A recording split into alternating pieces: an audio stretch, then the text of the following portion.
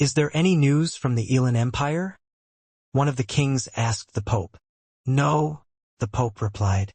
"We can't get too close because there are several pseudogods guarding the place. We don't know what happened when Ahriman's avatar appeared. The pseudogod we sent said that he no longer sensed its presence in the capital, but this might just be a trick in order to lure us into a trap." While the battle between William's and Felix's forces was at its peak, the various leaders of the central continent were in the middle of a high-level conference. Only Emperor Leonidas and Empress Andraste weren't present because the two of them had mobilized their armies and personally led the charge to the Elan Empire. "Then what should we do?" an emperor inquired. "Should we just wait until their battle is over?" "Yes," the Pope answered without any hesitation. "Let them kill each other first. It will not be too late to attack once there have been massive losses on both sides." The kings and emperors knew that this was the best course of action, but they were still worried. Ahriman had the power to appear in any place in the central continent, and if Felix's army decided to attack their territories, they would be helpless against them. Sensing their anxiety, the Pope reassured them that the Holy Order would immediately come to their aid, if and when Ahriman's forces came knocking on their doors. What they didn't know was that while they were meeting in the conference room and waiting for the outcome of the war between the Heir of Darkness and Prince of Darkness, the battle was already over. Because of this lapse in the Pope's judgment, someone was able to take advantage of the situation and lay claim to the Elan Empire, who had lost its royal family and military power. Capital of the Elan Empire. "We're finally here," one of the elders of Deus said with a solemn expression on his face. "Are you sure it's going to be fine?" "Yes," a soft and silky voice replied from inside the carriage that was being pulled by a black griffin. "Let's go. You have nothing to fear as long as I'm here." "As you command, Pontifex," the elder commented. "Raise our banners. We will enter the city." "Yes."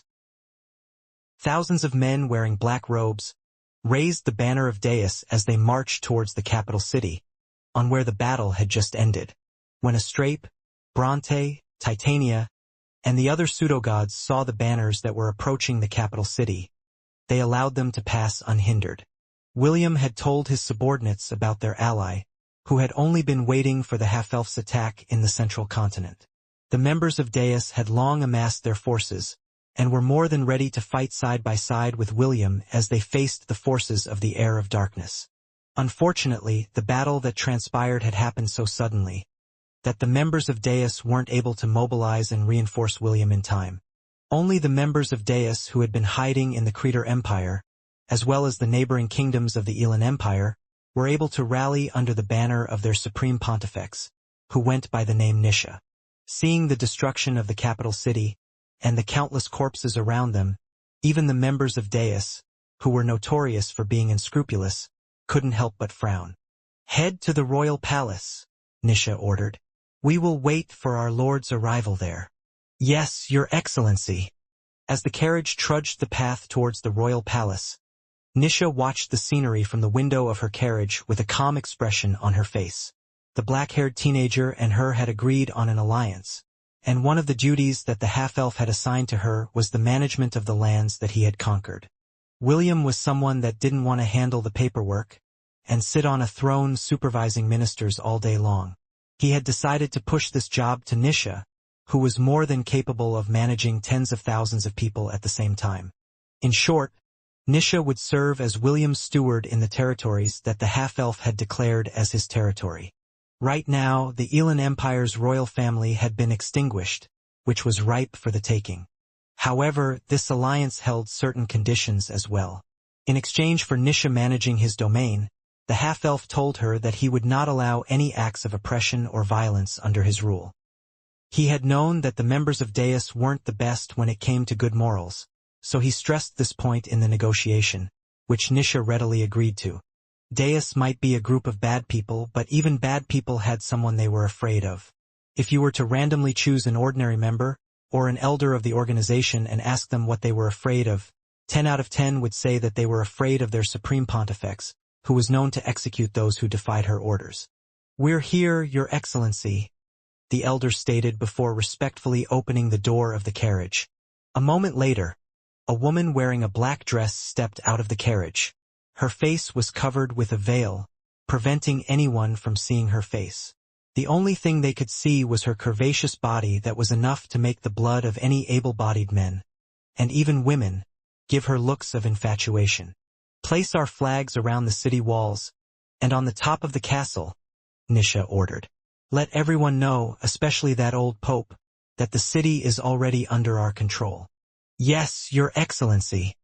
Several minutes later, the banner of Deus, which was composed of 4 pairs of black wings, fluttered over the city walls, as well as over the highest point of the castle of the Elan Empire.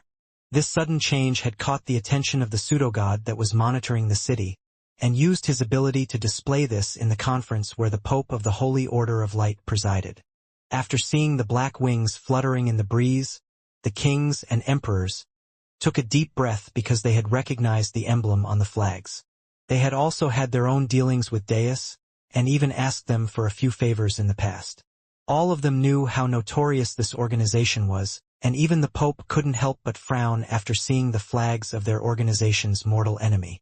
Originally, the Pope wanted to take the Elan Empire under the banner of the Holy Order, but after seeing that Deus had already occupied the capital city, the Pope became silent. Having the power of the Alliance, and the 4 pseudo-gods at her beck and call, the Pope had a high chance of overthrowing the organization who had fought them in the shadows. But she was hesitating to do this. For one thing, the pseudo-god that was monitoring the capital city had stated that he could sense over 11 pseudo-gods inside the city. This number was quite alarming, and the Pope wasn't stupid enough to deploy her troops and fight the existences that far exceeded the number of pseudo-gods under her command. There was also the fact that William had millions of beasts serving under him, which was the same reason why the Pope wanted the Heir of Darkness and Prince of Darkness to duke it out with each other first, before they gate-crashed their party. "Deus has occupied the Elan Empire," an emperor commented.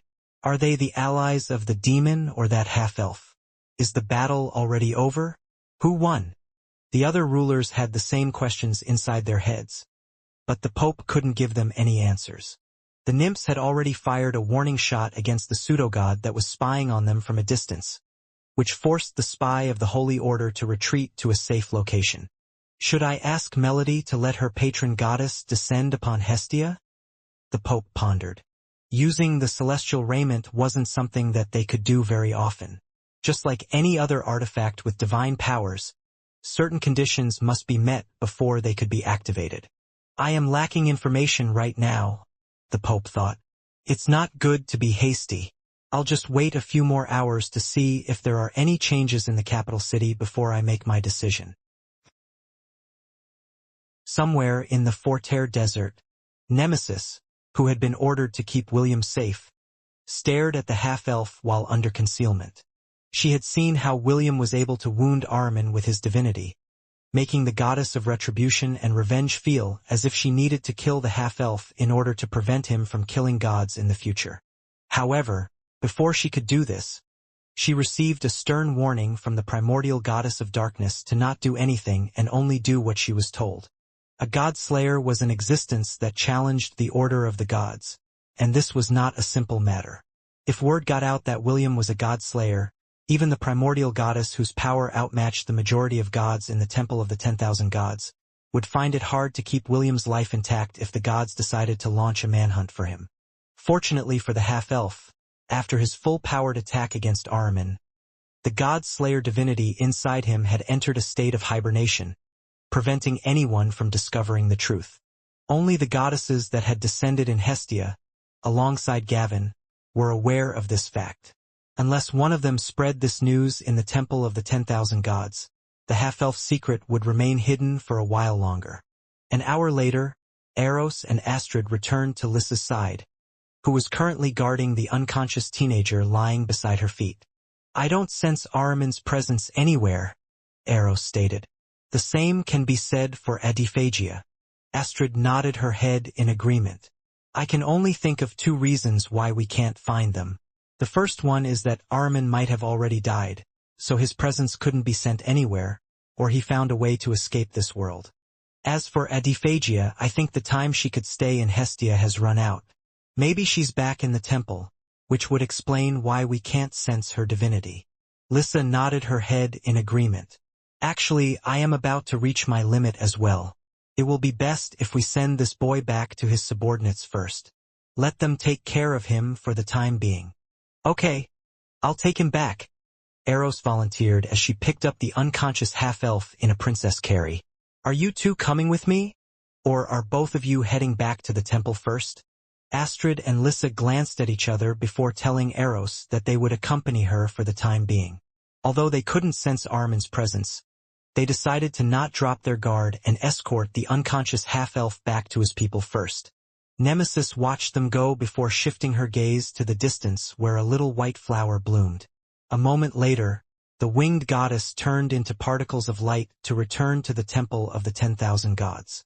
She had already completed her mission, so whatever happened next was no longer her problem.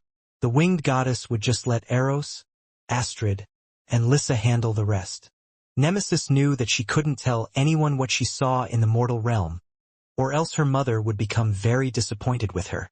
In order to not make things difficult for herself, she was willing to turn a blind eye to the young man who was under the primordial goddess protection. I just hope you know what you're doing, mother, Nemesis muttered as she ascended back to the heavens.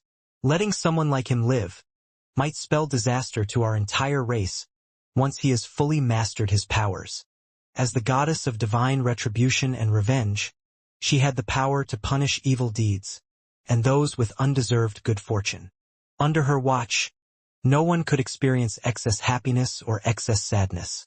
She was like the god of harmony that liked to let the scales always balance each other out. Nemesis knew that William's fate had tilted into extreme sadness and suffering. If this was an ordinary matter, the winged goddess would arrange for the half-elf to regain some sort of happiness and good fortune in order to balance things out. However, she couldn't do that because of William's nature.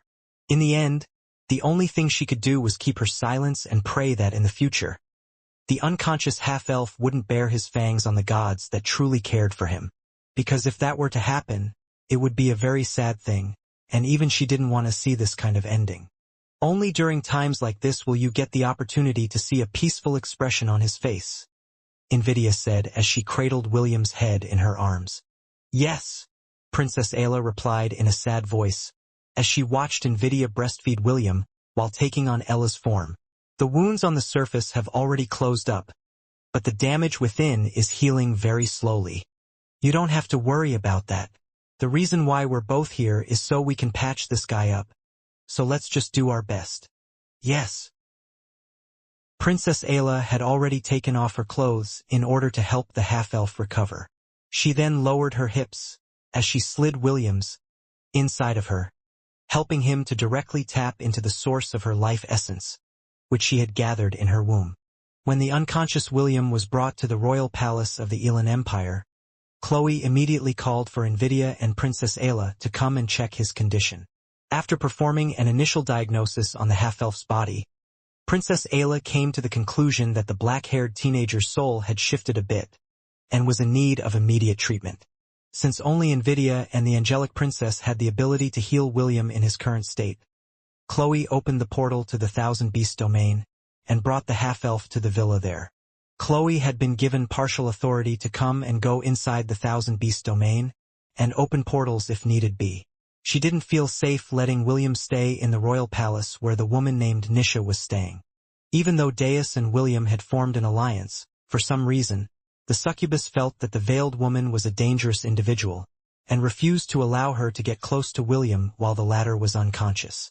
While the two beautiful ladies used their bodies and essences to let the black-haired teenager recover as soon as possible, William's other subordinates were busy discussing their next course of action. The armies of the Creator Empire and the Amazon Empire had already entered the boundaries of the Elan Empire. Astrape and Bronte met with Emperor Leonidas and Empress Andraste. They were already familiar with Lilith, so the discussion about allowing the two armies to enter the Elan Empire went smoothly. Both of them were William's allies, so having them around would increase the security around the half-elf. After a unanimous vote by William's subordinates, they decided to stay in the Elan Empire for the time being. The Bull Demon King and Princess Ironfan were tossed inside the dungeon of Atlantis and were being closely monitored by Triton and Leviathan. Both pseudo-gods were riddled with injuries, so it was near impossible for them to resist being imprisoned by a peak pseudo-god that had dominion over the sea. To think that our mighty neighbor, who used to make things difficult for us, would suffer such a fate. I can't help but feel sorry for them right now, Emperor Leonidas said as he stared at the capital city that had barely survived the clash between the heir and Prince of Darkness. True, Empress Andraste. Under the whims of the gods, we mortals cannot even raise our heads to resist. The only thing we could do is lament our luck for the calamity that would soon fall upon our heads, which is something that we have no control over. Emperor Leonidas sighed. I guess my grandson-in-law just acquired an entire empire for himself. I just don't know if he will be able to hold on to it for long. Well, since he will be my daughter's husband in the future, it is best to keep the good things within the family, Empress Andraste smirked. The two rulers exchanged a knowing glance at each other. Neither of them had any intention of handing the Elan Empire to the Holy Order of Light, which had plans to claim the territories that were once conquered by the demon army. Right now, the kingdom of Zabia and Slovel Kingdom were being argued over by the alliance. Some of the kings near the two kingdoms insisted that this would be their compensation for helping the war. However, Emperor Leonidas and Empress Andraste knew that no matter how much the kings and emperors argued with each other, the one who would have the last laugh would be none other than the Holy Order of Light and not them. This was also why the Emperor and Empress of the two empires that sandwiched the Elan Empire decided to help the half-elf become the new emperor of the territory that had lost its ruler. Both of you are right. Good things must be kept in the family. An old man holding the hand of a red-headed girl walked up to the two sovereigns with a smile on his face. Emperor Leonidas and Empress Andraste could tell at a glance that the old man was a scammer and immediately raised their guards up, just in case the old man tried to scam the two of them. Seeing their guarded expressions, James laughed before introducing himself to the two. The name is James, James stated. James von Ainsworth. I am William's grandfather and current head of the Ainsworth family. Simply put, William's best interest is my best interest. Since we are all part of the same family, we should discuss our family's interests together. Immediately, Emperor Leonidas and Empress Andraste looked at the old man as if he was their best friend that they hadn't met for a very long time. All three smiled at each other because, just like James had eloquently stated, William's best interest was also their best interest. Eve looked at the three adults with a curious gaze. Although she didn't understand what the three of them were talking about, she had a feeling that all three of them were up to no good. While the three powerful people chatted with each other, the pseudo-gods under William's command were on high alert. The four pseudo-gods that belonged to the Holy Order of Light, and the one pseudo-god that belonged to Hestia Academy had stopped several miles away from the capital city of the Elan Empire. These 5 pseudo-gods hovered in the air as they observed the pseudo-gods that belonged to William's group. Should we hit them? Loxos asked. She was feeling annoyed because one of the gods had a long-distance ability that allowed him to spy in their location. No, Titania replied.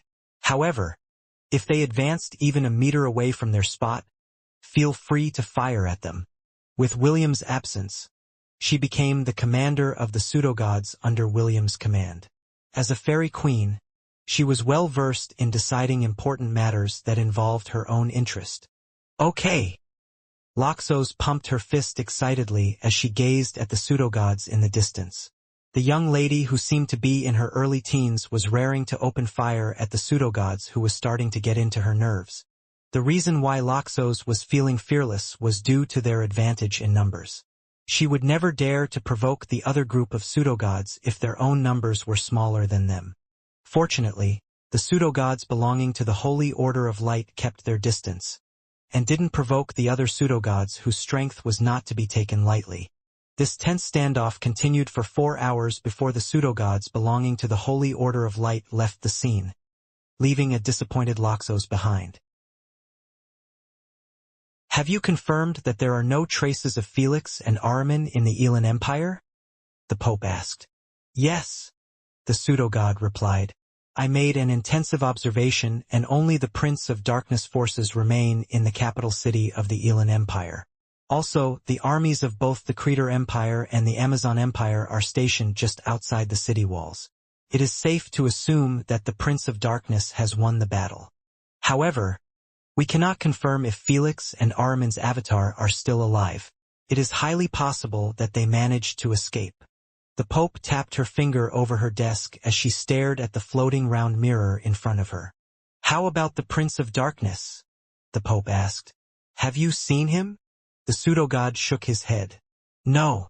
Do you think he is injured?" "I don't have enough evidence to reach that conclusion. Also, even if the Prince of Darkness is indeed injured, it is impossible for us to launch an attack in the capital." The Pope frowned after hearing the pseudo-god's words because this particular individual was known for being a strategist in the heavenly domain. "Are they that formidable?" the Pope asked. "Formidable is an understatement," the pseudo-god replied. "I'm afraid that even if you use the celestial raiment to call upon a god from the Temple of the Gods, it would still not be enough to beat the Prince of Darkness." "Can you tell me why you say that?" the Pope inquired. She was curious what kind of existence was present in William's camp that could match the power of the goddess of faith, who would descend with most of her powers intact. "Let's just say that I saw an old familiar face in the capital city," the pseudo-god replied. "As long as he is there, we cannot act rashly because that person is known for his unscrupulous methods." Although the person the pseudo-god saw had a different face, the presence residing in his body was something that he couldn't possibly forget. In truth, the pseudo-god was just making an excuse. Although the old coot was now weaker than him because he had lost his divinity when he died, he still didn't want to fight James, whom he once served as the mighty All-Father of Asgard and protector of the 9 realms. 3 days later, under Invidia's and Princess Ayla's care, William finally woke up. He had no recollection on what happened during his fight against Felix, and what happened when he disappeared on the battlefield. Astrape, Bronte, Titania, and the nymphs told him about how his fight with the heir of darkness transpired. They also told him about the powerful demon who had taken over Felix's body, Akamana, who pierced William's chest with his demonic hand, in an attempt to make him submit to Ahriman's control. A frown appeared on William's face when Titania told him that he had almost attacked Chloe and Astrape in his berserk state. Fortunately, something caught his attention, making him turn into a lightning bolt and head towards the north where the demon continent was located. After his subordinates finished their report, he asked everyone to leave him for an hour so that he could process the things that they had told him. Even though everyone knew that there were other pressing matters to be discussed, they decided to give William some time to organize his thoughts before consulting him on what their next course of action would be. "Optimus, did you record these events?" "Yes. Do you wish to view them?" "I do." Immediately, the obsidian gem in William's chest glowed before a projection appeared in front of him. The half-elf watched everything unfold with a serious expression on his face. The moment he went berserk, William noticed that his strength had surpassed what he could normally do when he was in a normal state. After the crimson crown of darkness that held Akamana in place was destroyed, the half-elf saw how his berserk state had tortured Felix before killing him and absorbing his heart. He should have suffered more than that. William clenched his fist. The black-haired teenager could only lament that he wasn't in full control of himself when the heir of darkness died. Although Felix's death had been gruesome, the half-elf wasn't satisfied by it. He had long wanted to skin Felix alive and let him suffer other torture methods. William would repeat this over and over again until he was satisfied before finally ending the green-haired demon's life. The next scene, however, surprised him. It was the battle in the Forterre Desert where Gavin, Adiphagia, Eros, Astrid, and Lyssa fought together in order to corner Ahriman. He watched how he tried to attack Gavin when the latter tried to stop him from charging at Ahriman in his berserk state. The black-haired teenager's eyes widened in shock when he saw how his other half took control of his body for a short period of time in order to deal a lethal blow to Ahriman. Everything ended at the part where William's other half had lost consciousness and entered a state of hibernation, leaving the half-elf with a few unanswered questions. The first question, of course, was whether Ahriman was dead or not. The primordial god of darkness and chaos was someone that William wanted to kill more than he wanted to kill Felix. However, he also knew that it was impossible for him to kill a god, unless the job class Pseudo-Godslayer was equipped. With this job class currently grayed out just like his Familiomancer skill, the black-haired teenager had no way to use it. Even after the projection had long disappeared in front of him, William was still in a state of daze. His body felt so heavy, and he felt so empty, unable to personally torture Felix, and not knowing whether Armin lived or died. He felt as if a gaping hole was left in his heart. He was at a loss on what to do because the goal that he had set for himself had suddenly disappeared without a trace. Only when he heard a knock on the door did William break out of his daze. "Come in," William said before rubbing his face with his palms in order to organize his thoughts. "We met again, Lord William." A woman wearing a veil to cover her face entered the room with steady steps. "I hope that you've been well since our last meeting?" "I've never felt better in my life, Lady Nisha," William replied in a tone dripping with sarcasm. "To what do I owe the pleasure of your visit?" Nisha ignored the sarcasm in William's words and sat on the opposite couch, facing the black-haired teenager. "I came to talk to you about matters of the state," Nisha said calmly. "As much as I want to let you rest for a while longer, we cannot afford to delay the important issues that plagued the Elan Empire." "What issues?" "Several. But the most pressing one is the need to have a new emperor sitting on its throne." William frowned before leaning on the couch and eyeing the veiled woman whom he had embraced before he left the floor of Asgard. "You already know that I have no interest in governing lands," William replied. "Let my grandfather deal with it." Nisha chuckled as if she had just heard a funny joke. After her fit of laughter ended, she rested both of her hands over her lap and stared at the black-haired teenager, who seemed to be thinking of other things aside from her. "Your grandfather has already left the capital city," Nisha stated. "He said that there are still places he needed to go, and he won't be back for a long time. His Excellency, James, also asked me to rename the Elan Empire to Ainsworth Empire as soon as possible. He added that you shouldn't look for him because he will just appear when he feels like it." William shook his head helplessly. It was very typical of his grandfather to come and go as he pleased. "We've already talked about this. As long as you keep your end of the bargain, you may rule the Elan Empire as you deem fit," William commented.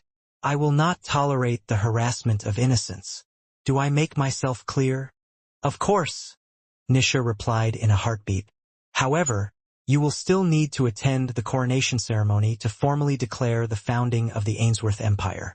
This is something that must be done, even if it's just a formality. The role I will play is that of a minister who will handle things in your absence. Is that acceptable?" William nodded. He didn't have any complaints with this kind of arrangement. "Now that the important issue has been dealt with, let's talk about the second important issue," Nisha said as she stood up from the couch and made her way to where William was to sit beside him. "What major issue?" William asked as he glanced at the mature lady who was now sitting beside him. "Are you talking about the Alliance and the Holy Order of Light?" Nisha nodded. "Actually, this next issue is truly important and it concerns the Demon Continent." William frowned. "What about the Demon Continent?" Nisha didn't reply right away. Instead, she summoned a black, round mirror and tapped its surface with her finger. "Now that the Demon Continent has lost their leader, and Armin's hold on the demon army has disappeared, civil strife is happening within the demon realm. Your cousin, Eve, has gone to the Demon Continent in order to pacify the uprisings and prevent further bloodshed. However, that is not the main concern. The Holy Order of Light is planning to conquer the entire demon realm and make it their exclusive territory. Right now, the demon army has suffered major losses, and their casualties numbered in the hundreds of thousands. It will be impossible for them to resist the Holy Order of Light's vanguard, which is now being held back by the black dragon that governs the Amberfong Fortress." Nisha paused long enough to allow William to digest her words. Although William wasn't the smartest of person, it was quite clear on what the beautiful woman wanted him to do. "Are you saying that I should be the next demon lord?" William snorted. "I don't see any benefits in doing so." Nisha nodded her head as if to agree to William's words. "True. There are no immediate benefits that you may gain if you came to their rescue. Nisha then removed the veil covering her face and gave William a very sweet smile. But doing so will make things difficult for the Pope that leads the Holy Order of Light. Now that the heir of darkness is out of the picture, her next target is none other than me, William commented. Very well. I'll play along with this plan of yours. Good, Nisha said with a mischievous glint in her eye. She had long hated how the Holy Order of Light did things, and she would jump at any opportunity to make them suffer losses. Now that William was awake, and his army still intact, it was time to make the world know that a new world order was about to be born from the ashes of the war that took the central continent by storm. A month after the battle in the Elan Empire, to think that we were allies just a month ago. Josh, the mighty black dragon that ruled over the Amberfang fortress, said in disdain. Now they are trying to break past the fortress that served as the first line of defense against the demon invasion in the central continent. Humans truly are fickle creatures. After a month of constant bombardment by the 5 pseudo-gods that belonged to the Alliance and the Holy Order of Light, the ley line that was sustaining the barrier of the fortress had almost dried up. According to Josh's estimate, the barrier that protected the fortress would only last for one more day before it disappeared completely. He already knew that both sides had only been using each other for their own interests. Josh needed the power of the Alliance and the Holy Order to have his revenge against Lucille and his family for what they did to his wife. The Alliance and the Holy Order of Light wanted him to block the first wave of the demon army's attack and prevent them from reaching the central continent using the sturdy walls of the Amberfang fortress. Unfortunately, Ahriman already had a way of entering the central continent without needing to bypass the Amberfang fortress, which served as the first line of defense of the demon continent against any invasion coming from the central continent. Because of the recent happenings in the central continent, no one had time to deal with Josh and his demon army who were still stationed inside the Amberfang fortress. The other armies, including those of the elves and the humans, had returned to the central continent on the first day, because Felix had conquered the Zabia kingdom. The only army left on the fortress was the army that belonged solely to Josh, and they were completely outnumbered and outmatched by the combined force of the Alliance and the Holy Order of Light. The Pope promised that the lands of the demon continent would be divided equally among the members of the Alliance, as compensation for letting them annex the Zabia kingdom, Slovel kingdom, as well as the Zotera Empire. These were the former territories that Felix had captured, but were now under the jurisdiction and full control of the Holy Order of Light, making the Alliance dissatisfied with them. In order to appease the various rulers, the Pope decided to attack the demon continent and use the lands that belonged to it to tempt the other sovereigns into participating in the battle. Naturally, the Holy Order would keep their word. However, they also planned to get a big slice of the pie, which included the demon capital, Astri. The next day, just a little more, one of the commanders leading the human armies shouted. Everyone, are you ready to pay these demons back for the war they started? Yes. Are you ready to avenge our fallen comrades, as well as punish them for the monstrosity they unleashed on the people of the central continent? Yes. The commander glanced at the barrier that had several cracks on its surface before raising his weapon high. Everyone get ready, the commander shouted. We charge as soon as the barrier breaks. Yes. As if waiting for that moment, the sound of tens of thousands of crystal cups reverberated in the battlefield, as the barrier that protected Amberfang Fortress finally fell. Charge! The commander ordered as he rode his wyvern towards the fortress who had lost its protection. Countless hippogriffs, griffins, wyverns, and even dragons flew towards the Amberfang Fortress. They had only been given one order, and that was to kill as many demons as they could and find a way to open the gates, allowing their main army to push through. They were not worried about the appearance of the demigod, Josh, because others would deal with him. If in the past, these human armies wouldn't dare to attack the demon continent because they were going to face a demigod. However, after the pseudo-gods had made their appearance, the balance in power had shifted to those who had more of these beings, whose strength had surpassed the demigod rank. Josh knew that the time had come, So he emerged from the Amberfang fortress and unleashed his dragon breath towards the incoming human armies who planned to breach the defenses of his fortress. However, before his dark flames could even reach their target, swathes of golden flames descended from the heavens and devoured the power of his dragon breath. Josh wasn't surprised by this outcome because he had already accepted that there was simply no way for him to overcome the difference in ranks. 5 pseudo-gods against 1 demigod. This matchup was simply too funny to even consider Josh's chances of winning. The pseudo-gods didn't attack the black dragon who hovered in the air with the arrogance of someone who used to sit at the apex of the world. It was at this moment when the projection of the Pope appeared in the sky, looking down on Josh and the defenders of Amberfang Fortress. Since you had allied yourselves with us against the heir of darkness, I will be magnanimous and allow you and your men to surrender, the Pope stated. We will not treat you unfairly, but you will have to be locked up until the duration of our conquest in the demon continent. This is my last act of mercy. Surrender or perish. Josh flapped his wings calmly as he faced the Pope's projection in the sky. How about no? Josh replied. If you want my head so badly, come and get it. Fool! The Pope snorted as she pointed her finger at the black dragon who dared to defy her act of mercy. The time of demigods is over. You are but an old relic of the past that no longer serves a purpose. Go and end his suffering. Kill him. One of the pseudo-gods stepped forward and summoned a sword. The other pseudo-gods didn't make a move because they felt that it was far beneath them to deal with a demigod with all 5 of them. Good thing I allowed Vesta to accompany that brat, Josh thought. Now, I don't need to worry about her safety. The black dragon of the demon realm roared in arrogance as he flew towards the pseudo-god with bloodshot eyes. Just as the Pope had said, he was once one of the apex beings of the world. Even when facing beings whose rank far surpassed his realm, Josh was fearless. Although he regretted that he was unable to personally kill Lucille, who had been hidden in the dungeons of the demon capital, there was nothing he could do about it. His last family member, Vesta, was somewhere safe, so he no longer needed to hold back as he performed his duty as the protector of the demon realm. When the black dragon and the pseudo-god were only hundreds of meters away from each other, a call that made Josh's heart skip a beat reached his ears. Father!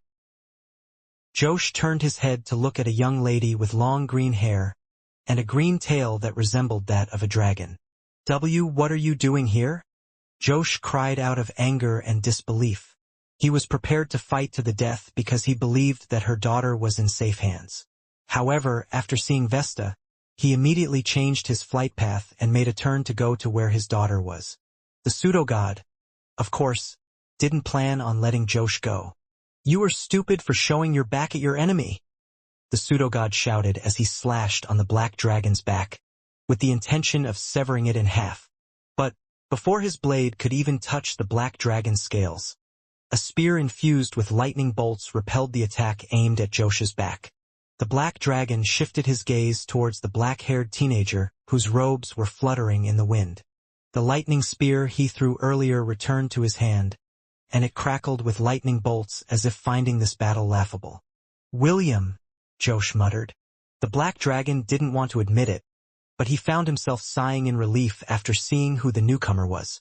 He didn't ask the black-haired teenager to come to his aid or anything because of his pride. However, against all odds, William had appeared, which only meant one thing.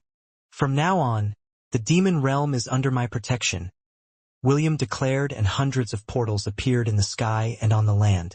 If you don't wish to die, all of you should go back to where you came from. Don't test my patience. 7 pseudo-gods stepped out of the portals alongside hundreds of thousands of beasts, whose bloodshot eyes were looking at the combined might of the Alliance, as well as the Holy Order of Light. The battlefield came to a complete standstill as countless beasts of different sizes and types poured out of the portals. The Pope had already been informed that there was a high possibility that William might be this generation's dungeon conqueror. She thought that this was only a bunch of nonsense, but after seeing that scene in front of her, she had no choice but to think of the worst-case scenario. If the Alliance and the Holy Order had been feeling confident before that they could bring down Amberfang Fortress on their own, now they were feeling anxious. In the face of millions of beasts whose numbers were still increasing, they were having second thoughts about whether they should continue to fight or retreat as fast as they could. Don't test my patience. If William had said these words a year ago, the Alliance and the Holy Order of Light would just have trampled him alongside the defenders of Amberfong Fortress. However, right now, none of them could afford to do it because of the sheer number of high-level beings that were under William's command. Oliver and Baba Yaga were both demigods, but they were not the only demigods under William's control. The second-last bosses of the dungeons found in the Forbidden Domain were demigods as well. Under Titania's command, 3 fairy princesses led the dungeon monsters that belonged to Tir Na Nog to battle. Countless satyrs, dryads, kelpies, and other fairy-type monsters emerged in the hundreds of thousands. Naturally, the monsters that belonged to Atlantis, the Seventh Sanctum, as well as Hyperborea joined the battle as well. All in all, there were 12 demigods, 8 pseudogods, thousands of myriad beasts, and countless millennial and centennial beasts under William's command, which was more than enough to trample the entire alliance. In the past, antagonizing a dungeon conqueror who was as strong as William's father, Maxwell, was already a bad idea.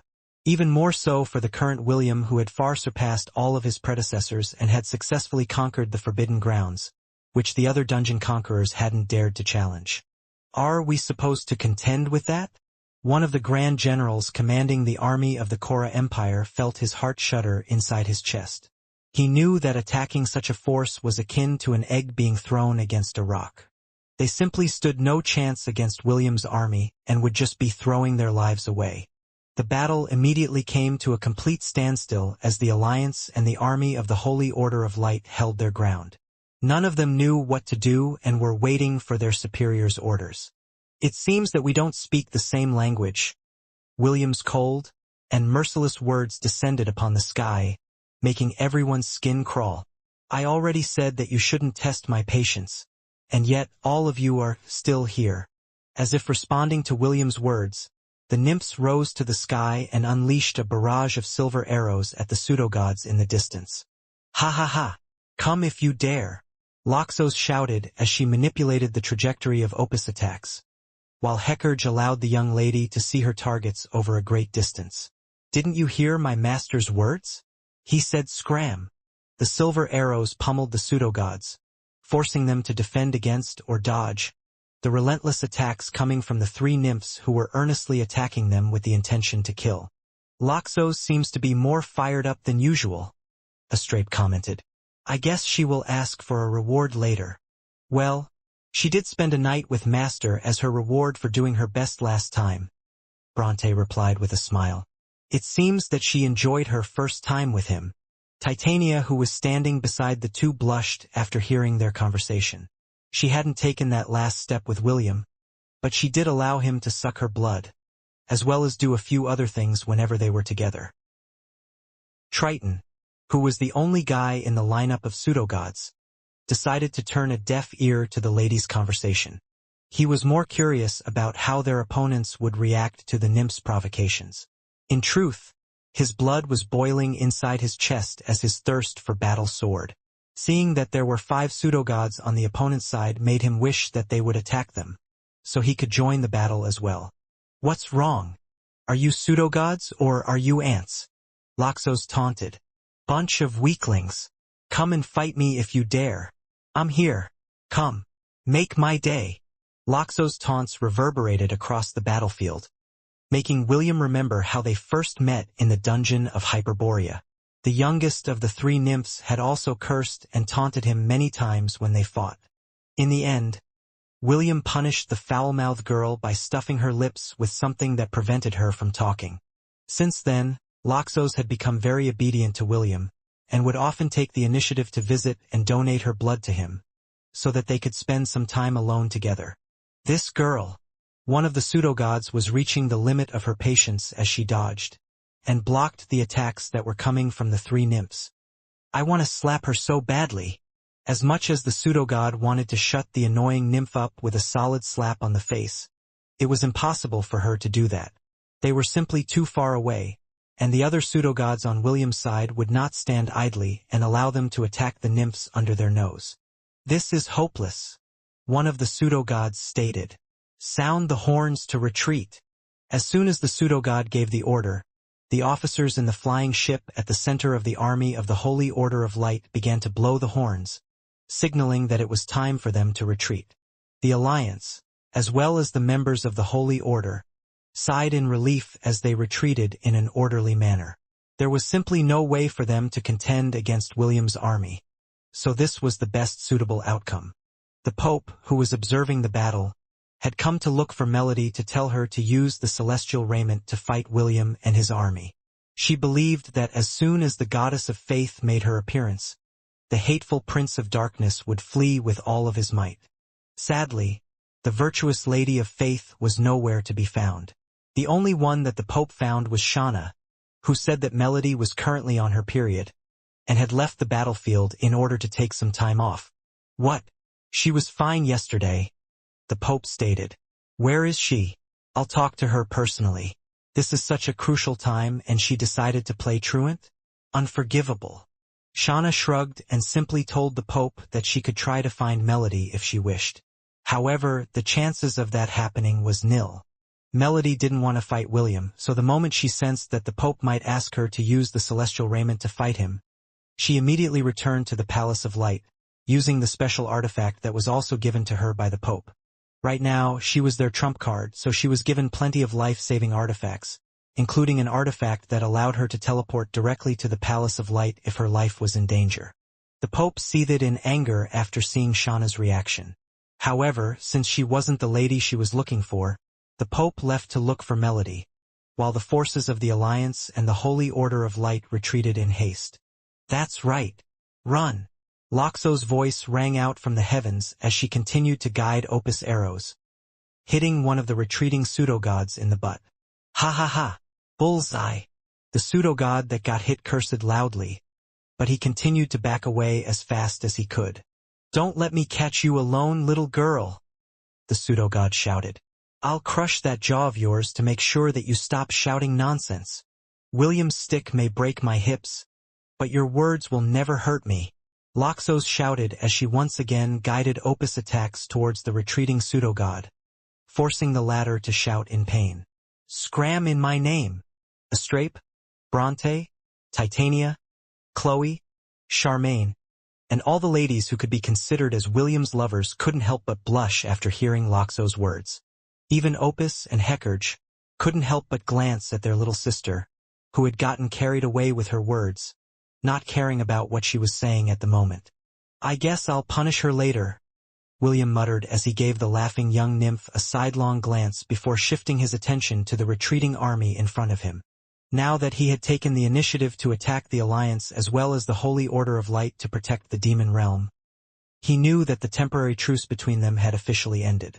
William had known from the start that the Pope was only biding her time to attack him. Her intention was to subjugate and conquer as many territories as possible before dealing with the Prince of Darkness, who was the worst eyesore in her eyes. However, what she didn't foresee was that the half-elf had already breached her inner circle. If she only knew that out of the 7 ladies under her command, 3 had already submitted to William, and 2 others didn't want to fight him.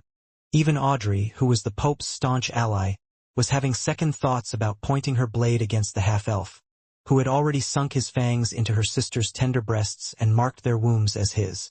A week after William's appearance in the demon continent, that damned brat, just who does he think he is? The Pope cursed out loud as she paced around her room.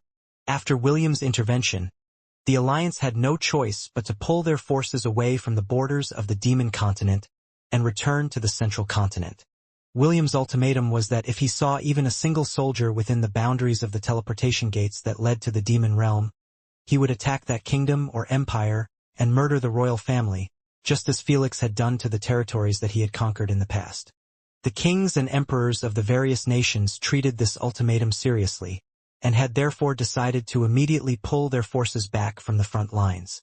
There were even talks of ending the crusade then and there and returning to their territories since the threat of the heir of darkness and the god that backed him up was over. Although there was no evidence about what happened to Armin after the war, many believed that since the Dark Prince had dared to change the name of the Elan Empire to the Ainsworth Empire, the god whom they feared might have been subjugated, or weakened to the point that he no longer posed a threat to anyone. Also, Emperor Leonidas, the Emperor of the Cretan Empire, and Empress Andraste, the Empress of the Amazons, both declared that they were William's allies, and assured everyone that the half-elf had no intention of conquering their domains. Because of this, most of the smaller kingdoms, whose manpower was low to begin with, pulled out of the alliance and returned to their homes, declaring that the war against the primordial god of darkness and chaos was over. Damn you, Leonidas! You too, Andraste! The Pope gritted her teeth in anger as she thought of the two sovereigns who had made the alliances will waver. Empress Andraste even chided those who still believed in the Holy Order, telling them that they were just being used by the organization to help them capture more territories to be taken under their wing. Emperor Leonidas seconded Empress Andraste's declaration, citing that the Zotera Empire, Slovel Kingdom, and the Zabia Kingdom were solely under the Holy Order's jurisdiction. He added that if the Holy Order really had everyone's benefit in mind, they should surrender the control of these territories and let the alliance divide it among themselves. As if a spark was ignited, all the kings and emperors agreed to this statement, pressuring the Holy Order of Light to make a decision. In the end, the Pope had no choice but to sacrifice her control over the Zabia Kingdom and Slovel Kingdom, and allow the alliance to divide the lands among themselves as compensation for the manpower they provided during the war. She was able to keep the Zotera Empire under the Holy Order's command, saying that without them, Felix's and Ahriman's advance wouldn't have been stopped, and his reign of terror would have continued if remained unchecked. The sovereigns of the various nations all agreed to this point, so they no longer troubled the Holy Order and entered a negotiation with each other about how to divide their spoils of war. After pacing back and forth for nearly half an hour, the Pope sighed before walking towards the window of her room. Right now, she was in the palace of the Zotera Empire and staring at the new domain that their organization had acquired. Although it was indeed a vast kingdom, it was not enough to sate the Pope's ambition to make everyone submit to their order's will. It's a bit early, but I guess this is the only option I have now. The Pope's expression became solemn as she stared towards the north where the demon realm was located. You fancy yourself being the demon lord, right? Fine. Have it your way. There is always a way to chop off a demon lord's head. With a look of contempt on her face, the Pope opened a portal that would lead her directly to the Palace of Light, where the ladies who held the powers of the heavenly virtues resided. After the incident a week ago, the Pope had taken the celestial raiment back from Melody and handed it over to Audrey for safekeeping. She didn't like the virtuous lady of faith's attitude during the critical moment when William was trampling all over their dignity. The Pope had started to suspect that after being captured by William, she had already joined his side, making her disobedient to her orders. The artifacts that had been left in the Thousand Beasts domain were still active, allowing her to gain some vital information from the demons who would discuss the events that were currently happening inside it. What she didn't know was that this was all William's ploy, and the discussions that she had heard were all staged. He was intentionally feeding the Pope half-truths and lies in order to make her believe that she had managed to one-up the Dark Prince when it came to information gathering.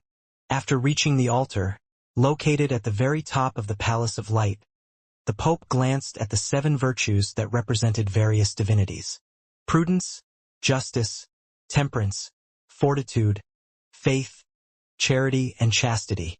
The 7 heavenly virtues that represented the power of her organization.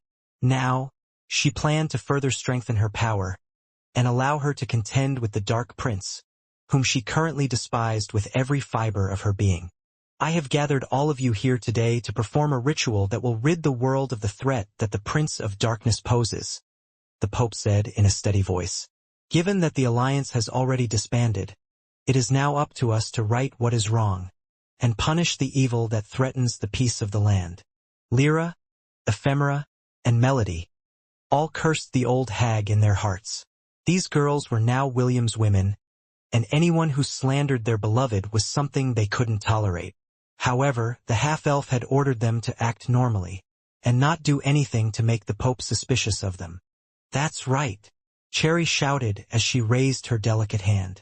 Kill the Dark Prince. The Pope looked fondly at the little girl and nodded her head. In these dark times, I ask that you lend me your power and support, the Pope stated. Please, go to your respective positions. so that we can activate the power of the Palace of Light.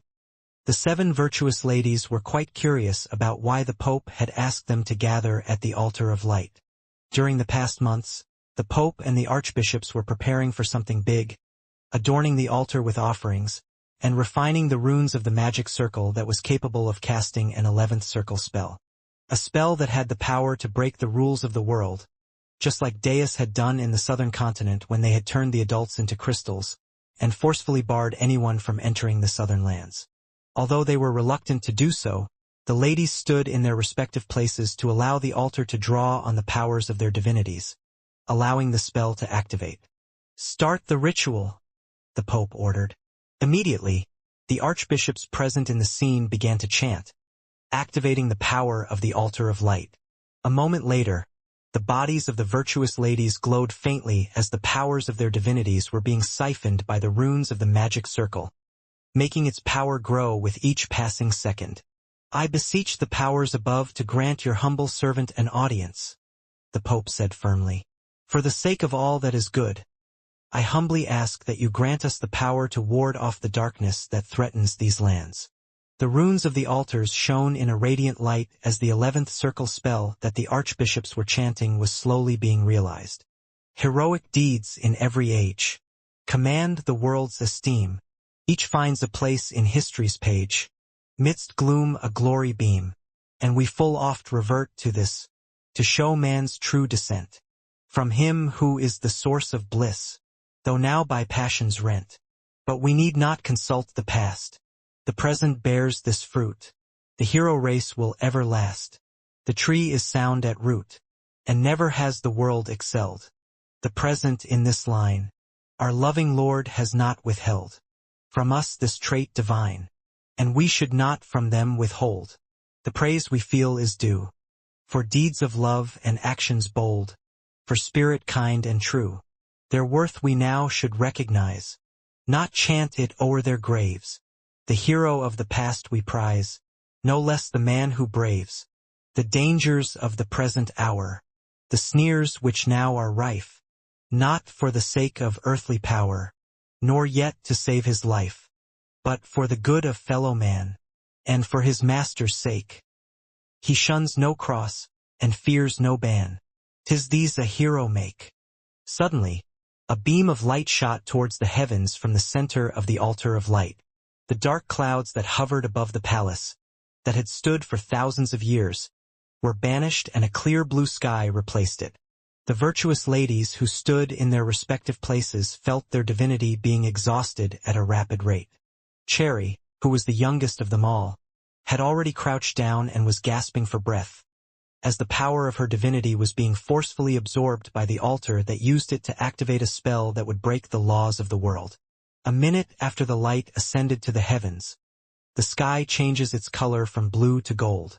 At the center of this divine radiance was an orb of light that was slowly descending from the heavens. Although it was still far away, the Pope, the virtues, as well as the Archbishop, could feel its divine power. It was very different from the presence of the pseudo-gods that they had summoned in the past. The light emanating from the orb of light had a gentle and even warm nature. Even so, the power it exuded surpassed any beings under the banner of the Holy Order of Light, making the Pope's wrinkled hands tremble. "Peak pseudo-god," the Pope muttered. "The heavens have answered our prayers." Peak pseudo-god, an existence who was only a step away from attaining godhood. Among the beings in the world of Hestia, only 2 fit this description: the true overlord of the sea, Leviathan, and the overlord of the land, Tarask. These 2 powerhouses were at the peak of the world, and no one, with the exception of William, could fight against them and win. When the orb of light landed on the center of the altar, everyone managed to see a silhouette within its very core. Slowly, but surely, the light dispersed, turning into particles of light that swirled around the person who stood at the center of the altar. A person wearing a red and white robe with a hood appeared in front of everyone. There was a small bird on the person's shoulder, who chirped faintly. The person's face was hidden because of the hood, but with a single glance, everyone could tell that the power emanating from their body was real. Hero from across the stars, May we please know your exalted name? The Pope asked as she went down on one knee as a sign of respect from the being that stood before them. The archbishops followed their Pope's action and kneeled, while looking with great anticipation on the person whose robes fluttered in the wind. The heavenly virtues didn't kneel, but they panted for breath as they gazed at the person that they had summoned from who knows where. Just like everyone around the altar of light, they were curious about who the person standing in front of them was. Suddenly, a strong gust of wind blew, throwing off the hood that was covering her face. Silky, long black hair fluttered in the breeze as the young lady, who was as beautiful as a painting, gazed at the Pope to answer her inquiry. Belle. The young lady with long black hair and golden eyes said softly, "My name is Belle." Ha, Noah not there. MMH. Loxos squirmed under William's touch as the handsome half-elf's naughty fingers played with her. Will, MMH. Stop. The half-elf ignored the beautiful young nymph, whose foul mouth had made the Pope's pseudo-gods wish that they could slap her countless times to shut her up. A light, popping sound was heard as William let go of the pink tip that he had sucked hard, before looking at Loxo's flushed face who was on the verge of climax. His fingers continued to play with her crack, before pressing his lips over her lips, making the young nymph wrap her arms around his neck, enjoying the passionate kiss that was being given to her. The moment William pulled back to allow Loxos to take a breather, the young lady looked up to him with a longing look in her eyes. Even though she didn't say any words, the half-elf understood what she wanted, so he gave it to her. Soft sucking sounds reverberated inside the room, as the half-elf plugged her soft, delicate, and foul-mouthed lips with his. The young nymph clumsily licked, sucked, and kissed the thing that would make her a woman soon. Although this wasn't the first time she'd done this, she still wasn't used to servicing the black-haired teenager, who only gave her a reward whenever she did something good. "It's time," William said as he lightly rested his hand on top of Loxo's head. Loxos then released William's member, making a popping sound before giving it one last kiss before it took away her innocence. William spread the young nymph's legs apart and looked at her maidenhood, which was already overflowing with her need to become one with him. Although he wanted to tease her a while longer, he decided to toss this idea aside. Seeing that Loxos was now ready for him, he lightly rubbed his member at her entrance a few times before lowering his hips, taking her innocence in one swift and powerful thrust. Loxo's body shuddered, as a pained expression briefly showed on her face. However, the pain disappeared as quickly as it appeared, leaving only a sense of fullness, which she could feel deep inside her lower abdomen. "With this, I also now belong to you, right?" Loxos asked. "Yes," William replied before kissing her forehead. "You're mine now. I'm glad," Loxos said softly as she wrapped her arms around William, giving him a hug. The half-elf didn't move and also hugged back the young nymph, who had now officially become one of his concubines. The two exchanged soft and gentle kisses for a few minutes before William started to move his hips, making the young nymph moan, as the half-elf filled her heart and womb with the pleasure that only he could make her feel. After covering the young and delicate body of his newest lover with a blanket, William looked at the capital of the Elan Empire, which was now hailed as the Ainsworth Empire. Although he didn't ask for dominion, he would take the territory as his own, rather than surrender it to the Holy Order of Light, who had now become his enemy. Suddenly the sound of rustling sounded behind him.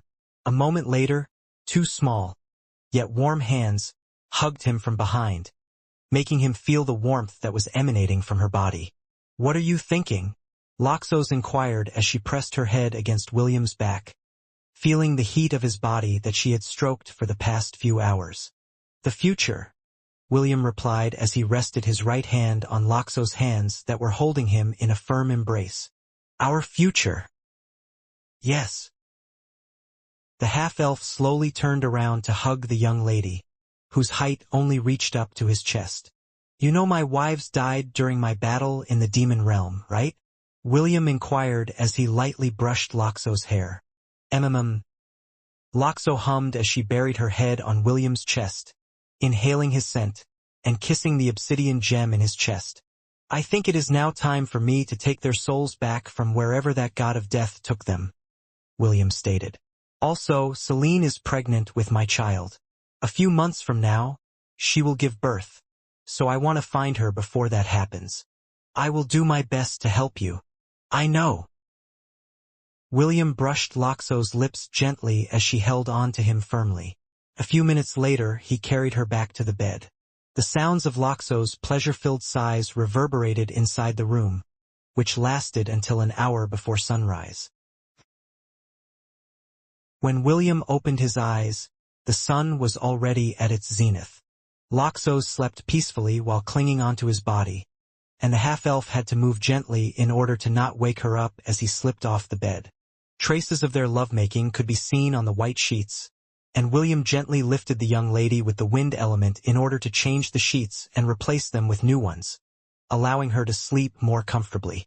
A moment later, he used a cleaning spell on his body and kissed Loxo's forehead before leaving the room. The young nymph had been utterly exhausted, and was sleeping soundly on top of William's bed without a care in the world. As much as he wanted to spend more time with her, time waited for no one, and he still had to take care of the many matters that were waiting for him, as the new emperor of the Ainsworth Empire. Also, the demons of the demon realm had suffered the most in this war. Millions of demons had died, leaving entire tribes unable to fend for themselves. Only a few major demon clans still had a decent number of warriors under their command. However, before they could revert to their previous mindset of dominating the weaker clans to make their clan bigger, William put his foot down on their plans and declared himself as the new demon lord. The first rule he declared was that the warring era of the demon continent had ended. Anyone who dared break this law would face his might. Therefore, no demon clan dared to defy his decree. They had seen how the Prince of Darkness fought against the Heir of Darkness and won a resounding victory, forcing all the demon clans to acknowledge his strength.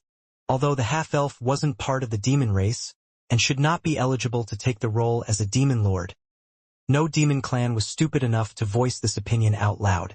After all, who in their right minds would dare to challenge the might of the Prince of Darkness, to whom several demon clans had already given their allegiance to? A beautiful lady with long black hair sat on the balcony while reading a book that had been presented to her by the Pope of the Holy Order of Light. It was a book about the world of Hestia, showing the current geopolitical powers across the Central Continent, Demon Continent, Silvermoon Continent, and to a certain extent the Gunnar Federation that was located on the Western Continent. As someone that had just arrived to a new world, Belle asked that she be given any information in regards to where she was currently at, as well as any information that they had regarding the Dark Prince, whom the Pope wanted to destroy no matter what. While Belle was reading, a small wren landed on her shoulder and chirped a few times. "I see." Chirp. "Oh." Chirp. Belle nodded as Ethan reported everything that was happening around the Palace of Light. After she was summoned to the world of Hestia, the Pope busied herself with the preparations for her crusade against William, who was said to be stationed in the newly founded Ainsworth Empire. A moment later, the wren once again took off in order to look for more news and gossip to share with its master. After picking up a rolled-up scroll from the side and checking its contents, a smile that didn't reach her eyes appeared on Belle's face.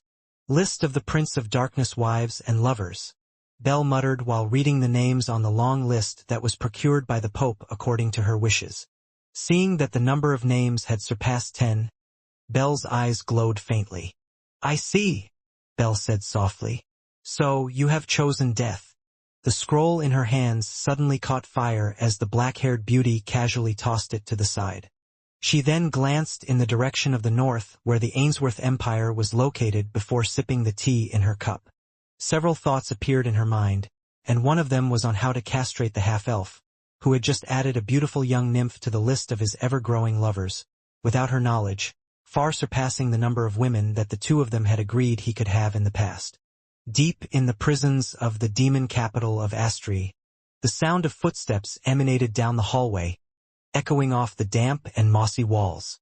When Felix became the Heir of Darkness, All the captive prisoners were forcefully corrupted and used as cannon fodder for the demon army. Right now, there was only one person inside the spacious place that once held the most notorious criminals in the demon realm. He had been shackled in the deepest part of the prison, preventing him from seeing the light of the sun again. The prison door creaked as it opened slowly, revealing the silhouette of the half-elf who had personally made his journey to the demon capital to see the man, who had made his wife, Chiffon, suffer so many hardships when she was young. The demon lord who once reigned over the demon realm raised his head and looked at the person in front of him. Suddenly, a laugh escaped his lips after seeing the black-haired teenager whose eyes glowed golden in the darkness. "So, Felix lost, huh?" Lucille inquired. "Yes," William replied as he looked at Lucille with a gaze that made the latter chuckle. "And Ahriman?" "Escaped to the void." "Oh, not bad." Lucille's voice held ridicule and contempt toward the primordial god of darkness and chaos, who had lost to the young man in front of him. "So, what are you planning to do with me? I came here to torture you, but seeing that you're already this broken, I might as well." William didn't finish his words. Instead, he slowly pressed his hand over Lucille's chest, while the latter sneered at him. The former demon lord thought that William would torture him to vent out his frustration. But he was wrong. William didn't just plan on torturing him. What he wanted was to make Lucille feel the pain that Chiffon had felt when she was still in the demon realm, and had to fend for herself against her own family. The black-haired teenager's hand slowly sank on Lucille's chest and made a grabbing motion. Lucille frowned because he thought that William would squeeze his heart and rip it out of his chest. Suddenly, Lucille felt a searing pain that he had not felt before. It was as if his entire body was being ripped in half like a piece of paper. Slowly, but surely, William started to pull back his hand, making Lucille's entire body convulse as if he was suffering from an epileptic attack. The moment the half-elf's hand broke free from the demon lord's body, Lucille's movements stopped completely. In his hand a glowing orb of red light could be seen, and it was frantically trying to break free from William's hold. "You think physical torture is enough for me?" The corner of William's lips curled up as he stared at the struggling soul in his hand. "You had made Chiffon's life a living hell, and you think you can get away with just physical torture? Just kill me." Lucille's soul screamed in pain as the small, flickering, dark flames licked the soul's body, making the demon lord experience a pain he had never felt before. William knew more than anyone else how painful it was to have half of a soul torn from its source. This was a pain that transcended all pain, surpassing any kind of physical torture one could experience in their lifetime. At that moment, the sound of hurried footsteps were heard in the hallway. Not long after, Josh, the black dragon, who also had a grudge against Lucille, appeared. "Give him to me," Josh demanded. "I will be the one to kill this bastard." "Get in line," William replied without even turning his head to look at Vesta's father, who had decisively decided to betray the demon race for the sake of vengeance. "I was here first." The black dragon clenched his fist in anger because he was the one who wanted to torture Lucille and make him scream for the death of his wife. However, William also had a valid reason for making the demon lord suffer, so he couldn't find an excuse to get first dibs on Lucille's soul. Seeing Josh's face, that was contorted with rage, a devilish smile appeared on William's lips. Using the power of darkness, he encased Lucille's soul in a protective coating. "Fine, I'll give you 1 day to have your way with him," William said before tossing the orb of light towards the black dragon, who hurriedly caught it with both hands, as if afraid that the half-elf would snatch it back from him. "Remember, 1 day, you are not allowed to destroy or disperse his soul. I will be the one to do that." William then walked out of the prison room, leaving the black dragon and Lucille's soul behind him. Vesta had helped him in the past, so he considered allowing Josh to have time to torture Lucille, doing him a favor. Also, even though he still wasn't sure about his hunch, he felt that Vesta would also play an important role for him in the future. Holith, Amelia, Pearl, and Priscilla. These were the girls that he had met in the past. A pretty lady with a single horn on her forehead. William had finally been able to put a name to the face in his dream, which was none other than the granddaughter of the patriarch of the one-horned clan. A green-haired beauty with a tail that resembled that of a lizard. William chuckled because he had made a mistake. It was not a lizard's tail, but a dragon's tail. Vesta was the other lady in his dreams. Last, but not the least, a halfling who looked like a doll that was only a little more than 3 feet tall. The black-haired teenager still hadn't met this person, and she was the last missing piece to complete the puzzle that was said to lead to his hope. He had seen their faces in his dreams, and yet, he hadn't expected to meet these ladies in the real world. Only one more left, William muttered as he finally left the demonic prison behind him. I wonder, where could she possibly be? William had no answer to this question. However, he had a feeling that sooner or later, the last lady that he had dreamed of long ago would find her way to him, regardless of whether he looked for her or not in the future. After leaving the prison, William went to the royal palace that was located at the capital city of the demon realm, Astri. All the patriarchs that had survived the war and the newly elected patriarchs who took over the management of their respective clans, after their patriarchs had died in the war, gathered in the royal palace because the half-elf wanted to fully consolidate his authority and ensure that no seeds of rebellion or resistance would emerge from their hearts. Surprisingly, the patriarch of the Gremry clan, Alva, survived the war. William gave the old patriarch a sidelong glance, making the latter flinch as if the half-elf had spat on his face. When the half-elf went to the north of the demon continent to deal with the Gremry clan, he had every intention to wipe them off the face of the world. However, due to the appearance of the demigod El Sibin, William had no choice but to flee back then, because he was unable to fight against the demigod who got stronger when it was fighting against womanizers. The patriarchs all kneeled on the floor, while the Prince of Darkness sat on the demon throne. He sat cross-legged and rested the side of his face on the palm of his hands, while scanning the faces that were looking back at him in fear, anxiety, and, to a certain extent, hate. William didn't pay any attention to these gazes because in his eyes, they were not important. The only reason why he was bothering to do this was due to the fact that his wife Chiffon was part demon. Also, Invidia Superbia had helped him greatly in the war, so he decided to prevent the Holy Order of Light and the Alliance to stake their claim in the demon realm. Nisha, who had now become his steward in the Ainsworth Empire, also advised him that the demon continent was currently too weak to protect itself from outside forces. She insisted that the moment William were to suddenly disappear, the Pope would once again send her crusaders to conquer the entirety of the demon realm as soon and as swiftly as possible. I'm sure that all of you already know why I have gathered you here today, William said. I am here to open the election for the next demon lord. Naturally, all of you are free to voice who your candidates are. Just know that whoever you voted for that was not me, will be killed before this day is over. Not only that, those who nominated and voted for that person will also be killed without question. Now that that is out of the way, I hereby declare that the tribal election for the position of the Demon Lord has officially begun. The demonic patriarchs, who heard William's declaration, could only keep their lips shut tight in fear that they would bring calamity upon their heads. A minute passed and not a single person nominated anyone's names, making the half-elf who was seated on the demon throne chuckle. Alva of the Gremry clan, stand up, William ordered. I heard you muttering a while ago that you want to nominate someone. Can you tell me who that person is? Alva, who was suddenly called, couldn't stop the corner of his lips from twitching.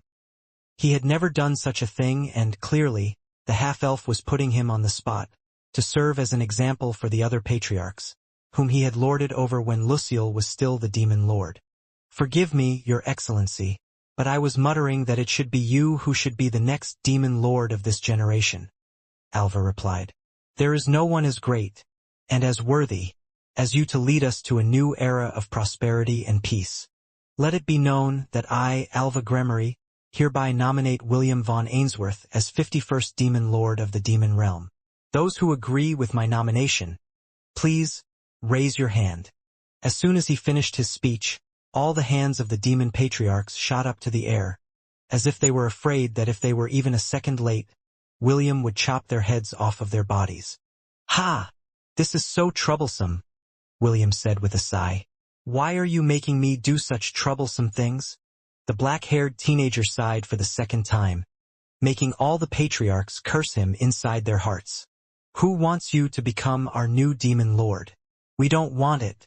If not for the fact that you will kill us if we voice an opposing opinion. None of us would even raise our hands to elect you as our new lord. That was the collective thought of all the demons inside the throne room, making them feel as if they were all suffering from constipation. Fine, William agreed in a reluctant tone. Since all of you begged me to become your demon lord, I guess I'll just let my steward Nisha handle everything. With a casual gesture from William, a lady, wearing a veil to cover her face, entered the throne room. All the demons glanced at their new lord's right hand, wanting to know more about her.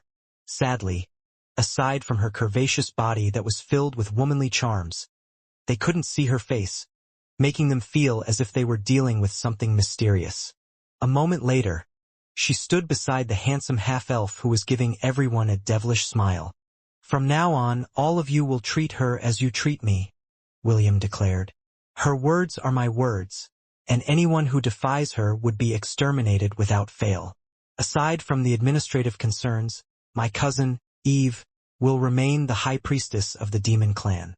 She will handle anything related to your spiritual concerns, and her authority is separate from the governance of the demon realm. She said that she deeply cared for all of you, and couldn't bear to leave all of you in this difficult time. My cousin is such an angel.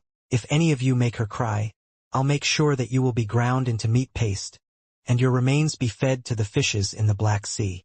Big brother, you shouldn't be like that. A red-haired little girl entered the throne room with a grumpy look on her face, making the Dark Prince chuckle. Fine, William smiled and made a gesture for Eve to come and join him. The little girl was only planning to stand on the left side of the throne when she was suddenly lifted off her feet by a gentle breeze, making her sit on William's lap, looking up at him. Like I said earlier, Eve's words are also law, William declared. Those who dare to defy her would have their souls ripped out of their bodies and barbecued on the flames of darkness. Do any of you have any complaints? The demons who heard this had no complaints whatsoever. After the red-headed girl had become the high priestess of the demon realm during Ahriman's reign, Eve had done nothing but help those that were in need, giving her a very good reputation even amongst the demons, whose hate for the Ainsworth name ran deep in their bones. In short, aside from Eve, the entire demon race would gladly spit on anyone who had the name Ainsworth, including William. Unfortunately, none of them had the guts to do it. Seeing that all the demons were only paying him lip service on the surface, the half-elf couldn't help but sneer. If they thought that they could do anything behind his back, they would be severely disappointed. In terms of management control, no one could beat Nisha, who commanded an organization whose army may not be as strong as the Holy Order of Light, but their ability to do dirty things under the sun was second to none. A week after William had officially taken the position as the Demon Lord of the Demon Continent, Nisha made many changes in regards to the governing system of the clans, in addition to assassinating the patriarchs who still harbored the fire of resistance in their heart. Nisha might pamper the black-haired teenager because she had become his secret mistress, but in regards to others, she was ruthless, and didn't bat an eye when it came to exterminating the bloodline of the ruling families. When the bloodline of the ruling families within the major clans was exterminated, the one that replaced them was more subservient to the Dark Prince's right hand, who managed the territories under his command. After this show of ruthlessness, no one dared to question her authority any longer. All of them submitted out of fear that they would be the next ones to be purged by the mysterious lady who always wore a veil to cover her face. William had taken a hands-off approach policy because ruling was not something he wanted to do. Since there was an expert handling things for him, he could just sit back and focus on more important things, like trying to find a way to find the death god that took the souls of his wives, as well as his master Celine, who was pregnant with his child. He had been reading the books in the Demon Palace for any clue that would lead him to the place he wanted to go. However, even with Optimus' help, the two were unable to find any decent leads, aside from the name of the gods that they were looking for. Thanatos. That was the name of the god that had taken Ashes, Chiffon's, Princess Sydney's souls with him, alongside Celine's, when they had that battle in the northern region of the demon realm. For William, Thanatos taking his wives was better than having Ahriman absorb their souls. Although it was still a painful thing for him to accept, knowing that their souls weren't completely destroyed made him less worried. Just as the half-elf closed the book he was scanning with the help of Optimus, a knock was heard on the door. "Come in," William replied. He didn't even bother to look at the door and just picked up another book to read. The door opened and Nisha came in. William's steward removed the veil covering her face, showing the otherworldly beauty that she kept hidden from the world. She then walked towards William and gave him a shoulder massage, while the latter flipped page after page, not even bothering to look at the beauty that could bring the downfall of nations. 5 minutes later, William placed the book down after scanning all the information inside it. He then leaned back in the chair and closed his eyes. The half-elf had been reading since morning, and now the sun was about to set in the horizon. He hadn't eaten anything because he was determined to find a way to meet the god Thanatos. Now that the heir of darkness and Ahriman had been dealt with, his next agenda was to reunite with his wives as soon as possible. "Any luck?" Nisha asked as he lightly rubbed the side of William's head, giving him a head massage. "No," William replied. After massaging his head for 2 minutes, the otherworldly beauty took an ancient scroll from her storage ring and passed it to William. "Read this," Nisha said. "This contains the information that you are looking for." The half-elf didn't hesitate and unfurled the scroll that was passed to him. A minute later, he glanced at Nisha with the "How did you find this?" stare, and the latter just smiled and planted a kiss on William's cheeks. "Let's say I have my own ways of gathering information," Nisha replied. "Can I get a reward for my hard work?" "Of course," William answered. Nisha smiled before whispering the thing she wanted from the half-elf, as if she was afraid that someone else would overhear their conversation. "This isn't considered a reward," William commented as he gazed at the otherworldly beauty, who only revealed her face to him. "I will do that even if you don't tell me to." Nisha giggled before pressing her luscious lips on William's own, giving him a long and passionate kiss that would make all the men in the world jealous. 2 hours later, Nisha left the room wearing the veil to cover her face. However, hidden from everyone, a satisfied smile could be seen on her face. Clearly, the reward that William had given her had met her expectations. The next day, all of William's inner circle gathered inside the conference room of Asgard in order to receive the half-elf's order while he was away. He didn't know how long his journey would take, especially since he wasn't sure of the exact time difference between the different planes of existence.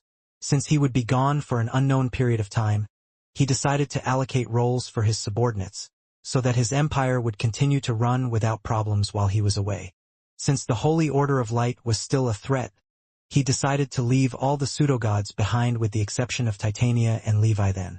The half-elf carried Atlantis wherever he went, so Leviathan would always guard it no matter what, giving Triton some peace of mind while he defended the lands under William's control. Loxos was like a newlywed wife that was heartbroken because her husband was about to go to war, making William promise her that she could sleep with him tonight before he left to go to the Silver Moon continent, where the path that led to the underworld was located. Since the young nymph was part of the Hyperborean sisters, she couldn't follow William on his journey. Only by combining Opus, Hecarid's, and her powers would they be able to unleash an onslaught that would keep the pseudo-gods that belong to the army of light at bay.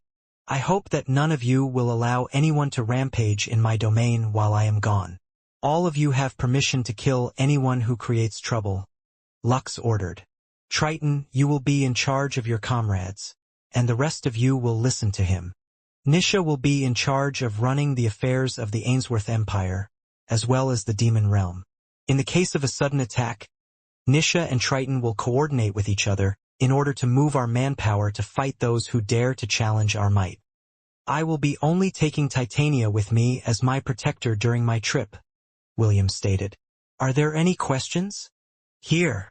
Loxo's hand shot up as soon as William finished his speech. "How long will you be gone?" William glanced at the young nymph who was looking at him with a face filled with injustice. "I don't really know how to answer this question because I don't know how long I will be gone. This is why I hope that during my absence, the Empire and the Demon Realm will function smoothly. I don't want to return to see everything that we have worked hard for lying in ruins. So all of you should work hard for my sake. Do I make myself clear? Yes. Aside from the pseudo-gods and Nisha, the rest of William's inner circle would join him on his journey. All of them would stay inside the Thousand Beasts domain, while William walked the thorny path to reach the underworld. While William was having this discussion, somewhere in the Palace of Light, four virtuous ladies gathered. I already know that the two of you are now Will's women, Melody said to Lyra and Ephemera, whom she had invited inside her room, alongside Shauna, who was calmly sipping tea on the couch beside her. William's women? Don't be absurd, Lyra replied. Why would I be that disgusting half-elf's woman? Ephemera didn't say anything and continued to sip her tea as if she didn't hear Melody's words. It's no use to play dumb now, Melody stated. I know that you are both his women because Will told me before I returned here from the Thousand Beast domain. Nonsense, Lyra scoffed. Maybe it's you that has become his woman? That half-elf is a womanizer after all. Seeing that further talk would just lead nowhere, Melody sighed and started to undress. The three ladies beside her didn't bat an eye because all of them often bathed together. Seeing each other's naked body was no longer a big deal to them. When Lyra saw the faint glowing crest on Melody's lower abdomen, a sigh escaped her lips. She had already guessed that William had already eaten her sisters when the two had become his guests in his Thousand Beast domain. Are you his woman as well? Lyra asked Shauna, who had just placed her cup on top of the table. No, Shauna replied. But I did things with William that I would not do with any other man. So you can consider me his half-lover or something. Melody waited for Shauna's explanation before shifting her gaze back to Lyra and Ephemera, who were now paying close attention to her.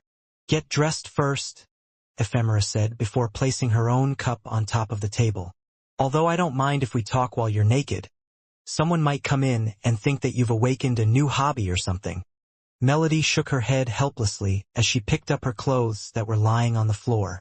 The reason why he gathered Lyra and Ephemera was to discuss the lady that he had summoned from another world. The Pope was feeding the latter various half-truths about William, and she couldn't just sit by and do nothing. However, since she couldn't find a good opportunity to talk to Belle, she decided to enlist the help of all of her sisters, whom she could trust in order to warn the half-elf about the peak pseudogod that threatened his existence.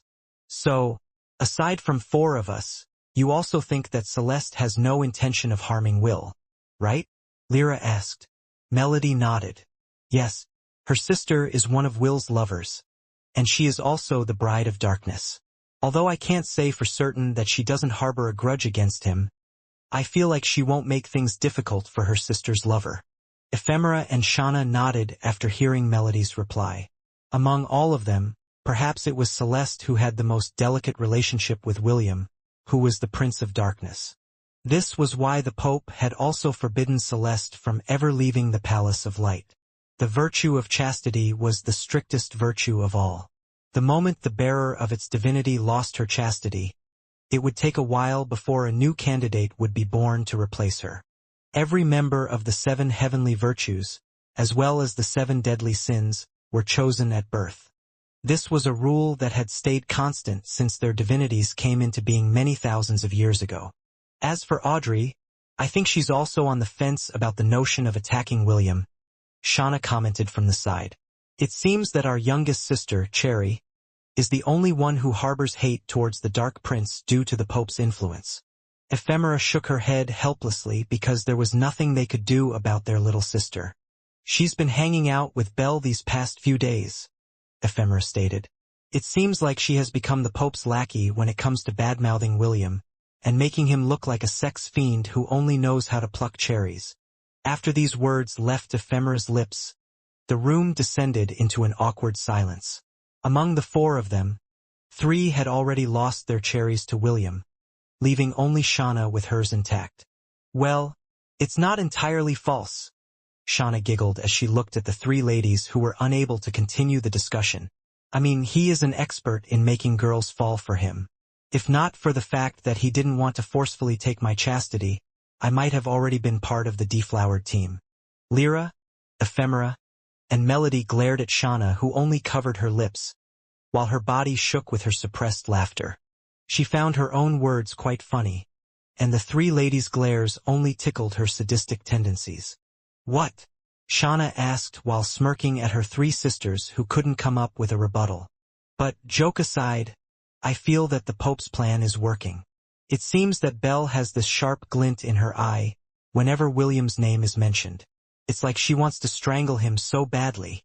"I also feel the same way," Lyra commented in a worried tone.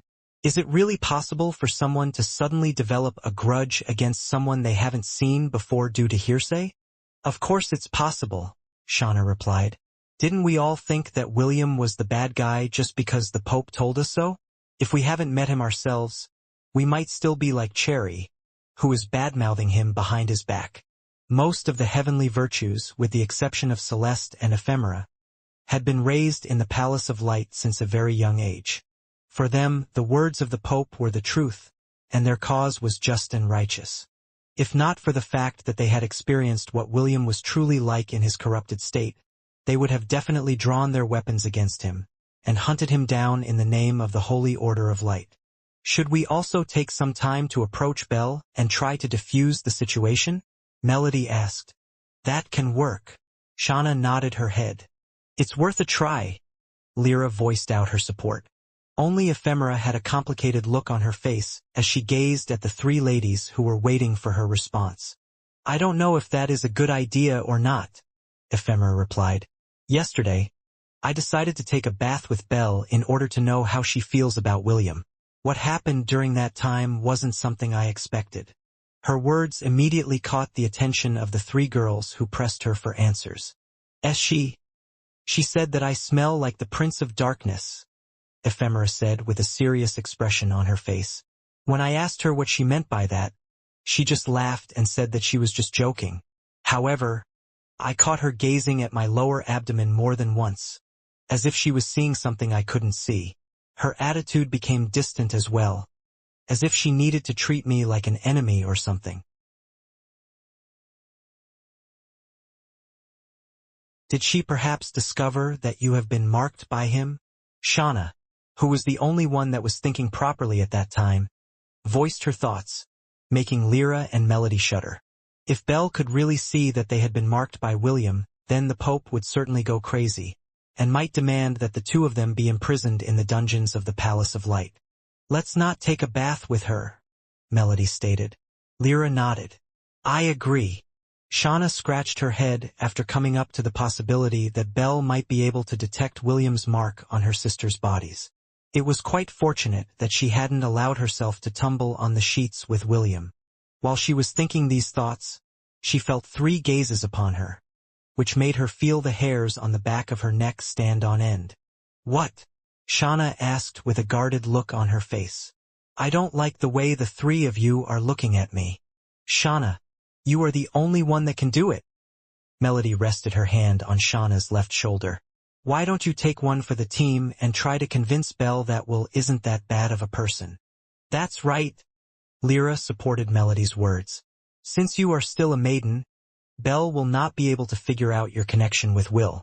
This is the perfect cover for you. Aren't you glad that you're still chaste?" Ephemera nodded. "That's right, Shauna. You are the only one we can count on. The three of us are now William's women. What will we do if she snuffs us all out?" Seeing the three ladies staring at her as if she was their last hope, Shauna stood up from the couch and headed to the door in order to escape. Unfortunately for her, she was completely outnumbered and was dragged back to the couch by the three girls, who wanted to clear the name of the person they loved. Back in the Silver Moon continent, William stared at the world tree in the distance with a serious expression on his face. He couldn't believe that the entrance of the underworld was found within the world tree itself, allowing anyone to travel to the plane of the dead and communicate with those who dwelt on it. Right now, his father, Maxwell, and the world tree were one and the same. He just hoped that his father had regained his consciousness, after helping William turn the entire elven race into drows that would help the black-haired teenager bolster his forces and fight anyone who dared to get in his son's way.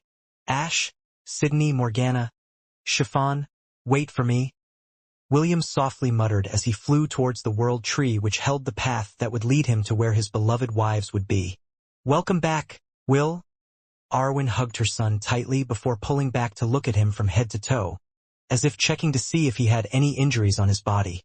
"I'm fine, Mother," William commented. "I'm not hurt or anything." "That's good. I heard from Skyla that you won against Felix and Armin, but I didn't know the details of the battle. Can you tell me about it?" William nodded. He already planned to stay a day or two with Arwen before going to the underworld to look for the souls of his wives and Celine. Arwen listened patiently as William told her about his battle with the heir of darkness as well as the primordial god that he served. The half-elf didn't cut corners in his storytelling, making sure he included the part when he had gone berserk during his battle with Akamana. When he said that the other half of his soul had stepped up to deal a killing blow to the primordial god of darkness, Arwen was already weeping due to sadness and hugged her son tightly for a second time. She felt as if her heart was breaking due to the hardships that William had been through, and she wasn't there to offer her support to him during his time of need. The black-haired teenager didn't resist and allowed his mother to pamper him as much as she wanted over the next hour. After that, he went to the Springs of Life to visit Astia, as well as the bodies of his wives, and see if the spring had done wonders for them. When he arrived at the spring, William took off all of his clothes and walked into it. Little by little, his body was submerged under water, until he came upon the sleeping elf, who was hugging Chiffon's body like a hug pillow. William shook his head helplessly after seeing this scene. His other wives also treated Chiffon like a hug pillow, so he didn't mind it too much. For the time being, he walked towards Ash's body and lightly held her hand. The half-elf was surprised when he felt that they were soft, and even warm to the touch. A moment later, another realization hit him, which made him hurriedly press his ear against Ash's chest to confirm whether he was right or wrong. A heartbeat. William listened again and again to the strong beating heart that was telling him that his wife's body had somehow, miraculously, come back to life. He thought that the spring of life would only preserve their bodies, but he was greatly mistaken in his assumption. The spring of life was responsible for sustaining the world tree, which was also called the Tree of Life. This was a secret that had been passed on from one saintess to the other, but only they knew this fact. Also, even if a dead body were to regain its bodily functions when soaked in the springs for a long time, it would be of no use if the soul was gone. This was the case with William's wives. Even if Ash's, Princess Sydney's, and Chiffon's bodies were to regain their heartbeats, allowing their blood to circulate inside their bodies, they were nothing more than living husks that held no soul inside them. However, for William this was already a good thing. As long as he was able to bring his wives' souls back, they would be able to assimilate with their bodies which were only waiting for their true master's souls to return to them. After checking Ash's body, William went to inspect Princess Sydney's body next. A minute later, the half-elf sighed in relief when he found out that her body had also recovered just as much as Ash's. The Prince of Darkness then stared at Chiffon's body, who was now wrapped up in Acedia's hair, forming a cocoon. Clearly, the lazy, sleeping bum didn't want her hug pillow taken away from her. "Let me inspect her body first," William said through telepathy as he started to poke Acedia's cheeks. "Or would you rather let me inspect your body first?" Astia wasn't fazed by William's words, and remained in her position, while hugging her hug pillow. The half-elf sighed after seeing this scene, so he lowered his head and talked to Astia using the most devilish voice he could muster. "If you don't let her go, I'll make you pregnant." The half-elf then pulled back to see Acedia's reaction. Just like he expected, the beautiful elf opened her eyes and gazed at him in a sleepy manner. The two stared at each other for a full minute before Astia closed her eyes to continue hugging the soft, little dwarf, who had become her favorite pillow. "Fine, have it your way," William said through telepathy as his naughty hand slid under Acedia's nearly transparent clothes that clung to her body. The lazy elf's brows briefly moved when the half-elf started to grope her left breast, pinching and flicking the pink tip that was starting to harden under his touch. Astia didn't budge and simply allowed William to do whatever he wanted. For her, keeping her hug pillow was more important than stopping the black-haired teenager, who now had a devilish smile on his face, from groping her breast. William laid behind Aestia, and this time, he used 2 hands to grope and knead her breasts that perfectly fit his hand. But no matter what he did, Aestia didn't budge, and just allowed him to do whatever he wanted. The Dark Prince then used his powers to push the water around him, Aestia, and chiffon away, creating a dry place within the spring of life. "This is your last warning," William whispered in Aesitia's ears. "Let her go, or I will get you pregnant for real. Since the only thing you do is sleep, it will be a good idea to let you raise my child in your womb, while I am away." A moment later, the sleeping elf faced him with eyes half open. "Can you?" Aestia asked. "You've been married to your wives for a long time, and you've only managed to get Celine pregnant, who is not even your wife. Just where is your confidence coming from?" Aesitia's challenging tone made the corner of William's lips curl up. The reason why his wives weren't getting pregnant was because he had asked Optimus to control the virility of his seed to prevent it from happening. Back then, he had unlocked this restriction because he wanted Celine to get pregnant with his child, making him his woman. Now that Donger had merged with his body, he could get any lady pregnant just by releasing his seed inside their womb. Due to William's request, Donger and Optimus worked together to prevent William from siring women left and right as the Prince of Darkness. This was why, even though Lyra had kept his seed inside her womb until it swelled, making her look like a pregnant lady, she still wasn't able to conceive William's child due to the restriction he had imposed upon himself. "Are you sure you want to get pregnant?" William asked as he caressed the side of Aesitia's face. "The world is not safe to raise a child right now, but if you want it, I will make it happen. Can you raise my child during this chaotic time?" After a few minutes of silence, Aestia unwrapped her hair from around Chiffon's body, presenting her to William for inspection. "Don't get the wrong idea," Aestia said. "I'm not letting you inspect her because I am afraid that I will get pregnant with your child. Since I sleep at the roots of the world tree, I can sense and feel the pulse of the world. This world is afraid of something, but I don't know what it is. Until this issue is resolved, I don't want to raise our child when I am unable to protect them from things that are beyond my control." William lowered his head and planted a kiss on Aesitia's lips for a few seconds before pulling back.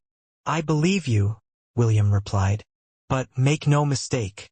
I will have you bear my child when things have settled down. For now, just keep everyone safe for me. You can do this, right?" Aestia nodded her head, earning her another kiss from William. After inspecting Chiffon's body, it was now Aesitia's turn for inspection. An inspection where the lazy elf offered no resistance whatsoever. Aestia held the back of William's head, while he slept soundly with his head buried in her chest. He didn't do anything to her aside from kissing her lips and suckling her breast while drinking her blood. The two of them had an unwritten understanding with each other that, although the two of them wanted more, this was not the right time to do it. In truth, Aestia used a bit of her divinity to allow William to sleep peacefully because she sensed that the latter hadn't gotten any good sleep as of late. Her sin was the sin of sloth, so she could immediately tell if someone was slacking or not. For the most part, the half-elf had been too busy to even sleep properly, and this concerned her greatly. William might look fine on the surface, but deep inside, he was nearing his limit. This was why Aestia didn't hesitate to forcefully make the half-elf sleep after he finished drinking her blood. When Arwen came to the Spring of Life to check on William, she saw him and Asectia hugging each other, while they were submerged in the water. The doting mother gave Aestia a thumbs up, which the latter ignored her completely, pretending to be asleep. Several hours later, William finally opened his eyes. The first thing he did was kiss Aesitia's cleavage, leaving a kiss mark behind. This was his way of getting back to her after she used her divinity to make him sleep. In truth, William could have resisted her attempt to make him rest, but knowing that she was doing this for his own good, he decided to just allow her to take care of him, and embraced a refreshing and dreamless sleep. William didn't pull back right away from Aesitia's embrace. Instead, he hugged her back and just listened to her heartbeat. The lazy elf, in turn, lightly petted his head as if patting a little boy who had done a good job. They stayed like this for a few more minutes before William reluctantly pulled back and carried Astia to the surface of the spring. There, they exchanged kisses for a few more times before the half-elf bid his farewell. He didn't promise Astia anything like, "I will come as soon as I can, so wait for me," because that would be the worst thing to say to the lady who had already waited for him for a very long time. Instead, he just showered her with kisses, and told her he loved her because that was enough to convey his feelings for her. When William returned to the surface, Arwen came with him to talk to his father. Maxwell had woken up from his slumber a few days ago, so it was possible to have a dialogue with him. When they arrived at the World Tree, William pressed his right hand over its trunk, and closed his eyes. The next time he opened his eyes, he found himself in a white world, where his father, Maxwell, stood with his arms crossed over his chest. "I have an idea why you came to see me, but just to be sure that we're on the same page, tell me why you have returned to the Silvermoon continent," Maxwell said. William held Maxwell's gaze as he spoke his reason for coming to see him. "I want to go to the underworld," William replied. "Can you help me?" Maxwell sighed before nodding his head. "Your mother and I share a special connection, so whatever she hears and see, I can hear and see as well," Maxwell explained. "Good job in defeating Felix and his minion Akamana. As for Armin, well, I hate to tell you, but it takes more than killing a primordial god to kill him. Even if his body is destroyed, his divine soul could leave his body and escape." William nodded in agreement with his father's words. Although the attack he dealt to Armin was lethal, no traces of him were seen after the battle, so the three goddesses, Eros, Astrid, and Lissa, believe that Armin is still alive. "Well, let's not talk about that primordial god. It will take him a very long time to recover, so let the future generations deal with him." Maxwell changed the topic as he eyed his son. "Let's talk about the goal you want to accomplish by going to the underworld. If you're asking if it's possible for me to open a path to the underworld, then the answer is yes. However, that's it. I can just open a path that leads to the underworld. As to how you can actually get to the place you want to go, you will have to handle it yourself." "I understand." William nodded. "As long as there's a way, I will find it." Maxwell smiled as he walked towards his son and patted his shoulder. "As expected of my son," Maxwell said. "If not for the fact that Arwen is a very jealous lady, and being forced to become one with the World Tree, I might have had 4 wives by now." William gazed at his father with a calm expression on his face. A part of him wanted to say rookie numbers to his father because he had far surpassed 10 lovers already. However, for the sake of the family's peace, he kept his mouth shut and just nodded his head. Seeing that his son was such an understanding and supportive person, Maxwell decided to tell him the 100 ways on how to make any girl fall in love with him. William listened to this and just kept on nodding as if he was learning a lot of things from an expert. After Maxwell finished his coaching session, he told William that he needed to wait until midnight before the boundary between the world of the living and the world of the dead became thin, allowing him to briefly open a passageway to connect both worlds. Since he still had a few more hours to spare, the father and son pair continued to talk about the future. "I know that this is a bit late coming from me, but are you interested in having a little brother or sister?" Maxwell asked. William blinked once then twice before looking at his father with the "Are you on drugs?" gaze, making the latter chuckle. "I am now able to materialize my original body out of the World Tree for an hour or 2, Maxwell said. "I still haven't told this to your mother because I didn't want to give her false hope. I only experiment whenever she is asleep. I think Mother will be happy to know that you are able to leave the World Tree for brief periods of time. I'm sure she will, but let's just keep it a secret for now. I want to make sure that there will be no problems when I embrace her again." The half-elf smiled because he felt as though his father's worries were quite funny. Clearly, he didn't want any mishaps to happen after years of being unable to hold the woman he loved, due to being assimilated by the World Tree. "I understand," William replied. "I will keep this as a secret from her." Maxwell happily patted William's shoulder as if a great burden had just been taken off his shoulders. "Great, as expected of my son." After a few more minutes, William opened his eyes and returned to the real world. Arwen, who was standing beside him, looked at him with a hopeful look in her eyes. In truth, She was quite worried that Maxwell wouldn't be able to help William with his goal to go to the underworld, but after the black-haired teenager assured her that his father was going to help him, the beautiful elf hugged her son in happiness. Clearly, she was also looking forward to talking to William's wives, whose bodies had been lying peacefully within the spring of life. Suddenly, several elves appeared in the sacred grove, including Princess Ioin. Now that the battle against the heir of darkness has ended, most of them felt relief because their race was no longer in danger. However, none of the elves still had reverted to their original forms, because William wanted to make sure that none of them disobeyed his command. Still, he assured them that he would return them to their original forms after 5 years, or when the Ahriman's death was confirmed. Until then, the elves would remain as drows and follow William's orders. For the elves, 5 years was nothing. They were a long-lived race, so their sense of time was different to that of a human. As long as William kept his word, they would not disobey his commands, and follow his lead wherever he may go. "Good day, Your Majesty." Princess Ioin bowed respectfully to the black-haired teenager, who had now become the emperor of the Ainsworth Empire. Since this was the case, the princess of the elves treated him in a manner befitting of his status. "Ioin." William gave the elven princess a brief nod. "What brings you here?"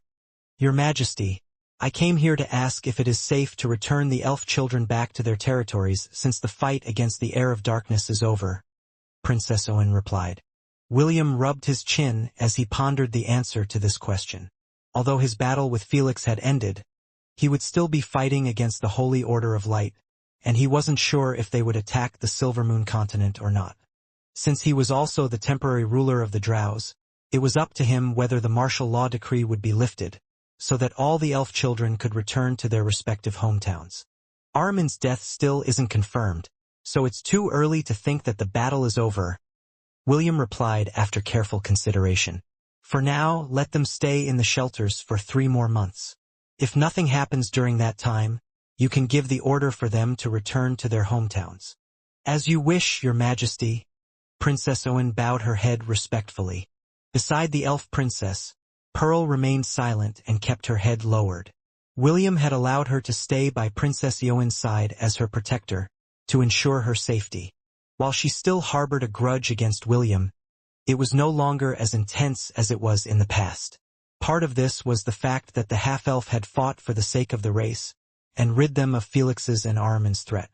"Is there anything else you need from me, Ioin?" William asked. He had long stopped calling Ioin Princess Ioin, because he needed to act as someone with the bearing of an emperor. This was to ensure that his subordinates would understand the role he played, allowing them to adapt to their master's new rank and responsibility. "Yes," Princess Ioin answered. "Thank you for your time, Your Majesty." William gave the princess a curt nod before turning around to open a portal that would lead him to the Thousand Beast domain. The path to the underworld would open in several hours, so he decided to make some last-minute preparations before entering the domain that belonged solely to the dead, where the god of death was supposed to reside. Princess Ioin glanced at William's retreating figure with a complicated look on her face. In truth, she wanted to say more things to the half-elf, but after seeing his reaction, she could tell that he wasn't in the mood to talk about politics. In truth, the royal family and the Elven Council had already lost the power to make decisions regarding the affairs of the Elven race. They only took orders from William, who held the power to lift the curse from their bodies. However, the half-elf wasn't always there to oversee the Elven race. Because of this, she wanted to ask him to delegate a person who would handle the affairs of the Elven Kingdom and give them a sense of security in these troubled times. "I guess I should talk to Master first and let her handle this," Princess Ioin thought as she glanced at Arwen, who was currently communicating with the World Tree. Although the Prince of Darkness was a mighty existence, he deeply cared about his family, and Princess Ioin hoped that Arwen would help them deal with the current problems that their entire race was facing at this point in time. After dinner, Arwen talked to William about a lot of things. This included the current state of the Silvermoon continent. In truth, after the council was dissolved, nobody else had the power to decide things for the Elven race. Even the royal family couldn't decide anything in fear that William might sneeze in their direction from thousands of miles away. In short, no one, aside from the half-elf, could dictate what the elves could do. That was fine in itself, but there was one problem. William wasn't always in the Silvermoon continent, and he had no interest in running kingdoms and empires, which led to the current problem. Who would call the shots when the Dark Prince was nowhere to be found? This was the question that all the high-ranking members of the elven families had, since everyone typically just listened to whatever their patriarchs were telling them. "I'm the saintess of the world tree, and my job is to look after your father," Arwen said. "Also, I am not cut out to carry big responsibilities. My father, your no-good grandfather, can act as a steward, but knowing him, he would just do it half-heartedly. If only your grandfather, James, were here, I'm sure that things would run smoothly. But since he's off to who knows where, we're just stuck waiting for you to make decisions, and we both know that you don't like doing that for the entirety of the elven race, right?" William nodded his head. Since he had no intention of handling the affairs of the Ainsworth Empire or the Demon Continent, he left it all to Nisha. The half-elf believed that even though his secret mistress was very capable, controlling his empire, as well as the demon realm, had already made her hands full. Adding more would just make things spiral out of control, so the half-elf decided to put in a figurehead that would lead the elven race. "Have Owen become the temporary steward of the elven race, and make my grandfather, Inarian, her minister," William commented. "I'm sure that the two of them will do just fine in my absence." Arwen nodded his head because right now, this was the best course of action. Although Princess Eowyn was still far from becoming a monarch, she had experienced many hardships, allowing her to find solutions to most of the problems that the elven race was facing. After discussing with Arwen the final details of the plan, William used the authority of the World Tree to send a continental message to every drow and elf living in the Silvermoon continent. "From this day onwards, I delegate the fourth princess Owen Elbereth Nienna as the steward of the Silvermoon continent," William declared. "Her word is my word, and anyone who dares to defy or manipulate her words, in any which way, will be subjected to the worst execution possible. The one who will help her carry out her duties as the steward of this land will be none other than my grandfather, Inarian. I expect all of you to follow their words, because those who don't will regret it for the rest of their pitiful and long life." After William's speech ended, all the drows, as well as the members of the royal family, couldn't help but think of the beautiful elf princess who had single-handedly handled the evacuation of the elf children before the war started. They were quite impressed on how Princess Eowyn managed it, and they were starting to think that she might just be able to lead them, on behalf of the half-elf who was usually nowhere to be seen. Inarian, who was smoking his pipe outside of their family's main residence, almost choked after hearing William's words. "Damn it! Stop pushing responsibilities on me," Inarian shouted at the sky. "I'm already old. I want to retire." Unfortunately, William, as well as Arwen, were too far away to hear his complaints. Even if they were near, they would have just completely ignored him, forcing him to work regardless of how he felt about it. If James was there, he would have clicked his tongue and wagged his fingers at William's other grandpa, who didn't even have a tenth of his shamelessness. "You're already this old, and you still don't know how to scam people? Shame on you." That would have been James' comment towards Inarian if he was still in Hestia. Unfortunately, the old bandit of Lant had already returned to the Void and continued his journey to visit the different realms that the Army of Destruction were currently raiding. Princess Eowyn, who had just seen and heard William's declaration, felt a complicated feeling rise in her heart. She was the one that talked to her master, Arwen, about the problems that plagued their race. Never in her wildest dreams would she have thought that just a few hours after that, she would be delegated as the stewardess of the entire Silvermoon continent. Princess Eowyn wanted to cry because William irresponsibly tossed such a big responsibility to her without batting an eye. Fortunately, another poor soul had been tasked to help her, which was William's grandfather, Inarian, who was currently cursing his no-good grandson. If the Pope only knew how casually William treated the domains under his control, she might have coughed up a mouthful of blood and strangled the half-elf for being useless. If all of those territories belonged to her, she would definitely use everything in her power to ensure that every resource and manpower belonging to those lands were firmly grasped in her hands. What the beautiful elf princess and the middle-aged elf didn't know was that William was laughing evilly in his heart.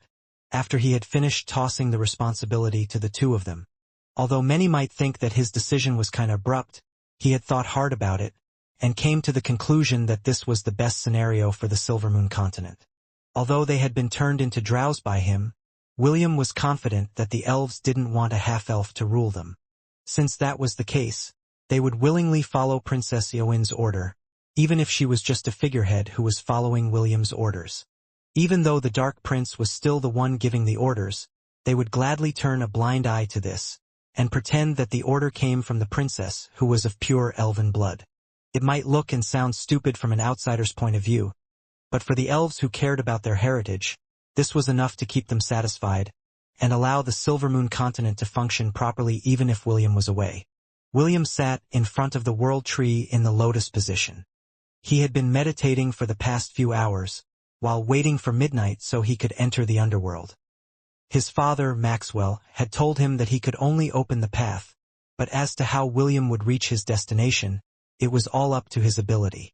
Using the memories of the world tree, Maxwell told William the things he needed to know about the underworld. For one thing, he wasn't supposed to eat anything that came from that world. Second, when he left it, he mustn't look back, no matter who or what was calling out to him. As long as he was able to meet these two conditions, he would be able to return to the world of the living, without suffering any side effects from his journey to the underworld.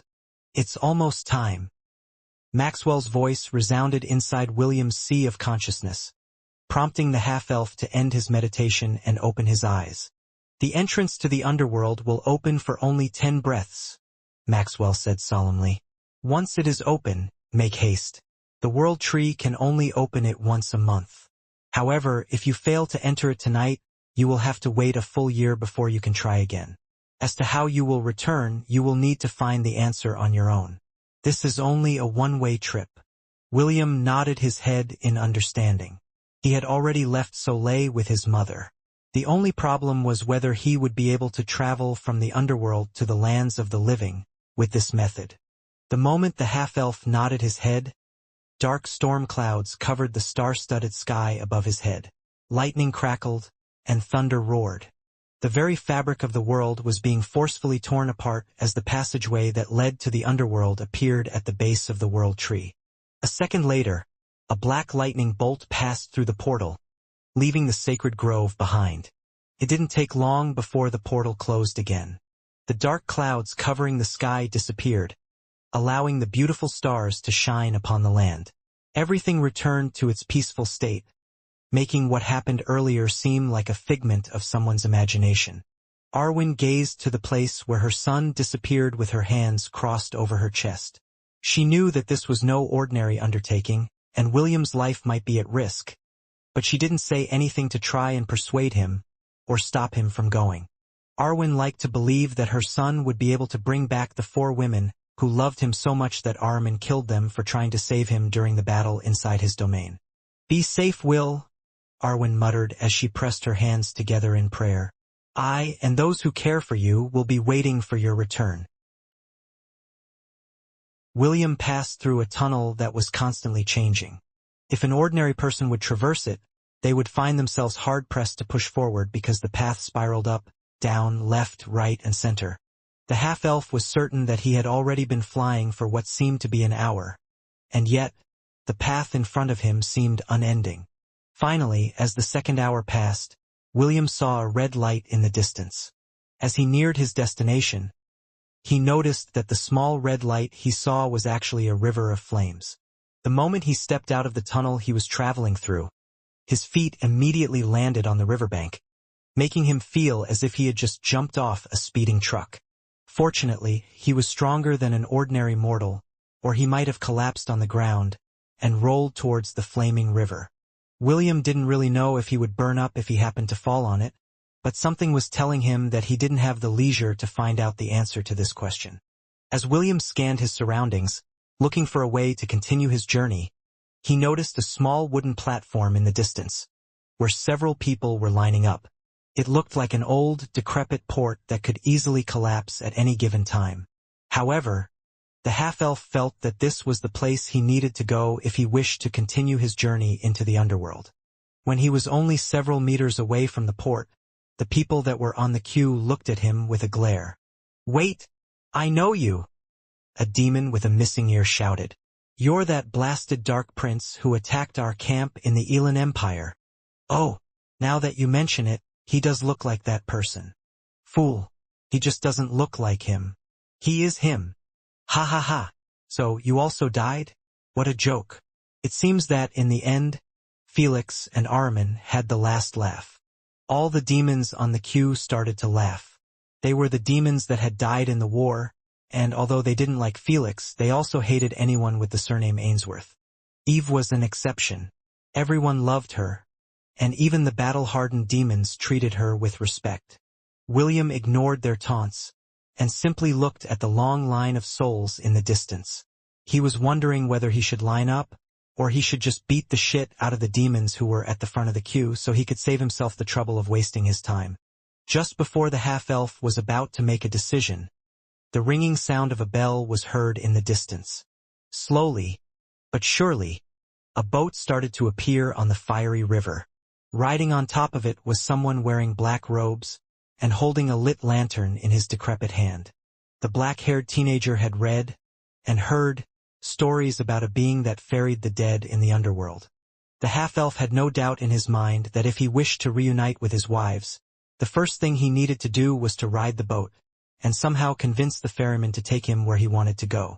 A journey that would shake the very foundations of the underworld was about to begin. As the boat neared the old, decrepit pier, all the souls that were in the queue perked up. Earlier they were feeling brave as they made fun with William, but in the face of the ferryman, who would send them to their final destination, anxiety and fear started to sink into their very core. The moment the boat docked into the pier, the being that was almost 3 meters tall, and wearing a black robe that covered its entire body, including its face, raised the lantern in its hand. "I will only be ferrying 100 souls at a time," the ferryman said. "In half an hour, another ferryman will come to fetch the next batch. So all of you, make sure to line up properly." William wanted to cut in the line, but before he could even execute this plan, the demons that were beside him all started to make a ruckus, catching the attention of the ferryman who was watching over the souls that were boarding his boat. "You bastard! Why are you cutting in line? Uncultured plebeian who can't even line up properly? Weren't you taught by your parents about good manners and right conduct? Tisk, just because you are more good-looking than me, you think you can break the rules? Not on my watch, playboy. What prince of darkness? All I see is prince of cutting in line. Shame on you, bro. Shame on you." The demons were making so much noise that William was very tempted to burn their souls until nothing was left with his flames of darkness. However, he was hesitant to do it because he might break some unwritten rule within the underworld, and it might get in the way of his goal to look for his wives. Because of this, the half-elf endured and simply stood with his arms crossed over his chest, while the demons threw taunts at him. "What's happening here?" The ferryman approached while still holding the lantern in his hand. "Sir, this plebeian is trying to cut in line," one of the demons shouted. "Can't you tell him that he should line up properly? Like civilized people do. Just because he is better looking than me, he thinks that he can do whatever he wants." Another demon shouted. "I believe in equality. I say that he should follow the rules and fall in line like the others." "That's right. No cutting in line. We will not waver. Lolita no touch." After a minute of shouting, the ferryman finally had enough and raised its bony hand to silence everyone. "Stop making a ruckus," the ferryman shouted. "What do you think of this place? An auction house? The underworld has rules, and whoever breaks those rules will need to get punished." The ferryman then glanced in the direction of the half-elf before pointing its bony hand on his face. "For the crime of trying to cut in line, you will come with me," the ferryman stated. "If you resist, you will be imprisoned for 100 years before you can even enter the cycle of reincarnation." The demons who heard this suddenly had smug expressions on their faces. They even sneered at the half-elf with some even mouthing, "Serves you right." William ignored all of these pettiness and decided to follow the ferryman without resisting. He still didn't know the rules of the underworld, so he went along with the creature in front of him, and just behaved for the time being. After taking William onto the boat, along with 99 other souls, the ferryman raised the lantern in its hand, signaling that the boat was already full. A moment later, the sound of a bell was heard in the distance, and the boat finally departed from the pier, leaving tens of thousands of souls behind, waiting for the next ferryman to arrive to take them to their final destination. William stood on the boat and gazed at the fiery river around him. From time to time, a black soul would come to the surface and give a sad wail that made the other souls on the boat shudder. These were the souls that had committed grave crimes when they were still alive, and they would be spending a dozen years trapped inside the river before they were taken to the next level of the underworld, where they would receive their next round of punishment, depending on the nature of the crime they committed. After a 2-hour journey, the boat finally reached its destination, which was another port. This particular port, in general, was well maintained, and looked many times better than the old decrepit one where they had left 2 hours ago. "All of you disembark," the ferryman commanded. "This place is called Limbo. You can stay here for as long as you like. If you wish to leave and enter the cycle of reincarnation, just go to one of those people holding placards over there. They are the staff here in the underworld that will help you cross over to the cycle of reincarnation. Take note that you will need to pay hell credits in order to hasten the process of your reincarnation. So make sure to listen to their advice properly on how to earn credits." The ferryman pointed in the direction where several men and women were holding placards with various words written in it in different languages. Out of curiosity, William narrowed his eyes and looked at one of the placards that was being held by a beautiful lady with both hands to see what kind of services they were offering. "Got erectile dysfunction? Step right up. I'll fix you with a quickie." William blinked as he looked at the placard for the second time because he thought that he had read it wrongly. However, after reading it 3 more times, he finally concluded that there was nothing wrong with his vision. He then shifted his gaze at another beautiful lady, who was holding another placard that was only 3 meters away from the placard that he first saw, and read the words written on it. "Premature ejaculators? No worries. Be happy. You're not alone." The half-elf didn't disembark from the boat because the ferryman told him not to do so. Also, he had no intention of lining up in any of those places, because he didn't come to the underworld to enter the cycle of reincarnation. When the last soul had left the boat, the ferryman once again raised its lantern, making the boat leave the pier and move deeper into the underworld along the river of flames, carrying the half-elf, who had entered the underworld even though he was still very much alive. An hour later, the boat stopped on what seemed to be a small island located in the center of a lake-like body of the river of flames. On the island was a small 2-story house that seemed out of place when compared to the rest of the fiery river of hell. Even so, in William's eyes, it was the first normal thing he saw after entering the underworld. "Come with me," the ferryman said as it disembarked from its boat. It didn't even bother looking at William because the half-elf had nowhere to go except to follow it inside the house.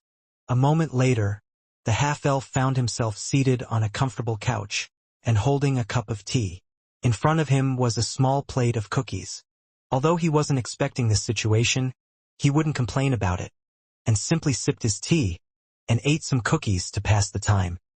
He didn't know why the ferryman brought him to this place, but since he had nowhere to go, might as well make himself comfortable. A few minutes later, the 3-meter-tall ferryman returned holding another plate of biscuit in its hands. After placing it on top of the table, it took off its hood, and William, who was about to eat another cookie, looked at the ferryman in shock, dropping the cookie in his hand.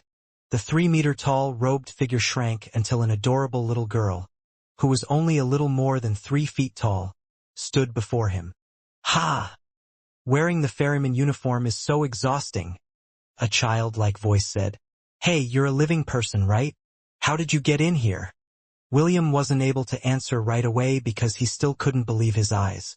The 3-meter-tall ferryman, who had looked so intimidating a moment ago, had turned into a doll-like beauty, who seemed to be only around 3.5 feet tall. But that was only a part of what had surprised William. He had seen the girl before, and it was none other than the halfling he saw in his dreams.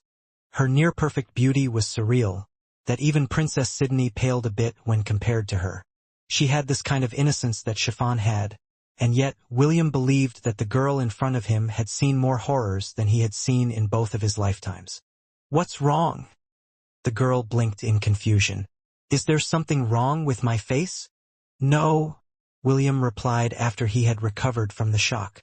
"I just didn't expect that the ferryman would be someone as cute as you. You are the second person that has told me that." The girl giggled as she looked at William with great curiosity. The half-elf was the second living mortal that she had seen in the underworld, and she was quite curious about how William managed to enter their domain. "I'm guessing that the first one who told you that is your parents," William said. "Yes, my father." "He must be a good father." "Yes, my father is the best, second only to my grandma." "Is that so?" William smiled as he looked at the bubbly and doll-like beauty in front of him. "You must really like your grandma if your father is only second best." The girl once again giggled and gave William the "isn't that obvious" gaze. "My name is Arenice," the girl stated. "What is your name?" "William," William replied. "You can call me Will." "Okay, Will. You're still alive, right?" "Yeah." Arenice looked at William from head to toe before shifting her gaze back to his handsome face. "So, Will, how did you manage to get here?" Arenice inquired. "When I saw you earlier, I thought I was just seeing things, but after taking a closer look, I could tell that you don't belong to the underworld. Did you end up here by accident? If yes, can you tell me how you got here? I want to go to the world of the living as well." "You want to go to the world of the living?" William asked back. Actually, he didn't know how to answer this question because the path he took using the power of the world tree was a one-way trip. Maxwell had repeatedly told him that in order to return to Hestia, he must find his own way back using his own means. "Yes.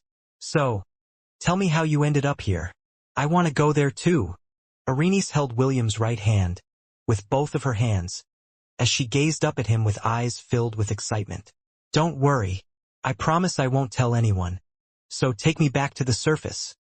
Her look that was filled with longing and anticipation made William feel a bit awkward because he didn't know how to answer her question. In the end, the half-elf decided to tell the little girl the truth about why he had come to the underworld, making the latter's eyes sparkle as if she was meeting the Prince Charming from a fairy tale. "I've met these girls before, and I know where they are," Arenice said while still holding onto William's hand. "But I can't take you there because you are still alive, and my father might get angry at me. He just recently allowed me to be a ferryman so I can earn some hell credits for the things I was ordering online on Amasun, which is a subsidiary of the God Shop. I don't want to get grounded, so I can't take you there personally." William sighed internally after Arenice confirmed that his wives were indeed in the underworld. However, the problem was that the area where they were in was restricted and couldn't be accessed by normal means. After asking more questions, Arenice told William that the ladies he were looking for weren't in the same place, and were scattered across the different layers of the underworld. According to the doll-like beauty, the underworld had 12 layers, which they referred to as circles. The first circle was called Limbo. This was the place where the spirits of the dead gathered before they would be sent to the cycle of reincarnation. Depending on the severity of the sin they bore, they would need to spend a few years earning hell credits in order to pay off the crimes they had committed when they were still alive. Those whose sins far surpassed the norm were immediately tossed into the fiery river, where they would spend several years before they were picked up and sent to hell. There, the gods that managed hell would deal with them. The underworld, heaven, and hell are closely linked together, Arenice said in a sage-like manner. The underworld is more like a hub, where the dead are sent to either hell or heaven, depending on their past karma. However, since the lower layers are closer to hell, you could say that they are a part of hell as well. The river of hell runs down to the sixth circle, and from there it makes its trip to hell, where the members of the Ars Goetia ruled. I have never been to hell before, but one of these days I'd like to visit there as well. But first, I want to go to the world of the living. Arenice sighed, and her adorable face looked so sad that even William was moved by how genuine she longed to go to the surface world. "Although I can't promise you anything, you are free to come with me back to the world of the living once I rescue my wives from this place," William said. making the doll-like beauty look back at him with renewed hope. "It's a deal."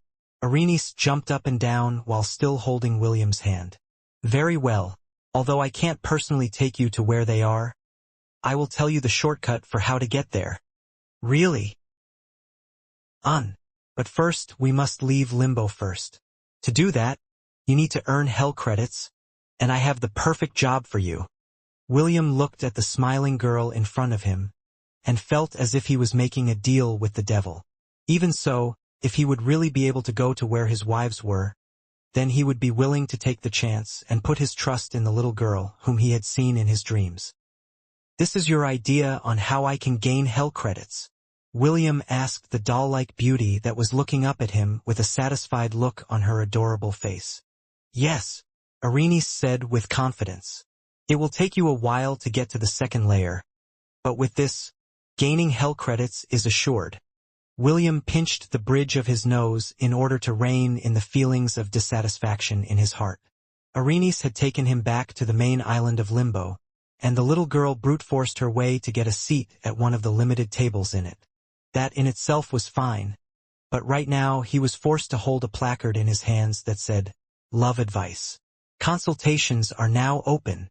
According to Arenice, each soul that they counseled would automatically give them 100 hell credits, which would allow them to purchase many things within the Underworld Exchange Commission, and one of them was the ticket to allow the half-elf to enter the second circle of the Underworld, which was called Living a Hella Loca.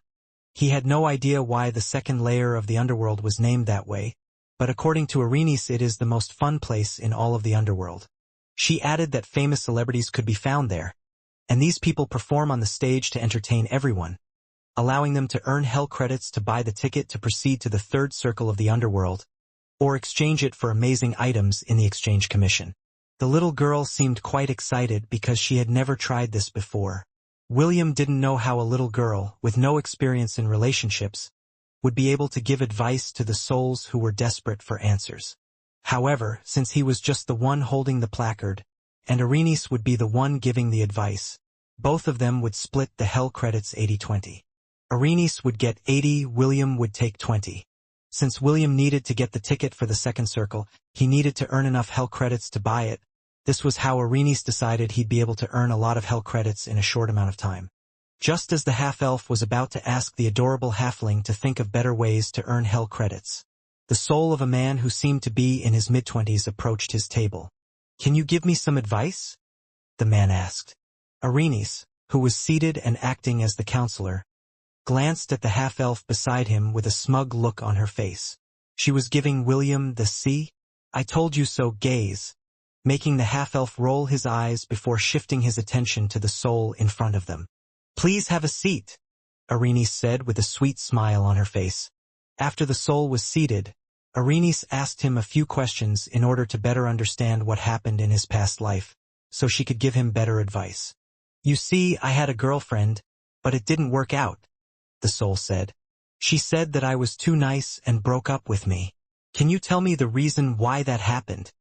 "Oh, that's simple," Arenice replied. "It is because sometimes being too nice turns off the other party. A relationship is give and take. If only one side is doing their best and giving everything to the other party without expecting anything in return, the girls would think of him as boring. This is why some ladies like bad boys. They get the thrill of staying with them." William, who was just holding the placard, gave the halfling a sidelong glance because he didn't know the little girl to be able to actually give sound advice in something she never experienced herself. "Does that mean that I have to be one of those bad guys in order to have a love life?" the soul asked. "Of course not," Arenice answered.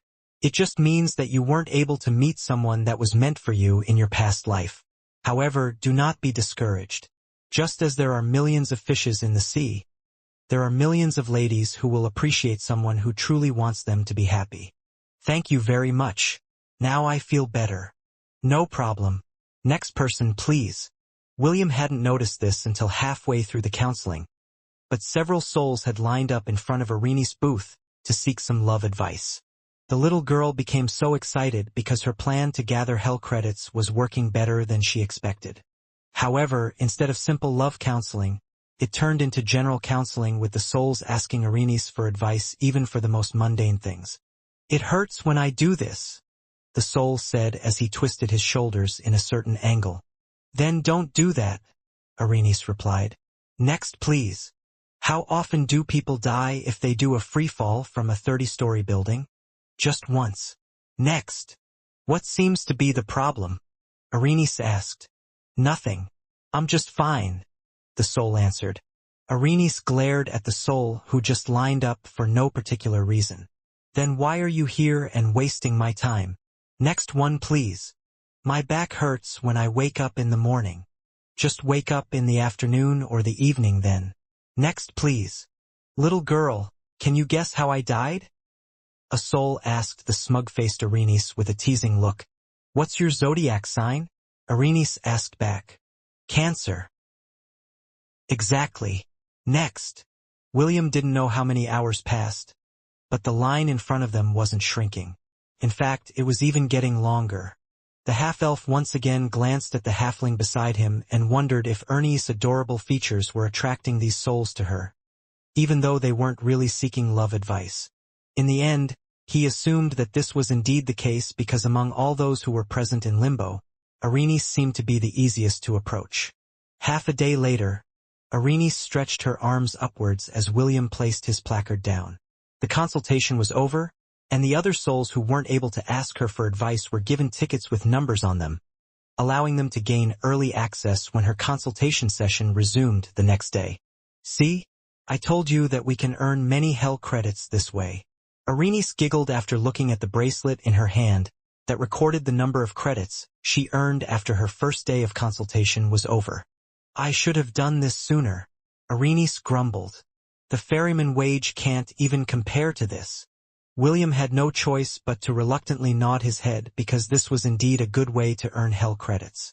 Although he only gained 20 hell credits per consultation, his credit count now surpassed 10,000.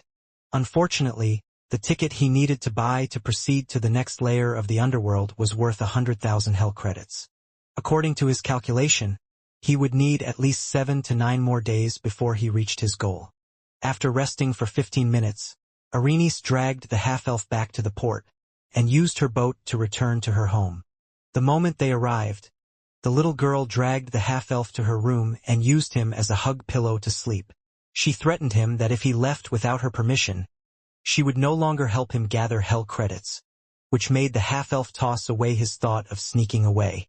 "So cold," Arrhenius muttered in her sleep. "It's like I'm hugging ice. Feels so good." The half-elf wanted to flick the little girl's forehead because she was using him as some kind of ice cooler to make herself comfortable as she slept, but held himself back. Right now, his only guide through the underworld was Arrhenius, so he couldn't afford to provoke the doll-like beauty, who seemed to be someone important in the underworld.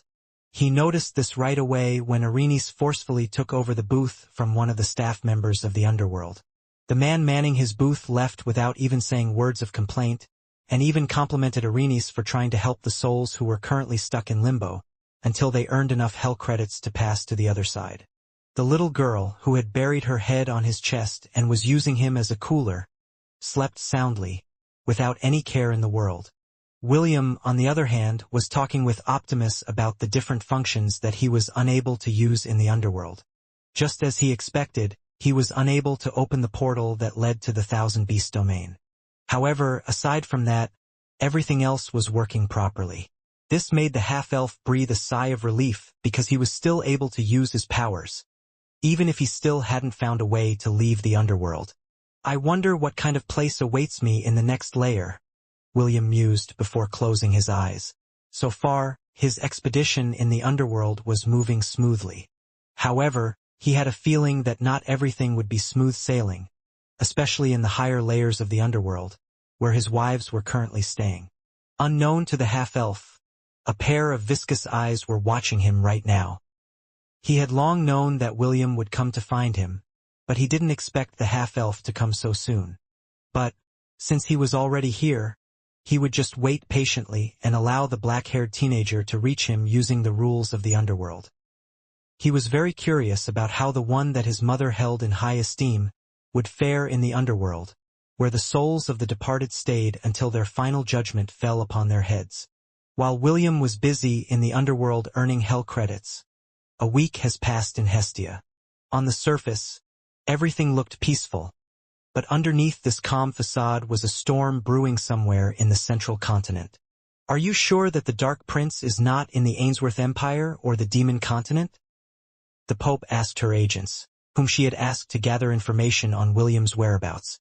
She and the high-ranking archbishops of the Holy Order of Light were painstakingly planning a blitzkrieg attack on the Ainsworth Empire once they had gathered sufficient manpower to capture or kill the Prince of Darkness, whose whereabouts were currently uncertain. Yes, the Pope's informant replied, whose projection could be seen in the round mirror floating in front of the Pope. Only his high-ranking officers, including the pseudo-gods, have been seen patrolling the Ainsworth Empire.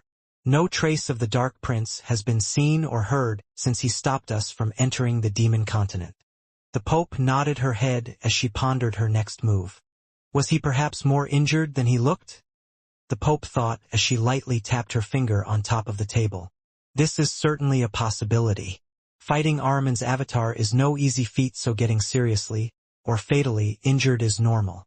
Even the Pope knew that facing off against Ahriman's avatar was something she couldn't do, even with all the pseudo-gods under her command. Very well. Monitor them for 2 more days, then update me, the Pope ordered. If the Dark Prince doesn't show up, inform me right away. Understood. The informant nodded. After talking to her informant, the Pope left the room to look for Belle, who was currently being accompanied by Cherry. The little girl had taken a liking to Belle, and the latter also liked the little girl who treated her as an older sister. The Pope had been feeding Belle half-truths about the half-elf's history, and made sure to tell her how much of a womanizer he was. Surprisingly, whenever the Pope mentioned that the Dark Prince had many women, a hint of irritation could be seen on Belle's face. Because of this, the Pope assumed that Belle hated those who treated women like playthings, so she made sure to feed her with lies that the half-elf was treating the women from the territories he ruled like they were disposable toys. However, instead of getting the reaction she wanted, Belle only looked at her with contempt, which made the Pope wonder if the latter had seen through her lies. Since then, she no longer mentioned anything about women in front of the black-haired beauty. What she didn't know was that Belle knew how William treated his women.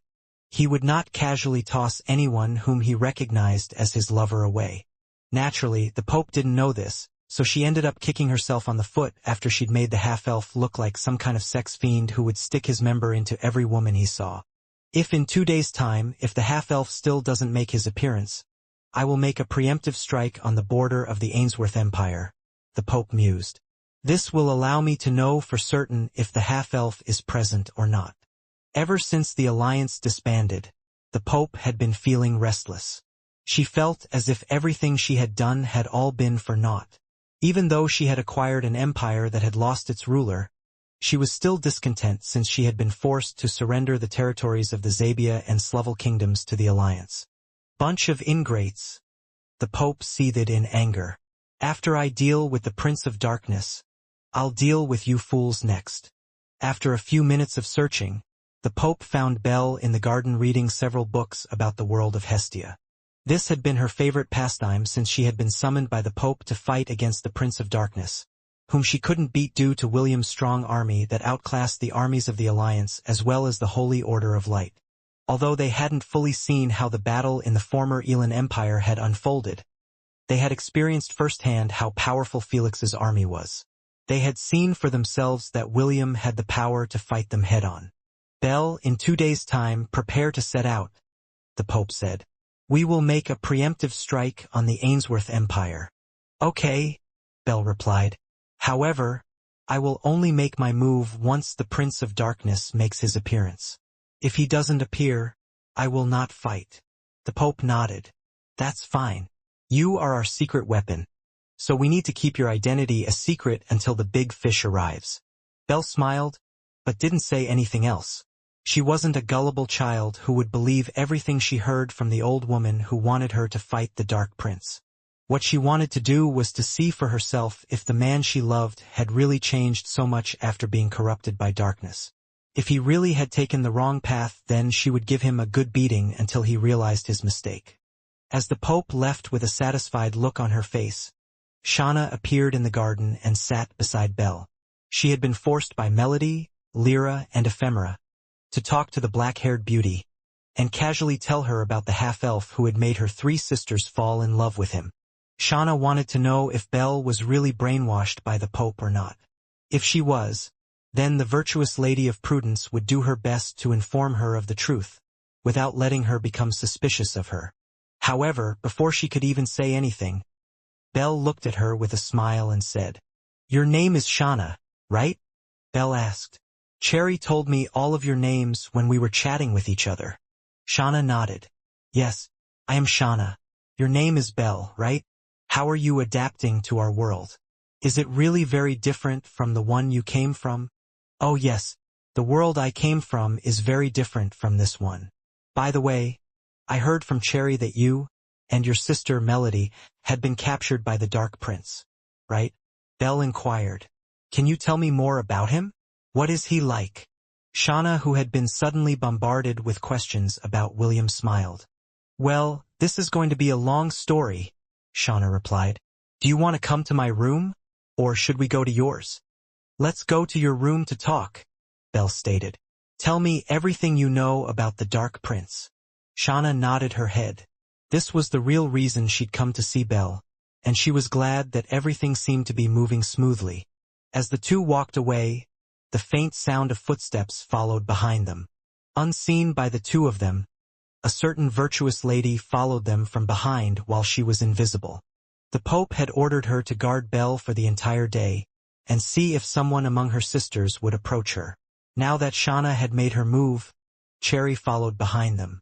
Cherry liked to stalk her sisters during her free time, and treated it as a game. She had been very good at hiding her presence over the years. Unfortunately for her, William had Optimus and was therefore able to see past her ability. Because of this, she was captured and her memory was erased.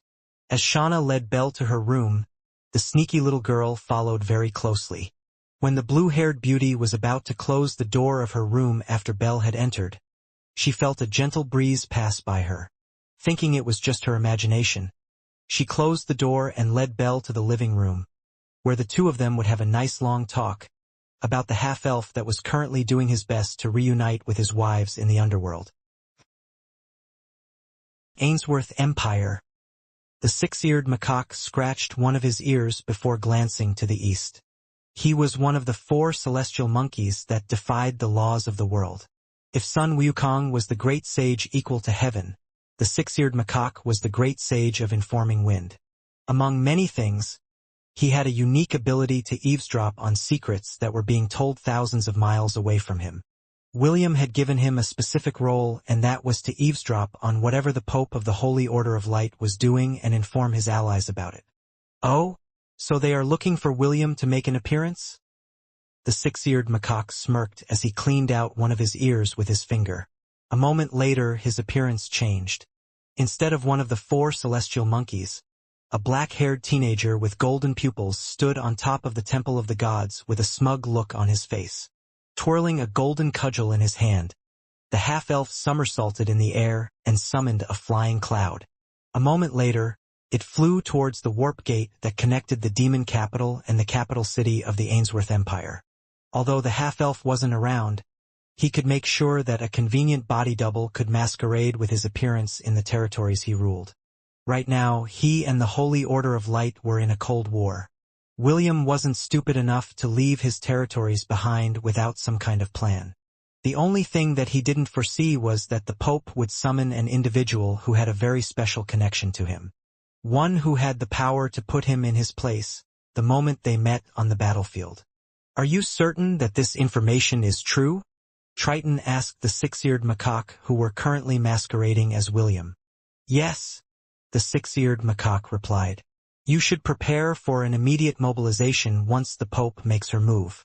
I suggest we attack them before they enter the borders of the Ainsworth Empire. This way, the one who will have the initiative is us instead of them." Triton nodded his head in agreement. "I agree with this plan, but how do we know that they are coming?" The six-eared macaque smiled before pulling off a few of his hairs from his head. He then blew at them and they instantly turned into miniature versions of him, making Triton and the other pseudo-gods under William's command understand what the six-eared macaque was planning. Their meeting lasted for an hour, as they finalized the counterplan they would use once the threat of the Holy Order was found approaching the Ainsworth Empire. Now that William was currently not in the world of Hestia, it was up to his subordinates to ensure that the territories under his command were safe from any form of aggression. 2 days later, over 100 flying ships were mobilized by the Holy Order of Light, and all of them were headed towards the Ainsworth Empire. This was not a full-scale war, but only a blitzkrieg attack to better understand the capabilities of William's subordinates, as well as to check whether the Prince of Darkness was really in the Ainsworth Empire or not. Bell had boarded the flying ship alongside the 4 other pseudo-gods that were under the Pope's command. The pseudo-god that belonged to Hestia Academy didn't participate in this operation because Byron didn't want to antagonize William in any way, so he refused the Pope's request for assistance. The Pope had already expected this response from the headmaster of Hestia Academy, so she didn't think much of it. She only focused on the operation at hand and observed her fleet using the round mirror that was floating in front of her. "We will be arriving in the territory of the Ainsworth Empire in 5 minutes. One of the pseudo-gods said as he looked in the distance. "Everyone, make your final preparations." Suddenly, a storm of lightning, black flames, and silver arrows rained down on the flying fleet from the sky. More than a dozen flying ships were immediately destroyed at the first wave of the attacks, and several others had sustained serious damages, preventing them from staying afloat. In just a span of half a minute, more than half of the 100 flying ships that were supposed to attack the Ainsworth Empire were out of commission. If not for the fact that the pseudo-gods had reacted at a timely manner, the entire fleet might have been wiped out due to the ambush that was prepared for them along the way. While everyone was in a state of panic, Bell knocked an arrow to her bow and glanced at something in the distance. A second later, a golden arrow shot out from her bow, devouring the other projectiles that were attacking them from afar. The arrow flew straight and true, forcing the 3 nymphs to evade it in haste. "Did that girl just shoot that arrow randomly, or did she intend to hit us from the start?" Opus asked as soon as she regained her balance in the sky. "Impossible, we are 10 miles away from them." Loxos denied Opus' conjecture. "She can't possibly see us from this distance." Hecurge, who represented the divinity of distance, glanced in the black-haired beauty's direction, and saw a smirk on her beautiful face. Bell was looking straight at her, which made Hecurge feel a tingle run down on the back of her spine. Clearly, their opponent knew exactly where they were, and that was why she had shot in their direction. "She can see us," Hecurge said, which made Opus and Loxos look at her in disbelief. "I don't know how she's doing it, but she can definitely see us and attack us from that distance." "And no way. That's impossible." Loxos didn't want to believe her sister's words. The 3 of them had to work together in order to create an attack that would transcend distance, and allow them to deal a blow to their enemy from afar. Opus was responsible for attacking. Loxos was responsible for aiming. And Hecurge was the one that was responsible for allowing Loxos to see greater distances, helping her navigate their bombardment from afar. The 3 of them were a set, making them an effective threat to their enemies. But their opponent was only a single person and she could do what the 3 of them could do alone. How could Loxos possibly accept such a reality? "Don't lose your focus," Hecurge shouted. "The fight has only begun." Loxos gritted her teeth and resumed her role of attacking the fleet of the Holy Order of Light, while Triton, Astrape, Bronte, and Sepheron pooled their attacks in their direction, allowing the youngest of the 3 nymphs to guide their attacks and allow it to reach the enemy lines. "Let's retreat for now," one of the pseudo-gods from the Holy Order said as the last flying ship burst into flames. Powerful as they were unable to defend any of the ships, especially when Loxos had decided to combine all of the attacks of the pseudo-gods in a concentrated beam of light. This attack was so powerful that none of them dared to block it. Even Bell's arrow couldn't match its might, which led to the complete and utter destruction of the fleet from the Holy Order of Light. Fortunately, None of the people on the ships were killed because Belle had used her power to forcefully drag them inside her own portable domain, preventing them from getting killed by the concentrated fire that was coming from an enraged Loxos, whose bloodshot eyes were looking at her from 10 miles away. Belle arched an eyebrow at the young nymph before flying away. They had been taken completely by surprise by the pseudo-god's uncanny offensive, making them reconsider using the next strategy that they planned to use, in order to better understand their enemy's fighting capabilities. The Pope smashed her fist on top of her table after seeing the one-sided beating that her forces had received. They weren't even able to step up to the border of the Ainsworth Empire, nor see the faces of their enemy, and yet, they had already lost the battle before it even started. Cursed half-elf. The Pope clenched her fist tightly as she was forced to accept the bitter loss that was akin to a slap in her face. She had already known that William had 3 pseudo-gods that could attack from great distances, but she couldn't understand how their operation was discovered. She had not told any of the virtues about her plan, especially the time that it would be executed. Even the personnel that had been assigned to accompany the pseudo-gods didn't know where they were headed, so a leak of information was unlikely. Could it be clairvoyance? The Pope immediately tossed this idea aside because no one could look into the future where the Holy Order of Light was involved. The power of the Goddess of Light shielded them from such things, so it was impossible for anyone to use this ability to know their plans beforehand. Then how? The Pope frowned because she really didn't have any answer to this question. The only thing she could do was make conjectures that, somehow, the 3 nymphs that were part of William's forces had the uncanny ability to detect enemies from great distances. As the Pope was thinking of various hypotheses as to how their enemy was able to triumph over them, a certain 6-eared macaque cleaned his ear with his finger, as it lay down on top of the Temple of the Gods in the demon realm. "It's time to eat, Brother 6, Eve called out from the ground.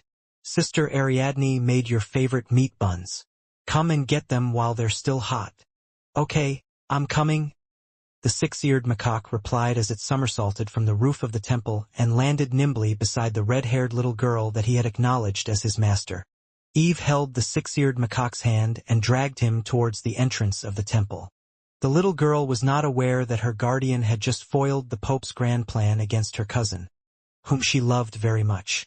The 6-eared macaque just chuckled as he allowed himself to be dragged by the little girl who was the treasure of the Ainsworth family. Compared to his former masters, the Ainsworth was a family he didn't mind serving. He only hoped that the half-elf would be back soon, so he could stop impersonating him. As someone who was quick on his feet and adept at running away, he clearly sensed the power of the black-haired beauty that held a golden bow in her hand. Although they won this time, he felt that if the black-haired beauty really became serious, all of William's strongest defenders would be hard-pressed to fight with her on equal ground. William, who was currently in the underworld, was unaware of what was happening on the surface. The trackers he had left to his subordinates, as well as those in the Holy Order of Light, were still there, and Optimus could feel its connection to them. However, when it tried to gather information on what was happening on the surface world, all it got was white noise and a blank image that didn't show anything. Right now, William had no way of knowing that a battle had just transpired between his subordinates and the forces of the Holy Order of Light. Since he couldn't do anything about it, he just focused on his task at hand, which was currently holding a placard, while the adorable little doll was giving advice to the souls that had once again lined up in her counseling corner. Arenice had gotten addicted to her job as counselor and did her best to give those who sought her help some decent advice. Even William was surprised at how good the doll-like beauty was when it came to the matters of the heart. Out of curiosity, the half-elf had asked her how she was able to have so much life experience, and Arenice's answer made him regret asking this question. "I watched many telenovelas on Netflix. My favorite one is the Squirt Game," Arenice answered with an innocent look on her face. "I still have 4 free accounts that are not being used. Do you need one?" William politely declined her offer and just resolved himself in holding the placard to gather more poor souls that needed counseling. He needed to gather as many hell credits as possible, so he was not going to complain since his only job was to only hold a placard, instead of giving counsel to those who needed it. "And we're done for the day," Arenice said as she started to stretch her arms. "Oh, that felt good. Good work, William replied as he put down the placard he was holding. Did my order from soon arrive? Yeah. I left your chocolate chip cookies and gummy bears in the cupboard. Arenice looked up at William with a dumbfounded look on her face. I can't reach the cupboard, Arenice said. William smiled as he looked down at the little girl who was looking up at him as if she had betrayed him. I know, William replied. That's why I put them there. Why you meanie? Ernie stood up and started pounding William's waist with her closed fist. Why are you bullying me? William chuckled as he held the head of the little girl, who was flailing her arms wildly with the intention to hit him. However, due to her being unable to reach him, she just latched onto William's arm like a koala, with no intention of letting go. This time it was the half-elf who looked at the little girl with a dumbfounded look on his face. Are you human or a monkey? William asked. Choose one. I'm a halfling, damn it. Arenice opened her adorable lips and started biting William's hand, but it was quite impossible for a little girl like her to do damage to the half-elf's hand. After the latter strengthened his arms with his abilities, William ignored the clinging monkey on his arm before glancing at the bracelet on his hand. 68,000 hell credits. In order to buy the ticket that would allow him to proceed to the next layer, he would need to spend 3 to 4 more days in limbo as Arenice's assistant. When he asked the little girl to lend him some hell credits, the latter only glared at him and said, Over my dead body. This left the half-elf no other choice but to patiently wait for the day when he'd collect all the points he needed. There had been more than one occasion when he was tempted to just bite on Arenice's finger, to drink her blood and make the latter more obedient than him. However, he couldn't eat anything that came from the underworld, so he didn't dare to use that plan. The tea and cookies that Arenice liked to snack on were all delivered from Amasoon. Since their ingredients weren't made in hell, the rule that he couldn't eat anything from the underworld didn't apply to those items.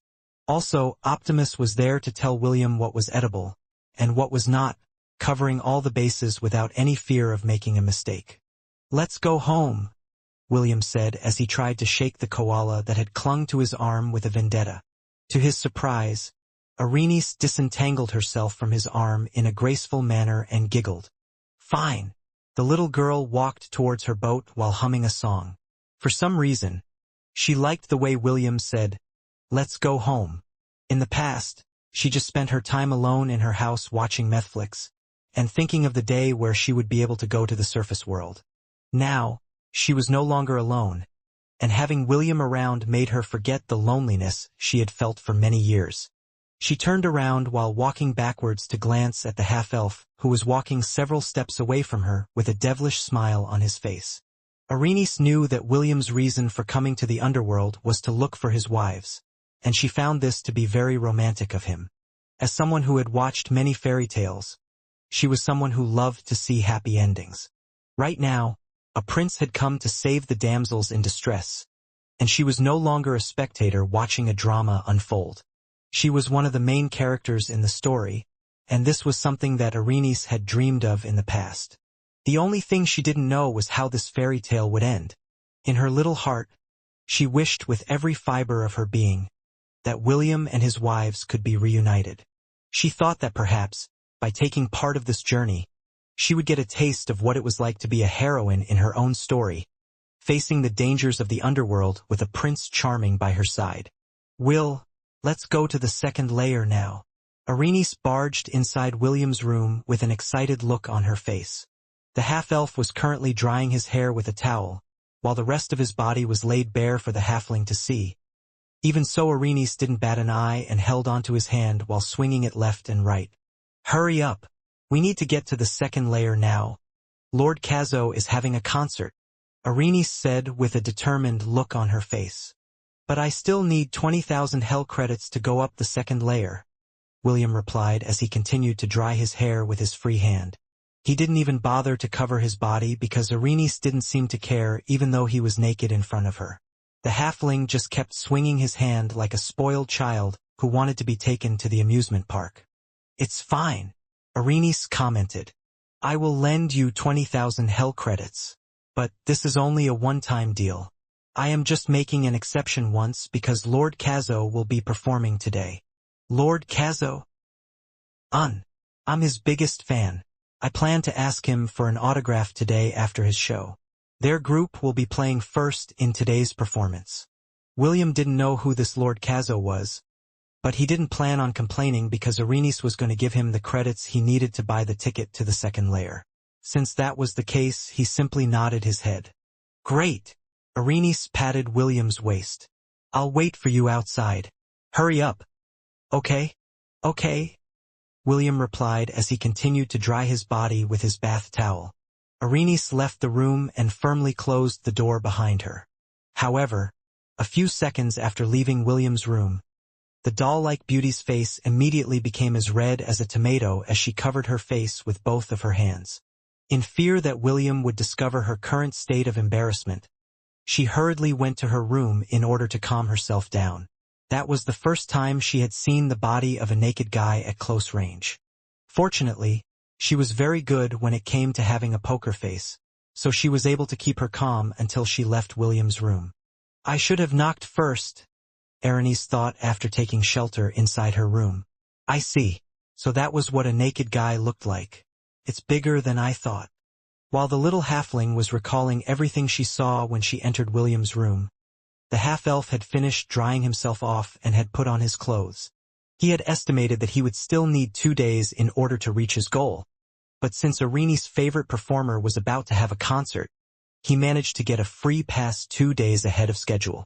Half an hour later, Arenis took William to the Underworld Exchange Commission, so he could buy the ticket that would allow him to go to the second layer to watch Lord Kazo's performance.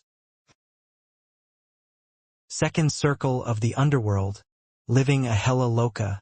Hurry up! Arenis dragged William impatiently as she marched towards a giant stadium in the distance. Giant spotlights were shining down on it, making it stand out from the hellish flames that surrounded it.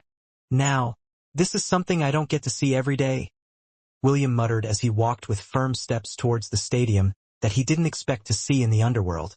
For long lines of souls could be seen at the entrance of the stadium that extended for miles. Clearly, the person named Lord Kazo was very popular in the underworld, making almost everyone in the second layer come to see his concert. Just thinking of joining that long queue made the half-elf frown. However, Arenis ignored the line and walked to the side of the stadium with the nothing can stop me expression on her face. At the side of the stadium, there was a gate that 2 giant ogres guarded. Although the gate was open, no soul dared to enter it, in fear that they would get clobbered by the 2 giant monsters, who served as the security guards for the concert hall. Halt! One of the giant ogres shouted. He looked down at the 2 people with an intimidating gaze, making them understand that this was a restricted area. The ticket booth is over there. Line up properly if you don't want to get hurt. Arenis ignored the ogre's warning and took out the badge of the ferryman of the underworld. The doll-like beauty gave the ogre a step-aside plebeian glare, making the latter flinch. After making sure that the badge Arenis showed them was authentic, the 2 were able to pass the gate without any trouble. The ogres even became polite and addressed Arenis as young miss, and William young sir. Did you see that? Arenis glanced at William with a smug look on her adorable face. I'm amazing, right? As long as I have this badge, nothing can stop me from going where I want. Yes, you were amazing, William replied. Can I also get a badge like that? After seeing how the badge made the ogres change their attitude towards them, William thought that acquiring it would save him a lot of trouble. He didn't know if his wives were located in restricted areas of the underworld, so having the badge would definitely help him bypass certain places that were guarded by the officers of the underworld. You wish, Arenis chuckled when she heard William's words. Not just anyone can acquire the ferryman badge. Only those that have done meritorious services in the underworld can get it. Oh, so you were able to do something great? Pray tell what you did in order to get that badge. That's a secret. Sorry, but I am under a non-disclosure agreement, NDA. I am not allowed to tell anyone how I got this badge. The halfling stuck out her tongue at William before letting go of his hand. She then ran towards the very front seats of the concert hall, near the stage, and sat on a pink chair that seemed to have been reserved just for her. William sat on the chair beside her, and crossed his arms as he looked at the stage. Right now, the stage was dark, and nothing could be seen on it. Even his dark vision couldn't penetrate the darkness. Half an hour later, most of the seats of the concert hall had been occupied. William was surprised because he had only taken his eyes off the halfling for less than a minute, and the latter was already wearing a pink jacket and holding 2 glow sticks in her hands. She also had a white bandana with the words, "I love Kazo," with a heart in its center, on it. "President, you are already here," a cheerful voice called out from behind Arenice, and the latter turned her head and looked at her comrades with excitement. "Ha, of course I am here," Arenice said as she raised her head arrogantly. "Girls, the time has come to give our Lord our support. We must not fail him. Of course, how can we possibly not give our support to Lord Kazo? Kazo is life. Kazo is love." William blinked once then twice as he looked at over a dozen pangolins of different sizes. Some were as tall as a meter while the others were only a foot tall. All of them were wearing pink jackets and already holding glow sticks in both of their claws. Just like Arenice, they also had the white bandana on their heads with the "I love Kazo" logo imprinted on it. Before the half-elf could even ask Arenice the question that popped inside his head, the lights of the stadium suddenly turned off, leaving everyone in complete and utter darkness. The chattering and murmuring inside the concert hall immediately stopped, as everyone, with the exception of William, waited with bated breath for the start of the concert. Suddenly, a single ray of light shot towards the center of the stage, illuminating a rainbow-colored anteater wearing sunglasses and clothes that were similar to what Elvis Presley wore during his performances. "Good evening, everyone." Thunderous cheers and applause immediately reverberated inside the concert hall, making the entire venue tremble. "Lord Kazo! Lord Kazo! Lord Kazo! Lord Kazo! Lord Kazo!" William, who was looking up at the stage, had the "I knew it" expression on his face because he had somehow connected the dots. "Thank you all for applauding," Kazaganaga said as it smiled at the people that had come to watch its concert. "My friend is still in the toilet. You prolonging this concert will help him finish his business. But, for now, let's not talk about him because it might make this place stink." The audience laughed at the rainbow-colored anteater's joke, while Arenice and the pangolins behind her started to cheer and wave their glow sticks happily. The black-haired teenager smiled as he looked at his dear companion, who seemed to be enjoying his life in the underworld. At the start, he wasn't interested in watching the concert. But now, he was looking forward to seeing what kind of performance the rainbow-colored anteater was planning on giving in front of the millions of souls who had come to see the concert, and watch the deity of the sky give them a show that they would never forget. 5 minutes later, several more lights shone on the rainbow-colored anteater and his band members. They were the popular upstarts of the underworld, and it wouldn't be an exaggeration to say that they had taken the second layer of the underworld by storm. The drummer of their band was a minotaur, their guitarist was a demonic dog with one eye, and the pianist was a goblin paladin. "The song I am going to sing tonight is a very special one," Kasaganaga said. "It is our latest single, I Am Rolling. So make sure to purchase the original copy after this concert is over. It is very cheap. Only 100 hell credits per copy. The first 100 copies of this are signed, but they cost 10,000 hell credits each. Grab one while supplies last." Arenice and the pangolins all clenched their fists. They planned to take all 100 of Kasaganaga's latest single and make sure that everyone in the We Love Kazo fan club got one no matter what. After hyping the crowd to buy his latest album, Kasaganaga glanced at his comrades and gave them a brief nod. Urkitu tapped his drumsticks over his head 3 times, signaling that the performance was about to start. Everyone quieted down as they waited for the rainbow-colored anteater to begin his performance. Using a mellow voice, Kasaganaga began to sing the first lines of his latest single, I Am Rolling. A long, long time ago, I can still remember, when the humans were under an attack, Kasaganaga sang while having a pained look on his face.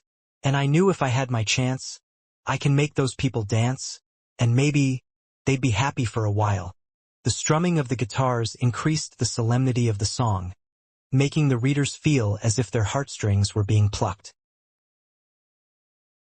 But the elven goddess' response didn't thrill us. She knocked her bow and tried to kill us. We escaped from that hag. But I fell down in Fort Nez. I can't remember if I cried when I was sealed in a block of ice. But something touched me deep inside the day I met this boy. Suddenly, the piano and the drums came to life as Kasaganaga sang the chorus of the song. I am rolling. My, this red-headed guy. Maybe Dark Prince someday later, now he's just a small fry.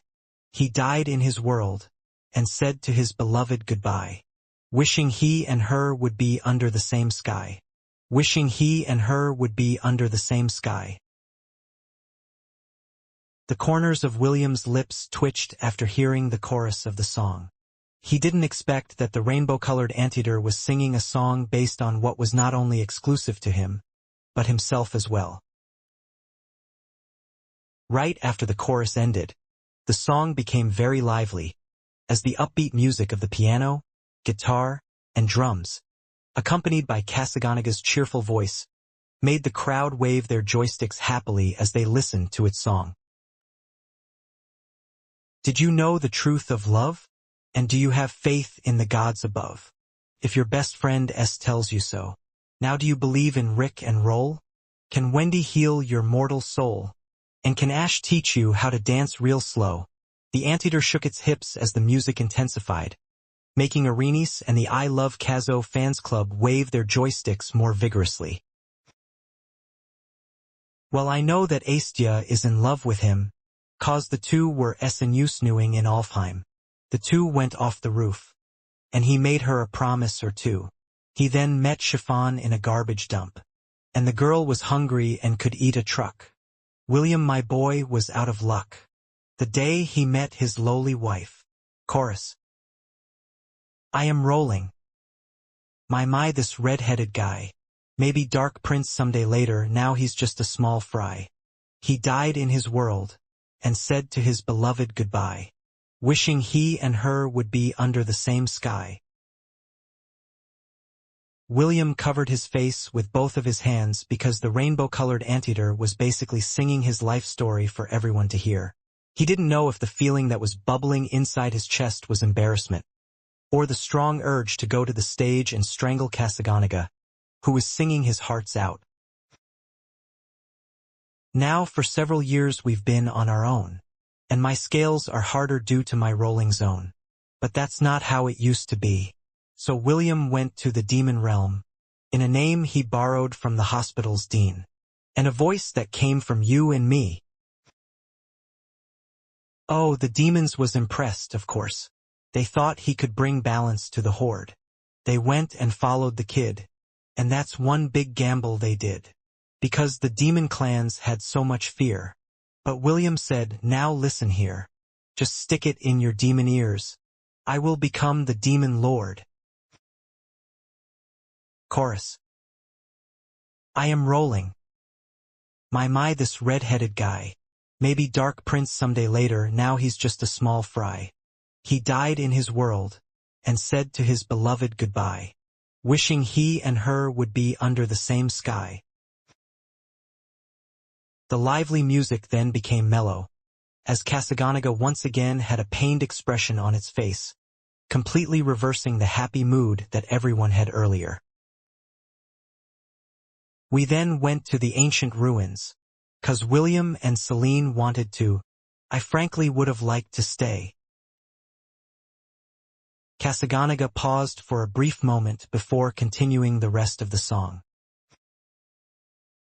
Then we all fought in that epic war, and it wasn't long at all before our William fought to save the day. In the end, some shadow demons died. Some demons blew up and they were fried. A lot of our friends were croaking. The King's Legion was broken. And the demonic dog I admire the most met up with Princess Ironfan and he got toast. Well, we're still here and she's a thought. But still, we lost that war. With a tearful voice, Kasaganaga continued the last verse of the song, as the rest of his band members joined him to sing the chorus. I am rolling. My, this red-headed guy. Maybe Dark Prince someday later, now he's just a small fry. He died in his world, and said to his beloved goodbye, wishing he and her would be under the same sky. The rainbow-colored anteater slowly waved its paw left and right, and the rest of the audience also slowly waved the glow sticks in their hands in response to their Lord Kazo's tearful voice. The audience then sang along with him because they already knew that they just needed to repeat the chorus for the finale. We were rolling. My, this red-headed guy. Maybe Dark Prince someday later, now he's just a small fry. He died in his world, and said to his beloved goodbye, wishing he and her would be under the same sky. Wishing we and him would be under the same sky. The song finally ended and another thunderous round of applause and cheering shook the entire venue. William, who was watching his friends on the stage, didn't notice the tears that had slid down the sides of his face. He had seen through his sea of consciousness how desperate his friends had fought in order to buy some time to allow him and the others to escape. Ella, Elliot, Conan, Kasaganaga, Urkitu, Jareth, and many more sacrificed their lives in order to allow him to escape. Back then, he cried tears of blood as he watched the deaths of everyone he cared for, and who cared for him in return. They had indeed lost that war, and through it, William had also lost many things, including half of his soul. As the loud shouts of praise from the crowd continued to reverberate inside the arena, the black-haired teenager who had come to reunite with his wives, and unexpectedly found his friends, cried silently amidst the cheers surrounding him. Only those that had been present for the battle in the demon realm knew how dire the situation was. If not for the courage and selflessness of several individuals, the Prince of Darkness might have been crushed in Ahriman's grasp before he was even born. After Kasaganaga's performance, the other performers of the underworld went onto the stage one by one. However, none of them were able to make the crowd cheer as wildly as the rainbow-colored anteater had. An hour later, Arenice, as well as the members of the I Love Kazo fan club, stormed the backstage area, using the power of her ferryman badge, which allowed them to completely bypass the helpless security guards along the way. Lord Kazo, we've come to buy all 100 signed copies of your latest single, Arenice shouted as she looked at the rainbow-colored anteater that was currently drinking coconut juice and wearing a small fedora on its head, while seated on a chair. Oh, Arenice, it's been a while since I've seen you. Kasaganaga smiled as soon as it saw the doll-like beauty who had proclaimed herself as its #1 fan and president of the I Love Kazo fan club. I'm glad that you were able to come to the concert. No matter where I am, as long as I hear that you are going to have a concert. Arenice patted her modest chest with confidence. I will come flying. Right, girls? That's right, President. One of the pangolins said with a flushed look on her face. Even if a river of flames, or the god of death himself stands in our way, we will endure all hardships in order to watch you perform. You have our 101% support. Kasaganaga chuckled after hearing the pangolin's flattering words. I know that you girls feel that way. This is why I reserved all 100 of my signed copies for you girls. Kasaganaga replied as it pointed at a table that was covered with cloth. As if waiting for that moment, Saglav took the cloth away and showed everyone the 100 CDs with Kasaganaga's signature on it. Lord Kazo, you're so awesome, Arenice shouted. I'll transfer the hell credits to you right now. Always pleasure doing business with you, Arenice. Kasaganaga tipped its fedora in her direction, making the pangolins behind Arenice faint with love-struck eyes. The little halfling didn't even bother to look at her fallen comrades as she immediately secured the goods on the table in fear that some random rival fans club would suddenly barge in and steal them from her. After securing the goods, she went back to help revive the pangolins who had fainted from the gesture of their idol. While this was happening, Kasaganaga's gaze was somewhat pulled towards the door of the room, where a black-haired teenager was leaning on the wall and looking at him with a smile. The rainbow-colored anteater dropped the coconut in its paws as it looked at the half-elf in disbelief. Will? Kasaganaga asked with a doubtful expression on its face. Is that you? It seems that you are enjoying your life here in the underworld, Lord Kazo? William replied in a teasing voice. I guess you like your life here more than your life on the surface. Before William could even continue teasing the deity of the sky, Kasaganaga had already rolled up in a ball and flew in his direction. When it was only a meter away from William, it unrolled itself and clung to the half-elf's chest while crying. Damn it! Did Ahriman kill you as well? Kasaganaga asked while its tears fell down like rain. Why did you die? You're not supposed to die. What are you doing here? Urketa picked up the half-elf and gave him a crushing hug, making Kasaganaga howl in pain because it was being crushed between the two of them. Fortunately, the rainbow-colored anteater was already dead, so it couldn't die a second time. Will, what happened? Soglav asked as it patted William's leg because the half-elf was still being hugged by Urketu. Is the situation in the surface world that bad?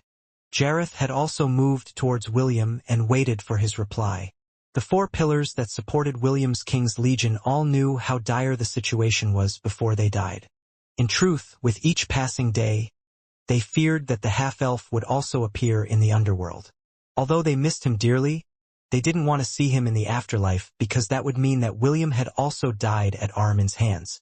Don't worry, everything is already over, William replied as soon as Urketu placed him back on the ground. Felix is dead, and Ahriman's soul escaped to the void. We won't be seeing him anytime soon. After hearing William's reply, Kasaganaga, Urketu, Soglav, and Jareth all breathed sighs of relief.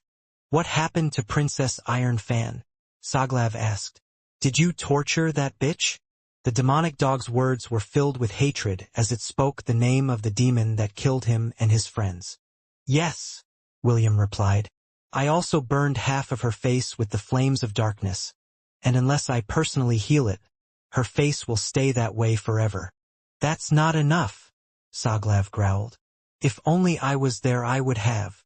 It's fine. William patted the demonic dog's shoulder. When you get back, I'll leave her in your hands. The demonic dog's eyes widened in shock after hearing William's words. Did you bring my body? William nodded. Since his friends' bodies had no life left in them, he was able to store them inside his storage ring after letting them soak in the spring of life for a day. Their bodies were no longer stiff, but it still didn't have any heartbeats, so they were able to be stored without any problems. Good. Kasaganaga nodded as he patted William's chest. You did well. Actually, this is even better. Did you know that we have been collecting hell credits so that we can reconstruct our bodies? Urketu doesn't have a body anymore, so we plan to get him a new body before we return to the surface world. Since you brought our bodies here, we can have them modified in order to make them stronger. William looked at the anteater clinging on his chest in disbelief. You can do that? Yes, Kasaganaga replied. Right now, we have millions of hell credits, and we were just about to buy bodies for ourselves, but since you brought them for us, we can just use the remaining hell credits for upgrades. Next time, my scales will be so hard that not even a god can destroy them with a punch.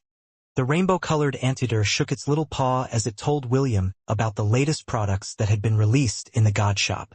Soglav wanted to have eyes like a normal creature, and its single demonic eye would become its third eye. Urketu had planned to buy a hybrid body that could shift between his normal form and an adamantite form that is very resistant to magical and physical attacks. Jareth, on the other hand, planned to buy a half-cyborg body, with modern armaments like plasma cannons and lightsabers.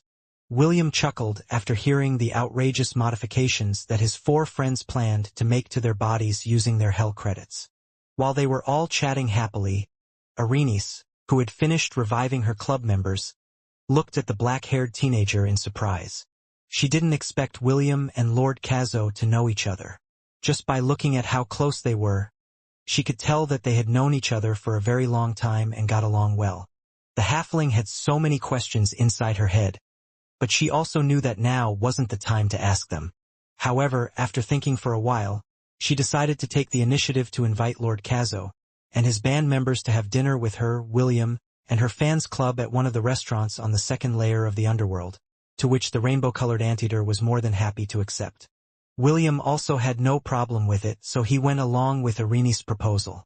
Half an hour later, a grand party was held at one of the VIP rooms of the restaurant called Hell's Kitchen.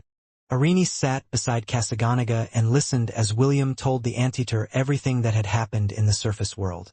As someone who had lived in the underworld all her life, any news about the surface world made her excited. When William said that he had fought against a primordial god, the halfling looked at him with contempt. Clearly, she didn't believe that someone like William would be able to contend against a god, and she simply thought that the black-haired teenager was just bragging.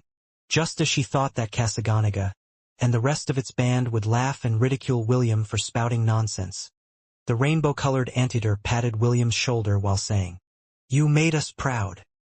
Irene's blinked once then twice at this unexpected reaction that, for a brief moment, she thought that it was her who didn't have any common sense. She couldn't believe that her idol readily believed William's words, as if the half-elf was incapable of lying.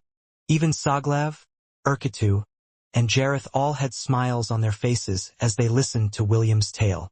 "So, you came here to find Chiffon, Ash, Princess Sydney, and Celine." Kasaganaga rubbed its chin. "If I'm not mistaken, the third layer of the underworld is called the Glutton's Paradise. If Chiffon is really here, then she would certainly be there without a doubt." William nodded his head in agreement. Irene's had told him all of the names of each layer of the underworld. He shared the same opinion as Kasaganaga.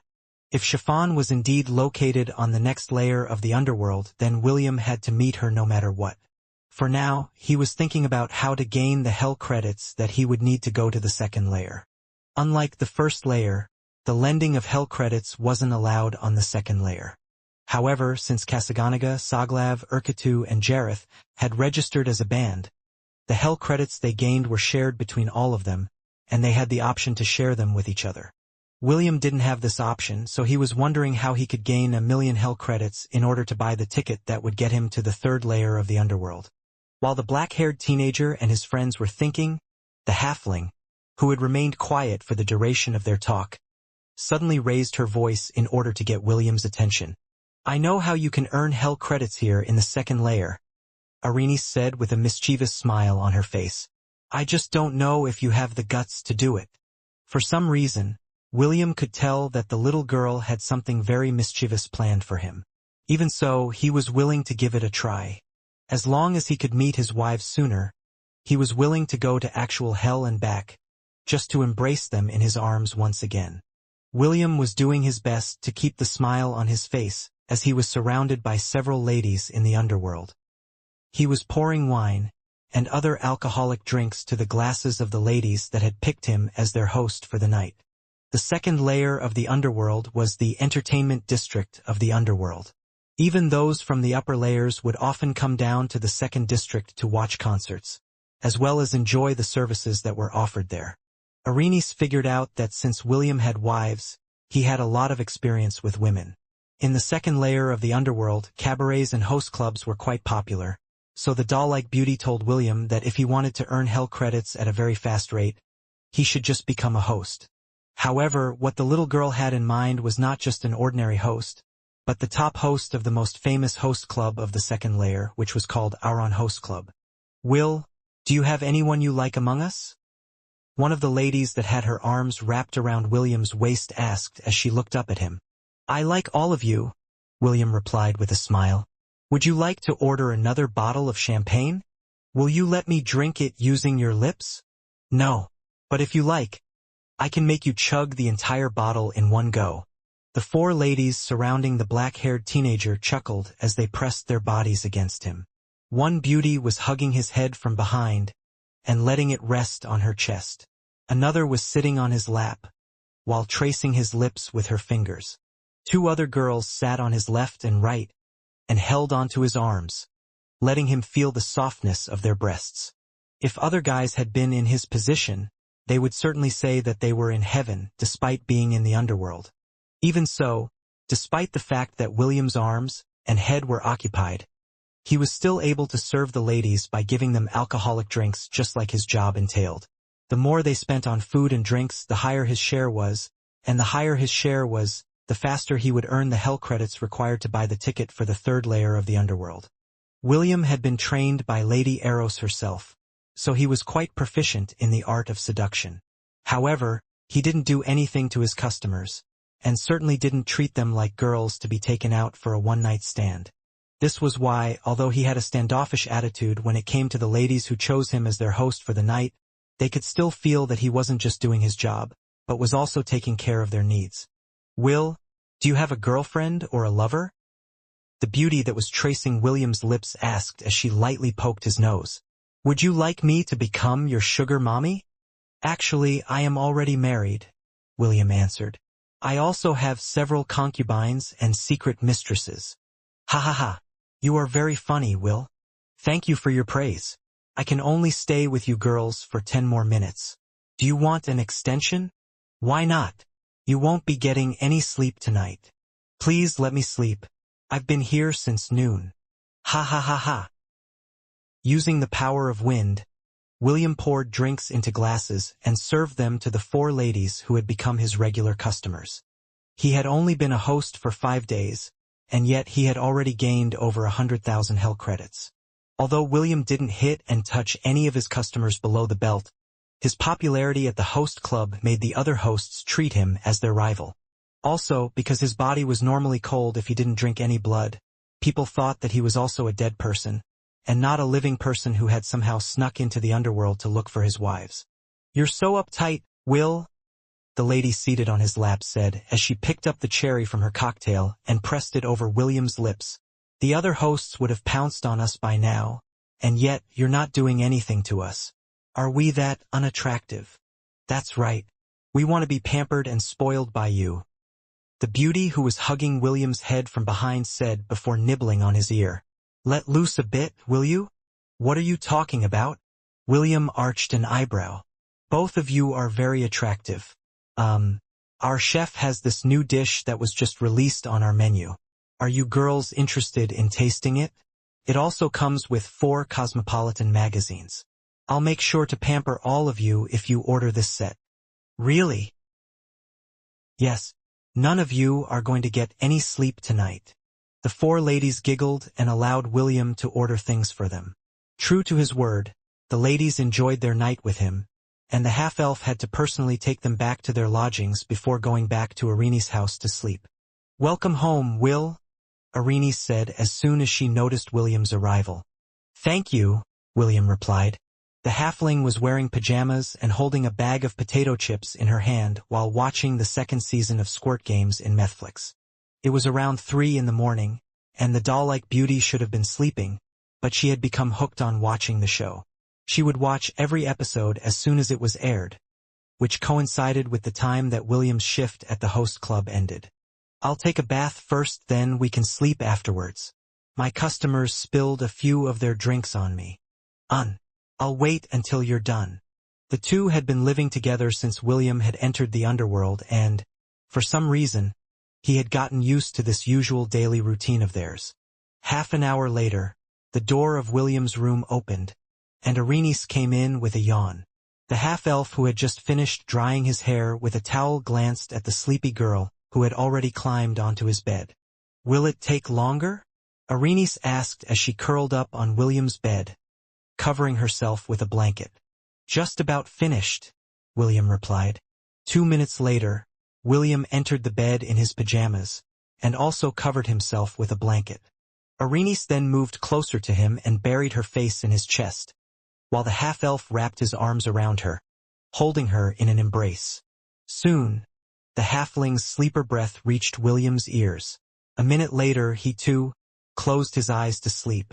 It may not look like it, but he was also exhausted after dealing with his customers in the host club, making him fall asleep in less than a minute, while holding the soft and delicate body of the halfling in his arms.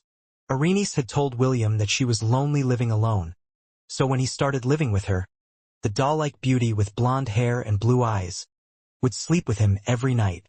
William didn't mind doing this because Medusa would do the same from time to time.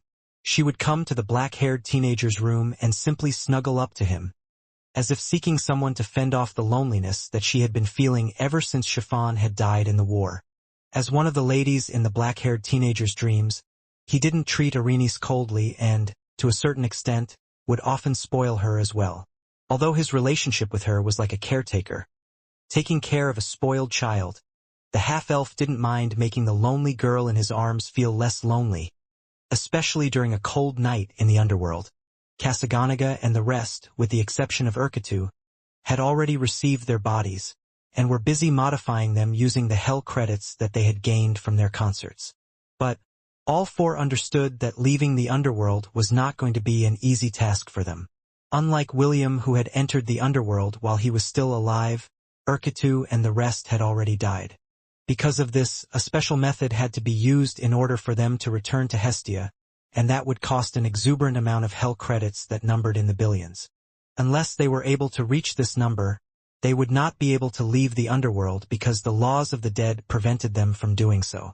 They had already mentioned this matter to William, and the black-haired teenager understood that it would still take his friends some time to return to his side.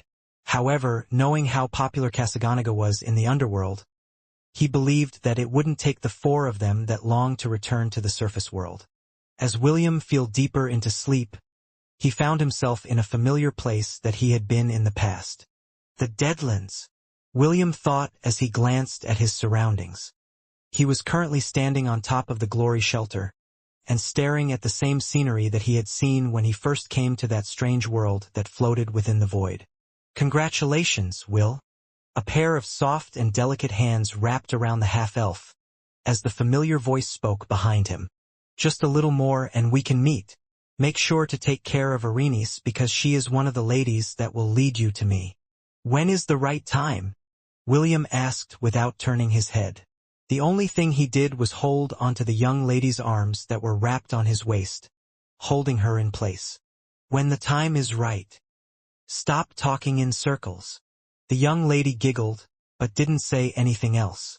She just rested her head against his back, feeling the coldness of his body that had been deprived of blood for many days. "Now is not the time to meet. You still have things to do, and an angry wife to pacify. Once that is over, come and find me. I will be waiting for you."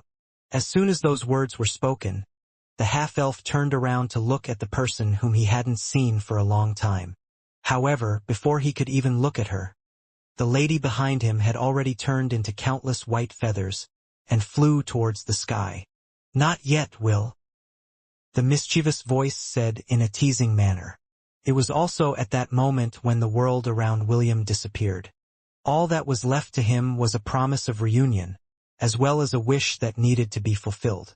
The image of the lady in his head also disappeared, as if it was just a fleeting dream, but her voice, as well as her touch, lingered within his consciousness, making him wake up. As soon as William opened his eyes, the first thing he saw was a sleeping Arenice who was drooling on his pajama shirt. He could no longer remember the dream he just had, but for some reason, a part of him was looking forward to meeting her again. The half-elf sighed as he set aside his dream for the time being.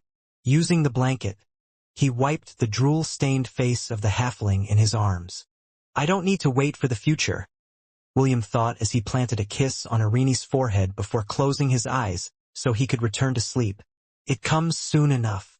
As if responding to William's kiss, the sleeping halfling held onto him tighter, while dreaming sweet dreams that she had never been able to dream before within the deathly prison that was called the underworld. "Welcome to the Auron Host Club," William said as soon as he opened the door. "I will be your host for Todd." The half-elf wasn't able to finish his words because as soon as he opened the door, the faces of Arenice, Kasaganaga, and two pangolins appeared in his vision. "Hey Will, we came to visit." The half-elf immediately closed the door before pinching the bridge of his nose. He could already tell that Arenice and Kasaganaga had come to visit him out of curiosity, and he would have no choice but to serve them as their host for the night. As a host that was as popular as he was, his schedule was booked for an entire month. The half-elf had decided to accumulate as many hell credits as he could, even surpassing the ticket price for the third layer of hell. The reasoning for this was simple. Regardless of where he went in the underworld, the currency that reigned supreme was hell credits. Since that was the case, he would just farm as many credits as he could, so he could buy the tickets for the third, fourth, fifth, and perhaps even the sixth layer of the underworld before he left the second layer. This was the method that he had devised. Although it would take him a longer time to reunite with his wives, this was still the best method that he could use in order to meet them all without having the need to accumulate hell credits as he advanced to the upper layers of the underworld.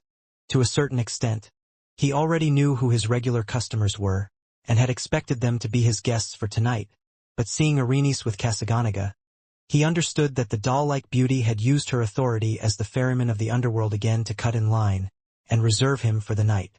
Taking a deep breath and resigning himself to his fate, William once again opened the door and entered it with a smile. "You bastards! Just what do you think you're doing here?" William asked as he lightly pinched Arenice's cheeks, making the latter flail on her chair. "I should be the one asking you that," Arenice replied after prying William's hand off her cheek. "Don't you know that we are customers? Customers are always right." "That's right. What do you think you're doing to our president? Do you want to get fired from your job?" One of the pangolins asked. "Can you act in a civilized manner and not like a barbarian who just came from the countryside?" The other pangolin supported her comrade at arms. "Can't we talk things out like proper civilized creatures?" Kasaganaga chuckled before lightly tapping its paw on the table. "We came here to have a good night, Will," Kasaganaga stated. "No more violence, okay?" "Fine," William replied. "So, dear guests, what drinks would you like to have?" "One margarita for me," Arenice ordered. "Two cosmopolitan," one of the pangolins ordered for herself and her friend. "I'll take one mojito, please." Kasaganaga gave his order as well. William nodded. "Understood. One orange juice, two lime juice, and one mojito." "Hey, I said margarita, not orange juice," Arenice complained. "That's two cosmopolitan, and not two lime juices." The pangolin also voiced her opinion. "I heard you the first time," William replied as he activated the artifact in his hand. "One orange juice, two lime juice, and one mojito. Jarvis, please prepare the drinks." "Got it, Jarvis."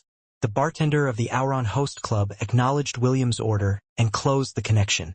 William ignored Arenice and the two pangolins' glares before sitting between the halfling and the rainbow-colored anteater.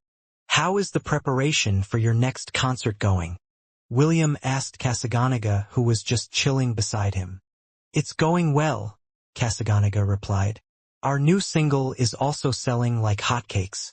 The recording studio called me earlier and said that they are going to release 100,000 more copies because of increasing demand." "That's great to hear. More power to your next concert." "Thank you." William then shifted his attention to the sulking little girl beside him. "What's wrong?" William inquired. "Not watching Squirt Games today?" "I can watch it any time," Arenice replied grumpily. "I want to be pampered tonight. If you don't give it your best, we will leave you a 1-star review. Isn't that right, girls?" "Yes, President," one of the pangolins replied. "I'll also make sure that the rest of our sisters post 1-star reviews as well. Let's see if he can bully us after that." "You are underestimating the power of your customers," the second pangolin commented. "So what if you are the most popular host right now? One small mishap and your fame will come crumbling down if you mess with our fans club." William ignored the threats of Arenice and her fellow pangolins. Since Kasaganaga was his friend, just a slight push was all it would take to pacify the I Love Kazo fans club and change their 1-star reviews into 5-star ones. When the drinks finally arrived, the group became rowdy as they sang and danced in the host club's room that also served as a KTV. In order to entertain guests, hosts would usually sing, dance, and serve them to make the customers continue to buy food and drinks, thereby raising the commission that they would get for the duration of their guest stay inside the host club. Naturally, they were also given tips in the end, which sometimes exceeded half of the total number of hell credits that they could earn in a day of serving customers. Since William was well-versed in the act of seduction and temptation, his ability to squeeze the hell credits from his clients' purses were quite phenomenal, making him the top host of the establishment in just the span of a few days. Peaches and cream, sweeter than sweet. Chocolate cheeks and chocolate wings, but your wings are devil wings. There is a bitter next to your sweet. Arian sang while holding the mic in her hand, while the two pangolins clapped their hands together to support their president. William and Kasaganaga clapped alongside the beat of the music, making the halfling sing and dance to her heart's content. After the song ended, a satisfied Arenice returned to her seat, as William gave her a glass of Cinderella, which was a mocktail that the half-elf had ordered for the lively halfling who was truly enjoying her night at the host club. Although she was sweating a bit and breathing a bit roughly, her youthful energy would revitalize anyone that looked at her. Even Kasaganaga was contemplating if he should invite Arenice to become a guest performer in its next concert, which made the halfling look at her idol with sparkling eyes. "See, can I really be a star just like you, Lord Kazo?" Arenice asked after drinking half of the fruit juice that William had given her. "Definitely. Isn't that right, Will?" Kasaganaga replied before shifting its attention on the half-elf, who was busy wiping the sweat off Arenice's face with his handkerchief. "I can already see it happening," William answered. "The halfling that took the underworld by storm. The one and only Lady Arenice, who sings BTS songs as if she was born to do it." "That's right, President." One of the pangolins clapped her hands. "This is simply perfect. To think that our president can also become a celebrity. I'm so proud. Just thinking of our president's poster being plastered all over the second layer for her upcoming concert." The other pangolin hugged itself while its body shuddered. "The mere thought of it is giving me goosebumps." Arenice looked up at William, as the latter continued to wipe the sweat on her forehead, cheeks, and neck. "Do you really think I can be a popular idol?" Arenice inquired with a serious look on her face. "Definitely," William replied. "The only question is whether you are prepared for the consequences of stepping on that grand stage and looking at the countless people who have come to watch you perform." The halfling closed her eyes as she imagined the scene that William had told her. A grand stage with the lights shining down on her, and countless people waving their glow sticks in the darkness. The mere thought of it made Arenice shudder from both fear and excitement. The more Arenice thought about becoming an idol, the more she felt that she might be biting off more than she could chew. A part of her felt anxious about stepping on the spotlight and performing like one of those popular artists that she had watched on Netflix. What would she do if she wasn't able to sing and dance properly? Worse, what would happen if she accidentally tripped on the stage and fell while dancing? "I'll think about it for now," Arenice stuttered as soon as she realized how grand the scale of the performance that Kasaganaga was talking about. She didn't know if she was confident enough to face tens of thousands of people that would come to watch her perform on the stage. Kasaganaga chuckled before poking William's arm. "I wonder what would happen if Medusa and Arenice met. I'm sure the two of them would hit it off. Maybe our little Medusa can even help Arenice become the idol she aspires to be." The black-haired teenager smiled because Medusa had become the Thousand Beast Domain's pop star. The little Gorgon would hold concerts once a week alongside Scherer and Gullenbursty at the concert hall of K-City. It all started when William had asked Optimus to attach a special antenna tower within the Thousand Beast Domain to allow the televisions to pick up channels back on Earth. Among these channels was the music channel, where all the latest songs were being played. As someone who had become the champion of Dance Dance Evolution in the Thousand Beast Domain, Medusa enjoyed dancing, and singing as well. It was as if everything fell in place like a giant puzzle, and before William was even aware, the little Gorgon was already doing small-scale concerts without his knowledge. If not for Optimus' regular weekly reports on the things that were happening inside his domain, he would still be unaware of the latest fad that was happening right under his nose. "Maybe I should let them meet in the future," William mused as he finished wiping the sweat off the doll-like beauty's face. "I'm sure that the two of them will become the best of friends." A few hours later, William carried a drunk Arenice back home in a princess carry. He didn't know how it happened, but the halfling got tipsy after drinking so many fruit juices. After asking Jarvis about the possibility of adding alcohol in her drinks, the bartender confessed that there were 3 occasions where the halfling had gone to the bar counter of the host club to order a few alcoholic drinks on her way to the bathroom. Since Arenice had the badge of the ferryman of the underworld, Jarvis didn't dare defy her orders and gave her the alcoholic drinks she wanted, which the latter gulped one after the other before returning to the room where William Casagonaga and her two friends were currently at. Fortunately, even when drunk, Arenice was still sober enough to not do anything embarrassing. The only thing she did was to sit on William's lap and rest her head on his chest before dozing off to sleep. Half an hour later, Casagonaga deemed that it was time to end the drinking session and paid William the fee for his services, as well as the payment for the food and drinks.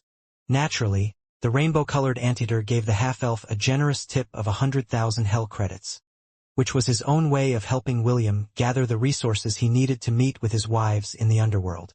In truth, this was the main reason why he agreed to come with Arenice to the host club. Since lending hell credits was forbidden in the second layer of the underworld, the only way he could help William was to use the loophole that was available in the rules of the underworld, which was giving tips. Sadly, there was a limit to the amount the tips given to an individual could be, and 100,000 was its limit.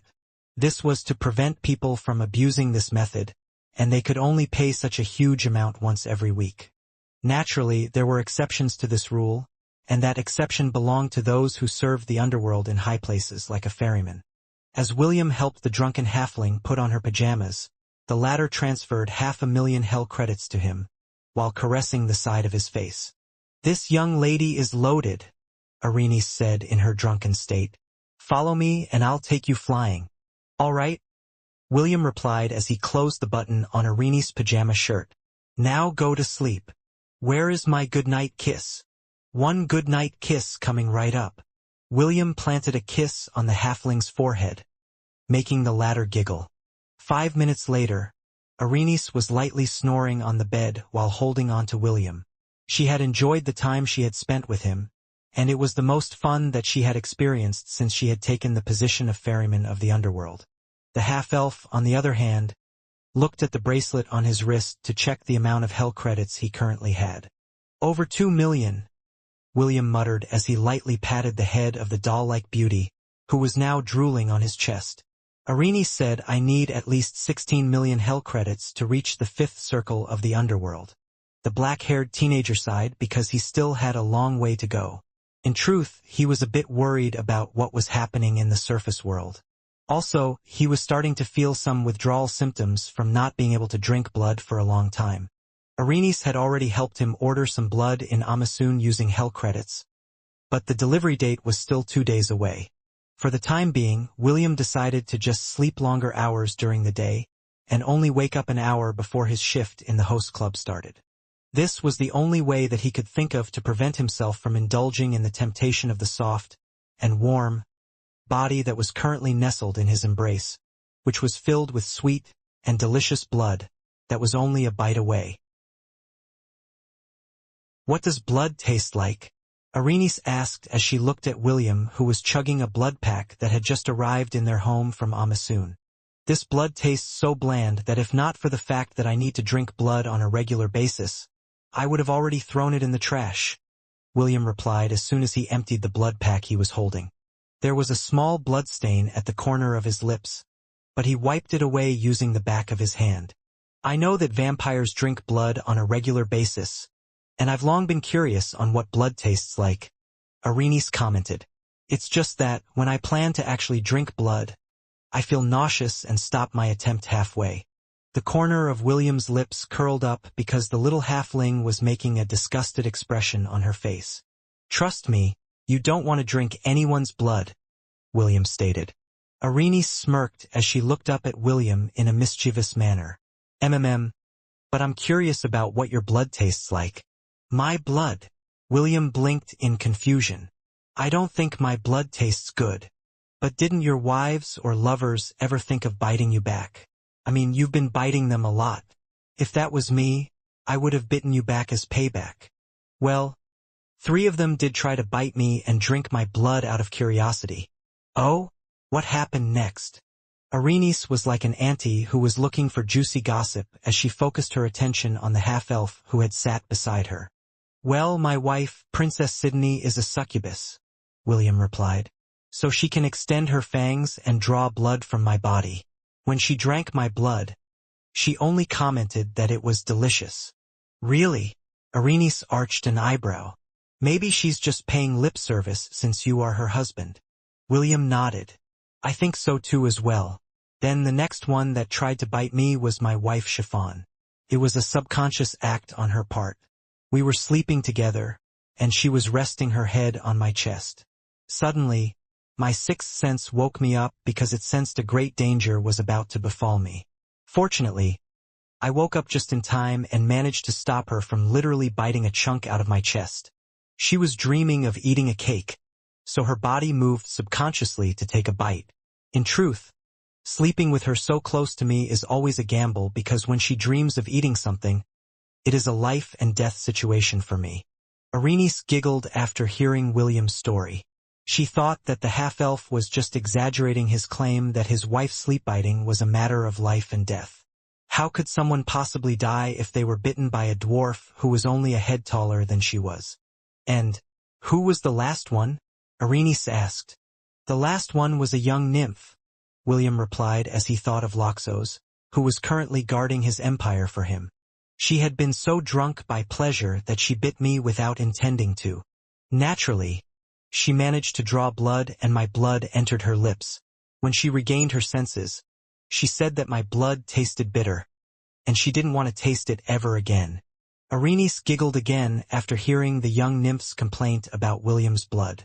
So, one said it tastes delicious, and the other says it's bitter. The halfling muttered as she nonchalantly sat on William's lap, as she used the remote control to open the T.V to watch squirt games in Netflix. She then grabbed the bag of potato chips she had prepared beforehand and started munching on chips. William had already gotten used to Arenice's antics, so he just leaned back against the couch and held her in place to prevent her from slipping off his lap. The black-haired teenager had taken the day off because of his unstable urge to drink blood. He didn't want to start biting his customers due to bloodthirst and simply waited for the delivery of Amasun to arrive. Now that he had drunk some blood, he felt a lot better, but still unsatisfied with its taste. Drinking blood from a blood pack and drinking it directly from the source were two different things. It was like eating from a fast food restaurant and comparing it to a Michelin star restaurant.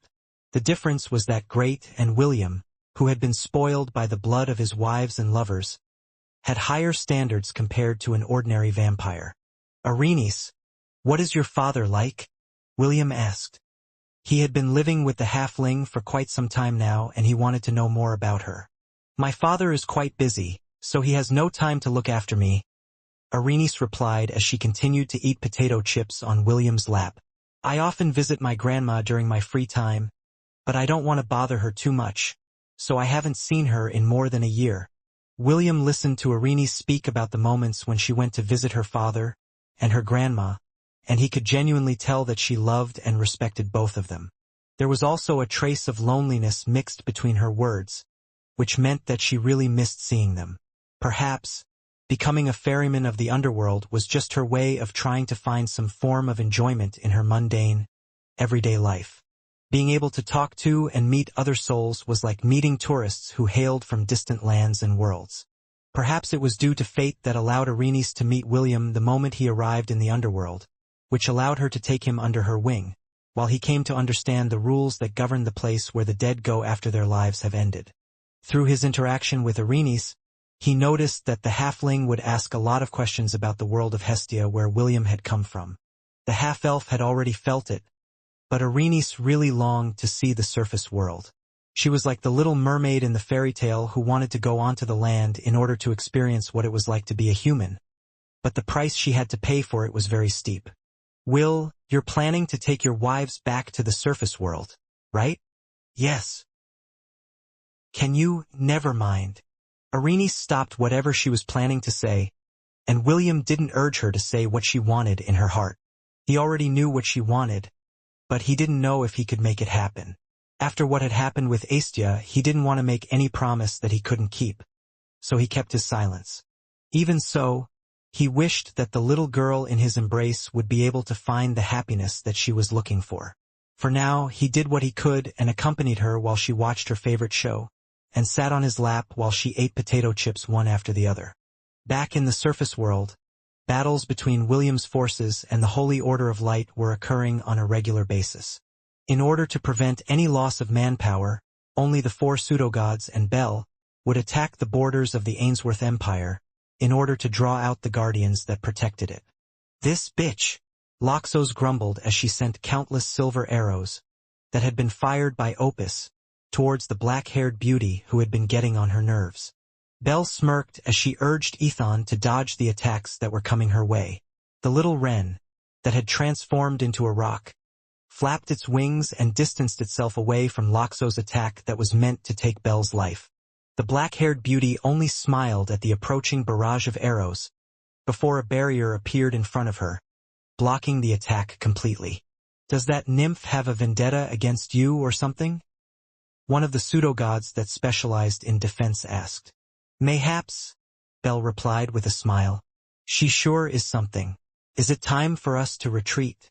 "Yes, we have collected enough data for now," the pseudo-god replied. "It won't be long before we've analyzed all of their attack patterns, as well as their strengths and weaknesses.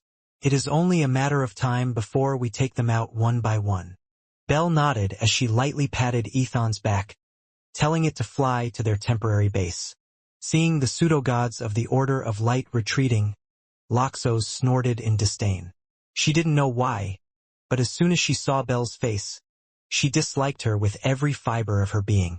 This was why she would always aim their attacks at her at any opportunity she got with the intention of ending her life. Unfortunately, Bel was a peak pseudo-god, and was more than capable of protecting herself from her attacks.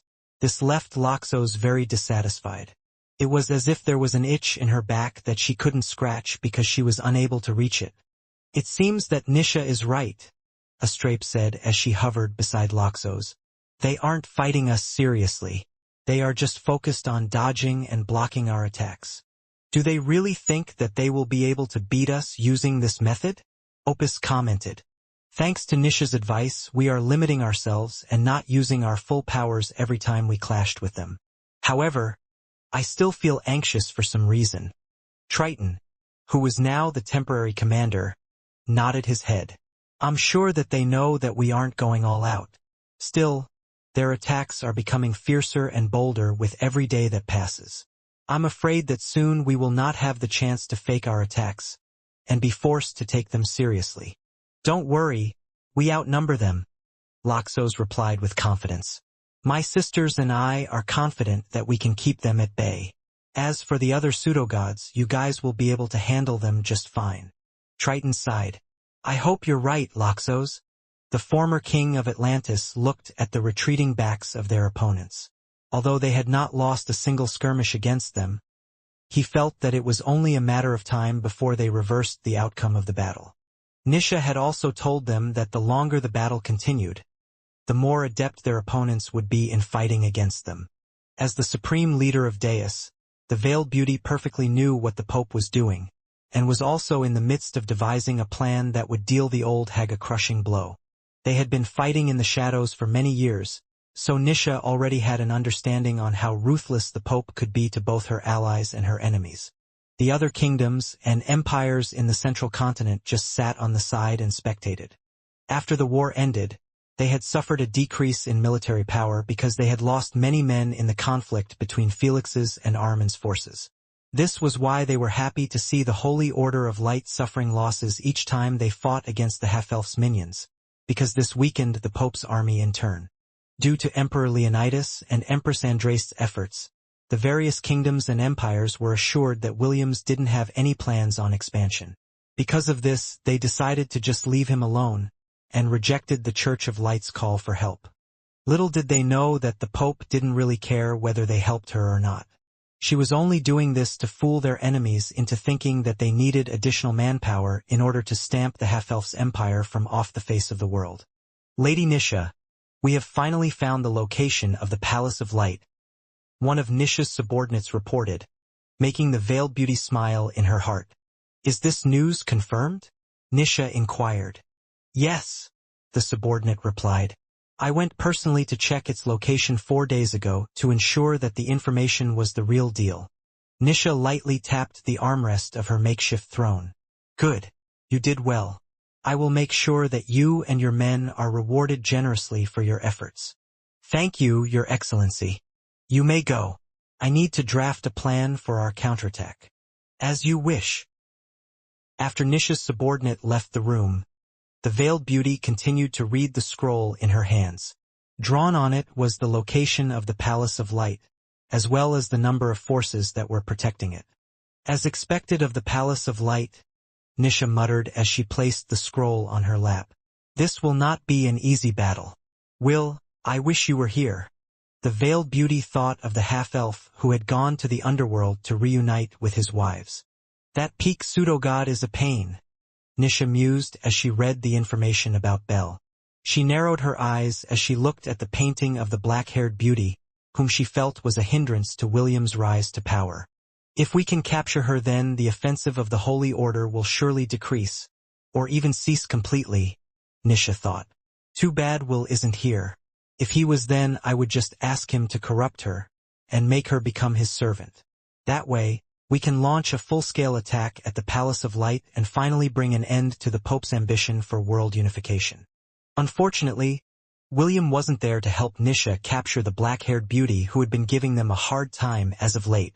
The half-elf was still in the underworld and was busy in collecting the necessary hell credits that he would need in order to go to all the layers of hell. According to his estimate, it would take him at least one more month before he reached his target. He was unaware that while he was busy collecting the credits he needed, the girl whom he had given his heart to in his past life was busy making things difficult for his subordinates, who were hell-bent to protect the territories that belonged to him. Inside the Palace of Light, the Pope stood in front of the 4 pseudo-gods as well as Belle inside the conference hall. None of the members of the heavenly virtues were present because she was starting to suspect that there were spies within her inner circle. In order to ensure that this mission would remain top secret, she only intended to mobilize the 5 strongest warriors under her banner and do a blitzkrieg attack on the Ainsworth Empire. They had already gathered specific data on the different abilities of their opponents. Because of this, the Pope was confident that, although Belle and the others were outnumbered, they would easily be able to deal with their enemies one by one. The plan that the Pope had painstakingly made was foolproof. She had already found out how the 5 pseudo-gods would be able to deal with the 3 nymphs, who were the greatest obstacle in their plan. They believed that as long as the long-ranged combat power of the Ainsworth Empire had been dealt with, everything else would fall in place. It is of the utmost importance that we kept this operation a secret, the Pope said. The scrolls in front of you designate the time and place where we would strike the Ainsworth Empire. Please, burn the scroll as soon as you have memorized the information written on it. The 4 pseudo-gods as well as Belle picked up the scrolls in front of them and checked their contents. They were curious about what kind of plan the Pope had made for the blitzkrieg operation that she believed would put an end to William's reign once and for all. After reading the information inside the scroll, the pseudo-gods burned it one by one. Belle was the last one to toss the scroll into the brazier that stood at the center of the conference room, completely turning any trace of their operation to ashes. Everyone, please put everything you have into this operation, the Pope stated. As long as we reach our objective, it doesn't matter if the Dark Prince's forces are stronger. We will be the ones to emerge victorious. The pseudo-gods who had read the plan nodded their heads in agreement. They didn't expect the Pope to be truly formidable when it came to creating strategies for war. If they could really put her plan into action, they had no doubt that they would indeed have the last laugh in the struggle for hegemony. Several hours later, the 4 pseudo-gods, including Belle, set off on their mission. They were going to attack the Ainsworth Empire just past midnight. There was no moon in the sky, so visibility wasn't that good. Also, storm clouds extended for miles round the Ainsworth Empire, completely blocking out any sources of light. "Start the operation," the Pope ordered as she looked at the round mirror that was floating in front of her. As soon as she gave the order, the 4 pseudo-gods activated the magic scrolls in their possession, which opened a dark portal in front of them. Belle charged through it without batting an eye, and the rest of the pseudo-gods followed suit. The portal only lasted for 10 seconds, preventing anyone from detecting its presence. After entering the portal, the elite squad emerged at the garden of the royal palace. Everything around them was dyed in darkness, and they couldn't feel anyone loitering around in their surroundings. This was only normal because they had timed their mission perfectly. While they fought against William's forces, the pseudo-god that specialized in long-distance scouting had sneakily placed a waypoint in the gardens of the palace. The plan was to use this waypoint in order to create a portal that would allow them to get as close to their target as soon as possible.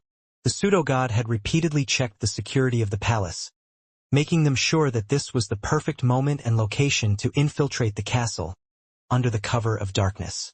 Using their heightened senses, they immediately reached their destination, which was the king's bedroom. They had seen William appear several times over the past few days, but he didn't join the battle against the pseudo-gods. The Pope's plan was to capture or kill William in this operation. Capturing him was the ideal option because it would allow them to negotiate and make his forces submit. Killing him was also a good option because once the head of the spider was gone, its remaining legs would be rendered useless. When the pseudo-gods entered the king's bedroom, they saw William sleeping on the bed and immediately executed their plan. One of the pseudo-gods threw a bell-like artifact towards William. The bell didn't even make a sound until it landed on William's body. Immediately after that, 3 ringing sounds reverberated inside the room. After the 3 rings were over, William was sucked inside the bell, with no hope of escaping. "We have captured the target," one of the pseudo-gods reported as he held a golden coin in his hand. "Please open the portal to the Palace of Light."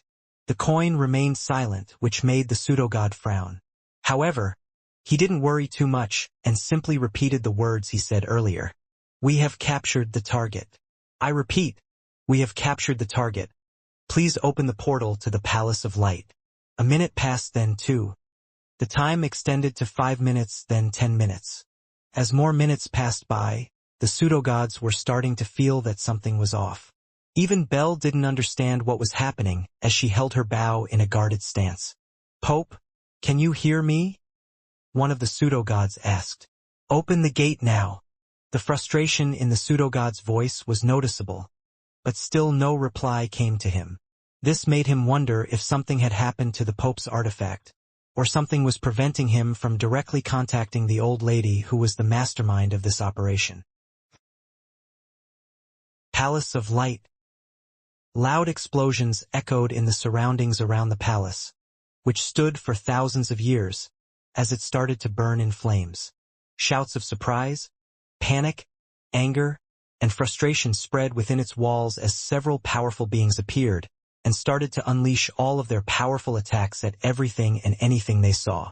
"The gate is broken, advance," a strape shouted as soon as the barrier protecting the gate, that Triton had smashed his trident against, shattered into hundreds of pieces due to the power behind the pseudo-god's blow. The radiance of the Palace of Light dimmed slightly the moment its main line of defense was broken. Soon, several members of Deus, the demons, as well as the elite members of Lant, stormed the hallways of the Holy Order of Light's most sacred ground. "Remember our mission," Jekyll shouted. "Ignore the small fries. Follow me. Sean, the baker of Lant. Mr. Bond, the barber of Lant. Marcus, Theo's father, and one of the senior shepherds of Lant alongside its boar, Thunder. And John, another senior shepherd, who usually flew around with his flying mount, the giant black raven, Thunder, ran after Jekyll as they followed the mission that Nisha had devised.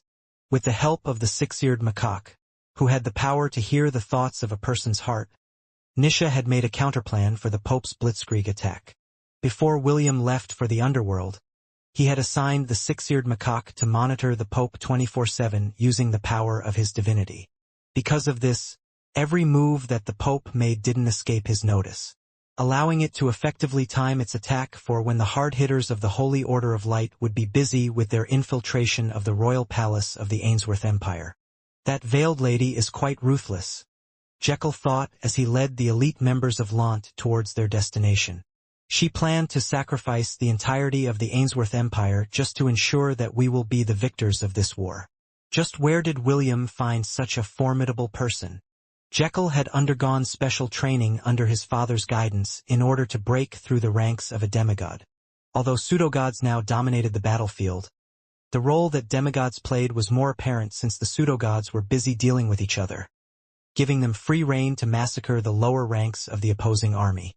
Smashing the doorway of a room, Jekyll immediately headed to the bedroom where one of the heavenly virtues stayed. Nisha had devised a blitzkrieg operation, and each team had been assigned to capture one of the heavenly virtues. The veiled beauty didn't expect them to be able to get all of the virtuous ladies. At most, Nisha wanted to acquire one or two of them. As long as they were able to get their hands on any of the virtues, even if the entire Ainsworth Empire were to fall, it would still be the Holy Order of Light's loss. William's loyal subordinates, who were staying in the Ainsworth Empire, had been moved to the floor of Asgard. This included Eve, who was a very important member of the Ainsworth family. In short, even if the Empire were to fall, it wouldn't matter to them because, with the power they possessed, they would be able to reclaim it again. However, if one of the virtues died, the power of the Holy Order of Light would decrease drastically, making them unable to use the full power of the artifacts that required all of the 7 virtues to activate. "There's no one here," Mr. Bond reported. "Could she have escaped?" "I've checked everywhere, and I didn't see anyone," Marcus stated.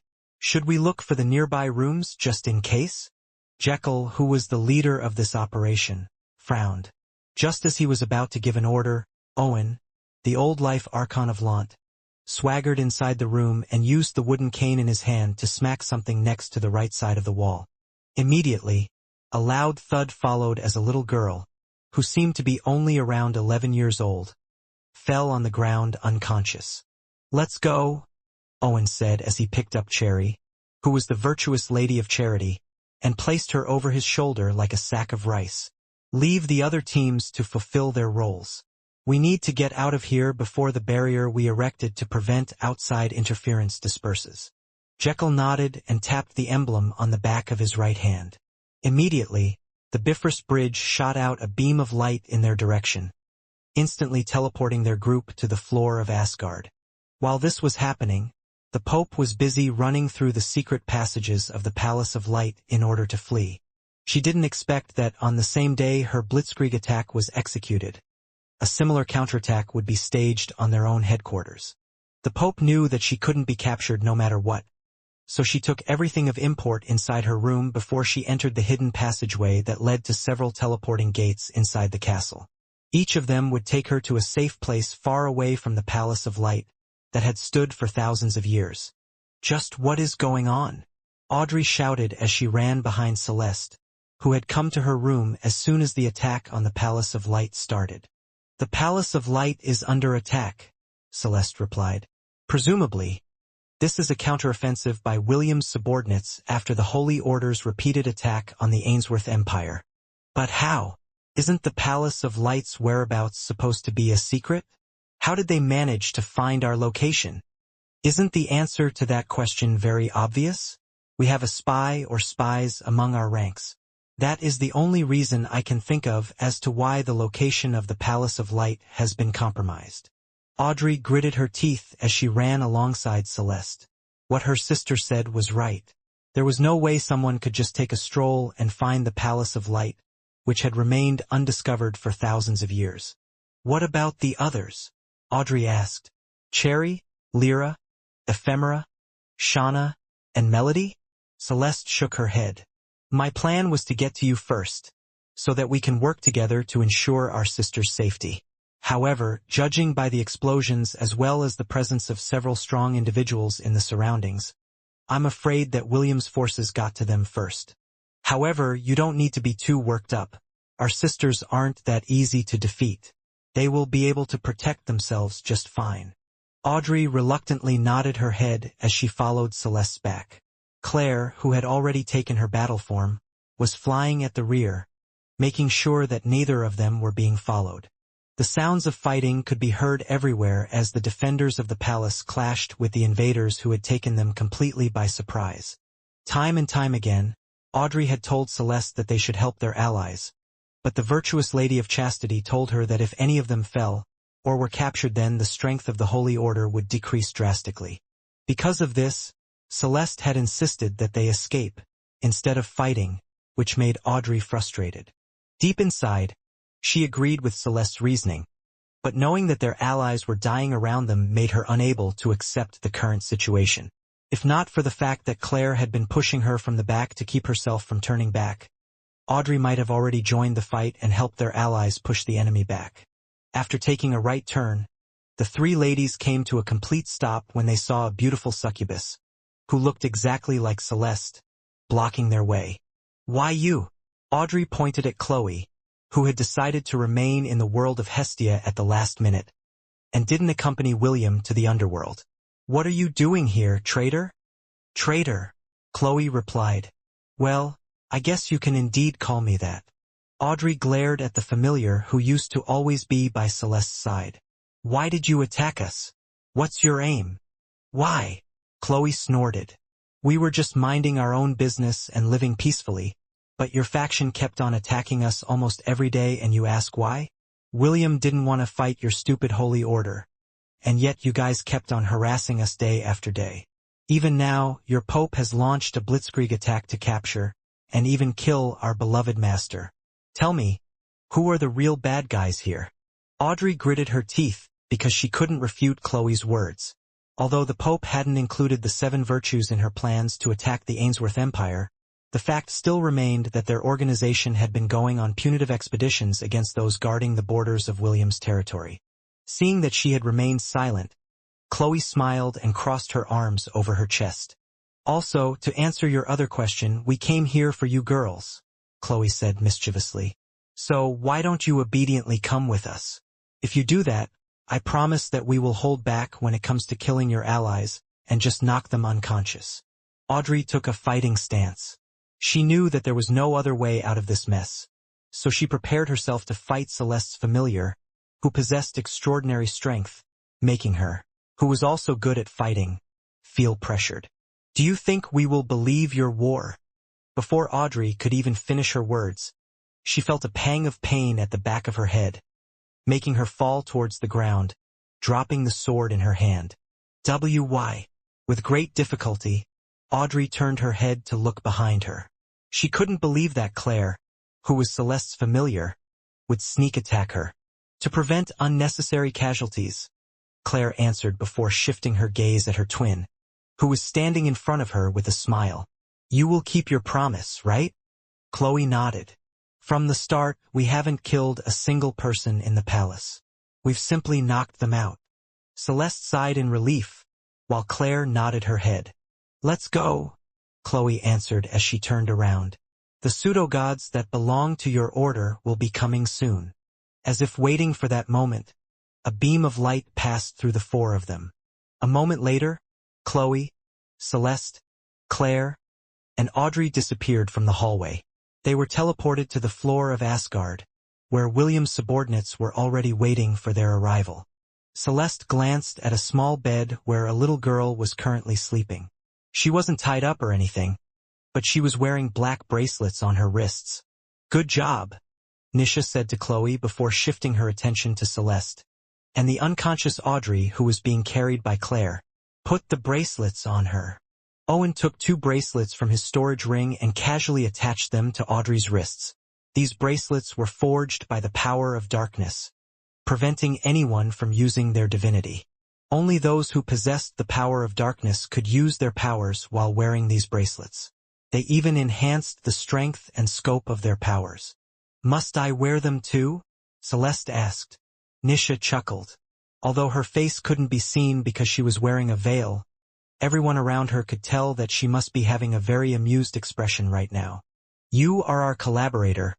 Why would we shackle you?" Nisha answered. "We're bad, but not that bad." Just as Nisha had said before they attacked the Palace of Light, they had already made preparations. Chloe had talked to Celeste through the connection they had, and divulged to her the plans of the Pope of attacking the Ainsworth Empire. She also said that they planned to launch a counterattack and infiltrate the Palace of Light when their strongest fighters were away. Chloe asked for Celeste's cooperation in getting Audrey to her, so that she could bring her back to the floor of Asgard. Of course, Celeste had no obligation to agree to Chloe's plan. The virtuous Lady of Chastity could have divulged her familiar strategy to the Pope and allow the old lady to create a trap for William's forces. But she didn't do that. The reason was simple. Chloe told her that William went to the underworld to rescue his wives, as well as her pregnant sister, Celine, in order to bring them back to the world of Hestia. This discovery made Celeste have a change of heart. In truth, she was getting tired of the war. After Felix and Armin were defeated, she believed that the church should have stopped then and there. However, after the Pope gained the help of the pseudo-gods, she became too greedy. Instead of pacifying and helping the people who had lost their homes and loved ones to the heir of darkness, and the god he served, the Pope took this opportunity to gain swaths of territories for her organization instead. This act had made Celeste very irritated, and since then, she already had the notion of leaving the Palace of Light. She refused to be used as a tool to further the Pope's ambition. However, before she could do that, Chloe had reached out to her and told her about the Pope's plan to capture, and perhaps kill, William in order to gain the Ainsworth Empire, as well as conquer the Demon Continent. Only the half-elf stood in the Pope's way. Even the kings and the emperors of the Central Continent didn't have the power to stop the Holy Order of Light once the Prince of Darkness was taken out of the picture. For them, William's presence created the perfect counter for the Pope's ambition and held her at bay.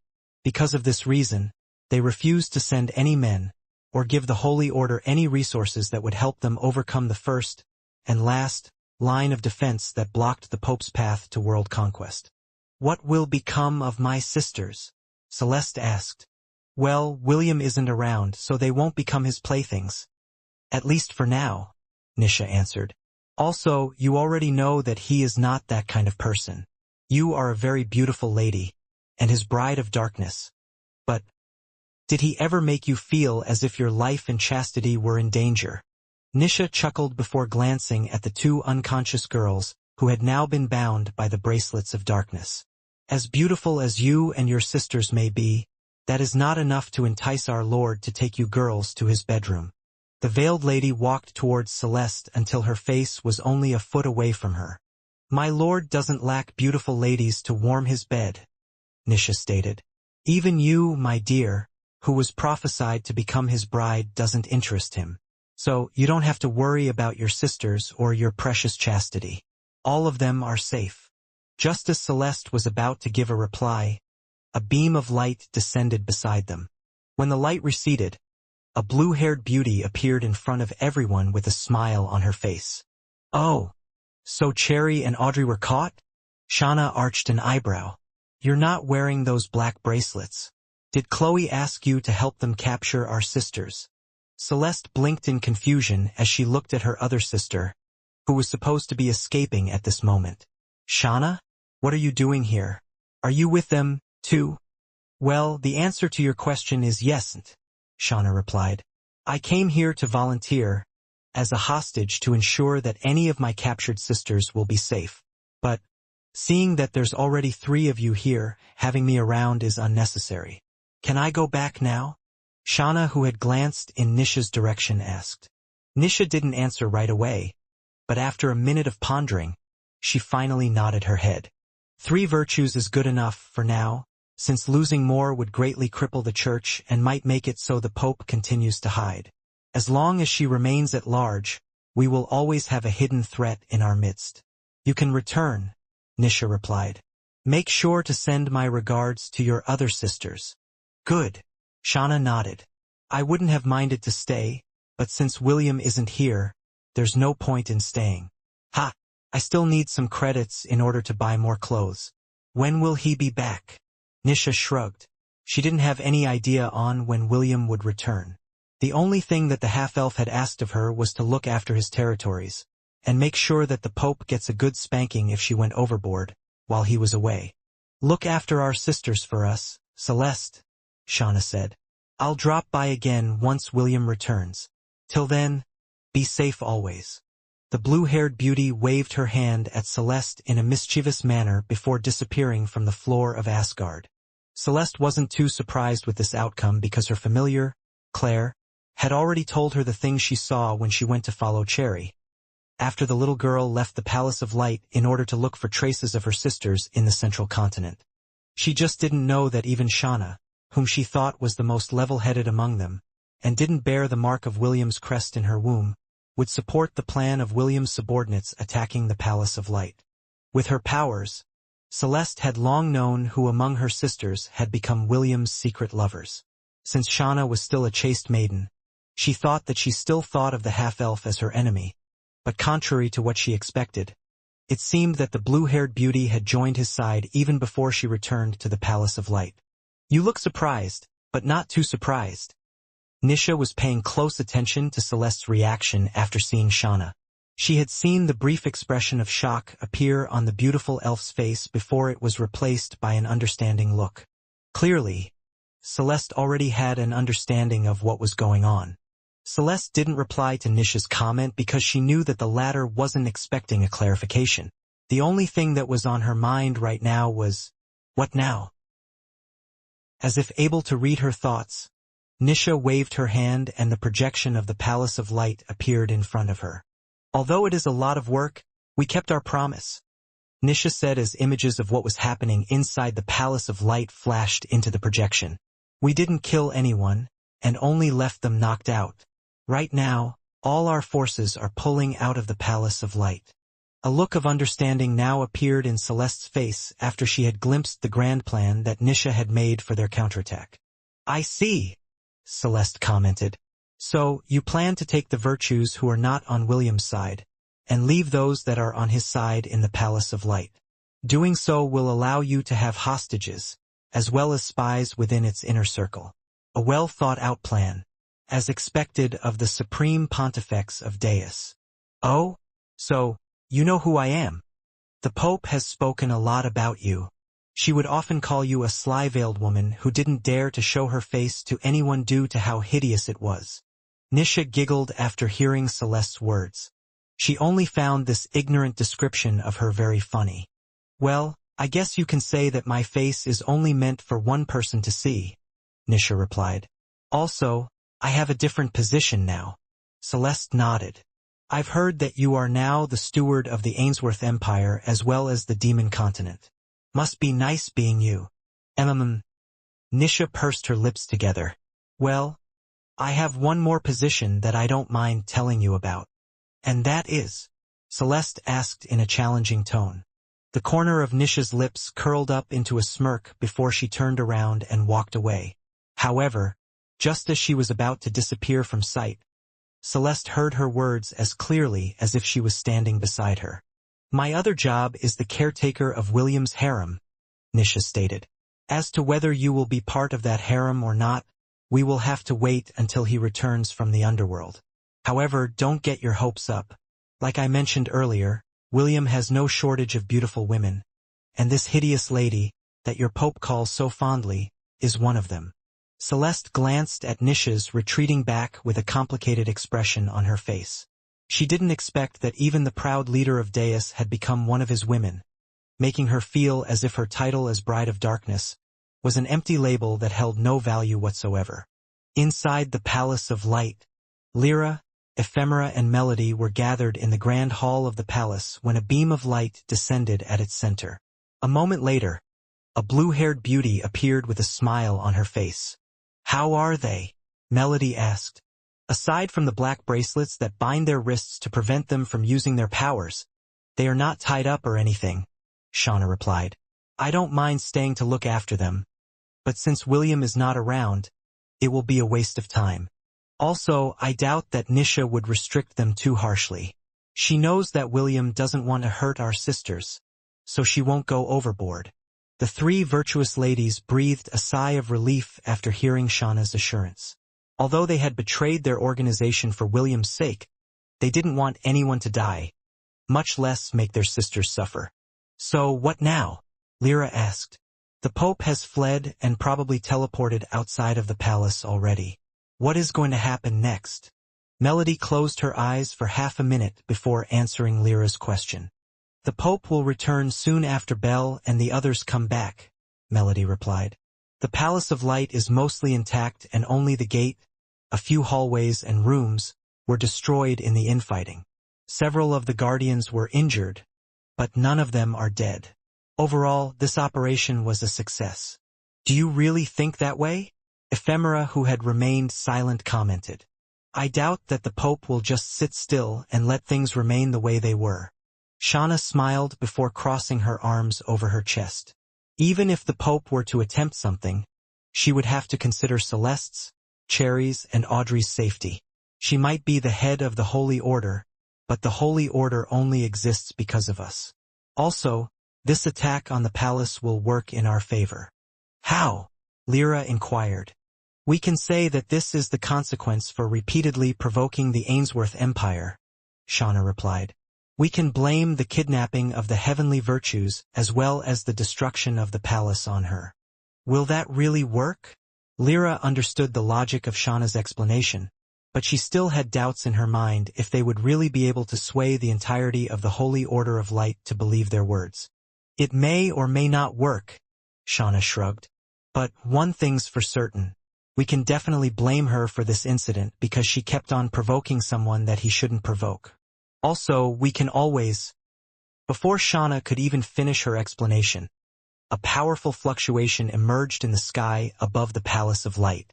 5 powerful presences descended from the heavens, making the Guardians, the Templars, as well as the Inquisitors of the Palace of Light, cheer.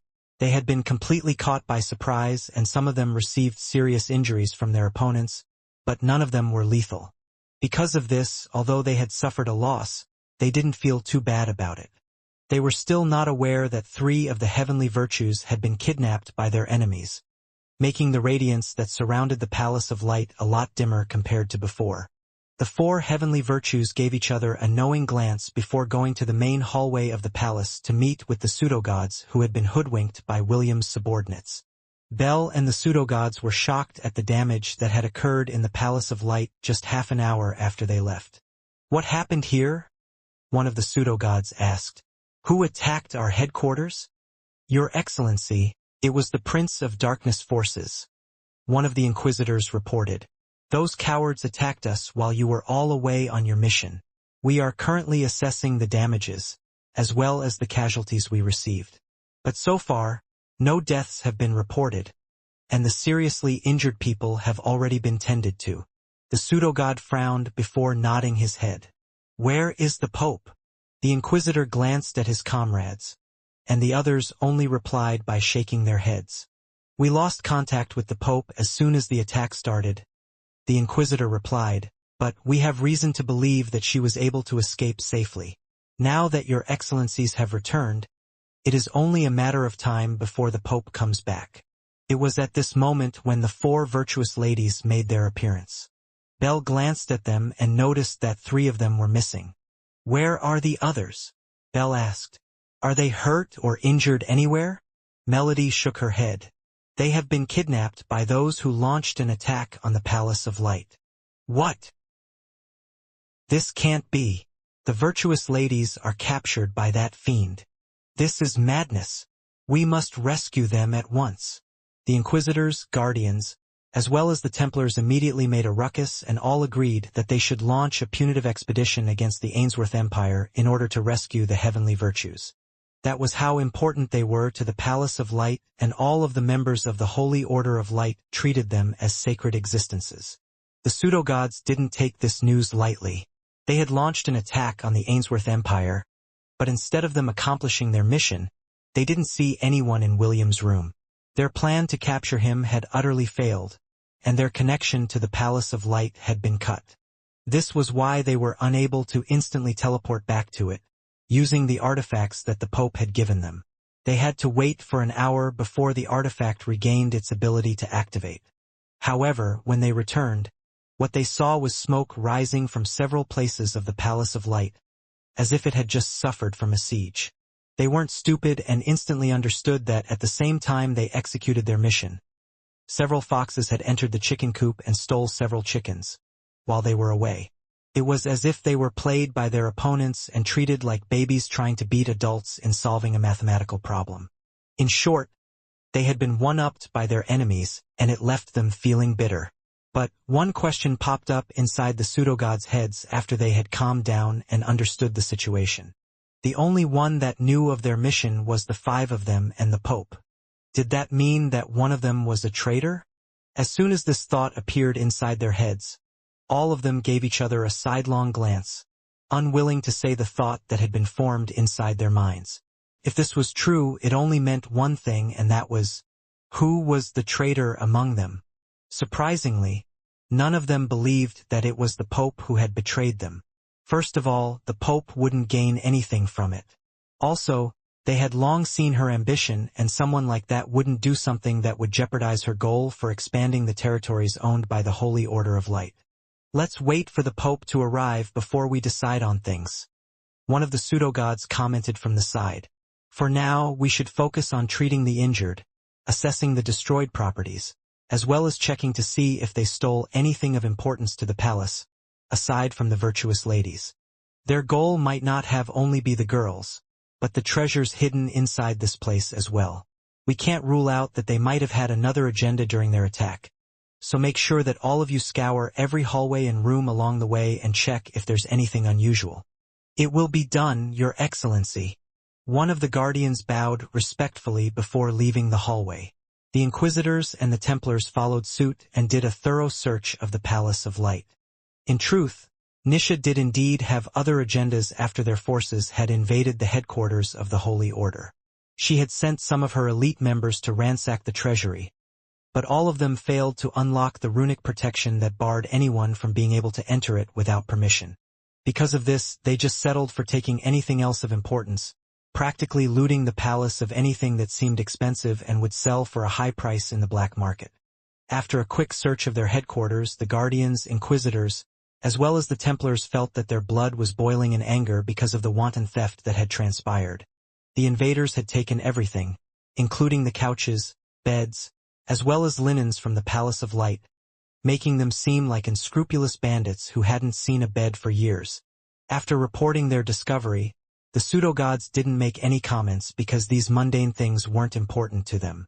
The only thing they cared about was whether their enemy had left any clues or traces about how they were able to infiltrate their headquarters, bypass the barrier that protected the palace, as well as capture the virtuous ladies in such a timely manner. Belle was looking at Lyra, Ephemera, Shauna, and Melody in a suspicious manner. Her golden pupils glistened for a brief moment before they returned to their clear and calm manner. She didn't think that it was the heavenly virtues that had passed the information to William's subordinates about their special mission. They weren't included in their meetings, and the Pope had reminded them over and over again that they shouldn't mention the details of the mission to anyone, especially to the members of the heavenly virtues, whom she was starting to suspect of betrayal. A month after the two factions in the surface world had executed their blitzkrieg operation against each other, William finally acquired the amount of hell credits he needed to go up to the 5th layer of the underworld, which he believed would be enough to reunite with his wives. "You've gotten this far. I'm so proud of you," Irene said as she looked at William with a satisfied look on his face. "See you in the next layer." "I'll see you there as well, Will," Casaganiga replied before drinking the fruit juice in his hand. "Don't take too long, okay?" William's steely gaze landed on the doll-like beauty, as well as the rainbow-colored anteater, who was riding Irene's boat headed towards the 3rd circle of the underworld. As a ferryman, Irene's had many advantages, and among them was to freely go anywhere as long as she performed her duty as a ferryman. The reason why Casaganiga was also going to the 3rd circle was due to the fact that he and his bandmates Urketu, Saglav, and Jareth had been invited to perform there. Irene's had taken the initiative to ferry the popular Kazo band to their destination, leaving William behind, making the latter have the strong urge to pinch her cheeks to oblivion. Alas, the black-haired teenager couldn't use violence against the little halfling because once he did something like this, a great number of hell credits would be deducted from his savings. In the end, William had no choice but to walk a seemingly unending road that would take him to the next layer, which was called Gluttony's Paradise. Using his abilities, William tried to fly and transform himself into a bolt of lightning. But each time he did that, he would find himself standing back at the starting point of the path that he had to take. Irene's had already explained to him that he could only walk within the passage of gluttony. Running, flying, teleporting, and any other special means of travel was not allowed inside this path. Once they broke the rule, they would find themselves at the entrance once again, and had to repeat the same trial again. Left with no other alternative, William trudged the long and winding road towards his destination. After 3 days of traveling non-stop, something appeared in front of him that blocked his path. It was a clown with a big red nose and an even bigger smile on its face. The clown was holding a placard in his hand and showed it to William. "Congratulations! You are halfway to your destination. I am the secret listener, and I am the guardian of the gate that led to Gluttony's paradise. Anyone who wishes to reach the end of this path must first defeat me in battle." William frowned, but since this was something that couldn't be avoided, he had no choice but to play by the rules of the underworld. As soon as he finished reading the placard that the clown was holding, he immediately attacked it using a black lightning bolt. The half-elf expected his attack to immediately defeat his opponent, but contrary to what he was expecting, the clown simply swatted the black lightning bolt away as if it was just an annoying fly that hovered above its food. The clown lifted another placard as it glared at William from where it stood. "Violence will not allow you to pass through this point. Only by beating me in a game will you be allowed to advance." "What game?" William asked as he walked towards the clown, while flames and lightning made up of darkness circled around his body. "Stop wasting my time and spill the beans." The clown made a chuckling gesture, but no sound came out of its lips. It then took out 2 placards and waved them in front of William so that he could read them. "I am the secret listener.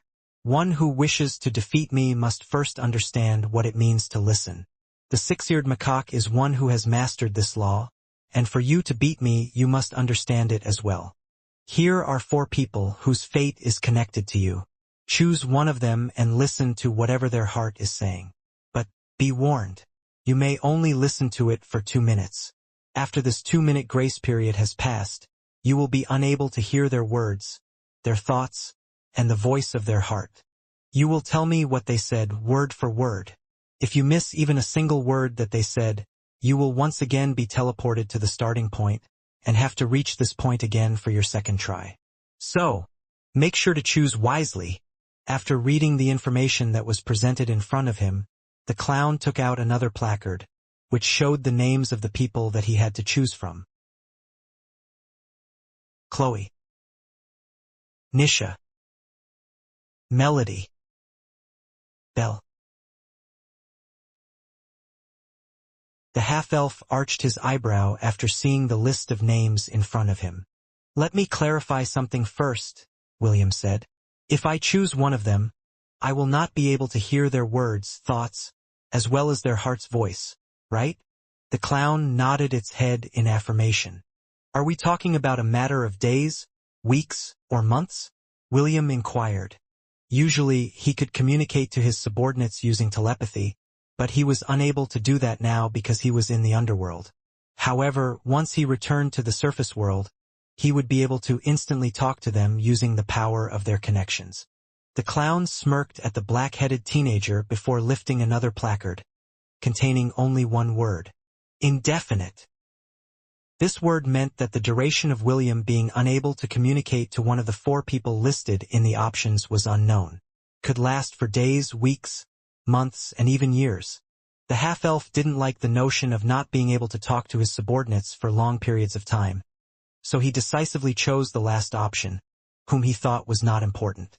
"So, you wish to choose Belle?" the clown asked as it lifted a placard. "You can still change your choice." William shook his head. "No need. I chose her. Let's get this over with." The black-haired teenager didn't have a good memory, so he wasn't confident that he would be able to say what the lady named Belle would say, word per word. Because of this, he asked Optimus to record everything that the lady would say with her lips, thoughts, and her heart's voice. After gaining Optimus' cooperation, William signaled to the clown that he could begin his trial. As if finding this whole scenario interesting, the clown once again chuckled without emitting any sound. A moment later, William heard a voice that he felt that he had heard in the past. But the problem was he couldn't pinpoint on whom it belonged to. Optimus, whom William had asked for help, only told him that he didn't have enough data to guess who the voice belonged to. Naturally, the system knew who the lady was, but due to certain restrictions imposed on it, the true identity of the 4th name on the list remained a secret. William listened to the lady's thoughts, and was surprised that she was thinking about him. The Pope has returned to the Palace of Light, and everything has toned down for a bit, Belle thought. We were no longer ordered to attack the Ainsworth Empire due to the 3 virtuous ladies being taken hostage by William's forces. William, who was simply listening at first, was perplexed about this piece of information that he had acquired in less than a minute of listening to Belle's thoughts. Also, 3 out of these 4 virtuous ladies that have remained in the Palace of Light bear his mark on their wombs.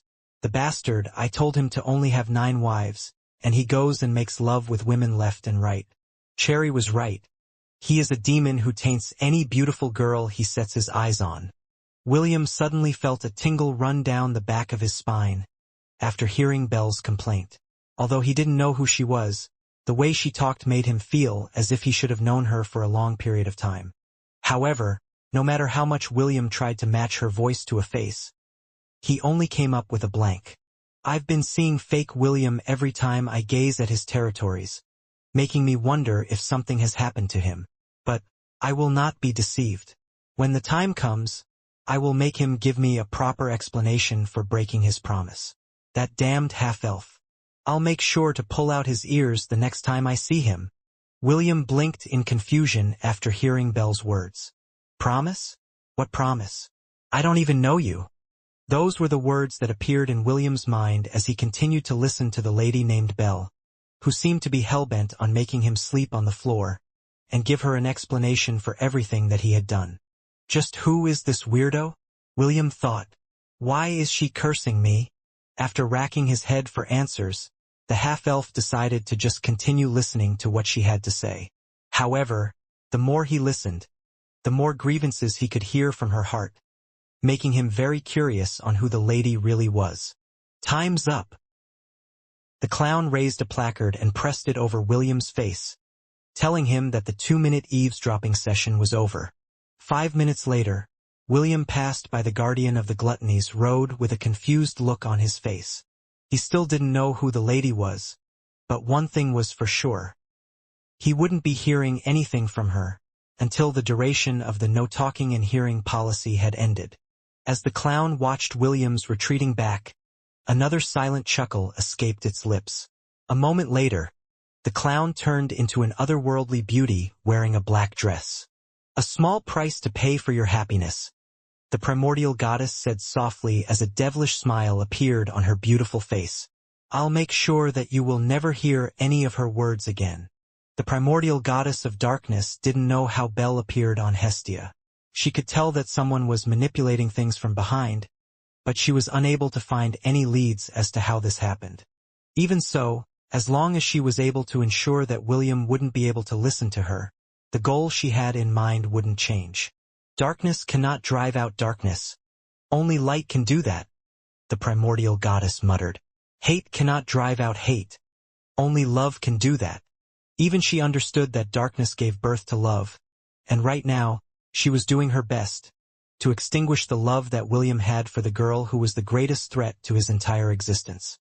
Arenice followed a few steps behind William.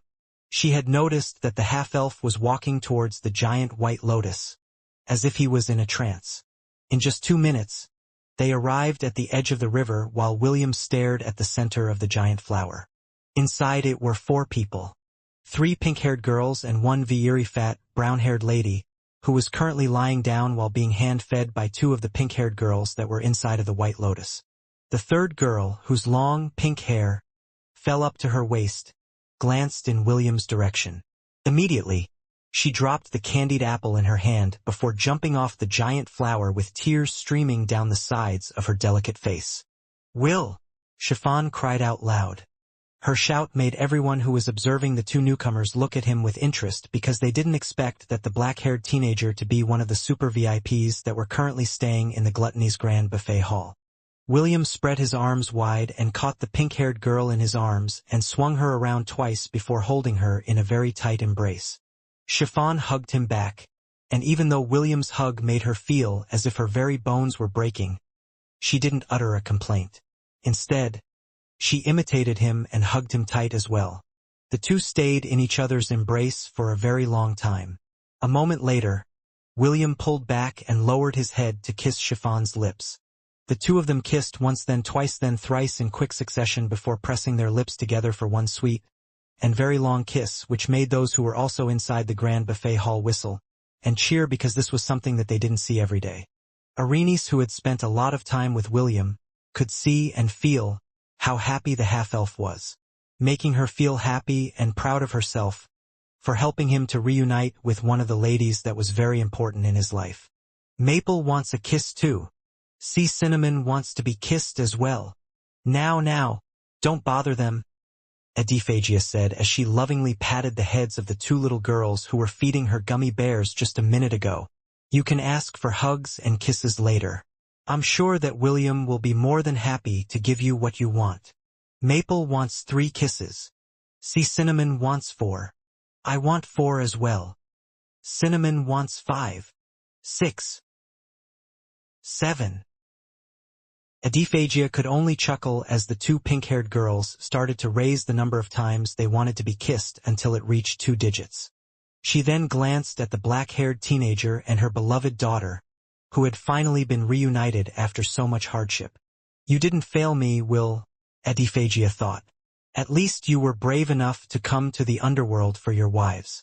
My going to Hestia to help you wasn't in vain. After descending to the Hestia and getting injured severely in the battle with Ahriman, the goddess of gluttony didn't return to the temple of the 10,000 gods. Instead, she went to Gluttony's paradise to recuperate, as well as to keep Chiffon company until she regained enough of her divinity to return to the heavens. When she got there, she was surprised to see Maple and Cinnamon feeding Chiffon with gummy bears, while the latter laid her head on their laps. Adiphagia was more than happy to see the little girls who clung to her when she made her appearance and called her great-grandma, making her heart melt in happiness.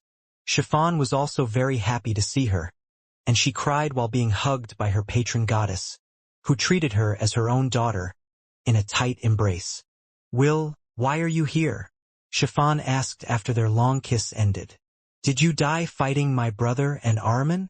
Mama Adiphagia has blurry memories of what happened during the battle, so she didn't know whether you won or not. William wiped the tears that were streaming down his wife's face before planting a kiss on her forehead. No, William replied. Felix is dead. As for Ahriman, he is no longer in Hestia. At least that is what we believe. Then why are you here? I came for you, Ash, Sydney, and my master, Celine. I will take all of you back to the surface world. Chiffon's face became hopeful for a fleeting moment before it was replaced by sadness. Will, I've already died, Chiffon said. My body was also corrupted by Ahriman's darkness. I'm sure that it would have long been destroyed by now. William shook his head. No, your body is fine. In fact, it has even regained its heartbeat, and its body functions are working normally as well. All I have to do is bring your soul back to your body, and you will be as good as new. Is that true? Chiffon, who had lost hope earlier, held on to William as she gazed at his eyes to check if he was lying or not. It's true, William replied. All I need to do is find a way to bring your soul back to the surface, and we can be together again in the world of the living. After all, William glanced at Maple and Cinnamon before whispering in Chiffon's ears, making the latter blush because of what her husband had told her. You're right, Chiffon said softly. I forgot about them because of how lonely I felt when I was taken to this place. Suddenly, they appeared here one day and had been living with me since then. Oh no, could they have died as well? The pink-haired lady in his arms started to panic as she glanced at the 2 little girls who seemed to be arguing with each other. The words 50 times and 51 times reached her ears as Maple and Cinnamon continued to argue on how many kisses they would ask William for later. Don't worry, they are very much alive like me, William whispered to Chiffon, making her feel relieved. I don't know how they got here, but I'm glad they were here to keep you company. After all, you get lonely very easily. William kissed Chiffon's cheek as he pulled her closer to him, hugging her in a warm and protective embrace. Chiffon replied as she buried her head on William's chest, inhaling his fragrance and feeling the warmth of his body. How did you know I was here? Chiffon asked. William smiled before kissing her head. My heart moves where my heart wills, is what I'd like to say, but I had some help. The half-elf then glanced at Arenice, who had kept her distance away from William and simply observed him, and his wife, from afar. She helped me find you, William said. Her name is Arenice, and she is one of the ferrymen of the underworld. Arenice, Chiffon muttered. It's a good name. William nodded in agreement before glancing at the halfling, who waved back at him with a smile on her face. The half-elf knew that without Arenice's help, he might have had a hard time in the underworld, and the process of him reuniting with his wives would have taken much longer than he expected. Fortunately, she was there, and it allowed William to find his wives sooner. Chiffon, on the other hand, stared at Arenice as if deep in thought. When the god of death had taken her to Gluttony's paradise, she vaguely remembered the presence of a halfling that was on the same boat as her, Ash and Princess Sydney. She didn't know if that person was Arenice or not, but if she was, Chiffon could only feel gratitude towards her, who had brought her husband to Gluttony's paradise so he could be reunited with her once again. Where is Will? Maple asked. Where is Ma? Chiffon? Cinnamon asked. The two girls were sitting on Adaptation's lap, and looking up at her with pouting faces, and the fat goddess could only chuckle as she pinched their cheeks.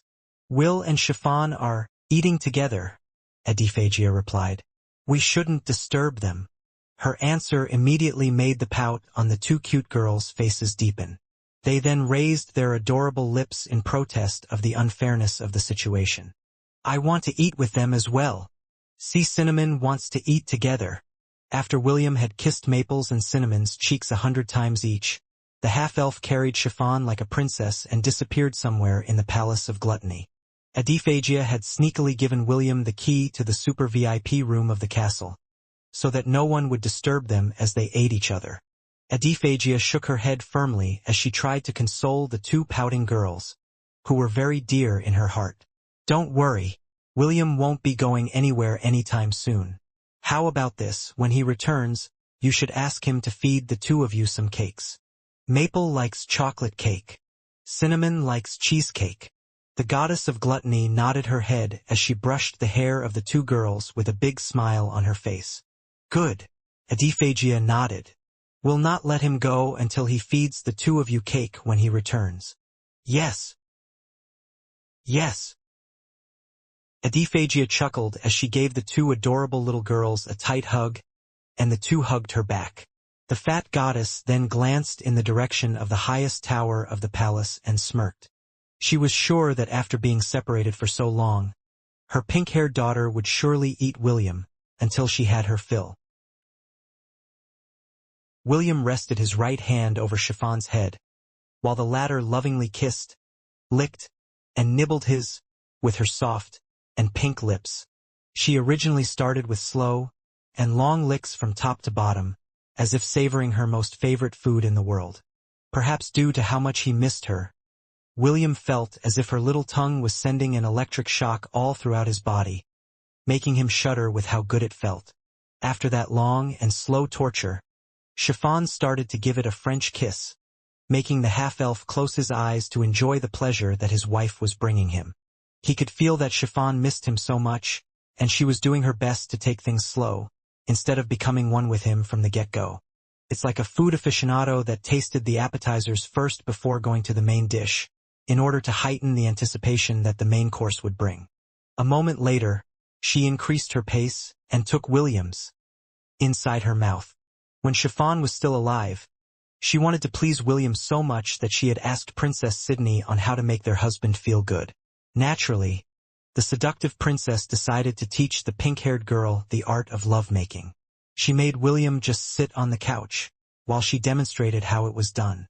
As the sin of gluttony, no one, not even the sin of lust, could use her lips and mouth as expertly as Chiffon could. Because of this, among his wives, Chiffon made William feel as if his soul was leaving his body each time he came inside of her soft and delicate lips. Perhaps the sensation was also due to the slight fear that Chiffon might get carried away and really eat little William, making the half-elf feel as if his life was always at stake whenever the pink-haired girl decided to make him feel good by giving him the most pleasurable fellatio he ever had in his life. A small pop was heard as Chiffon pulled back, letting William's manhood, which was glistening because of her saliva, stand straight in front of her face. "No," Chiffon said softly before loosening her dress, making it drop to the floor. "I don't want you to release it in my mouth. I want you inside me. I missed you so much, Will." As if his last strand of reason had snapped, William immediately lifted the pink-haired girl and allowed her to slowly straddle him. The moment they became one, William once again felt an electric shock passing through his body, as the tip of his member pressed against the entrance of her womb. Soon, soft sighs of pleasure reverberated inside the room as William moved his hips to make his half-dwarf wife feel good. Chiffon surrendered herself to her husband's movements and clung to him. Her gasps and moans were like music to the black-haired teenager's ears, making him use all of his skills in order to make her feel good. Several minutes later, both of their bodies shuddered as they came at the same time. The climax was so good that, for a brief moment, Chiffon forgot where and who she was. William, on the other hand, held her tightly as he released every drop of his essence inside her, filling her up completely. The two stayed hugging each other for a few minutes as both of them panted for breath. When they finally regained their composure, both of them stared into each other's eyes before sharing a long and passionate kiss with each other. When their kiss ended, the two once again embraced each other, until both of their hearts were filled with each other's love. Several hours later. "Boo! You two ate without Maple. Cinnamon is angry as well. We wanted to eat together too." William smiled as he cut a small piece of chocolate before feeding it to Maple. "I'm here now, so I'll make sure that you two eat properly," William said. "Say ah. Ah." The little girl ate the piece of chocolate cake that William had fed her happily. Cinnamon, on the other hand, watched patiently as William cut a small piece of cheesecake in order to feed her as well. "Say ah." "Oh." Cinnamon happily ate the cheesecake that was given to her, making Chiffon, who was seated between the two little girls, smile in happiness. "Are the cakes good?" "Yes." Because the two little gluttons kept on asking for more types of cakes to eat, William spent an entire hour feeding them different cakes, until the two girls were satisfied. Not long after, the two fell asleep while laying their heads on Chiffon's lap, making it look like an older sister was taking care of her younger sisters. Of course, that was only how others viewed it. But for William, Chiffon, and Adaptation, this scene had an entire different meaning. "I forgot to ask them how they got into the underworld," William muttered as he lightly brushed the little girls' heads. "I tried asking them once, but they only said that they knew I was feeling lonely, so they decided to come and visit," Chiffon answered. "As to how they managed to get here, I don't really have any idea because they wouldn't tell me." William and Chiffon then glanced at Adaptation, who was eating an entire plate of grapes. As if sensing their gaze, she shifted her attention to them and simply shrugged. "I also have no idea," Adaptation commented. "However, does that really matter? I'm glad they came here to stay with Chiffon. She gets lonely very easily." Chiffon smiled as she lightly poked the cheeks of the two girls sleeping on her lap. She did get lonely quite easily, so having Maple and Cinnamon to keep her company made her forget the pain of parting with the person she loved the most in her life. When she was dying, her regret was being unable to stay by William's side until she drew her last breath. That was the last thing she remembered before opening her eyes again in the underworld, and finding herself parting with Ash, Princess Sydney, as well as Celine, who had been brought to the underworld with the three of them. "How long do you plan to stay here, Will?" Adaptation asked. "I don't plan on leaving until I can take everyone back to the surface world," William replied. "Did you preserve their bodies well?" "Yes, even their heartbeats have returned. All that their bodies lack now are their souls." Adaptation nodded her head in satisfaction after hearing William's confirmation. She then thought of a way to help the half-elf bring her daughter back to the surface world, but she knew that it wouldn't be easy. I think the only way for you to bring them back to the surface world is to get the god of death's permission, Adaptation replied. The cause of death for your wives is a bit special, so there is room for negotiation. Technically, gods aren't allowed to directly kill mortals because it breaks the laws of the world. If every god were to do that, you could be assured that most civilizations in the multiverse would have stopped existing long ago. This is why gods are forbidden to kill any mortal directly using their divine powers. This is why Ahriman was unable to fully use his godly powers during our battle.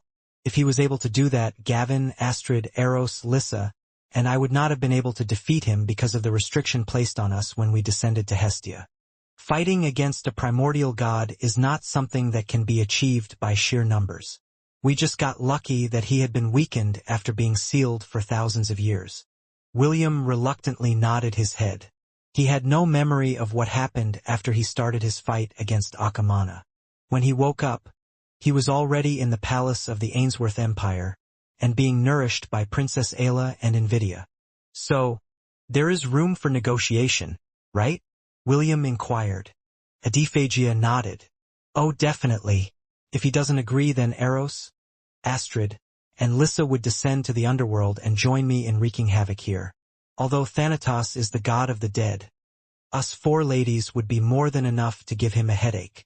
The half-elf sighed in relief because he didn't expect that there was a possibility of negotiating with the god of death, to allow him to bring them back to the surface world. He didn't care if there was a string attached to the condition that Thanatos would give him.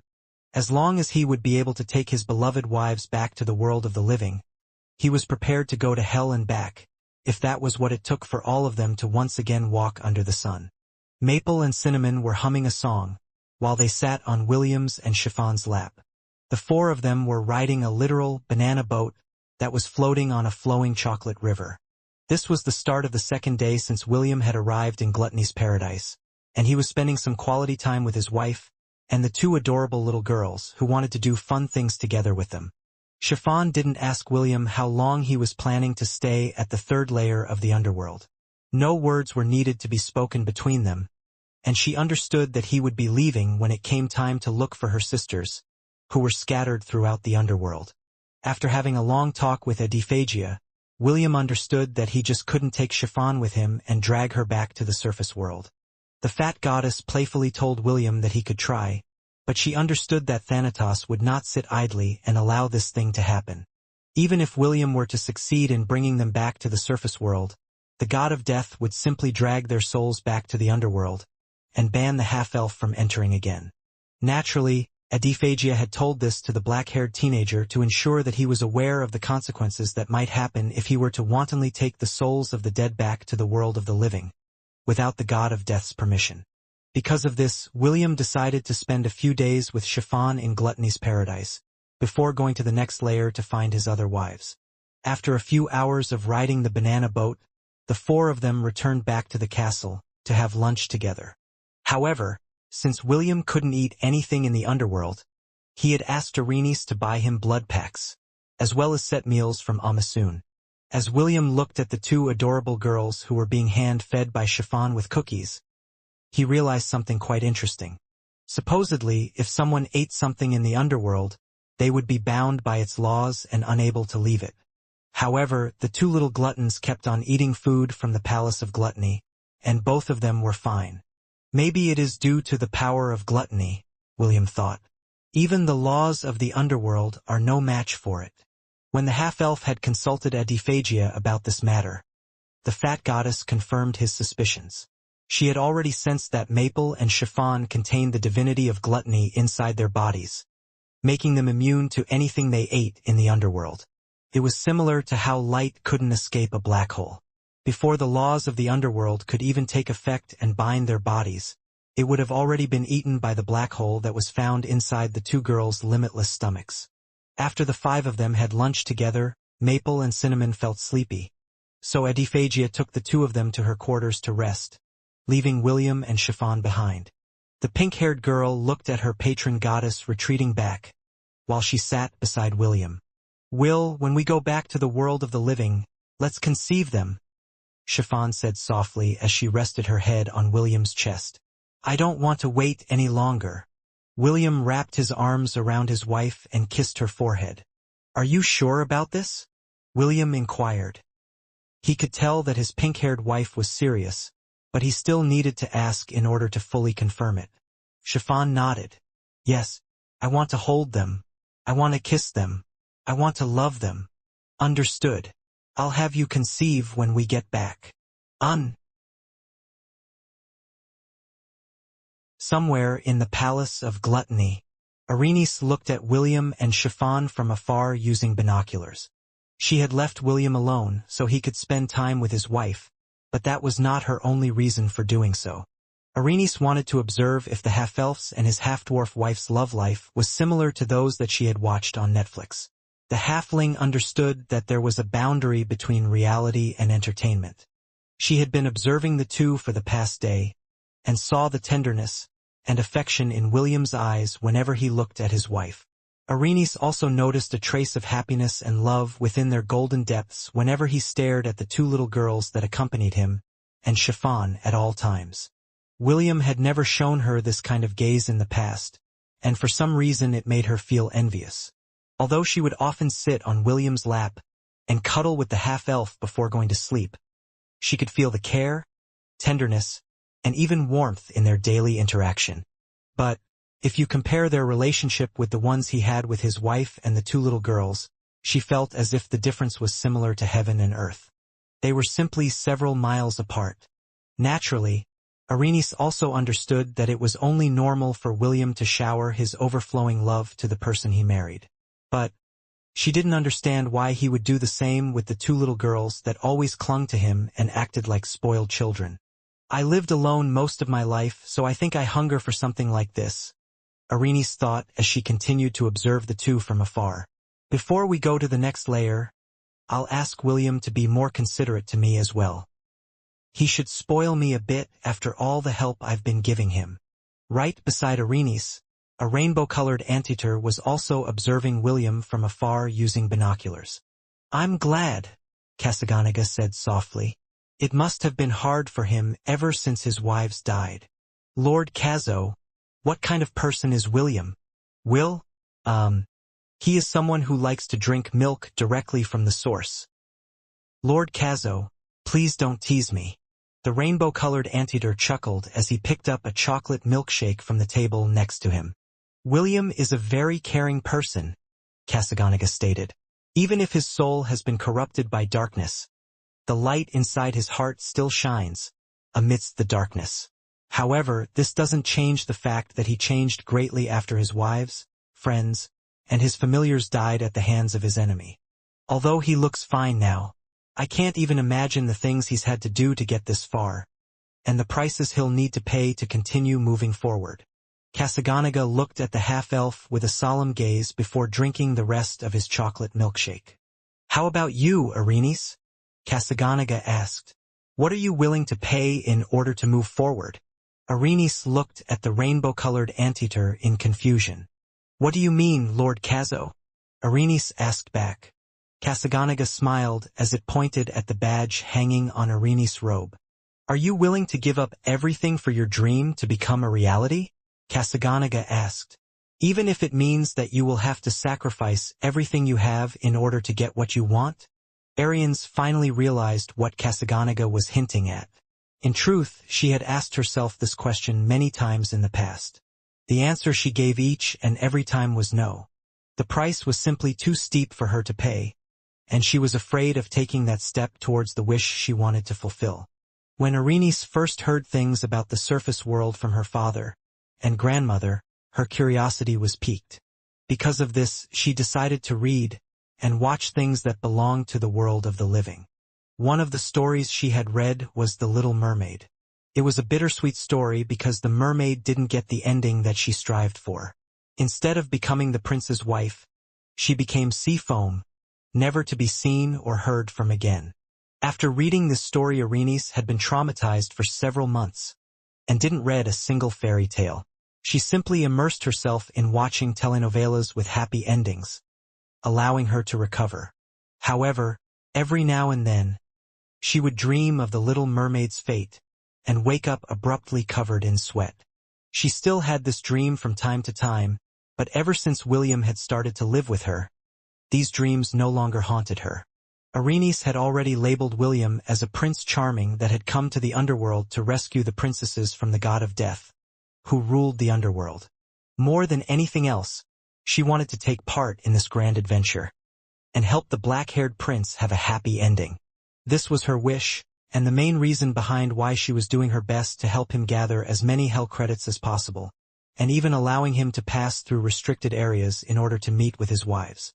But, in reality, she too wanted to be the princess. She too wanted to have a prince charming.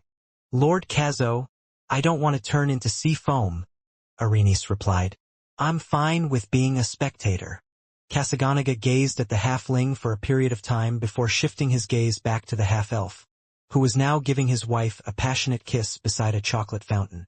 "Well, it is your life," Kasaganaga replied. "But I think you misunderstood the story of the Little Mermaid. For me, it is more than a love story, more than a tragedy, and more than a fairy tale. What the Little Mermaid wanted was an immortal soul, and when she became sea foam, she didn't cease to exist, but became the daughter of the air. This was her reward because she strove to have an immortal soul, without taking the life of the person she loved. She was given a chance to earn her own soul by doing good deeds for mankind for 300 years. But, in the end, it is up to the reader to interpret the meaning behind the story." Kasaganaga jumped off its chair and walked past Arenice, who was still deep in thought. However, before he left the halfling completely, he once again left some parting words that made Arenice raise her head to look at the half-elf who held Chiffon in a loving embrace. "Fairy tales may not always have a happy ending," Kasaganaga said softly, "but it will not always have a bad ending either." Having said that, the rainbow-colored anteater curled into a ball and rolled away, leaving Arenice alone while she looked at the badge in her hand. After spending 5 days in Gluttony's paradise, William decided that it was now time to continue his trip to look for his other wives in the underworld. On that day, Chiffon, Maple, and Cinnamon clung to him with tears in their eyes, wishing him a safe journey as he continued his search for Ash, Princess Sydney, and Celine. "Take care, okay?" Chiffon said as she looked up at William with a loving gaze. "I'll be waiting for you here." William nodded before lowering his head to kiss Chiffon's lips one last time. If not for the fact that he wanted to see if his other wives were safe, he would have stayed for a few more days and played with Chiffon, Maple, and Cinnamon. Arenice, who was observing them from afar, sighed in her heart as she watched the half-elf bid his goodbye. Maple and Cinnamon had stopped clinging on to him, but both little girls were still teary-eyed, making anyone who saw them want to give them a big hug. "Make sure to come back as soon as you can, okay?" Maple said. "I still haven't eaten everything here. I wish to eat them together with you." "Cinnamon also feels the same way," Cinnamon commented. "Come back soon, okay?" William nodded his head before kissing the cheeks of the two girls several times before steeling himself for his departure. The moment he turned his head to walk towards Arenice's direction, the half-elf didn't look back, despite the fact that Maple and Cinnamon kept on calling his name. "Are you ready to go?" Arians asked as soon as William reached her location. "Yes," William replied. "Let's go, Arenice. Take me to the next layer." The halfling nodded her head and led the way out of the Palace of Gluttony. Their next destination was the 4th layer, Lust's abode, where he believed his wife, Princess Sydney, to currently be. After half an hour of walking, William found himself staring at a small wooden cart, which he would use to travel through the Valley of Lust, before arriving at his destination. The wooden cart was similar to those used in mines, where various resources like coal were dumped and sent back to the surface to be transported. "The travel time is only half a day," Arenice said. "I'll be going on ahead with my boat. Just remember, no matter what you see or hear, never leave the cart. If you do leave the cart, you might find yourself trapped inside an illusion. This is something that you should avoid at all cost because if that happens, I might not be able to help you escape. Do I make myself clear?" William nodded in understanding and promised that he wouldn't leave the wooden cart no matter what. After ensuring that the half-elf understood the severity of the situation, Arenice summoned her flying boat and sailed towards the next layer of hell. Kasaganaga and the others remained in Gluttony's paradise because they would be putting on a concert the following day before they returned to the second layer of the underworld, living a hella loca. The rainbow-colored anteater asked William to come and see him again before leaving the underworld. There were some things that Kasaganaga wanted to tell him in regards to their future plans. William sat on the cart and patiently waited for it to move. Fortunately, he didn't have to wait long as the cart moved half a minute after it detected that someone was sitting inside it. Just 5 minutes after the cart traveled the Valley of Lust, William saw several beautiful women, wearing revealing outfits that showed their seductive bodies. If the black-haired teenager wasn't married, and had already made love with many women, he might have been tempted to accept the seductive invitation that the women were giving him. Some of them even came close to the cart and caressed the side of William's face as he slowly rode past them. Their words, filled with the promise of pleasure, fell in deaf ears. Their beautiful bodies, that could make any hot-blooded teenager stare at them lustily, were nothing in William's eyes. Although Chiffon's body was not half as sexy as theirs were, in his eyes, the half-dwarf whom he had made love with several times in the past few days had more charm than all of the seductive ladies, who were flaunting their beauty at him, combined. Half a day later, William successfully left the Valley of Lust, and entered a place where several neon lights could be seen in the distance. The words, "Welcome to Lust's Abode," shone in bright pink colors, as he entered the next layer of the underworld that the most lustful beings in existence called home. When William arrived, Arenice immediately ran to him, and shooed away the succubus ladies, who had encircled the handsome half-elf, asking him if he was interested in having one-night stands. "I really hate coming to this place," Arenice said in an irritated manner. "This is the last place in the underworld that I wish to visit." William couldn't help but nod his head in agreement after seeing the scenes around him. Several men and women would fornicate with each other in broad daylight, as if it was a very normal thing to do. The halfling's disgusted expression as they walked the shady streets of Lust's abode was more than enough to tell William that she really hated coming to this place. "Where are you taking me?" William asked. "To the one place where the most lustful people in this layer gather," Arenice answered. "Lust Pavilion. I believe that one of your wives is there." The halfling glanced at William with a frown. Even though she wasn't saying anything, the half-elf understood what she was thinking. "My wife is one of the 7 deadly sins, and the sin she carries is lust," William explained. "That explains a lot of things," Arenice answered. "So, Chiffon bore the sin of gluttony, making her one of the VIPs of the Castle of Gluttony?" William nodded to confirm Arenice's inquiry. "That is indeed the case." William nodded. The two of them didn't talk after that, and only walked down street after street, until they arrived at the lake. In the center of the lake was a giant floating pavilion, which looked surreal under the setting sun. Several bright, red-colored paper lamps hung along its sides, illuminating the surroundings. Arenice summoned her boat, and paddled like the ferryman she was, as they headed towards their destination. William had a calm expression on his face, but deep inside, he was feeling anxious. He knew, more than anyone else, how lustful Princess Sydney was. Whenever her divinity slipped out of her control, he would have to stay and make love with her until her uncontrollable urges came to an end.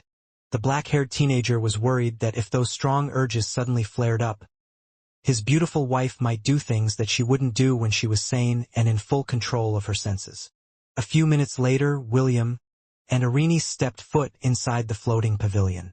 They were immediately greeted by a beautiful woman, who introduced herself as Ariana. She was the Madam of Lust Pavilion, and her role was to keep this establishment running smoothly at all times. She even held onto William's arm, pressing her soft bosom against it, while asking the half-elf on what kind of woman he was looking for. Arenice immediately came between the two of them, and pushed Ariana away, making the beautiful woman giggle. "So, my dear William, what brings you to Lust Pavilion?" Ariana asked. "If you are looking for the most pleasurable experience, I can recommend myself to entertain you for the night. What do you think?" A tempting offer, but sorry, I need to pass, William replied. I'm here for a lady named Sydney. Do you know where she is? As soon as Princess Sydney's name was mentioned, Ariana's playful expression abruptly changed to one of shock. I'm sorry, my dear, but Sydney is one of the untouchables in the pavilion, Ariana answered. I have been given strict orders that no guests may visit her and her beautiful friend, who is currently staying in her private chamber here in the pavilion. Her friend. William blinked in confusion. Someone is staying with Sydney in her private chamber? Ariana nodded. Yes, I believe her name is Ash. The poor girl. She has become Sydney's plaything, and I often see her unconscious figure on the bed, with her body covered in kiss marks, and her forbidden fruit, always overflowing with nectar, dyeing the sheets day and night. The half-elf breathed a sigh of relief after knowing that the person accompanying his wife, Princess Sydney, was none other than his second wife, Ash. Back when William couldn't be around, she was the one responsible for keeping Princess Sydney's uncontrollable urges at bay. Take me to Sydney's private chambers, William said. I have business with her. Ariana covered her lips and giggled after hearing William's words. I hear those words every day, Ariana replied. Men and women, both handsome and fair, want to taste Sydney's forbidden fruit, but she has always rejected the advances that come from other people, and simply focuses on torturing Ash every day. I have a feeling that if this continues, that blue-haired mermaid will turn into a masochist. Well, not like I really care if that were to happen. I just find her pitiful because she is trapped with Sydney all day and has no place to go. But I think it is for her own good. If a beauty like her were to wander the streets of Lust's abode, I'm very sure that she would have already been pinned to the ground by one of the locals, and forced to have her body experience pleasure that she has never felt before. William snorted because if that really happened, he would throw caution to the wind, and eliminate the bastards who dared to touch even a strand of hair of one of the women that belonged to him. Take me to her. William's commanding voice made Ariana arch an eyebrow at him.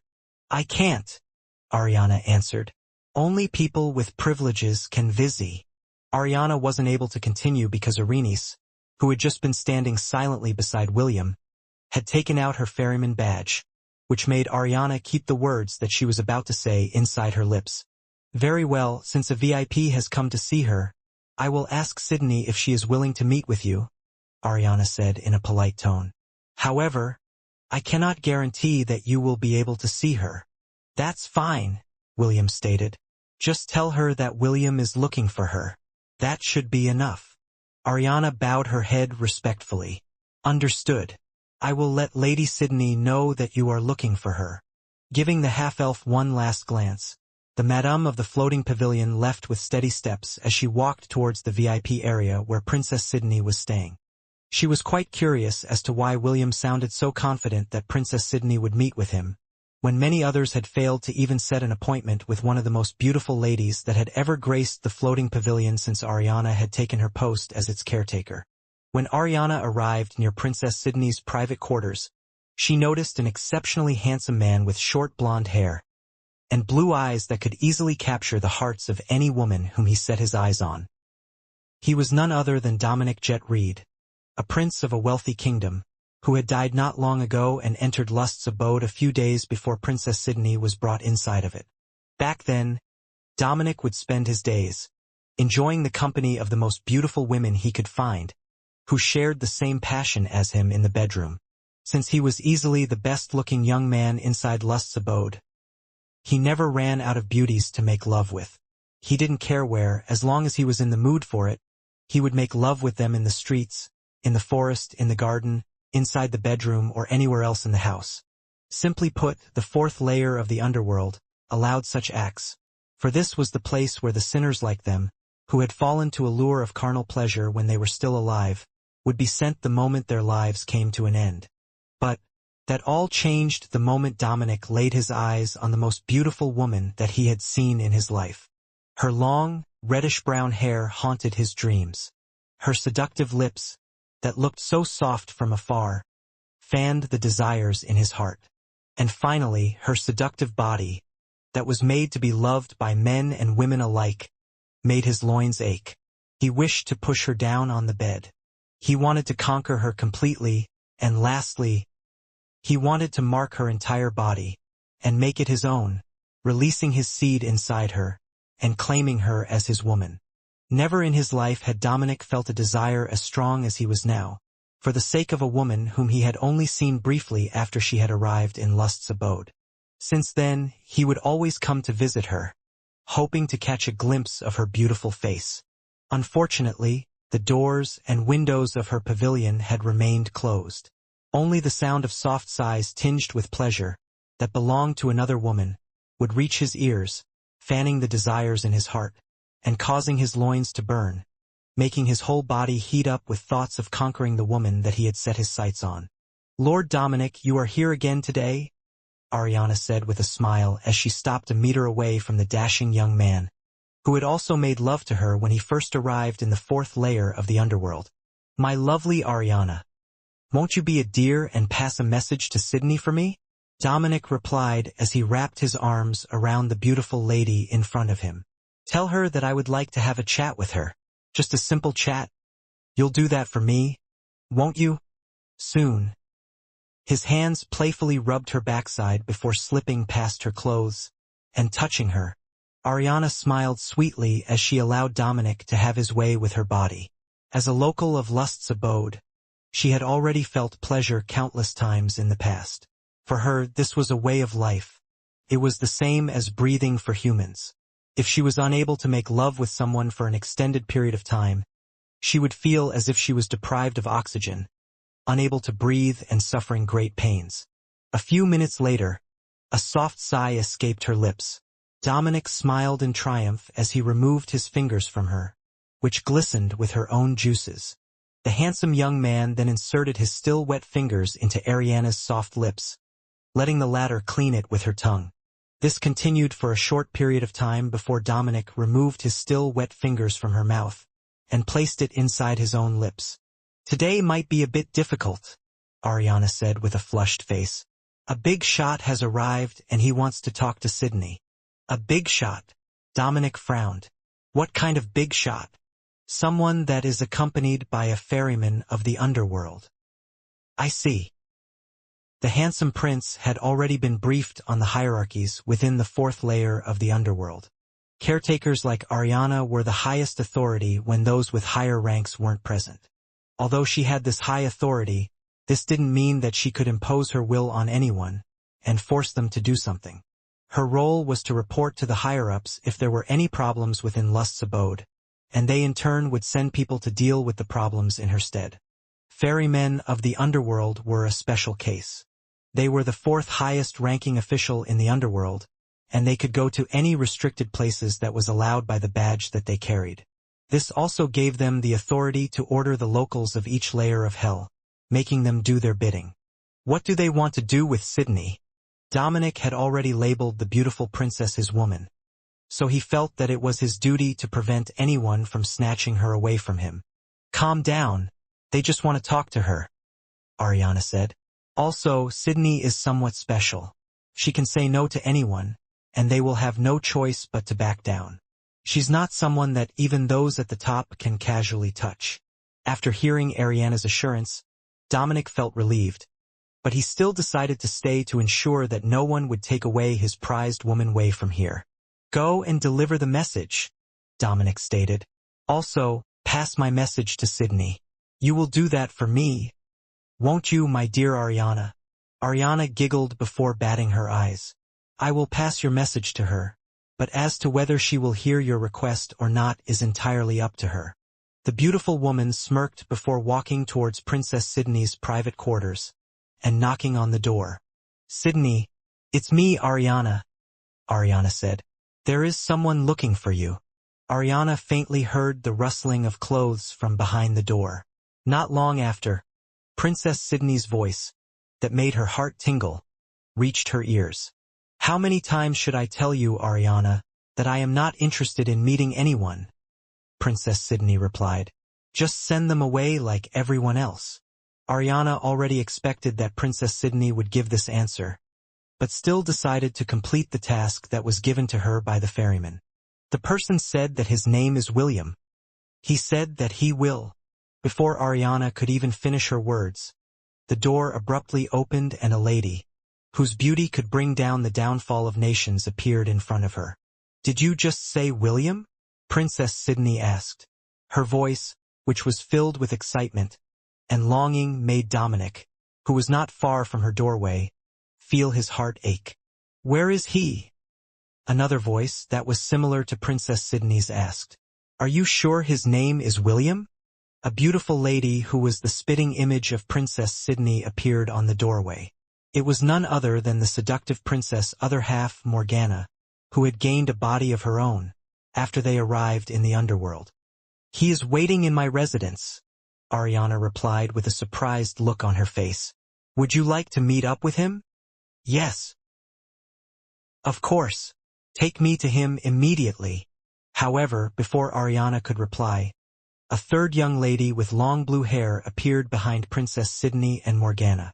She was dressed in a one-piece nightwear, and the beautiful curves of her body could be seen by anyone who laid their eyes on her. On her neck, arms, and collarbone, several kiss marks could be seen. Clearly, she had become the plaything of the two succubus-like ladies whom she shared a room with, and yet, the moment she heard William's name, her heart, that had stopped beating months ago, suddenly skipped a beat. "I'm coming with the two of you," Ash said with a determined look on her face. Princess Sydney and Morgana nodded their heads before facing Ariana, who was currently wondering what William's relationship was with the three ladies, whose beauty made them a prize within the fourth layer of the underworld. "Please come with me." Ariana bowed her head respectfully. "I'll take you to where he is." Just as the four ladies were about to leave, Dominic broke out of his daze and walked towards the beautiful princess whom his heart desired. "Sydney, I know that you don't know who I am, but I want you to know that I've been dying to talk to you since the day I saw you," Dominic said while his eyes glowed faintly with power. When he was alive, Dominic had the power to charm people. Even though he was exceptionally handsome, there were times when his advances didn't work, due to strict rules imposed on the noble women whom he targeted. Whenever this happened, he would use his magical eyes to charm these women, and make them fall helplessly in love with him, ignoring their own families, and the people whom they were in love with. Dominic had enjoyed this lifestyle until one day, one of the young men, who had his lover stolen from him by Dominic, managed to assassinate him on his way back from her room. That was how he ended up in Lust's abode, and even here, he had retained his powers to charm people. Princess Sydney and Morgana, whom he was using his powers on, gave him a weird look, as if saying, "Just what is this weirdo doing?" As the carrier of the sin of lust, Princess Sydney held the most powerful charm under the heavens. Dominic's pitiful attempt to charm her only made her feel disdain towards the handsome young man, who had wanted to pin her on the bed since the first day he saw her. "Let's go," Morgana snorted as she pulled Ash and Princess Sydney towards Ariana, who was looking at Dominic with an awkward expression on her face. "Please follow me," Ariana said after giving Dominic one last glance before walking back towards her residence, where the black-haired teenager was patiently waiting for the arrival of his wives. Ariana could only feel pity towards the handsome prince, whose face was crumpled with a look of confusion after his charm spell didn't work the way he intended it to. Trying to use charm against the deadly sin of lust? Ariana could only shake her head as she walked away, leaving the confused prince behind. "You are out of your league, boy." Although she liked Dominic, and even desired his touch, Ariana knew that there was no way in hell that the handsome prince would be able to bed Princess Sydney using petty tricks, especially a charm spell, on the very incarnation of lust in the mortal world. It was simply too funny, so Ariana walked while her delicate shoulders trembled, as she desperately did her best to prevent the bubbling laughter inside her chest from escaping her seductive lips. Ariana and Erenice couldn't help but gawk at the scene that was happening in front of them. The moment Princess Sydney, Morgana, and Ash arrived to meet with William, Morgana immediately ran towards the half-elf and jumped into his arms while shouting, "Darling!" What followed next was a one-sided passionate kiss by Princess Sydney's other half. She kissed William non-stop, while the latter simply held her in his embrace.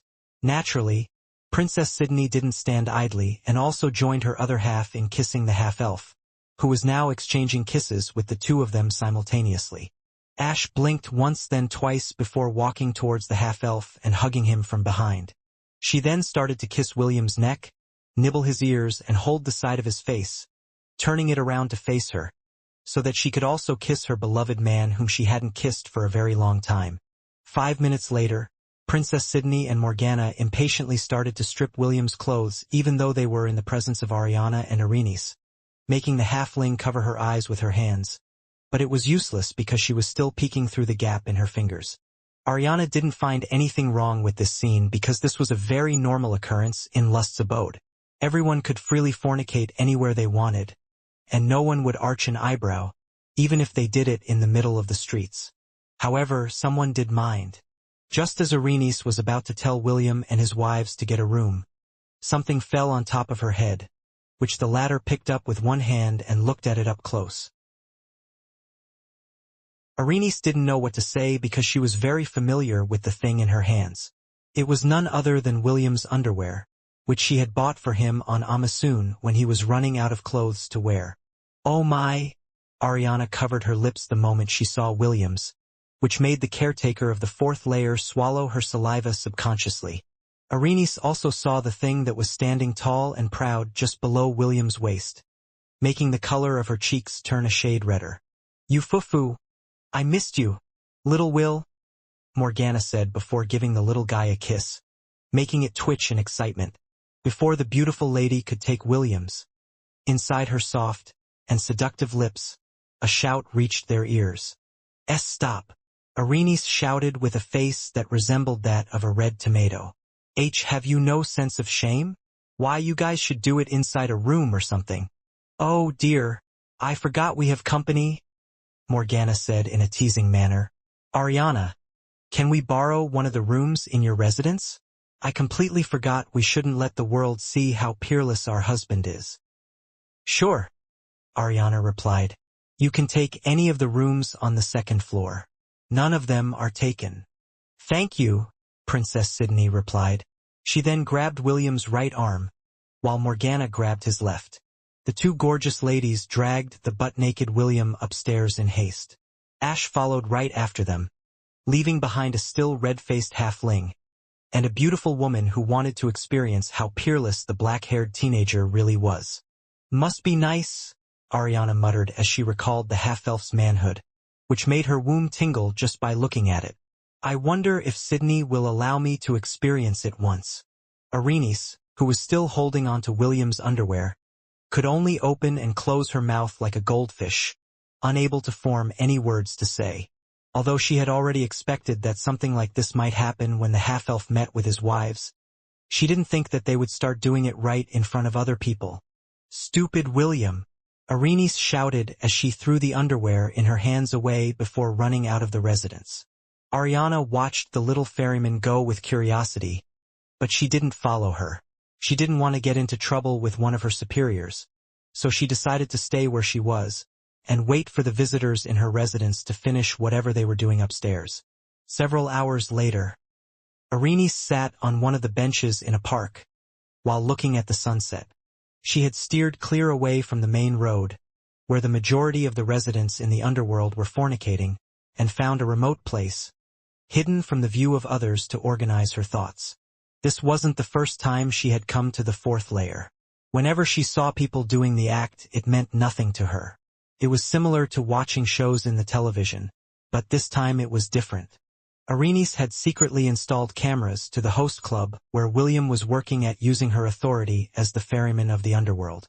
Each host had a specific room where they would entertain their guests, and she filled that room with cameras in order to see if the half-elf would do a proper job as a host.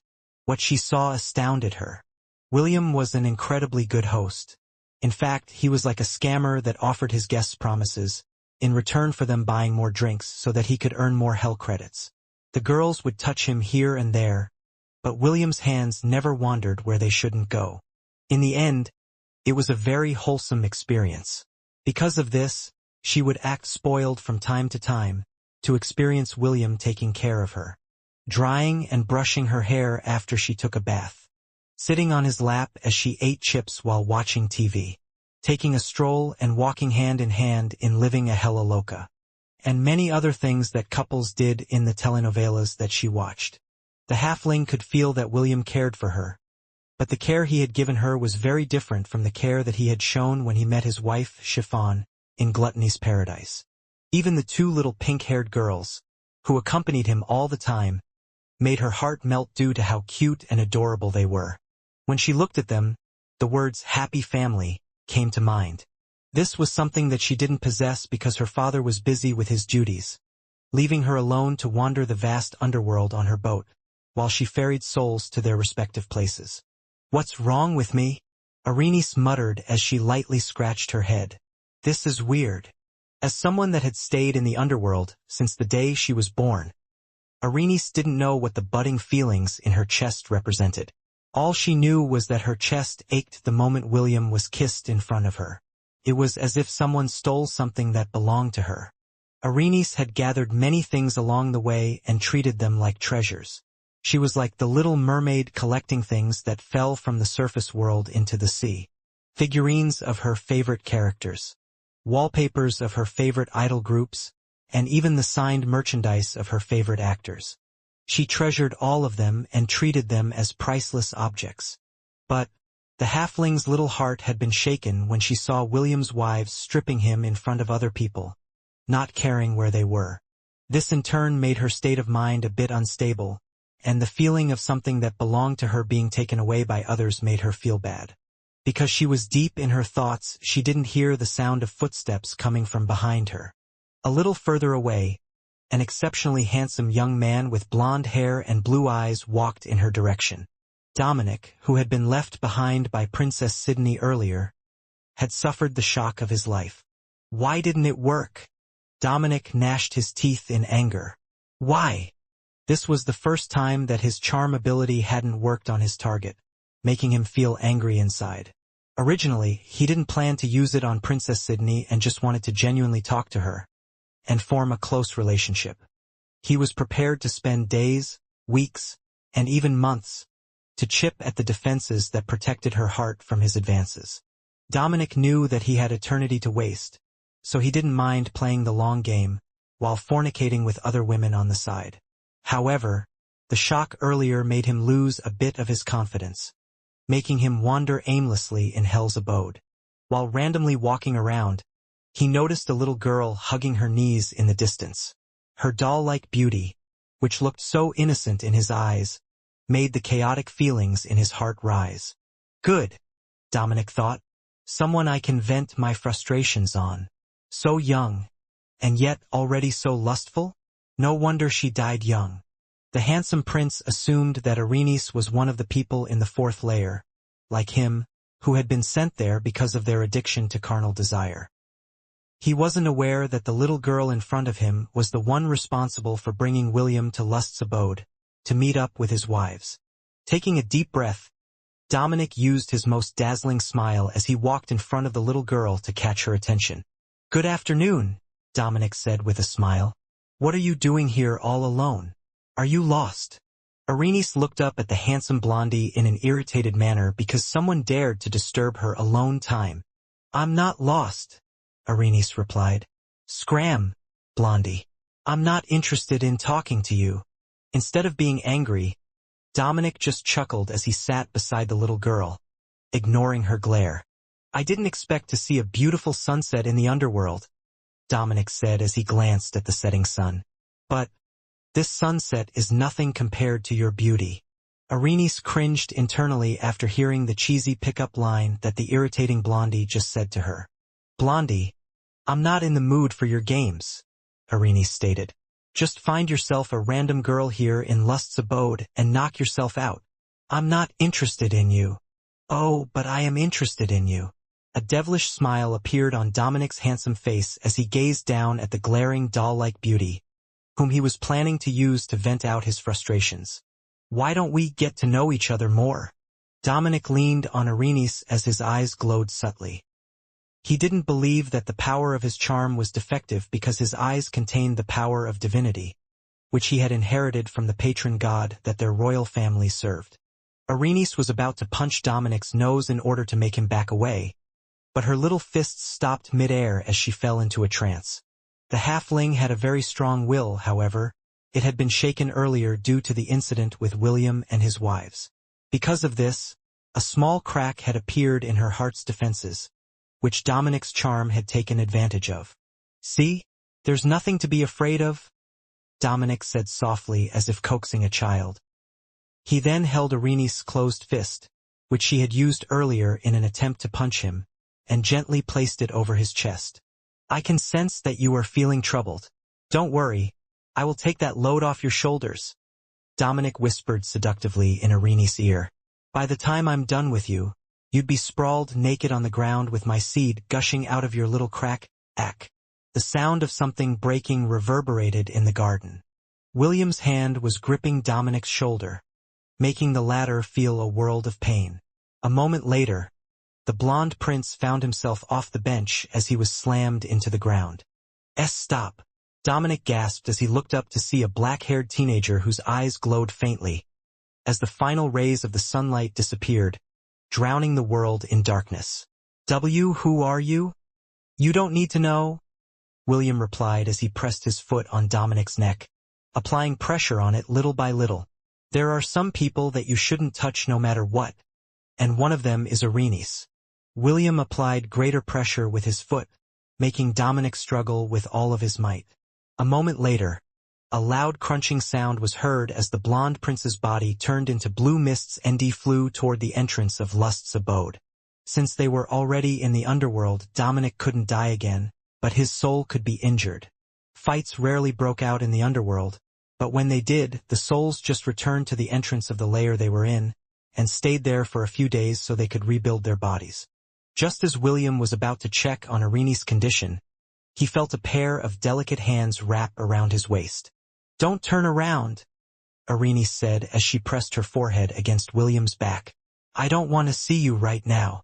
"Okay," William replied as he stood completely still, allowing the halfling to use his body as something to lean on. In truth, Irene was able to regain her wits after half a minute.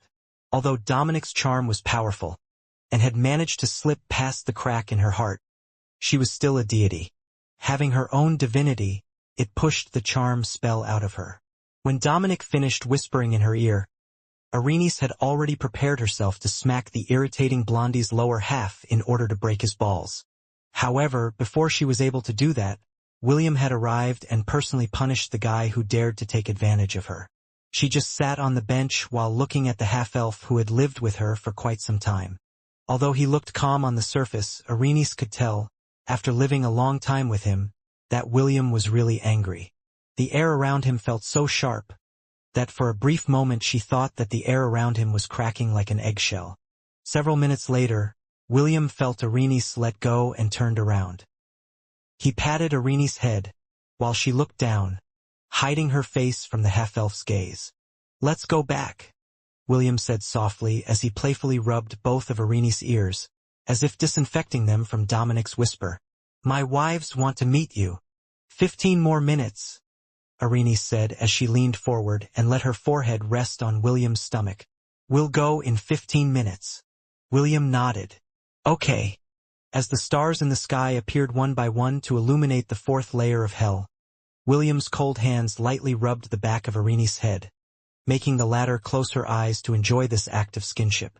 Although the half-elf's hands were as cold as ice because he drank blood sparingly, the halfling felt his touch start to seep into the cracks of her lonely heart, filling it with his warmth. "What are you doing?"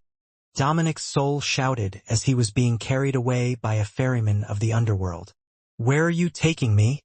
The ferryman didn't reply and simply dragged the struggling Dominic away from Lust's abode. Half an hour later, the blonde prince's eyes widened in shock when he saw a raging river made of flames, whose current was so fast that he felt that the moment he was dropped in there, he would be trapped for eternity. "Wait!" Dominic shouted in fear. "Don't tell me you are going to." The ferryman grabbed Dominic's neck and pulled him close to his face. "If you want someone to blame, blame yourself for being stupid," the ferryman stated coldly. "You dare lay your hands on a ferryman of the underworld? Fool, you courted death 10 times over." I don't know." Dominic shouted hysterically. I will apologize. Allow me to apologize. I will set this right. Perhaps getting irritated with his pleading, the ferryman tossed Dominic towards the river of flames, making the latter scream his heart out as he fell on the fiery waters to be tortured for over 100 years. Nu! Arg har! It burns! Save me! Have mercy! Forgive me! The ferryman sneered at the suffering blonde prince whose face had already melted along his body, making him wail in despair. 5 minutes later, the ferryman sailed his flying boat away, leaving the lustful prince to suffer the punishment that he so rightfully deserved. Somewhere in the underworld. Is it done? A man wearing a black robe asked as he sat on a throne made up of skulls. Yes, Your Excellency. The ferryman knelt as he replied. 100 years of torment in the river of hell. 100 years of torment in the plains of hell. 200. Your Excellency? The man wearing a black robe shifted ever slowly as his powerful gaze locked on the ferryman who had become frozen in place. Make his sentence 200 years each. At once, Your Excellency. It will be done. The ferryman hurriedly left because he still needed to handle the paperwork of Dominic's forceful punishment. They needed to keep tabs on the punishment of each soul to ensure that their punishment didn't exceed the necessary sentence that was placed on their heads. Only after they had been judged and paid for their sins in full would they be allowed to enter the cycle of reincarnation as pure souls who had forgotten all of their memories of, including the crimes they had committed in their past lives. Arenis, the cloaked man muttered softly.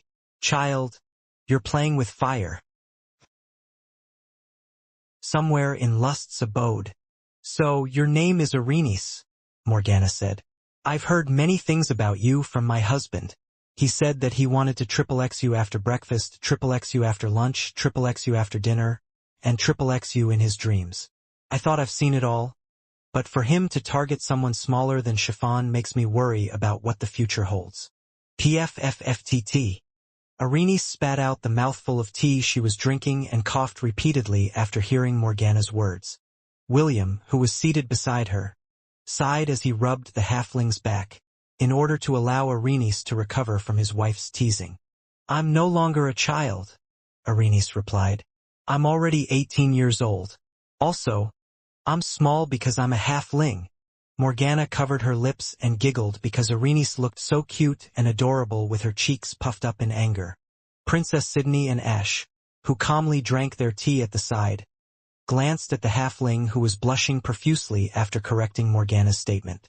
They could understand why Morgana wanted to tease Arenis. She was simply too cute to ignore. I'm telling you now, although our handsome husband looks like a gentle soul, he is a wolf in sheep's clothing, Morgana stated. He will eat you up and spit out only your bones. It is best if you don't bind your fate with him. I mean, look at us. We love him so much that we ended up here in the underworld. You should learn from your seniors. That handsome, charismatic, delicious, titillating, and peerless hunk seated beside you is one of a kind. I doubt you'd survive a single round in bed with him. You can still turn back, Arenis. The halfling snorted as she gazed at Morgana fearlessly. I think you're making a mistake. I am not interested in Will. We are merely travel buddies. Friends with benefits? I like that term. Travel buddies. That's what I said. Friends with benefits. William sighed for the second time before glancing at his seductive succubus wife. Don't tease her too much, okay? William said. If not for her, I wouldn't have arrived here so early. She saved me a lot of trouble by teaching me how things work in the underworld. Princess Sydney placed her cup on top of the table before voicing out her thoughts. Arenis, in the past, our husband said that he would only have 10 wives, Princess Sydney stated. Now, he has surpassed that number, and I believe that it might continue to grow in the future. There might be times when you will feel that you are being ignored, but don't worry. We can just pin him down on the bed together. This big sis of yours will teach you the ropes. What are your 3 sizes, by the way? Morgana interjected. Don't worry. Will doesn't care whether they are big or small. He loves all sizes equally. William was at a loss for words due to how the conversation was turning out. He thought that his wives would just ask Arenice things about the underworld, and what he had been through to meet them. However, before he knew it, they were already asking her for her 3 sizes and other very personal questions. They like the managers in a job interview who were interviewing an aspiring employee. However, from the way he looked at it, they were just like aunties who were looking for something to gossip about. Ash giggled after seeing the half-elf's expression, so she decided to take him outside the residence in order to take a stroll. "I really thought that I would not see you again, Will," Ash said as she walked holding onto William's arm. "If not for the fact that I am with Sydney and Morgana, I might have felt so lonely that I might have died a second time." The half-elf stopped walking and kissed his wife's forehead. "I will go to hell and back so that all of us can be together," William replied. "Don't worry. I will negotiate with the god of death and ask for him to release your souls." Ash nodded before resting her head on William's chest. "Be careful, Will," Ash said softly. "The price of our release might be something that will make you lose something important in return." William didn't reply and just hugged the beautiful mermaid in his arms. He had the same opinion as Ash, and was prepared to bargain with the god of death until they reached a proper settlement. With Adaphagia's promise to cause havoc if Chiffon wasn't released, he believed that even the god of the underworld would have no choice but to compromise. Princess Sydney had already told him that her patron goddess, Lady Eros, had also visited the underworld before William came. She said that if Thanatos wouldn't budge, she would charm all the souls in the underworld and start a civil war. Princess Sydney didn't know if her patron goddess was joking or not, but she could tell from her teasing voice that she was half serious about it. After cuddling for quite some time, the two found a bench. William laid on Ash's lap, while the latter brushed his black hair. "Will, what is your relationship with Arenice?" Ash asked. "I can tell by the way she looks at you that are someone special to her. Also, I can tell the way that you look at her that she is also special to you. So, spill the beans. What is your relationship with her? It's a bit complicated, but are you willing to hear me out?" William replied. "Of course. It's not as if I have anything to do here in Lust's abode, except from getting attacked every day by Sydney and Morgana in bed." "You've suffered so much." Ash chuckled because she found William's words funny. Indeed, she had suffered so much from the pleasure that the 2 succubus ladies had given her for the past few months. But she'd rather suffer in their hands than suffer in the hands of others. "Come on, start talking," Ash urged. "Sydney and Morgana will probably come looking for us soon. You better finish your story by then." William smiled bitterly as he started to retell his story about the Deadlands. Holith, Amelia, Pearl, Priscilla, a pretty lady with a single horn on her forehead on, a green-haired beauty with a tail that resembled that of a lizard, Vesta, William said as he ended his tale, and a halfling who looked like a doll that was only a little more than 3 feet tall. In that dream, someone told me that if I gathered all of them together, I would find hope. Ash listened silently as William finished his tale. A few minutes later, she playfully pulled on the half-elf's ear with a smile. "Are you sure that what you are looking for is hope, and not to add more girls into your harem?" Ash inquired. "Those are 7 girls altogether. Also, don't you think it is quite convenient that you already know some of them, while the rest you were able to meet in your journey? Does that mean that if we hadn't died, you would not have gotten the opportunity to meet Arenice, who is the last girl to complete your quest to find hope?" William blinked when he realized what Ash was hinting at. Just like the beautiful mermaid said, more than half of the girls he was looking for were the ladies that he had already met. As for Vesta and On, he only met them when he went to the demon continent.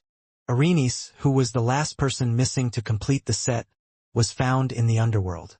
Even the half-elf had to agree that if his wives hadn't died, he wouldn't have had an opportunity to meet with the doll-like halfling, who longed for the surface world, while trapped in the underworld. It was as if fate had played her hand in order to allow him to meet the ladies that would play a major role in his life, and lead him to finding the fleeting hope, whom everyone chased after during the darkest moments in their lives. Ash greedily licked Williams. As Princess Sydney kissed his lips, sliding her tongue inside of it. Morgana, on the other hand, was leaving kiss marks on the black-haired teenager's body, while his fingers teased her insides, preparing her for what was about to come next. This was William's fourth day inside Lust's abode, and Ash, Princess Sydney, and Morgana all knew that he would leave them soon to look for Celine, who was pregnant with his child. Because of this, they decided to take the initiative and pin William down any opportunity they got, preventing him from leaving their private residence, and simply indulged in pleasure day by day. "Can't you guys tone it down a bit?" Arenice grumbled. "I'm trying to sleep here." She was currently staying inside Ash's room because she and William would be leaving when morning came. Princess Sydney and Morgana even invited Arenice to join them a day ago, but the latter firmly rejected their offer with a beet-red face. The halfling knew that the two beautiful succubi were only teasing her, but deep inside, she knew that they were half serious as well. William's and Arenice's next destination were the Plains of Wrath, where those that had succumbed to acts of war, violence, and any extreme actions that harmed anything, and everything around them were sent after they had died. This was the place where they would spend their days fighting with each other, until all of their pent-up anger was vented, allowing them to move on to their next stage of life. Since that was the case, William's 3 wives had locked him inside Princess Sydney's room, right after the sun went down, in order to engrave his touch, kisses, and essence into their bodies and souls. Several minutes later, Arenice gave up on sleeping and left the residence. As someone who had no experience in the acts of carnal pleasures, the halfling could only imagine what William's 3 wives were doing to him. Naturally, she wasn't that naive about it because she had stayed in Lust's abode for a few days, observing the people inside of it from afar as they fornicated in broad daylight. But, surprisingly, she couldn't find herself imagining doing the same thing with the black-haired teenager, whom she would accompany to the next layer when the sun rose from the east. Back then, Arenice didn't really care too much about this act of love-making because she couldn't imagine herself falling in love with someone and surrendering her heart, body, and soul to them. Because of this, she had watched many romantic telenovelas to better understand the feelings of love. This was why she was feeling confused about her wish to stay by William's side. Was it due to the feeling of puppy love, or just her wish to play a supporting role to the tale of the prince going to the underworld to save his wives? When she first saw the black-haired teenager and found out that he was a living person, Arenice's interest in him grew. Then, when she had gotten to know him a little better, she found out that, although William looked standoffish, he was actually a very caring person. Also, she didn't want to admit it, but on the day that William saved her from Dominic's sinister attempt to take advantage of her weakness, she felt as if she had become a protagonist in one of the shows she frequently watched. Just like the leading lady being saved by the male lead in her darkest moments and forming a connection with him that led to a romantic relationship. That was the scenario that happened to Arenice, and yet, she didn't know if that feeling of gratitude had something to do with love, which made her confused. "It's no use to think about these things, Arenice," the halfling muttered. "Even if he manages to rescue his wives, they alone will be able to leave this place. I can't do that. I will forever be stuck here in the underworld." A long and deep sigh escaped Arenice's lips as she laid on the deck of her flying boat, which was currently hovering above Lust's abode. "I hope morning comes soon," Arenice thought as she closed her eyes. "Then we can leave this place, and I will have some time alone with Will to better understand what I feel about him." Just as she was about to fall asleep, she sensed a presence coming near her boat. The halfling immediately propped herself up and glanced to her right, just in time to see another flying boat, led by another ferryman, hover beside her own. "It's been a while, Arenice," the ferryman greeted the halfling. "How are you doing?" "It's you, Callie." Arenice smiled widely after hearing the voice of her friend. "What are you doing here?" The ferryman named Callie took the black robe off her face, showing a pretty face with long, dark brown hair and green eyes. "I'm just on my way back from tossing someone into the river of hell," Callie replied. "The boss sure made things difficult for me. I have to do a lot of paperwork after dealing with that bastard." "Sounds rough. How is the boss doing?" "Well, he's the same as always." "I see."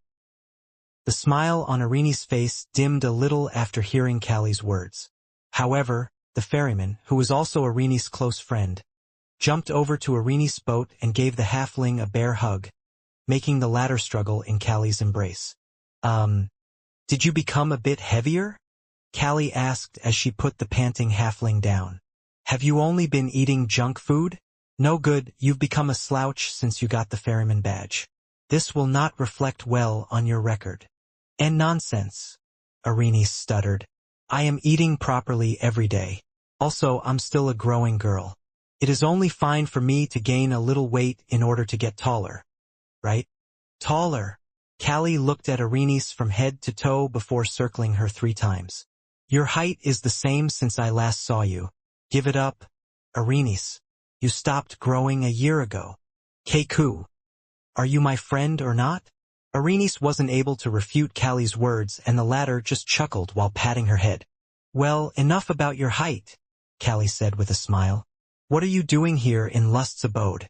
Don't tell me you finally got curious about doing that. I can't believe it. My little Irini is finally curious about having Esarg. Callie found herself being headbutt on her stomach, making her body bend like a cooked shrimp before falling down on all fours coughing. Don't talk nonsense, Irini shouted with a beet-red face. Who is interested in learning how to do that thing? See, calm down. I was just joking. Humph. Callie massaged her stomach before propping herself up. She didn't expect Irini to have this kind of reaction, so it piqued her interest. Say, Irini, I heard that you've been traveling with someone as of late, Callie said with a smile. Is he a boy? That's none of your business, Irini replied with a pout. Callie walked closer and crouched a bit, so that she could look eye to eye with the halfling who had a wary look on her doll-like face. I see it's a boy. So, is he handsome? I didn't say if he was a boy or not. Callie giggled. Of course she knew that Irini was traveling with a boy.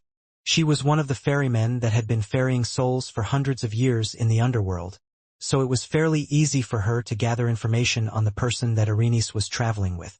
I heard that he is still a living person, Callie commented. For him to appear here before his time of death is truly intriguing. Tell me, what is he like? What kind of person is he? No comment, Irini replied. Don't be like that. Your big sis is here to give you some advice about love. I don't need your advice. Callie smirked before moving her head closer to the halfling who had subconsciously taken a step back. Since he is still alive, it is fairly easy to bind him to you, Callie said. Just let him eat the food of the underworld. As long as you prepare it yourself, he will be bound to you for eternity. I will not do such a despicable thing, Irini replied. Will and I are friends. Oh, so his name is Will? I've seen his picture, and he looks like a very fine person. Callie smiled. If you are not interested in him, maybe I can feed him some food in the underworld and make him my... Before Callie could even finish what she was about to say, she felt the cold and sharp blade of a death scythe hanging over her neck. Callie, don't even think about it, Irini said as her eyes turned crimson. Her hair fluttered lightly in the breeze as she held her weapon firmly in her little hands. Will is off limits. He is mine. Instead of feeling afraid, the smile on Callie's face widened. I see, Callie commented. Since you've already made the decision to make him yours, then you know what to do. Callie lightly pushed away the blade of the death scythe from her neck with a finger. There is more than one way to bind the living to the underworld, and it is not just about food. Callie whispered in Irini's ear as if she was a devil tempting her to do bad deeds. Just imagine. Spending eternity with him. Wouldn't that be wonderful? Irini snorted as she unsummoned her weapon and turned around. She didn't want to look at Callie's face right now because the latter's words had shaken her heart. Get out of my boat, Irini said. I don't want to see you anytime soon. Fine, I'm leaving, Callie replied before casually jumping to her own flying boat, which was floating beside the halflings. But, remember this, Irini, you belong to the underworld. The surface world is not as beautiful and peaceful as the ones you see in your telenovelas. It is an ugly place filled with wicked men and women who do vile things to each other. You should know that more than I. After all, you've been ferrying those who have departed to the many layers of hell. You should know by now what human nature is like. Having said her words, Callie steered her boat away and headed towards the third layer of the underworld. Although she said some pretty harsh things, she was just worried about her friend, Arenice. She even went as far as to remind her that there were other ways to keep William in the underworld if she truly wished for it. Arenice, you're still too young and innocent, Callie muttered as her boat descended towards the third layer.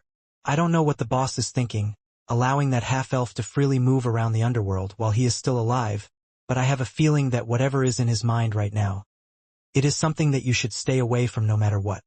Callie had been in the underworld for a very long time, and she had seen all the faces of humanity during those many years of ferrying the souls of the dead. Although she knew that there were also good humans among the bunch, she had just seen so many evil things that her heart had already grown cold and numb when it came to interacting with people who had made others suffer just for the sake of their selfishness. Well, whatever happens, I got your back, Callie said softly. It's good to be young. So innocent and foolish at the same time. The ferryman of the underworld sighed before giving the lust abode one last glance before continuing her journey, leaving her friend behind, whose mind was reeling from the thought of keeping the handsome half-elf by her side for eternity. Please be careful, Will, Ash said as she hugged the half-elf who held her in a tight embrace. I will, William replied. Wait for me. I will return, definitely. Yes. Ash looked up to her husband with a loving gaze. I will wait for you. The two kissed passionately for a few seconds before both of them reluctantly parted. As soon as Ash had backed down, Princess Sydney took her place. Instead of saying words of farewell, the succubus princess kissed William for half a minute, before playfully biting his neck, leaving a kiss mark. Behave while I'm away, okay? Will said as he caressed Princess Sydney's cheeks. Don't worry, Princess Sydney replied.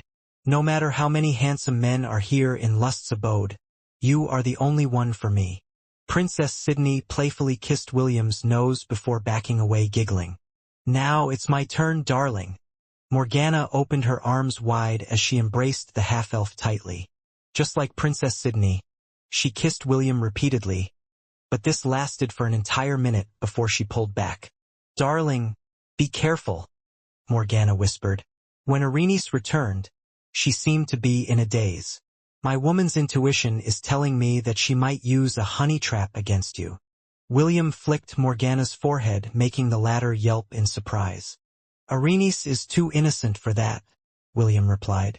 I'm more worried about you honey trapping other people here in Lust's abode. Ah, you don't have to worry about that. We'll just eat ash while waiting for you. Rest assured, our heart, body, and soul only belong to you, as it should be. William smiled as he pressed his lips over Morgana's forehead. As much as possible, he didn't want to leave, but he still needed to find Celine and ensure that she was doing well. He didn't know how time worked in the underworld, but according to his wives, it had been almost 10 months since they arrived in the underworld. If that was true, then Celine might have already given birth to his child, while she was trapped in the world of the dead. This possibility made William feel anxious because he didn't know what kind of situation she was in right now. After bidding his goodbye, William jumped on the deck of Arenice's floating boat before turning around to face his wives. I'll see you all soon, William said. Ash, Princess Sydney, and Morgana waved at him. Morgana even playfully blew a flying kiss to him, making the half-elf smile, as the flying ship started to ascend to head to the next layer of hell, which was called the Plains of Wrath. William kept on looking at his wives until they disappeared from view. According to Arenice, they would need to hitch a ride on the river of hell in order to arrive at their destination. We will arrive there in a week at the earliest, Arenice said as she stood beside William, who was still looking in the direction of Lust's abode. When we arrive there, prepare yourself. There is a high chance that you will get attacked the moment you step onto the Plains of Wrath. William didn't reply as he continued to stare in the distance, while his hair lightly fluttered in the breeze. William's hair had gotten longer, and now rested on his back. It was tied with a small, silver butterfly hairpin, which Arenice had purchased in order to tease the half-elf. But, contrary to her expectations, William didn't mind it, and wore the hairpin that Arenice had bought with over 100,000 hell credits. "I'm sorry, but if I remember correctly, you said that your fourth wife is pregnant with your child, right?" Arenice asked. "Yes," William replied without even turning his head to look at the halfling standing beside her. "The underworld is not a good place to give birth to a child," Arenice said softly.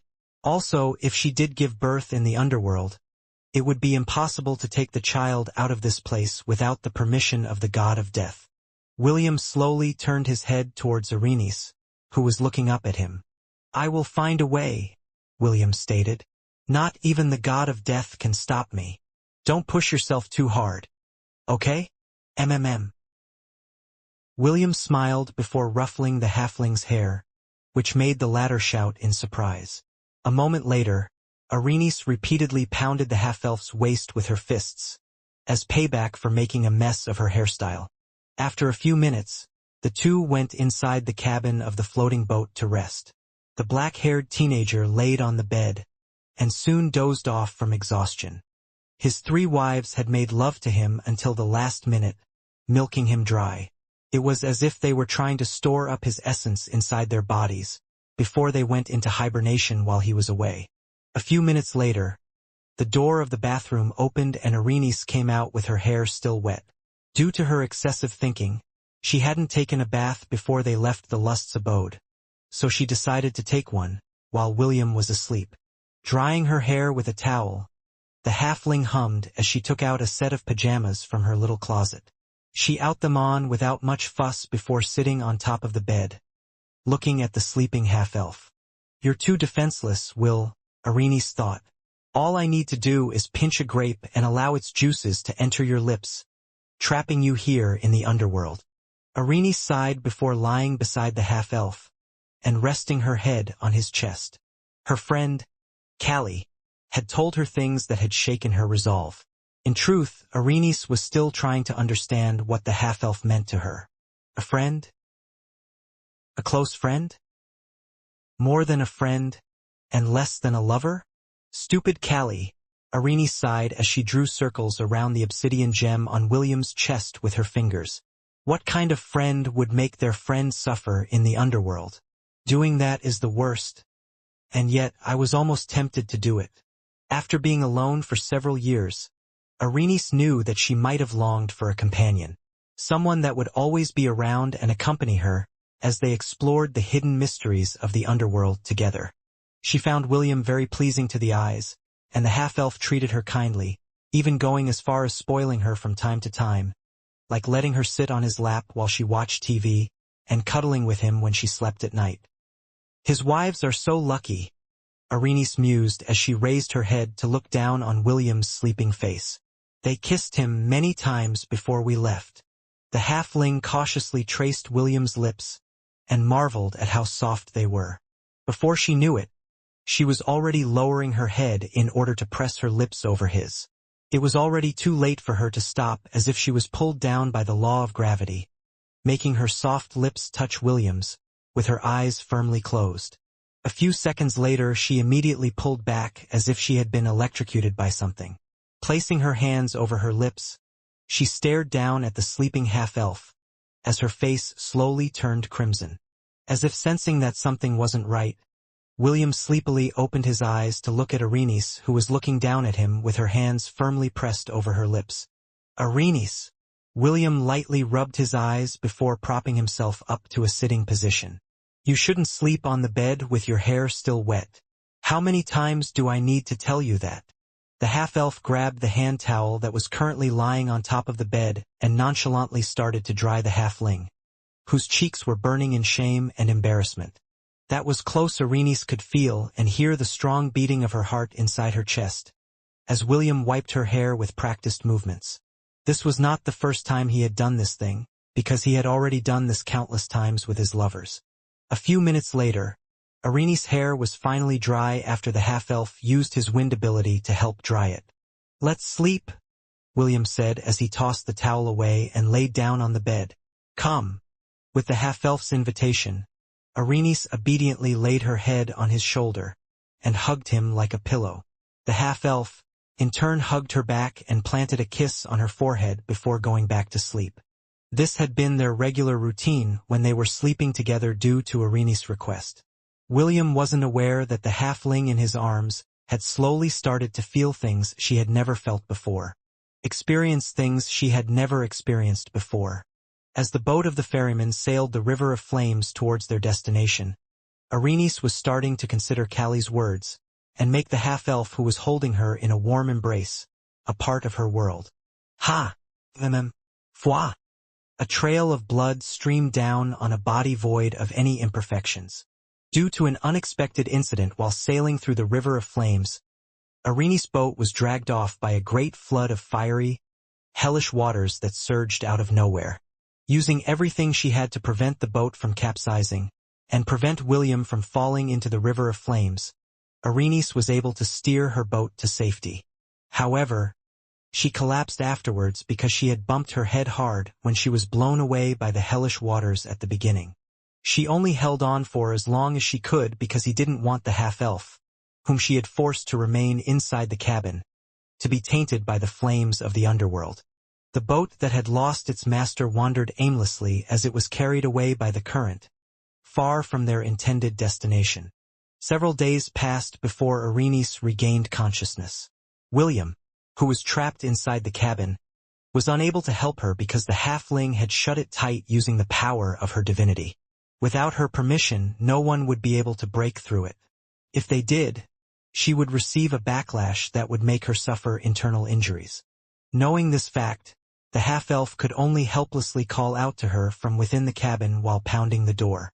Perhaps due to her head injury, or perhaps due to exhaustion, her body was paralyzed from head to toe. After hearing William's constant calls from the cabin, Arenice lifted the seal, allowing the half-elf to come to her side and tend to her injuries. The half-elf did his best to care for the injured halfling, but nothing he did worked.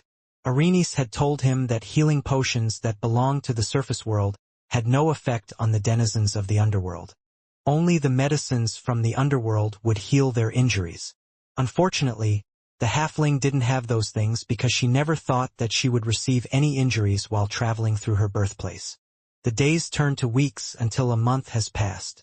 Although Arenice was slowly recovering, it was still too slow for her to move her body.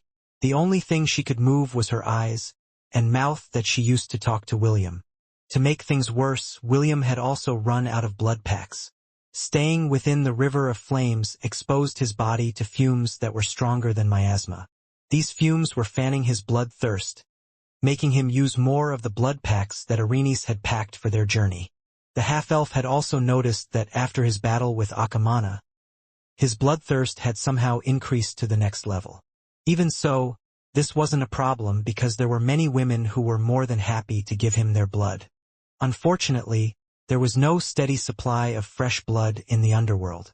No matter how much he tried to hold on, William was nearing his limit, which would make him lose all reason and attack the person closest to him, which was the immobile halfling who was unable to defend herself. Finally, on a day that he was using massage therapy to help Arenice recover the feelings on her body faster, William subconsciously brushed his lips on the nape of her neck, licking it as if to stave off his hunger. "It's okay, Will," Arenice had said back then. "You don't have to endure. It will be more dangerous if you went berserk and started tearing my limbs to drink my blood. You're not only doing this for your sake, but doing this for my sake as well." Gaining her permission, and left with no other choice, the half-elf finally gave in to his instincts and sank his fangs on her delicate neck, drinking a mouthful of her blood. Ha! Foi! A sigh escaped Arenice's lips as her body, which had grown numb over the past month, suddenly tingled. Just like a dried-up field that hadn't received a single drop of rain for several years, she started to regain the sensations that she had lost, as an unfamiliar wave passed over her body, making a soft sigh escape her soft lips. A line of blood flowed down her young body that was devoid of imperfection, making the half-elf, who had nearly lost his senses, stare at it with ragged breaths. A moment later, he licked the trail of blood up to its source before kissing it, closing the wound completely. As if the month-long suffering they experienced was a lie, Arenice regained full control of her body, breaking free from the paralysis that had taken hold of it for weeks. Right after that, she willed the boat to fix its course, so they once again sailed towards their destination. Even so, the journey towards the Plains of Wrath would take another 2 weeks, leaving the half-elf no choice but to rely on the halfling for sustenance, which the latter willingly gave him. 2 weeks later, they finally arrived at their destination. "This is the Plains of Wrath?" William inquired as he stared out of the cabin's window. "Yes," Arenice replied as she leaned on the half-elf, who had just finished drinking her blood. "This is the 5th layer of the underworld, and the place where I have seen the lady that bears the resemblance of your master, Selene." Hearing the weakness in her voice, William lifted her up in a princess carry as she laid her down on the bed. "Rest first, we can explore it tomorrow," William said softly as he hugged the halfling who had done so much for him. "Might as well," Arenice commented as she buried her head on William's chest. "I am really tired. It has been a very long journey." Zzz. The black-haired teenager held the naked girl in his arms. Ever since the day he had drunk her blood, the two would sleep together without wearing anything, holding each other in an embrace. They hadn't done anything sensual, because the two of them only longed for each other's warmth during that long and perilous journey to their destination. William cared for Arenice, and the halfling understood this. This was why she trusted him with every fiber of her being, knowing he wouldn't do anything to harm her. Although she still wasn't sure what to feel about him, one thing was for sure. She liked being together with William. She liked being hugged by him, with their skin touching each other, and her body pressed over his, just as they were doing now, making her feel safe and warm. As the black-haired teenager held the sleeping girl in his arms, he pondered the true meaning of hope. Now that he was in the underworld to see his wives and negotiate with the god of death, he didn't know where hope came in. He didn't know what role would hope play in his life. "Perhaps I will know the answer to the question once all of them have been gathered to one place," William thought. Holith, Amelia, Pearl, Priscilla, On, Vesta, and Arenice. These 7 hold the key to hope, and whatever that would give me in the end, I'll take it whatever form it may take. Plains of Wrath. A green-haired demon threw black fireballs at his enemies, before summoning a dark whip to lash at the foes that tried to surround him. Within the Plains of Wrath, everything was a free-for-all. With each person you killed, you gained 1 hell credit, which was a pittance compared to what you could gain from the first few floors of the underworld. However, this was the law in the 5th layer, and they had no choice but to gain 1 billion hell credits, in order to get a chance to enter the cycle of reincarnation. Every day, everyone would die countless times as they are killed by the people who were farming these precious credits to end their suffering. Within the Plains of Wrath, every sensation was multiplied 100 times. A single stab wound would send anyone screaming in pain, as if their entire body were on fire. Only the strong remained. The surprising thing was, every time a person died, they would also gain 1 hell credit. Simply put, this place was hell. So whether you killed others or died in the process, you would gain 1 credit in the process. However, due to the extreme pain that one would suffer at the moment of their death, everyone preferred killing other people over experiencing a pain that transcended the bounds of mortality. "She's here," Felix muttered right after pulling out his black sword from the chest of the person he just killed. "I can feel it. My bride is here." The air of darkness gazed towards the north where a giant black tower stood. No one could see the top of the tower because it was hidden above the clouds. Even so, Felix could feel the connection between him and his prophesied bride, which surprised him. He didn't expect to find Selene in the underworld, but this surprise soon turned into desire. Now that his bride was on the same plane as him, there was nothing to stop him from going to her side and staking his claim on what rightfully belonged to him by birth. "Wait for me, Selene," Felix stated as he walked towards a group of men that were running in his direction with weapons at the ready. "I'll be there soon." "Take care," Arenice said. "I will be waiting for you here." "Okay." William said as he lightly patted her head. I'll return as soon as I can. Arenice nodded before giving William one last hug. A minute later, she reluctantly pulled back and stepped away. I'll be waiting for you inside my boat, Arenice stated before pointing at the black tower in the distance. Your wife is located at the top of the Tower of Wrath. But beware, this place is the most chaotic place in the underworld. Everyone here in the Plains of Wrath is out to kill you, so don't trust anyone. It will be safe if you just kill anyone you see. They are all bad guys anyway. William smiled. Don't miss me too much, okay? Arenice snorted. Go. Make sure to keep your blood packs with you. I don't want to see you crying like a little kid when you get back because you ran out of blood packs. You're the small one here. Height is irrelevant. I'm a halfling. Have you seen a tall halfling? William smirked before waving goodbye to Arenice. As much as he wanted the little girl's company, the latter adamantly refused to accompany him across the Plains of Wrath, saying that none of the ferrymen were allowed to step on it without permission from above. The half-elf didn't know whether Arenice was telling the truth or not, but he decided to trust her. Watching his back grow smaller and smaller in the distance, Arenice placed her right hand over her chest. In truth, she could accompany William just fine. However, she didn't want to experience the discomfort she felt in Lust's abode, when the half-elf was being intimate with his wives. She was still confused about her feelings towards the black-haired teenager, who had drunk her blood several times during their trip down the river of hell. Arenice didn't even know if William treated her as a lady, instead of a little girl due to her small physique. She didn't see him blushing when the two of them slept naked together, which made her feel that he didn't find her attractive, and only used her as his blood supply and a hug pillow that he could cuddle at night. Who am I kidding? Arenice sighed. I'm the one that forced that setting to him every night. It was indeed her who liked to cuddle with William, and the one responsible for telling him to not wear anything when they sleep together, because she liked the warmth of his skin against hers. Is this what it means to become an adult? Arenice thought as she rested her left hand over her chest. I didn't know that I'd feel this hurt to see someone leave me.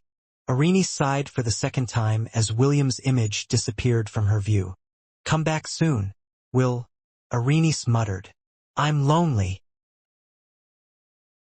As William embarked on his journey in the Plains of Wrath, a great battle was taking place in the sky above the Ainsworth Empire.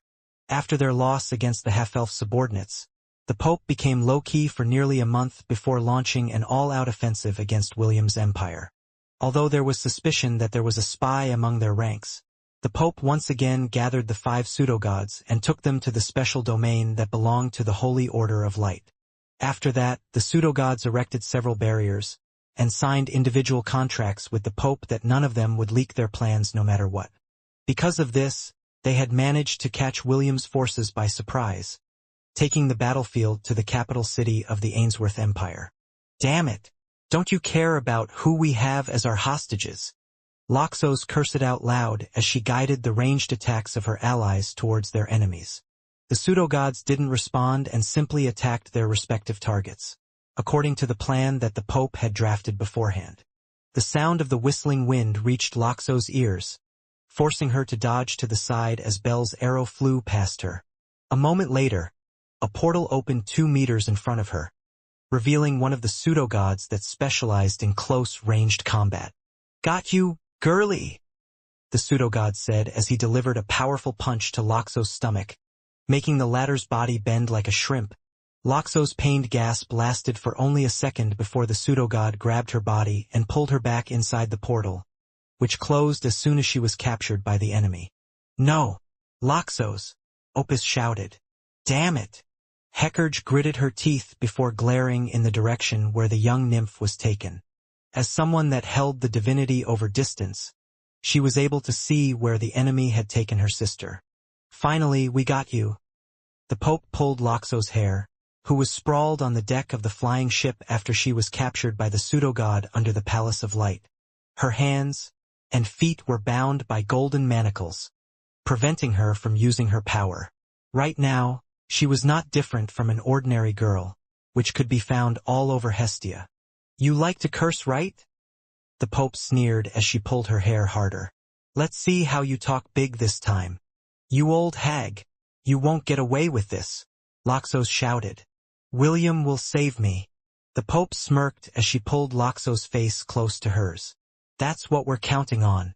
We've long wanted to catch that bastard and make him understand who he is dealing with." Belle, who was standing at the helm of the ship, gave Loxos a sidelong glance. Another one of his women, Belle thought as she narrowed his eyes. Her name wasn't on the list last time. It seems that he has really forgotten his promise. The black-haired beauty then knocked another arrow on her bow as she aimed it at Triton, who was fighting against a pseudogod whose strength matched his. Her role was to support the other pseudogods as they followed their strategy to weaken William's forces. Capturing Loxos, whom they deemed as the greatest threat in the battlefield, was only one of their strategies in order to gain the upper hand in the battle against foes that outnumbered them. However, before she could even fire her arrow, something caught her attention, prompting her to jump back from where she stood. A moment later, a silver spear embedded itself into the helm of the ship, exactly where she was standing just a second ago.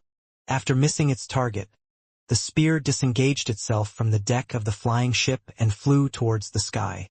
The Pope as well as the other pseudogods were alarmed because they hadn't noticed that an enemy had managed to get so close to them without them detecting their presence. This was simply unbelievable, and even Belle, who specialized in scouting long distances, didn't notice the enemy's attack until the very last second. "You?" Belle muttered as she gazed at a familiar face. "Yes, it is me."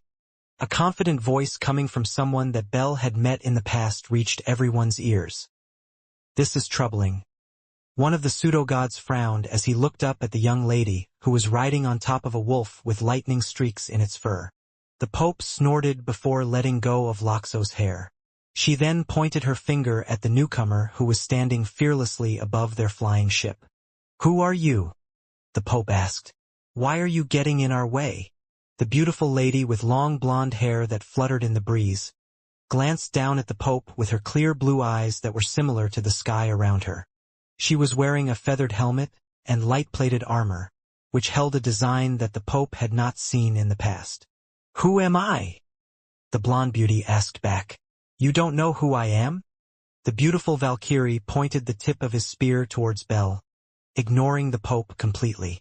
A smile adorned her beautiful face, and an air of confidence could be felt around her. It was as if she didn't care if the one she was fighting against were being stronger than her. "Since you don't know who I am, allow me to introduce myself," the Valkyrie said, ignoring the two pseudogods that had risen up in the air to confront her.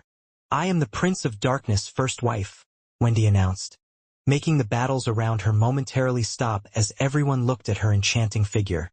Even Loxos, who laid helplessly on the ground, forced herself to turn her head to look at the lady who claimed to be William's first wife. Wendy ignored the gazes aimed in her direction and stared down on the black-haired beauty, who was gazing back at her with a determined look on her face.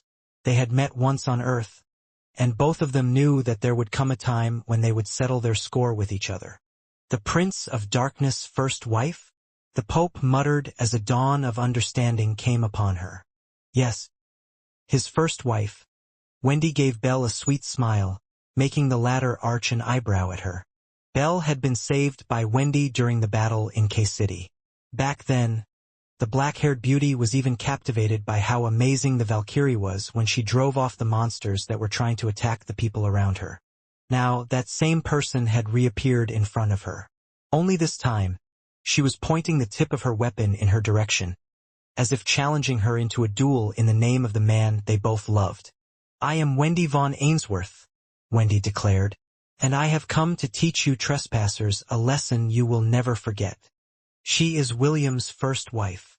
The Pope narrowed her eyes as she gazed at the Valkyrie in front of her. "If we capture her, then we will have the upper hand." As if sensing the Pope's intentions, the two pseudogods that had already flown up in the sky attacked Wendy on her left and right side. They didn't care if what they were doing seemed to be unfair.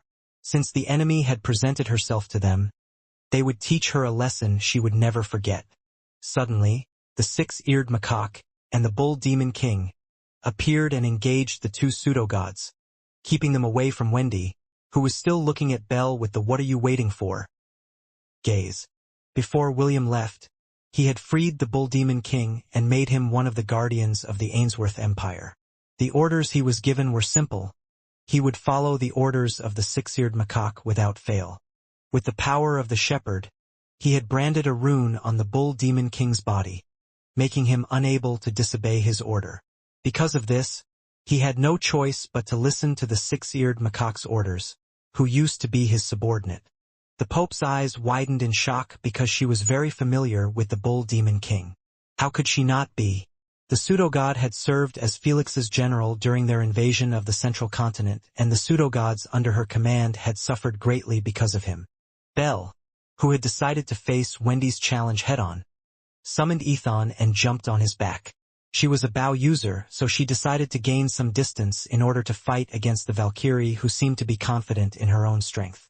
A moment later, Wendy and Belle flew away until they were beyond the boundary of the capital city of the Ainsworth Empire. As soon as they deemed that they were far enough, the two immediately battled each other without holding back. This was the first time that they would be facing against each other, and both wanted to know just how strong their opponent was. Using her bow, Belle released countless arrows in rapid succession towards the Valkyrie, who was riding on her mount. "Thor. Get me as close enough as you can, Thor," Wendy ordered. "I'll handle the rest." With a growl of agreement, Thor charged straight towards their enemy. Lightning snaked around its body as it dodged the attacks that were aimed in its direction. Those it couldn't dodge were swatted away by Wendy's silver spear that glowed faintly. "She can block my attacks?" Belle frowned after realizing that Wendy's way of blocking her attacks wasn't a fluke. Although she had only appeared in the world of Hestia recently, she was able to tell that the Valkyrie in front of her was only at the demigod rank. She was a pseudo-god at its peak, so if they were basing their attacks on strength alone, Wendy shouldn't be able to take her blows head-on because of the disparity in rank. But the reality was that Wendy was indeed charging fearlessly at her with a confident smile on her face, while blocking her magic-imbued arrows. Half a minute later, Thor had bridged the gap between them, and Belle was forced to split her bow into half, creating twin swords to block Wendy's powerful stab. As soon as the silver spear collided with her swords, Belle felt as if she had been hit by a bus that sent her flying off Ethon's back. The rock immediately swerved to the side to catch its rider, allowing Belle to regain her foothold. "How?" Belle asked. She couldn't understand why Wendy was able to overpower her despite the great difference in ranks between them. "How?" Wendy snorted. "You're still too green. I have seen countless battlefields and blocked the blow of the god of destruction himself during the War of Ragnarok. Compared to him, your attacks are as light as a feather." When she was still a Valkyrie captain in Asgard, Wendy had already possessed superhuman strength that surpassed all the Valkyries under Freya's command. After regaining all of her memories and battle experiences, with the help of Takkum's artifact in the Kirinter Mountains, Wendy had been able to wield the powers that once belonged to her thousands of years ago. She had indeed fought in the War of Ragnarok and faced the gods of destruction fearlessly. With that battle experience back under her belt, Belle's attacks were simply too light for her. She, who had once been the Valkyrie captain commanding a legion of Einherjars, including William, had carried the fate of the world on her shoulders. A pseudo-god's attack was nothing. "Ethon, gain some distance," Belle ordered. "We can't beat her up close." The rock shrieked, agreeing to her command, and flapped its mighty wings to fly away. "Follow her, Thor," Wendy urged. The lightning wolf growled and turned into a lightning bolt, streaking across the sky towards the black-haired beauty, whose deadly arrow was aimed in their direction. "Pierce through the veil," Belle chanted as the radiance on the arrow in her hand intensified. "Illumina." A sharp, shrilling noise spread in the surroundings as soon as Belle released the arrow in her hand. Thor stopped in his charge, while Wendy narrowed her eyes as she held the handle of her spear firmly in her hands in a throwing pose. "Turn the world asunder," Wendy roared as she threw her silver spear towards the arrow that seemed to pierce through the very fabric of the world. "Rend my foes, Phalarica," the spear hummed as soon as Wendy released it from her hands. A trail of fiery blaze erupted from behind it as it flew straight and true towards the arrow that was flying in its direction. Suddenly, a powerful explosion rocked the sky as the two attacks collided, pushing Wendy and Belle hundreds of meters away from the point of impact. The two of them watched as a giant mushroom cloud soared up towards the sky, and the land below them cracked due to the sheer power that the two blows created. Visibility was nearly zero as the dust cloud covered the battlefield for miles on end. Although she couldn't see Wendy's form within the dust cloud, Belle could tell where her opponent was due to the presence of her aura. "Let's go, Ethan," Belle said. "This battle is a draw." The giant rock screeched before flying away towards the east. In truth, Ethan didn't want to fight against Wendy, but William had ordered it to take care of Belle and become her protector. Since that was the case, it would ensure her safety and prevent anyone from hurting William's beloved. Within the dust cloud, Wendy clicked her tongue. She was baiting Belle to get her to attack her, but the latter didn't bite her bait. Instead, the black-haired beauty decided that she had enough and left the battlefield. "I guess William doesn't love you for nothing," Wendy muttered before patting Thor's back. "Let's go back, Thor. I'm sure that the battle at the capital is over as well." Thor nodded its head before running towards the direction of the capital city of the Ainsworth Empire. Just as Wendy had guessed, the members of the Holy Order of Light had retreated as soon as the Bull Demon King appeared. However, before they could escape completely, Estelle arrived at the scene and rescued Loxos. Riding on the winged serpent, Estelle was able to sneak into the flying ship, while everyone was busy fighting each other. There was nothing the Pope could do at that moment because she wasn't much of a fighter.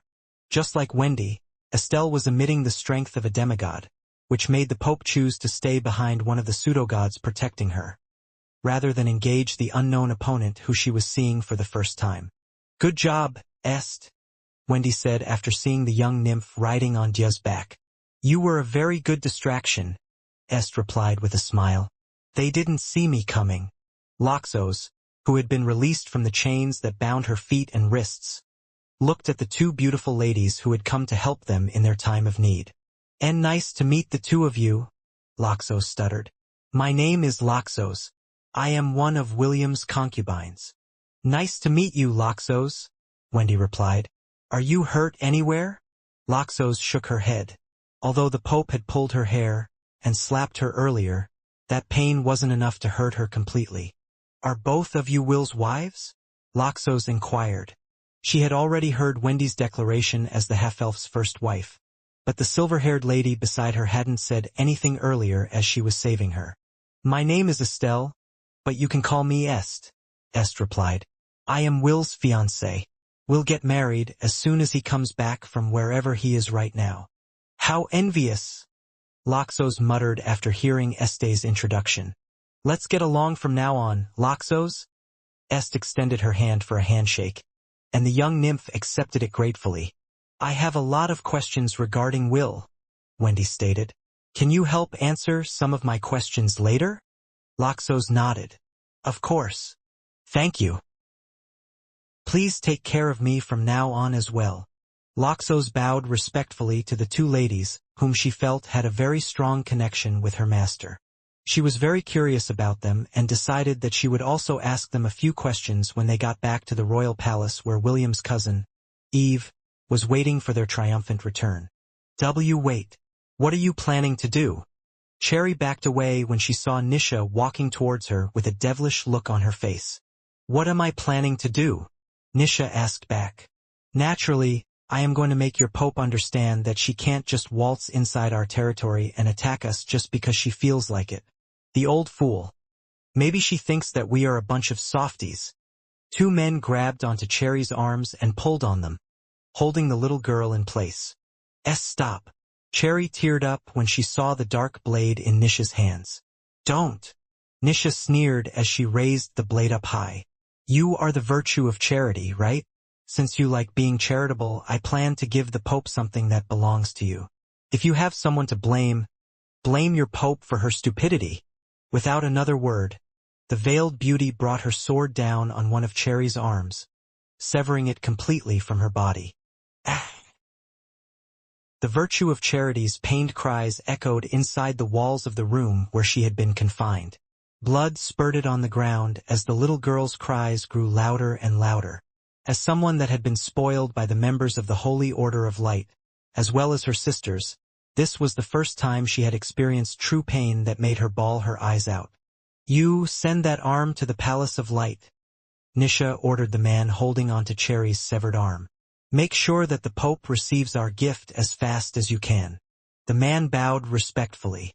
"Yes, Your Excellency." Nisha glanced at the wailing little girl that had collapsed on the ground and sneered. "It's a good thing that William isn't here," Nisha thought. Even in his corrupted state, he might still not be able to do something like this to one of our enemies. The steward of the Ainsworth Empire and the Demon Continent turned around to walk towards the exit. As soon as she left the room, Audrey gave her a scathing glare before running inside the room to care for Cherry's injury. Nisha didn't even bother to look at the virtuous Lady of Fortitude, and continued to walk down the hallway. After making a right turn, she came face to face with a beautiful elf, who had a solemn expression on her face. "Was there no other way?" Celeste asked. "Is that the only solution you can come up with?" Celeste felt extremely sad about what happened to Cherry, because she had treated the little girl as her sister. Although the virtuous girl of Charity was quite mischievous and liked to play pranks on people, it didn't change the fact that she was still one of the 7 virtues, and all of them had a good relationship with each other. "The original plan was to cut an arm from each of you girls," Nisha replied. "Do you mind donating your arm to ensure that the Pope's stupidity doesn't continue to step out of bounds?" "Yes," Celeste replied. "You should have taken mine instead of Cherry's." "Well, it's too late for that. But I don't mind sending the Holy Order of Light one more arm if that makes you happy." "Do it then." Celeste stared straight into Nisha's eyes to show her how serious she was. Nisha smirked, but at the next second a black blade appeared in her hand. With one smooth slash, Celeste's arm was cut off of her body, catching the virtuous Lady of Chastity by surprise. "I think you've misunderstood something here," Nisha said before picking the severed arm up off the floor.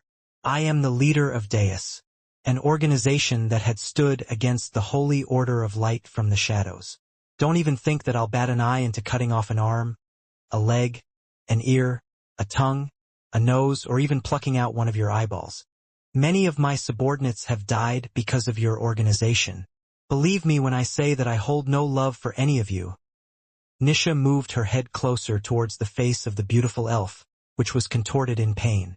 "The only reason why all of you are alive is because William gave me explicit orders not to kill any of you while he was away." "You won't get away with this?" Celeste replied as she applied pressure on the place where her left arm used to be. "Oh, but I can," Nisha replied.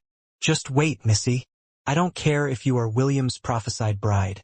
So remember this, and remember it well. If any of you get in the way of my prince's happiness, I will gladly cut off your heads, right here, right now." With a snort of contempt, Nisha left Celeste on the hallway with blood flowing down her left side. Now that the Pope had dared to attack them in William's absence, it was up to her to ensure that a second attempt wouldn't happen again in the future. Celeste gritted her teeth as she sealed her wound with the power of her divinity. Unlike Cherry and Audrey, who were wearing shackles that bound their powers, Celeste was free to use hers, anytime she pleased. "Will, come back soon." Celeste prayed that the half-elf would return to the surface world along with her sister, Celine.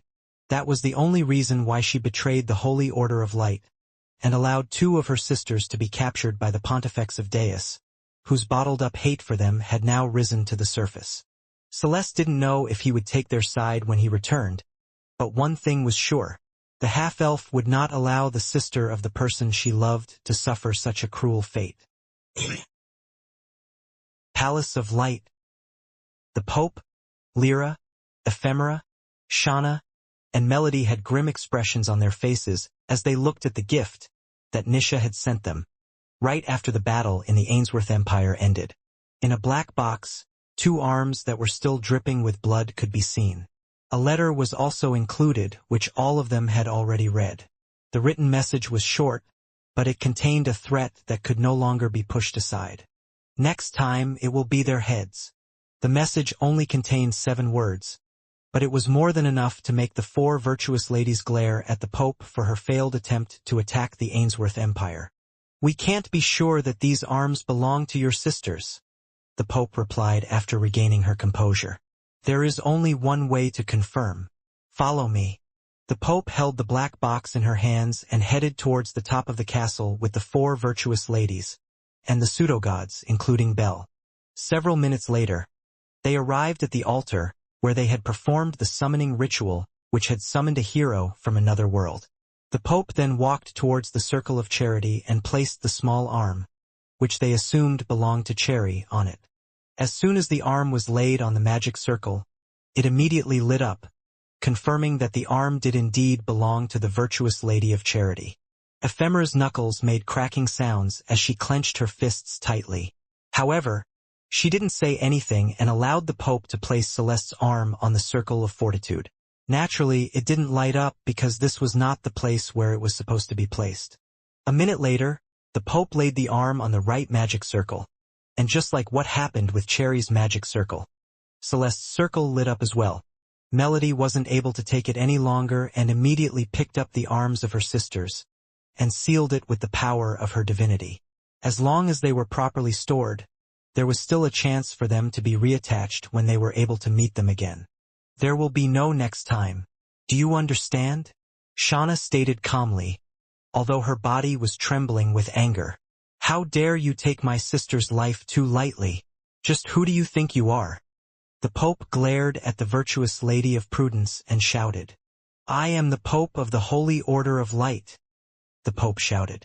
"I was the one that raised half of you. How dare you shout at me?" "The Pope," Ephemera asked back in contempt. "You're only here in your position because we are here. If we are out of the picture, you are nothing. Just a miserable and greedy old woman whose ambition is bigger than your head. Make no mistake, if you do this again, there will be no Holy Order of Light," Lyra said icily. "There will only be you." Lyra, Ephemera, Shauna, and Melody left the altar of light one after the other. They were quite disappointed that the Pope had launched an attack at the Ainsworth Empire without even bothering to consult them. The Pope watched them go while gritting her teeth. "You fools! Do you really think that you can get away from this place?" The Pope gave 2 of the pseudo-gods a sidelong glance and both of them nodded their heads in understanding.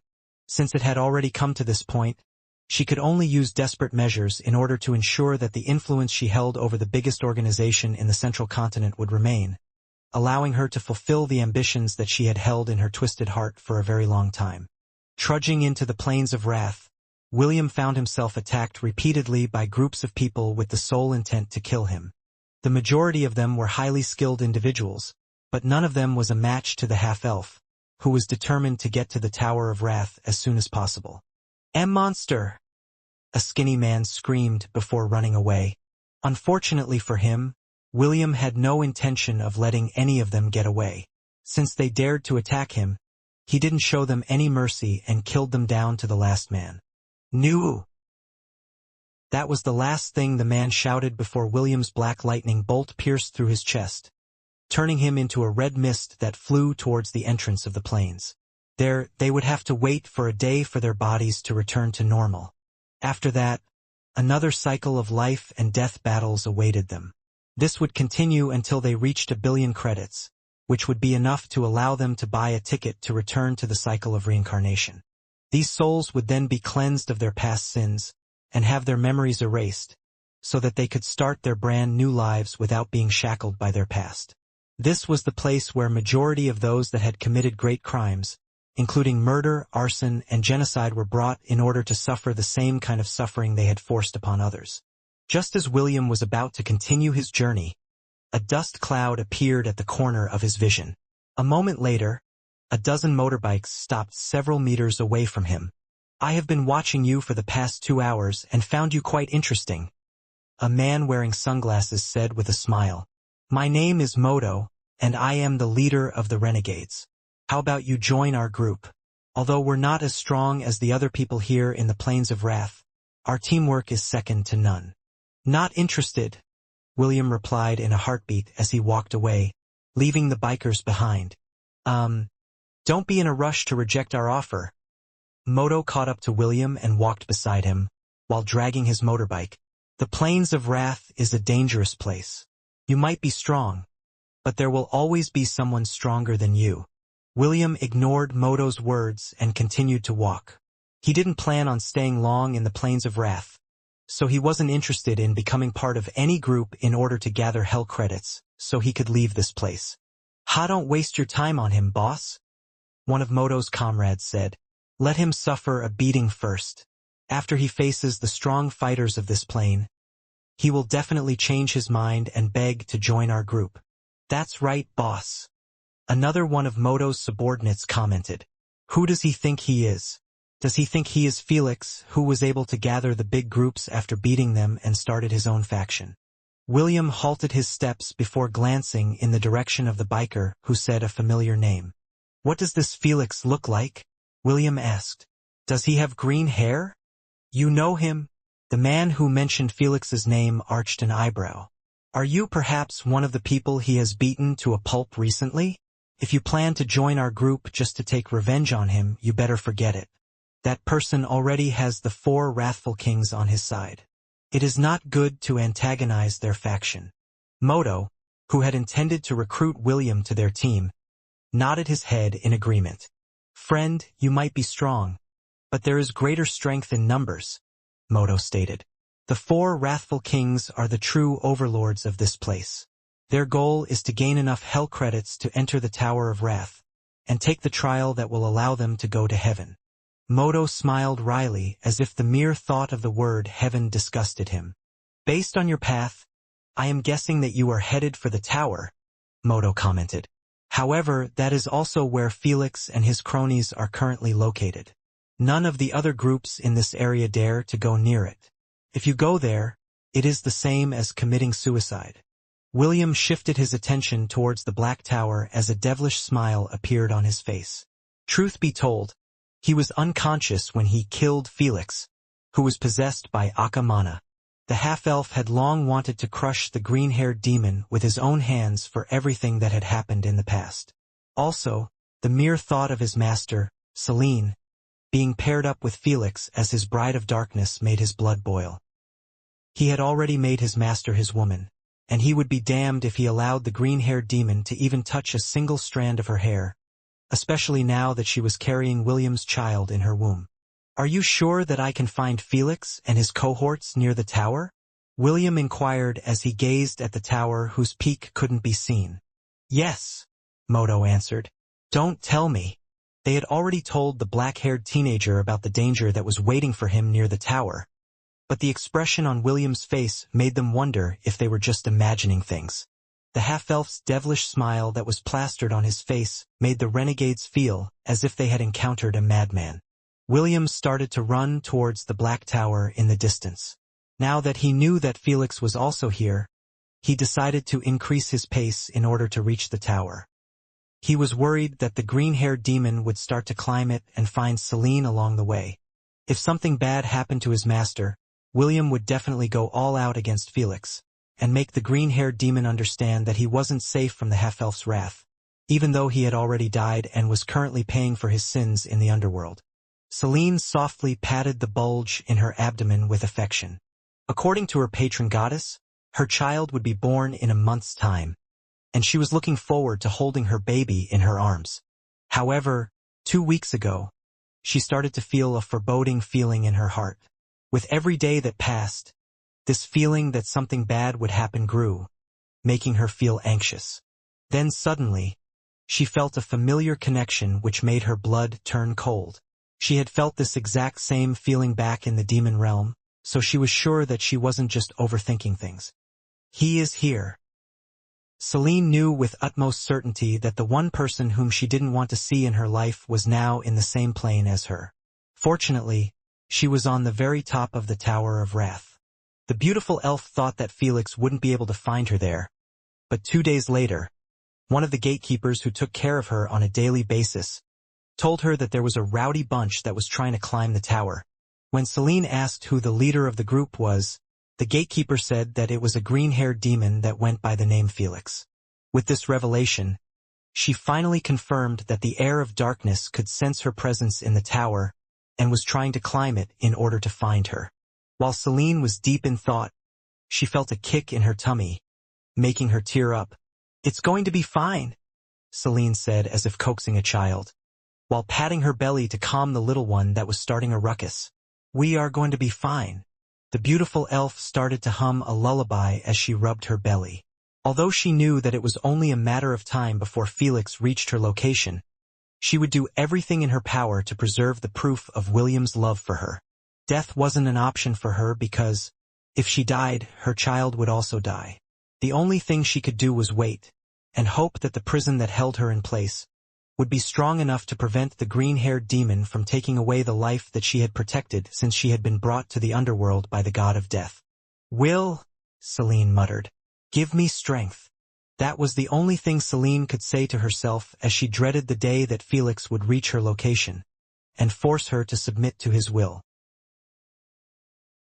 "I'm getting close," Felix smirked as his entourage continued to climb the tower, fighting against the strongest opponents within the Plains of Wrath. The Tower of Wrath was one big slaughterhouse where only the strong reigned supreme. People living outside of the tower dared not to go in because they would just be slaughtered by the powerhouses that had been living inside the tower for dozens of years. The 4 wrathful kings could freely go in and inside the tower whenever they pleased. However, the farthest that they had gotten was only the middle section of the tower. Past that point, the true monsters of the Plains of Wrath lived, and even the 4 kings had to team up just to have a chance of winning against those strong beings. After meeting Felix in the Plains of Wrath, the green-haired demon managed to convince them to climb the Tower of Wrath with him and see what was on top of it. Naturally, the 4 kings didn't like to be bossed around, and decided to fight Felix. All of them were of the myriad rank, and they were monsters that lorded over the Plains of Wrath for hundreds of years. How could they possibly allow a newcomer to call the shots? Unfortunately for them, Felix's strength was of the demigod rank. The green-haired demon was able to overpower them one by one and gain their allegiance. With each leader that he defeated, his army grew steadily in size until he became the top dog of the Plains of Wrath. After gathering the strongest fighters he could find, Felix took them to the tower and fought their way up. Their group both had quality and quantity to their side, so even the stronger beings, who had been in the tower for a long time, were unable to stop their advance. Finally, after several days of climbing the tower, they had reached the last few layers that would take them to the very top. Felix could feel Celine's presence becoming stronger than ever, so he was very excited to reunite with her in the underworld. With only a few floors remaining, the green-haired demon knew that it was only a matter of time before he would see his bride again. "What are you looking at, mongrel?" Felix asked the 6-foot-tall hellhound whose entire body was burning in hellfire. "Turn back, demon," the hellhound replied. "Everything beyond this point is under my protection. You are not allowed to continue moving forward." The hellhound was the gatekeeper that was taking care of Celine. After being around the beautiful elf for many months, it was easy for it to understand that the elf was feeling anxious about the group that was headed to the top of the tower, where she was currently imprisoned. Felix sneered. "Oh, really? What makes you think that you can stop me? Isn't that right, boys?" The 4 wrathful kings and their subordinates laughed as if finding the whole situation funny. They had managed to move unhindered in the tower, and their confidence had grown a lot due to their winning streak. Because of this, they didn't believe that there was any creature inside the tower that could stop them. That was until now. The hellhound roared and unleashed its aura, making the 4 wrathful kings and their subordinates stop laughing. "Demigod," Felix arched an eyebrow. "But so what? You're not the only demigod around these parts." Felix covered his body in black flames, as if to ridicule the hell fire that the hellhound was emitting on its body. A moment later, the two clashed, sending red and black flames flying in every direction. "What are you fools waiting for?" Felix growled as he blocked the hellhound's fiery paws. "Attack it!" The wrathful kings and their subordinates all gritted their teeth as they attacked the hellhound, who served as the gatekeeper of the topmost floor of the tower. All of them knew that after it was defeated, they would finally be able to reach the top of the tower, which no one in the past thousands of years had managed to set their eyes on. The hellhound's lifeless body hung on the wall impaled by several spears, holding it in place.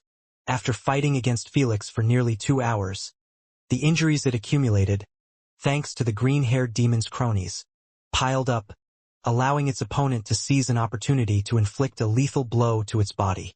Things went on a downward spiral from there, and even though it fought fiercely, despite its injuries, the outcome of the battle was decided the moment the heir of darkness gained an upper hand. With the help of the 4 wrathful kings, Felix overpowered their enemy until it drew its last breath, while hanging on the wall. "Let's go." Felix gave the hellhound one last glance before walking towards the stairs that would lead them to the next floor. Now that the last hurdle blocking his way was gone, there was no stopping the green-haired demon from claiming the prize that was waiting for him at the top of the tower. Celine's body trembled as her connection with Felix intensified. She had hoped beyond hope that the gatekeeper would be able to defeat him and stop the heir of darkness from reaching her. Unfortunately, her prayers weren't answered. A moment later, a loud explosion was heard behind her, as the gate that barred anyone from entering her room was demolished. "Knock, knock," Felix said as he entered the room with a devilish smile on his face. "So, this is where you are hiding, Celine." The elf had her back to the door, and the only thing that Felix could see was her long purple hair that rested behind her back. She had been inside a silver cage that prevented her from escaping her prison ever since she had been taken to the underworld. But right now, her cage was the only thing protecting her from the green-haired demon who was eyeing her with lustful eyes. "What's wrong?" Felix asked as he walked towards the silver cage. "Aren't you glad to see me?" Felix's teasing tone made Celine's skill crawl, because he was the last being that she wanted to see in the underworld. Getting no response from the elf, Felix decided to walk around the cage in order to see her face. However, Celine moved to match his movements, making the heir of darkness only see her back. As a last attempt to hide the child in her womb, she had covered herself with a blanket and ignored Felix's teasing for the next few minutes. However, it all ended when one of the wrathful kings said something that completely erased the smile on Felix's face. "Felix, is this your wife?" An ogre holding a spiked mace asked. "You didn't tell me that you were going to be a father. So this is why you're so adamant about climbing the tower. Your pregnant wife is locked up on the top floor." Felix took a step and immediately appeared on the side of the cage that gave him a good vantage view of the beautiful elf's face. His eyes locked onto the slight bulge that could be seen under the blanket covering her body, which made his eyes immediately turn bloodshot. "You slut," Felix growled. "Who is the father of that devil spawn?" Since the secret was already out, Celine raised her head and stared at Felix fearlessly. "A man who is many times better than you," Celine answered. The 4 wrathful kings who had heard the exchange immediately understood the situation. "Ha ha ha," Felix got cock-blocked. "Wow, maybe I should give him a green hat as a gift. It will fit him perfectly." "Fools. Ha ha ha. This is no laughing matter. This is actually serious." "So you say, but aren't you laughing right now?" Felix's face contorted in anger as he glared at his subordinates. "Shut up," Felix roared. "The next one who says a word will die." His face was already red from anger and embarrassment after learning that his bride was pregnant with someone else's child. This was something that made his blood boil, but suddenly, a pang of realization hit him. "You're pregnant." Felix reined in his anger as he observed Celine's body with a critical gaze. "That's right. You didn't die. I see. So that's how it is." A sinister glint flashed briefly inside the depths of Felix's eyes as an evil plan formed inside his head. "I order you to punch your abdomen," Felix ordered. "Punch it, now." Celine's body trembled as her left hand immediately grabbed her right hand to hold it in place. Her body was starting to move regardless of her will, and it made her panic. "Stop!" Celine shouted. "Stop this at once."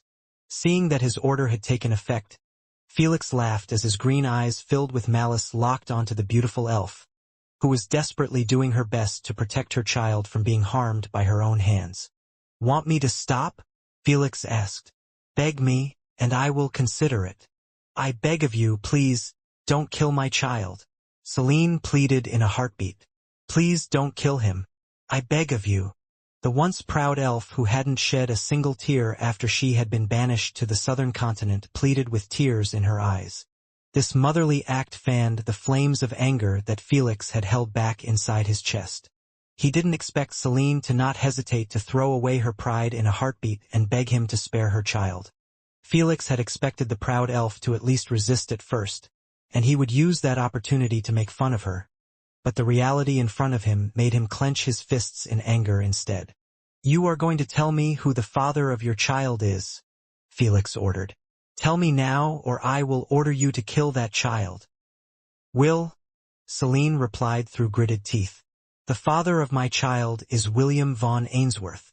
A metallic sound spread throughout the room as Felix smashed his fist against the silver cage, causing white sparks to fly into the air. "That filthy half-blood." Felix gnashed his teeth in anger. "I see.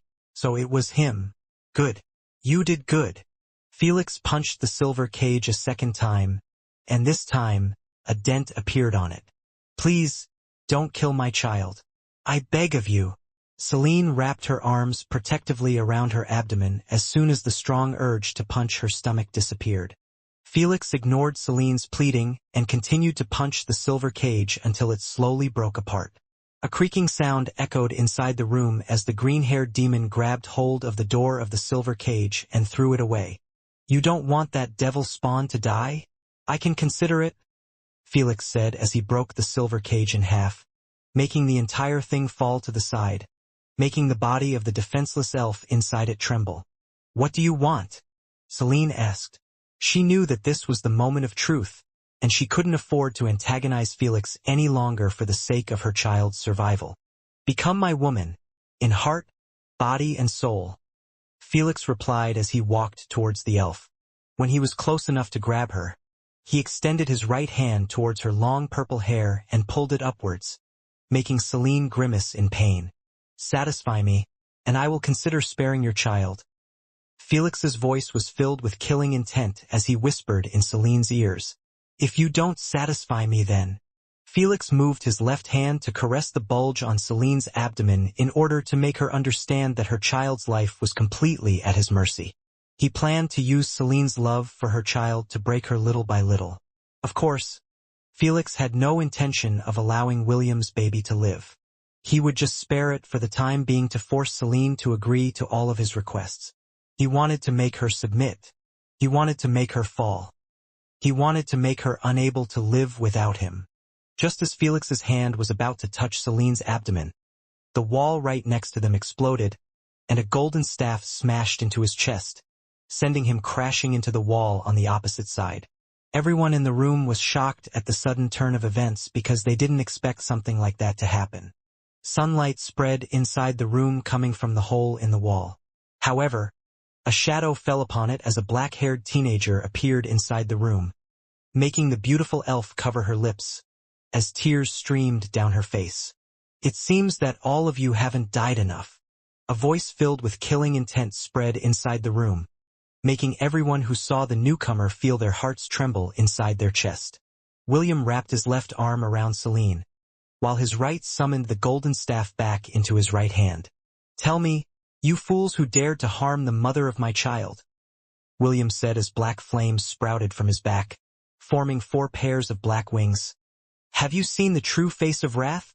No one dared to answer his question because the strength that was emanating from William's body was enough to make them understand that this was a person that they couldn't afford to mess with. "No," William arched his eyebrow. "Good. I will let all of you understand what the true face of wrath looks like." A thunderous clap of thunder reverberated across the plains of wrath, causing everyone to glance in the direction of the Black Tower in the distance. Those who were close to it gasped in shock as several pieces of the tower started to fall to the ground. This had never happened in the past, and all of them was curious about what could have caused such a thing to happen. Soon, The sound of screams filled the surroundings as the four wrathful kings found themselves falling to their deaths, alongside their subordinates. But before they could even hit the ground, countless black lightning bolts descended from the sky, searing their bodies with black flames and making them howl in pain. At the top of the tower, Felix stared in horror at the face of the person whom he didn't want to see in the underworld. William's usual calm face was now distorted in wrath, making the air of darkness remember the creature who had tormented him, and made him experience true horror, until he drew his last breath. And no! Felix hurriedly backed away. Stay away! A minute later, he jumped off the tower and flew away in panic. His fear of the William who had fought Akamana was ingrained in his very soul, destroying all thoughts of resistance. The half-elf watched as the green-haired demon flew away in haste with a sneer. As if I'll let you go that easily, William said in contempt as he pointed his finger at the fleeing demon who didn't want to fight him at all cost. The power I wield will obliterate one and all. William's golden eyes glowed as the dark clouds in the heavens swirled, waiting with bated breath for the call of their lord. Pierce through the darkness and hear my call. The thunderclouds illuminated the surroundings, bathing the entire plains of wrath in the radiance of countless lightning bolts. Thunder God's wrath. A few minutes before Felix broke Celine's cage, William, who was running towards the Black Tower, felt cold sweat streaming down the side of his face. He felt as if he was having trouble breathing as the nagging feeling inside his brain started to intensify. Suddenly, from the distance he heard Celine's heartbreaking shout, which made him feel as if a stone had been lodged inside his heart. Stop! Stop this at once. I beg of you, please, don't kill my child. Please don't kill him. I beg of you. William roared as he summoned Rui Jingubang. Optimus, assist me, William ordered. Lock on to Celine's coordinates. Understood. The system immediately went to work and calculated Celine's exact location in the tower, despite the view being covered by the thick clouds in the sky. Coordinates locked on. Go, Will. Quick shot war art fusion form, William roared. Blitzer railgun. Just like an arrow loosed from its bow, William flew towards the top of the tower, surpassing the speed of sound. The Black Tower was still a great distance away from him, but this gap had been covered in a matter of seconds. Originally, no one would be able to break the walls of the Tower of Wrath because it was made from a special material that not even the strongest blows could destroy. However, using William's rule-breaker ability and Rui Jingubang's power, they smashed through the walls of the tower without too much resistance. However, as soon as he entered the room, William saw Felix pulling Celine's hair with his right hand, and his left about to touch her abdomen. This scene infuriated William as he smashed the golden staff against Felix's chest, sending him flying. After disengaging from the fusion form, William landed beside Celine and held her waist with his left arm. The half-elf wouldn't allow anyone to harm his first love in the world of Hestia, as well as their unborn child. Anyone who dared to try would face his wrath. Tell me, you fools who dared to harm the mother of my child, William said as black flames sprouted from his back, forming 4 pairs of black wings. Have you seen the true face of wrath? No? Good. I will let all of you understand what the true face of wrath looks like. Without another word, he swung Rui Jingubang around him, smashing Felix's minions, as well as the walls of the topmost floor of the tower, making it collapse. The people and monsters that had followed Felix found themselves falling to their deaths, but William had no intention in giving them the easy way out. With his command, countless black lightning bolts descended upon the falling bastards, searing their bodies with black flames, making them scream in pain. While all this was happening, William looked at his master, whose tears were still streaming down her face. It's going to be fine, master, William said softly before planting a kiss on her tear-stained cheeks. I won't let them hurt you and our child. Celine wrapped her arms around the half-elf as she rested her chin on his shoulder. Her body shuddered from time to time as her tears fell freely on the black-haired teenager's tunic, drenching it completely. She felt both happiness and relief at the same time. happiness because William had come to save her, and relief because her child was now safe from harm. She had prepared herself to suffer humiliation and agree to Felix's demands in an effort to save her child. In the past, she would not allow herself to bow and submit to anyone, but after carrying the child in her womb for more than 10 months, something inside her had changed. Celine had suffered a lot during her childhood, and even cursed the world for giving her such a fate.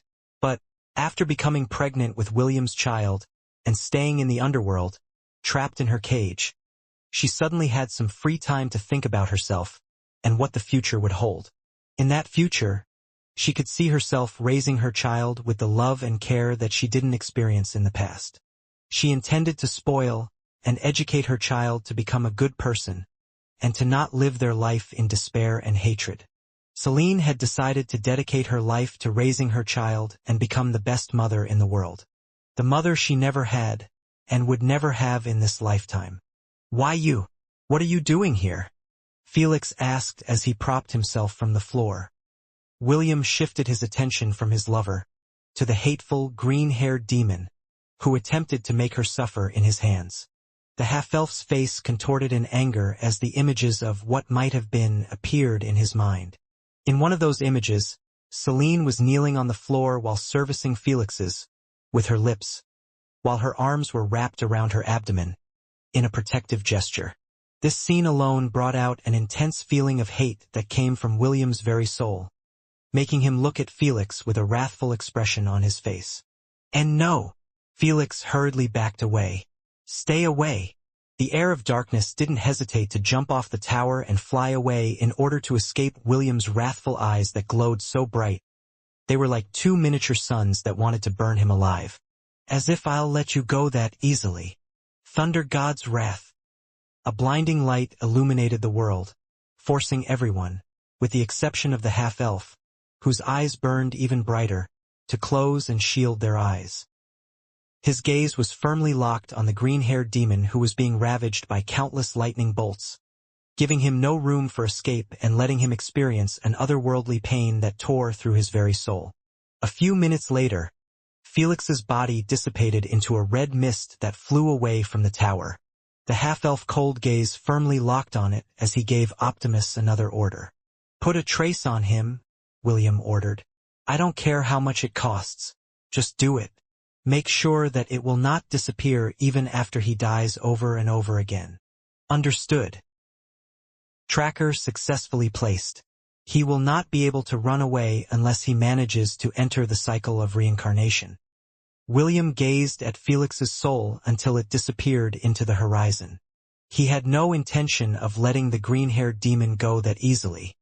He would hunt him over and over again, until the wrath that was burning in his chest was gone completely. "Is it over?" A voice that made his heart skip a beat reached his ears. "Yes," William replied. "It is over." The half-elf let go of Rui Jingu Bang, leaving the weapon to hover beside him. He then held Celine in a protective embrace, making sure that he didn't apply too much pressure on her abdomen. "How?" Celine asked as she cupped William's face. "Don't tell me you died? Did Ahriman kill you? Felix is here, so it means that he died. But, did you die with him?" William smiled before pressing his forehead over Celine's. "I didn't die," William replied. "Felix died, while Ahriman escaped. Don't worry, the goddess Adiphagia ate his primordial body. Only his soul escaped to the void. He won't be bothering us anytime soon." Celine breathed a sigh of relief because she thought that William had also died. Now that her greatest crisis had passed, she felt as if her legs had turned to jelly, making her lean on the black-haired teenager completely. William supported her body before giving her a long and passionate kiss on the lips. Celine didn't resist, and returned William's kiss with her feelings of love. When she was taken to the underworld, alongside the souls of Ash, Princess Sydney, Morgana, and Chiffon, she thought that William had died in the hands of the god of darkness and chaos. But her patron goddess, Lissa, came to visit her and told her that William was very much alive and was currently raising an army to fight against Felix and Ahriman, who had started their conquest of the central continent. Due to certain restrictions, Lissa wasn't able to stay for long.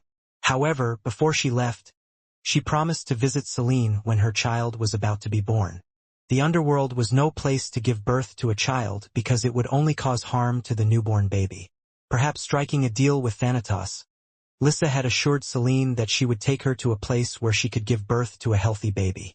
In return, she would stay locked up in the Tower of Wrath until the day of her delivery. Celine had agreed to the condition, and had lived in the tower since then. However, now that William had arrived, she didn't know what would happen next. As if sensing her anxiety, William held her hand and gave it a light squeeze. "Let's go," William said as he used the power of wind to make him and Celine float in the air. "To where?" Celine asked. "I am not allowed to leave this place. The god of death." "It's fine." William patted Celine's hand. "We will be seeing him soon." William raised his head to look at the heavens. He could feel that someone was observing him from a place that he couldn't see. However, he had a hunch that the person that was monitoring him was the same person that he wanted to meet. "Wait for me, Thanatos," William said as he carried Celine in a princess carry, making sure that she was in a comfortable position. "I will come for you soon."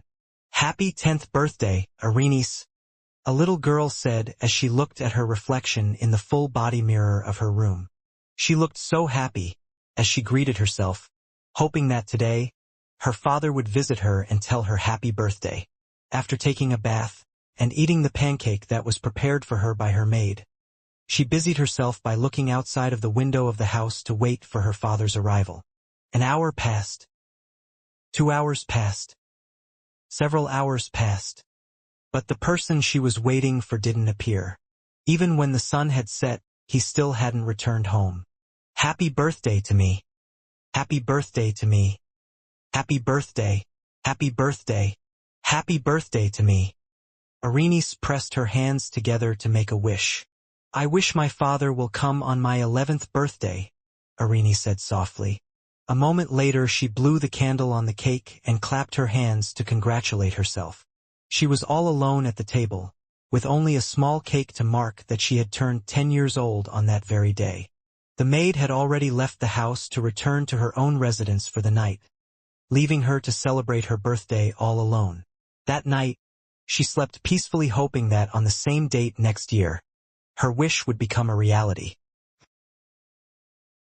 "Happy 11th birthday, Arenice," Arenice said as she looked at her reflection with a smile on her face. "I hope Daddy comes home today for my birthday." But, after waiting for many hours, her wish didn't become a reality.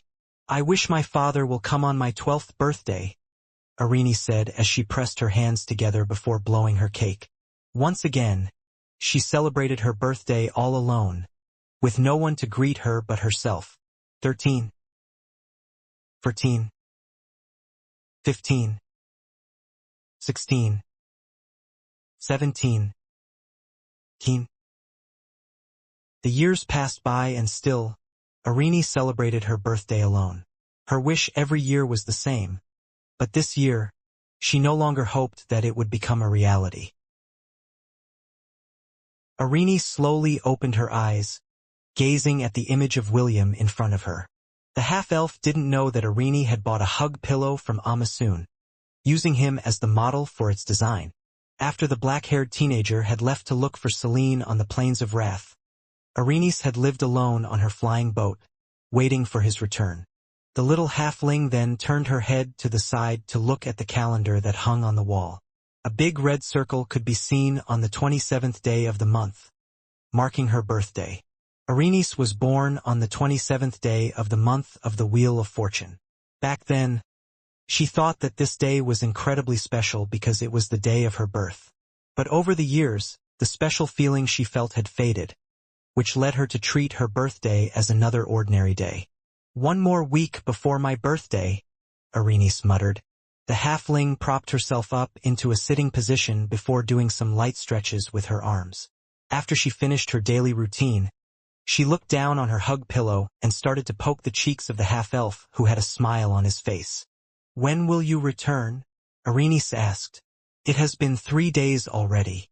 Naturally, the hug pillow didn't answer her. It simply smiled back at her, which made the halfling poke it repeatedly. Suddenly, a thunderous clap of thunder shook the entire plains of wrath, making Arenice jump up in fright. She then hurriedly ran towards the outside of her cabin to see what was happening, only to see a sight she had never seen before in the underworld. Innumerable lightning bolts rained down from the heavens, striking the ground, and making the entire plains tremble. Even from the safety of her flying boat, Arenice could hear the screams of the people that were being hit by these stray lightning bolts, with some of them turning into red mists. These mists then merged together, forming a red cloud, and flew towards the direction of the spawn area of the Plains of Wrath. What in the 10 circles of the underworld is happening? Arenice screamed internally as the thunderstorm raged on without any signs of stopping. She couldn't tell if the lightning bolts were just randomly hitting the ground or not, but one thing was for sure: those that were unlucky enough to be targeted by such a thing would find themselves dead before they could even blink. To those that had survived, they were in for a very painful experience because lightning could hit the same place twice. Many of the survivors of the first wave of lightning bolts died in its second, third, and fourth wave, leaving them no place to hide within the plains, which had no concept of shelter, except for the Tower of Wrath that was at the center of this calamity. For some reason, although Arenice's boat was anchored within the Plains of Wrath, not a single thunderbolt landed near her. In fact, no lightning bolt fell within a mile around her boat, making the anxious halfling breathe a sigh of relief. An hour later, the diabolical thunderstorm finally ended, leaving only devastation in its wake. Black smoke rose from the ground, making visibility very hard. However, beyond the black mists, Arenice could sense someone approaching her flying boat at a great speed. Sensing that her life might be in danger, the little halfling hurried inside her cabin to grab her ferryman badge. This was like a protective charm given to her by her father on the day she became a ferryman of the underworld. Raising the badge high up in the air, the halfling gritted her teeth as the presence she felt earlier came closer. Suddenly, a silhouette emerged from the black smoke and landed on the deck of her flying boat. "This is a private property of the ferryman of the underworld," Arenice shouted as she showed the badge to the newcomer. "Don't come any closer or you will be punished." The halfling was already teary-eyed from fright, so her vision was blurry. Nevertheless, she still held her ground because as long as she held the badge, no one in the underworld would dare to harm her. "It's me, Arenice. What's wrong? Are you crying?" When the familiar voice reached Arenice's ear, she immediately wiped away the tears in her eyes using the back of her hand. The moment her vision cleared, he saw the half-elf looking at her with worry, while carrying a pregnant elf in his arms. Will," Arenice stuttered. "Is that really you?" "Of course it is me," William replied before gently supporting Celine's body so she could stand. "Who did you think I was? Santa Claus?" Arenice patted her chest as a feeling of relief washed over her body. She then glanced at the beautiful elf by William's side and connected the dots. "Is she one of your wives?" Arenice asked. "We're not yet married," William replied. "But we will marry as soon as we can. Arenice, this is Celine. She is my master and is currently carrying my child." Celine blinked before glancing at the half-elf beside him. It took her a while to understand what William had meant because the idea of marriage had never crossed her mind. For her, she didn't care whether she was married to the black-haired teenager or not. The only thing that mattered to her was raising the child in her womb with love and care, regardless of what her relationship with William was. Celine, this is Arenice." William introduced the halfling who was eyeing the elf with curiosity. "She is the one that has guided me here in the underworld to find you. Chiffon, Ash, Sydney, and Morgana. I wouldn't have arrived so soon if not for her help." Celine smiled and gave Arenice a brief bow. "Thank you for bringing him here to see me," Celine said softly. "If he had been late by a day or two, I don't know what might have become of me." Arenice tilted her head in confusion because she didn't know what Celine was talking about. However, William did, and a shiver ran down his spine after this realization. Indeed, if he had been late by a day or two, Selene would have suffered a fate worse than death due to Felix's sadistic tendencies. He couldn't even imagine how hurt she would be while trying to protect the child she was carrying in her womb. This new realization made William clench his fists. He had made up his mind that before he left the Plains of Wrath, he would make sure that Felix would regret touching his woman. "Ah, are you too hurt?" Berenice snapped out of her daze as she immediately grabbed hold of William's body. She then started to pat his body here and there to check for injuries. After making sure that the half-elf weren't injured, she then eyed Selene from head to toe. Seeing that aside from her disheveled hair and clothing, she was mostly fine, which made Berenice feel relieved. "Berenice, Selene has been through a lot," William said as he held onto Selene's waist. "Can you let her rest in your cabin for a while? I still have some business to attend to." Berenice nodded her head. Okay. She didn't know what kind of business William still had to do on the Plains of Wrath, but seeing the determined look on his face, something was telling her that she didn't want to know what it was. For the time being, the halfling took Selene inside her cabin to let her rest. However, the little girl's body stiffened when the beautiful elf saw the hug pillow with William's face on it. Due to the incident earlier, she had completely forgotten to return the hug pillow inside her storage ring. This was a secret that Berenice didn't want anyone else to know, especially William and his lovers, who had been reunited with him. Selene glanced at the hug pillow, then at Berenice, making the halfling cover her face in embarrassment. Her thoughts spun as she did her best to come up with an excuse she could tell William's future wife as to why there was a hug pillow of the black-haired teenager on her bed, who was smiling innocently at the both of them. On that day, Berenice wanted to dig a hole so deep that she could hide herself inside it. Fortunately, the half-elf had left the flying boat and had gone somewhere far away. If she could convince Selene to keep everything she saw a secret, then, perhaps, she would be able to escape the teasing remarks that the half-elf would say when he was finally done with his business. "How long have you been together with William?" Berenice asked Selene. "Since he was 10 years old," Selene answered. "He was a real troublemaker back then." After the incident earlier, the halfling properly stored her half-elf hug pillow and managed to convince Selene to not tell William about it. Fortunately, the beautiful elf agreed, making Berenice feel as if an olive branch had been given to her by the heavens. "A troublemaker? Well, he still looks like a troublemaker even now," Berenice commented as she looked at Selene's swollen belly. Selene smiled because she couldn't refute the halfling words. Even before William had embarked on a journey to look for her in the demon continent, his life had been filled with ups and downs. He would always be part of something big, and wherever he went, trouble hounded him like a mad dog wanting to bite his bum. Nevertheless, Selene felt a little proud because she had shaped the half-elf to be who he was today. Her only regret was that she wasn't there when his soul had been corrupted by darkness, after he lost some of the most important people and things that he held dear in his heart. As someone who had mastered the dark arts, she immediately felt and saw the changes in the half-elf when he came to rescue her in the tower. These changes made her feel sad, and yet, there was nothing she could do about it. The only thing she could do was to ease the pain and heartbreak that the half-elf was feeling by giving birth to his children and raising them with love and care. "You know, the underworld is not a good place to give birth," Berenice said after a moment of silence had passed. "Fortunately, we'll found you at the right time. As long as he can bring you to the surface world, everything will be all right." Selene didn't reply right away. Instead, she lovingly caressed her abdomen as if she was deep in thought. "I don't think that it will be that easy," Selene commented after organizing her thoughts. "Even my patron goddess, Lady Lissa, had to threaten the god of death to allow me to give birth in a place away from the underworld.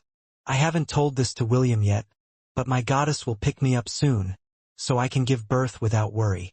"You mean you will not return to the surface world with William?" "I probably can, but according to my patron goddess, the world of Hestia isn't safe right now. It will be best if I give birth away from the conflicts. Also," she added, "that there is a person among William's women that might harm me and my unborn child. To prevent such a thing, I must not return to Hestia for the time being." Irene's eyes widened in shock after hearing Celine's explanation. This is just like the scene in the Cold Palace when the Empress sneakily forced one of the Emperor's concubines to abort her baby. Irene exclaimed. Oh no, we can't let that happen. We need to let William know that the Empress is scheming something behind his back. Cold Palace? Empress? What are you talking about? Relax. Trust me, I have nearly 4 years' experience in watching Netflix. I know what I'm talking about. Okay. Celine didn't understand the term Cold Palace and Netflix, but seeing Irene's determined expression, she decided to just nod her head and ask William what the halfling was talking about. While the two were chatting together, thunderclaps echoed across the plains of Wrath, but Celine told the halfling to ignore them. The beautiful elf was certain that it was none other than William who was taking revenge on her behalf, and punishing Felix and his cronies with the power of lightning bolts. Perhaps only lightning bolts and the fire of hell could truly hurt a person's soul in the underworld. Both were used to purify souls, but since everyone on the plains of Wrath couldn't enter the cycle of reincarnation unless they farmed 1 billion hell credits, they had no choice but to suffer William's wrath, which showed no signs of fading anytime soon. Irene's, do you like Will? Celine asked as she gazed at the doll-like beauty in front of her. She had already met William's half-dwarf wife, Chiffon. So seeing that the little girl in front of her had feelings for the half-elf didn't come as a surprise to her. Actually, I don't really know, Irene's replied. The short answer is I like him, but I don't know if this feeling I have is due to loneliness, or because I genuinely like him. I haven't felt anything like this before, so I am not certain. She had decided to be honest about her feelings because she could tell that Celine meant her no harm, and was genuinely curious about her relationship with the black-haired teenager, whom she had accompanied all the way to the 5th layer of the underworld. Irene's, William doesn't belong here in the underworld, Celine said. If you really care for him, promise me that you will not do anything to trap him here. Irene's felt an ache in her heart after hearing Celine's words. She knew that William did not belong to the underworld, and would leave sooner or later, but this was something that she had tossed aside at the back of her head. Irene's didn't want to think about it, so she had conveniently imagined that this journey of theirs would still continue for a long time. But now that William had found the last person he was looking for, the curtain was about to close as well. Her role as his supporter had also come to an end. It was now time for her to give the audience a bow, signaling the end of the story, in which she had briefly appeared as a lead character. Suddenly, Irene's remembered the words that her friend, Callie, had said before they parted in Lust's abode. There is more than one way to bind the living to the underworld, and it is not just about food, Callie whispered in Irene's ear as if she was a devil tempting her to do bad deeds. Just imagine spending eternity with him. Wouldn't that be wonderful? The halfling lowered her head and bit her lip. She couldn't look Celine in the eye because the thought to bind William to the underworld was starting to grow in her heart. In the end, she had to forcefully erase these thoughts from her mind, making her feel teary-eyed. I'll be alone again soon. This was the thought that appeared in Irene's head as William's smiling face appeared in her mind. In truth, after having that dream earlier, a new wish had appeared in Irene's heart that she hoped would come true on her birthday. A wish where William would sing her a happy birthday and eat her birthday cake with her. Unfortunately, she had long lost hope that such a thing would ever happen.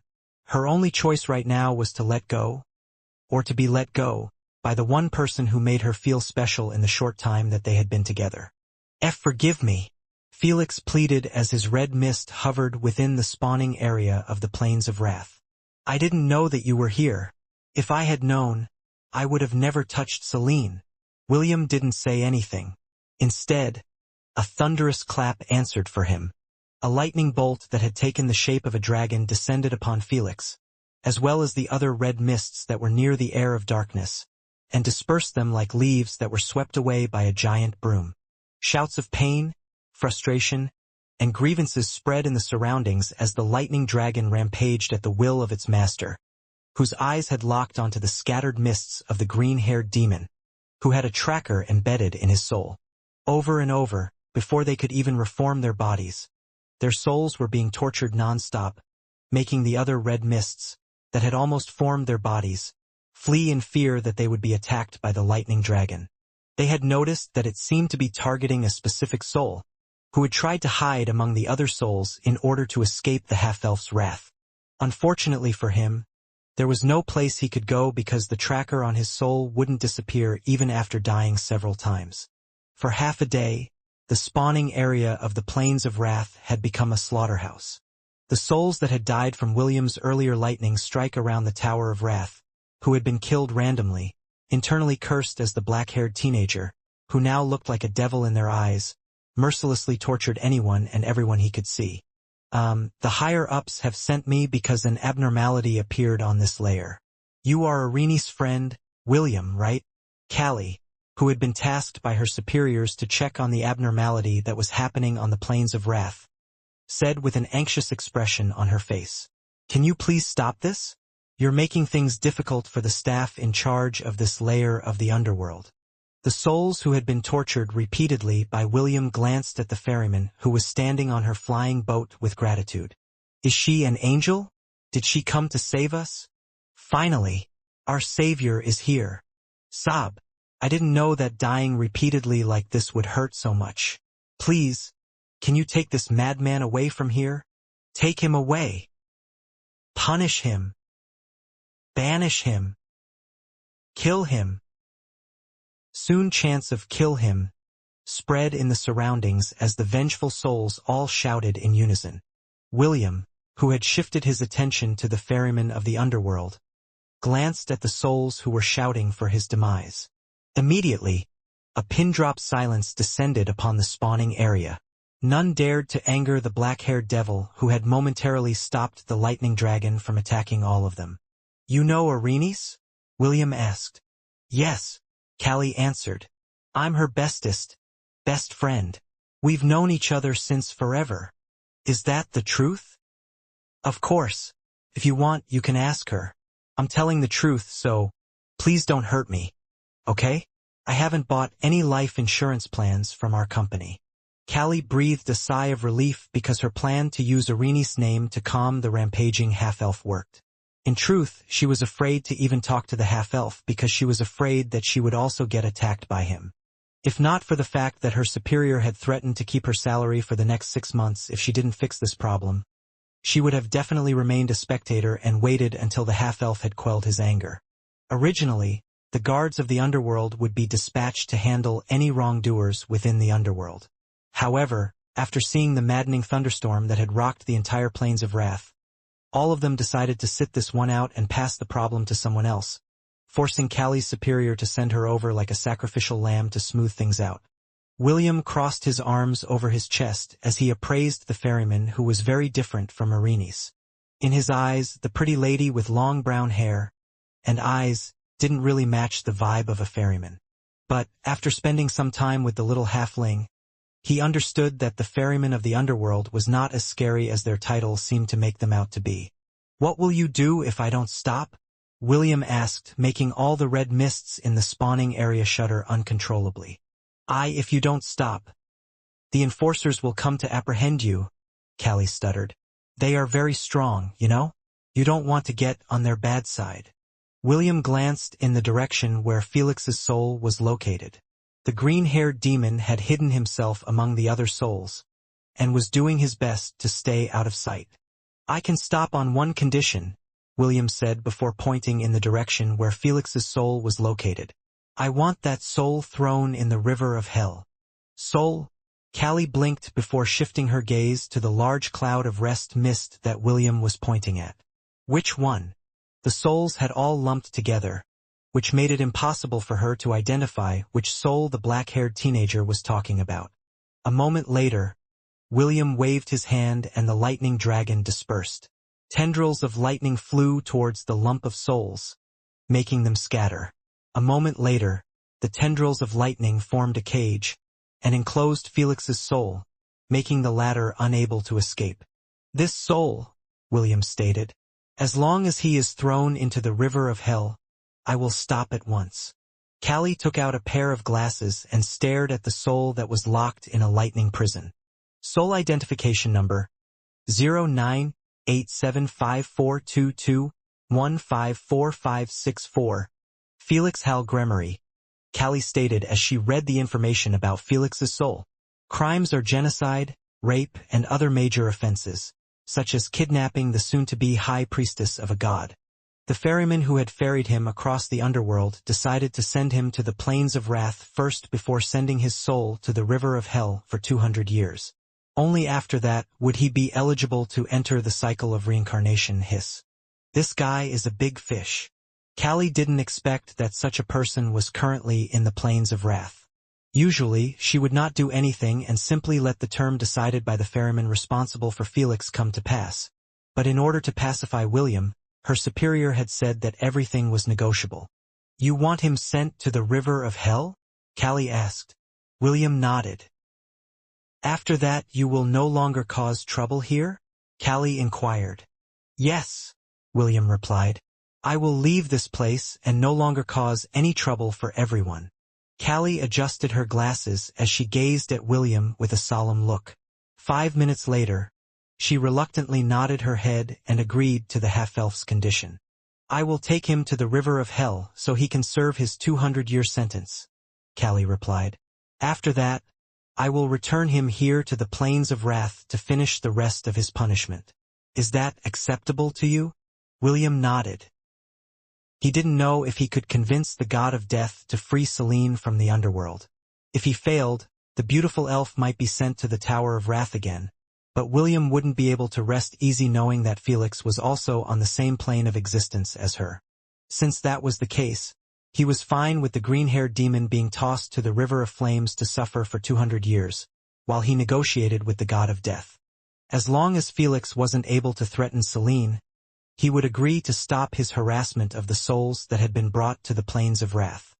Callie waved her hand, and the lightning prison flew towards the deck of her boat. Felix had complicated feelings because he didn't know which one was worse, the river of flames or William's unending torture. I will take my leave now, Callie said. Please keep your word. Also, please take care of Arenice for me. She has been lonely for a very long time.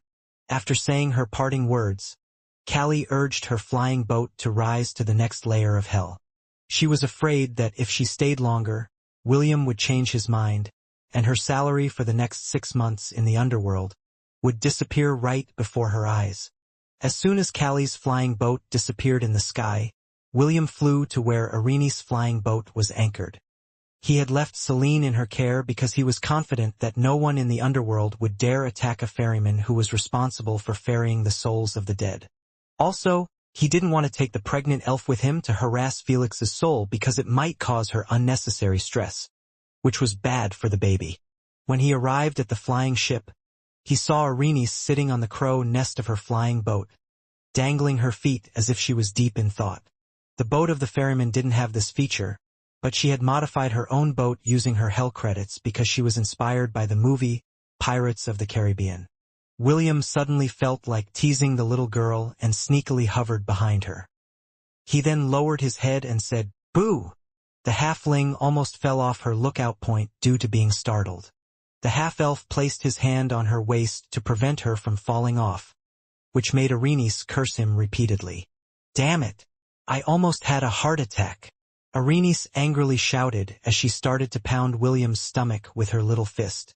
"How dare you sneak behind me?" William smiled and just allowed the halfling to vent out her anger due to his prank. A few minutes later, Arenice stopped and simply glared hatefully at the black-haired teenager who had a faint smile on his face. "Arenice, I need a favor," William said as he tried to coax the little girl who was glaring at him. Arenice crossed her arms over her chest and said, "Humph," before turning her head away. Clearly, she planned to ignore the half-elf completely. "Now that I have seen my lovers, it is time for me to talk to the god of death," William stated. "Is it possible for you to take me to where he is?" Arenice, who was hell-bent to ignore William, suddenly turned her head to stare at him in shock. She didn't expect that the favor that the black-haired teenager wanted to ask of her was to see the big boss of the underworld. "You want to see the god of death?" "Yes.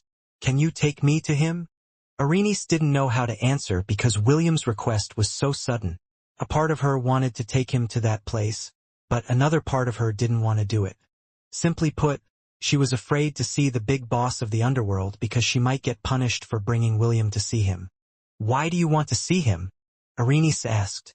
Although she already had an idea of what William's answer would be, she still needed to ask just in case her guess was wrong. "I want to take my wives' souls as well as Celine out of the underworld," William answered. "I want to take them back with me to the surface world." Arenice just stood and glanced at William with a sad look on her face. It felt as if a part of her soul had left her body after hearing his reply, making her feel faint. "Arenice, what's wrong?" William asked. "You look pale. Are you all right?"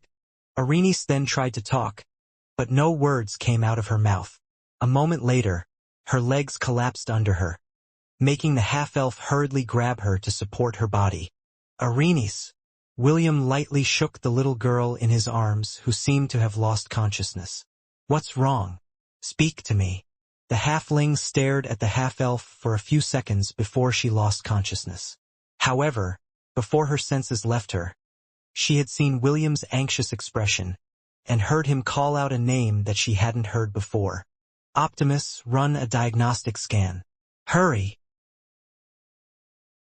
Arenice felt as if she was floating. She couldn't move her body, and simply allowed herself to be carried off by an invisible current. Everything around her was dark, and she couldn't see anything. This lasted for an unknown period of time before a faint light appeared above her head. Soon, images of what had happened in the past appeared to her one by one. "You want to be a ferryman of the underworld?" an otherworldly beauty asked with a smile. "Yes, Grandma," Arenice replied. "Very well. I will give you a custom-made flying boat. As for the ferryman badge, I will send someone to handle the paperwork for you." "Thank you, Grandma. You're the best." The image then shifted to a handsome man with blonde hair and crimson eyes, who was staring down at her with a calm gaze. "Starting today, you are a ferryman of the underworld," the man said. "Perform your duties well." "Yes, sir." "Have you heard the latest news? There seems to be a living person that has somehow entered the underworld," Callie said like an auntie who had just discovered a very juicy gossip. "Really? What should I do?" a ferryman asked anxiously. "I'm supposed to be the one on duty today. What if that living person attacks me? I'm so scared." Arenice, who had just entered the ferryman's lounge, heard this news and immediately walked towards her colleagues with excitement. "Is it true?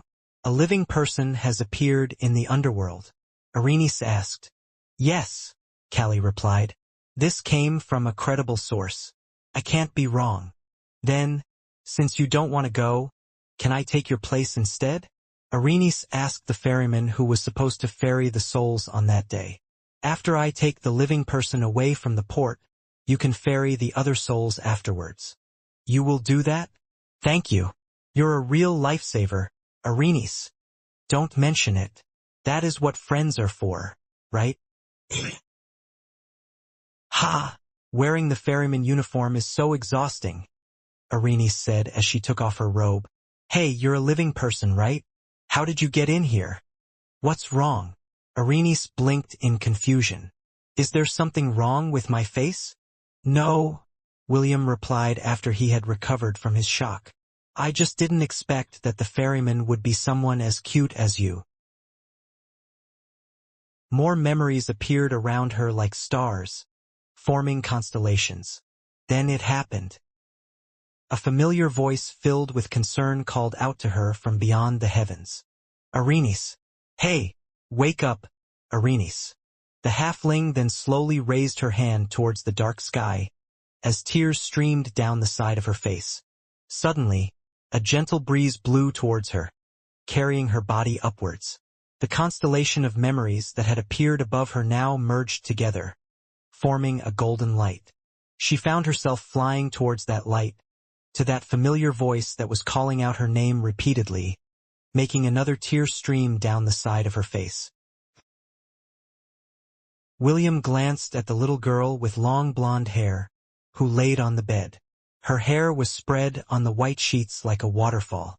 Her very pale face didn't diminish her doll-like beauty, which seemed to be sculpted by the very gods themselves. However, the half-elf could feel his heart ache after seeing the tears that slid down the sides of her face, not knowing if Arrhenius was having a bad dream or not. The only thing he could do was call out to her, while holding her hand. While he was at a loss about what to do, he saw Arrhenius' eyelashes flutter briefly.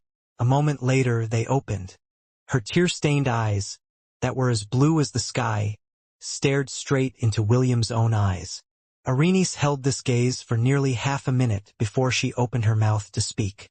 "I will take you to see the god of death," Arrhenius said before closing her eyes. "Make your preparations. We will leave at once." Her voice was weak and filled with resignation, which made William feel as if the little girl on the bed had lost her will to live. Even her hand, that he was holding firmly in his own, felt so cold and devoid of warmth. She was just like a candle whose light was about to be snuffed out at any moment. "Please leave," Arrhenius stated. "I need some time to be alone. Don't worry, even if I am inside my room, this ship will fly according to my will. The journey will take 5 to 6 days at most if no incidents, like the last one, happen. Rest assured, I will take you to the god of death. So, please, leave me alone for a while." William didn't want to go because he was worried about her, but Arrhenius' words were firm, telling him to leave her alone. With no other choice, William followed her will and left her alone. However, before he left, he planted a kiss on her forehead and tucked her blanket around her. Once William had finally left her room, Arrhenius raised both of her hands to cover her face and cried. She didn't hold back as her body trembled with every sob that came out of her lips. She knew that this time would come sooner or later, yet she still took that leap of faith into the unknown. Just like the little mermaid who wasn't able to get her happily ever after, Arrhenius steeled herself to return to her old ways before she met William. The fairy tale was coming to an end, and her feelings would disappear, just like the little mermaid who turned into sea foam after she failed to marry her prince. Arrhenius' flying boat sailed smoothly towards the 10th layer of the underworld, using an exclusive path that was only open to the ferrymen of the underworld. During the journey, Arrhenius had shut herself up inside her room. She didn't come out even though William had repeatedly called out to her. The halfling would only say that the black-haired teenager shouldn't disturb her because navigating the boat required all of her concentration, leaving William no other choice but to leave her alone. This setup continued until they finally arrived at the final layer of the underworld, which was called the Aetherius. Many souls had wanted to reach this topmost layer because it was the place that had a gate that led directly to the Elysian Fields. The Elysian Fields, or Elysium for short, was the final resting place of heroes and virtuous individuals that had made great contributions to the world when they were still alive. This was the promised paradise that equaled heaven and the destination that everyone in the underworld wanted to reach. Arrhenius' flying boat headed straight to the port and parked in one of the vacant places that was reserved for the ferrymen of the underworld. "We have arrived." Arrhenius' tired voice reached William's ears. A moment later, the door of Arrhenius' room opened and the little girl, whom he hadn't seen for the past 6 days, emerged with dark circles under her eyes. William immediately walked up to her to crouch down to see if she was all right, but Arrhenius just shook her head and prevented William from touching her. "This is Aetherius," Arrhenius replied, "the 10th circle of the underworld, and the gateway that leads to the Elysian Fields. If you wish to talk to the god of death, you will find him in that castle over there." Arrhenius pointed at a towering castle in the distance that seemed to have been inspired by a horror film. "You should go now," Arrhenius said before turning around to return to her cabin. "I am tired, and I will rest. Do me a favor and don't disturb me. I haven't slept for the past 6 days of our journey. Goodbye, Will. May you find the happiness you are looking for in the underworld." A moment later, the cabin door shut tightly, leaving the half-elf staring at it with a complicated look on his face. He could tell that Arrhenius was really exhausted, but aside from that, she was clearly avoiding him. William didn't know what had transpired between the little girl and his lover, Celine. But right after he returned from dealing with Felix, The halfling's attitude towards him had taken a 90-degree turn, making him feel as if he had done something wrong towards Arrhenius, who was now treating him coldly. Selene sighed internally as she looked at the half-elf that was still staring at the cabin door. She had a serious talk with Arrhenius while William was away, and understood that the little girl still didn't understand her true feelings towards the black-haired teenager who looked so lost at the moment. "Let's go, Will," Selene said as she wrapped her arms behind William, giving him a hug. "Let her rest. She's earned it." William didn't reply and remained rooted in place for 2 more minutes before reluctantly nodding his head. He then carried Selene in a princess carry before flying in the direction of the gloomy palace in the distance. "Goodbye, Will," Arrhenius muttered as she gazed at the dark prince who was carrying his lover to meet with the god of death. "This is goodbye." Arrhenius sighed before laying on her bed to sleep. She had been thinking a lot for the past 6 days. During that time, she had already steeled herself to part with William. This was why she firmly rejected his touch when he came over to check her condition. The halfling knew that the longer she dwelled on the topic, the sadder she would be. This was why she had drunk a heart-numbing potion before leaving her room, so her emotions would be suppressed, preventing her from feeling anything for an hour. If not for the potion, she might have broken down and clung to William while crying. She would have wailed in his arms, telling him not to leave her behind. But Arrhenius couldn't do that. She couldn't be selfish. She wasn't the lead heroine of the story, and merely a supporting character. Since her role had ended, she should just quietly take her bow and leave the stage, allowing the main actors to shine in the spotlight. "I'm tired," Arrhenius muttered. "Finally, it's over." As soon as those words escaped the halfling's lips, she fell into a deep and dreamless sleep, not knowing when she would wake up again. An hour later, William arrived at the palace of the underworld. Since he was carrying Selene, he didn't travel too fast because she might feel uncomfortable during the journey. Although the beautiful elf didn't mind getting roughed up a bit, William did, so their arrival at the castle was delayed by half an hour. "We have been expecting you, Sir Ainsworth." A lady with long black hair bowed respectfully to the half-elf as soon as he landed on the gates of the palace. "Please follow me. His Excellency is already waiting for you in the throne room." William and Selene exchanged a glance before nodding their heads in unison. Now that they were about to meet the boss of the underworld, they no longer needed to hesitate, and followed the guide that had been waiting for their arrival. From within the palace, a pair of crimson eyes looked at the halfling who was sleeping inside her flying ship. Her disheveled and haggard condition made faint ripples pass through their crimson depths. A moment later, dark clouds covered the 10th layer of the underworld. Clearly, whoever was sitting on the throne of death at the moment was in a very bad mood, which affected the weather around him. "You're finally here, Selene. Lady Lissa? What are you doing here?" The goddess of wrath stood in the hallway with a smile on her face. "I've come here to pick you up," Lissa said. "I've already talked with Thanatos. This is not a good place for you to give birth, so I'm taking you with me to the Elysian fields." But this is too sudden," Selene replied. Although she was happy that her patron goddess had appeared to ensure her pregnancy wouldn't have any problems, she had been reunited with William, making her feel reluctant to leave him. "I know that this is sudden, but you have to leave sooner or later," Lissa stated. "I know that this is too much to take in all at once, so I'll let you say your proper goodbyes to him. Why don't we go to the reception area for now? They have already prepared it for your arrival." The black-haired lady who was guiding William and Selene earlier bowed her head, and made a gesture of, "Please follow me," leaving no room for negotiations. After arriving at the reception room, the goddess Lissa made herself at home and sipped her tea as if she owned the place. "Go on," Lissa said as she eyed the half-elf and the beautiful elf beside him. "Treat me as if I'm not here. Feel free to take as much time as you need to say goodbye to each other." William and Selene were both at a loss for words, but one thing led to another and, before they knew it, the time for them to part again was here. The two of them had stayed in the same room for the past 6 days while they traveled towards the 10th circle of the underworld and had talked about many things. William had told her everything that had happened since they were taken away by the god of death, and Celine had also told him about all the things she had experienced in the underworld. Once could even say that, over the past 6 days they had aired almost everything they wanted to say to each other, except for their farewells. In the end, it was Celine who broke the ice and cupped William's face.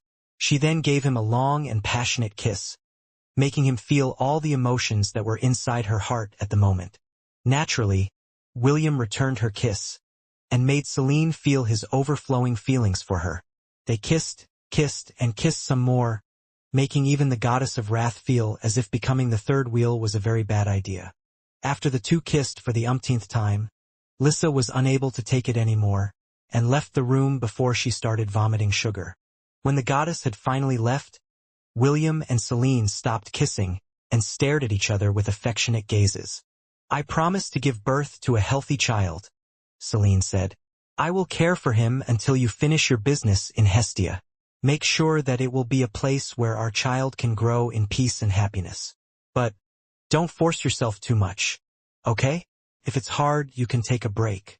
I will wait patiently for you to take me back." William nodded as he lightly squeezed Celine's hand.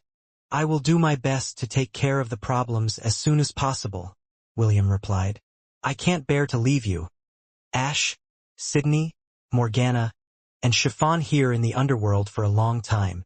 We believe in you, but don't make us wait too long. All of us look forward to the day where we can be by your side, under the same sky. MMM. William pulled Celine closer to him, and the latter rested her head on his shoulders.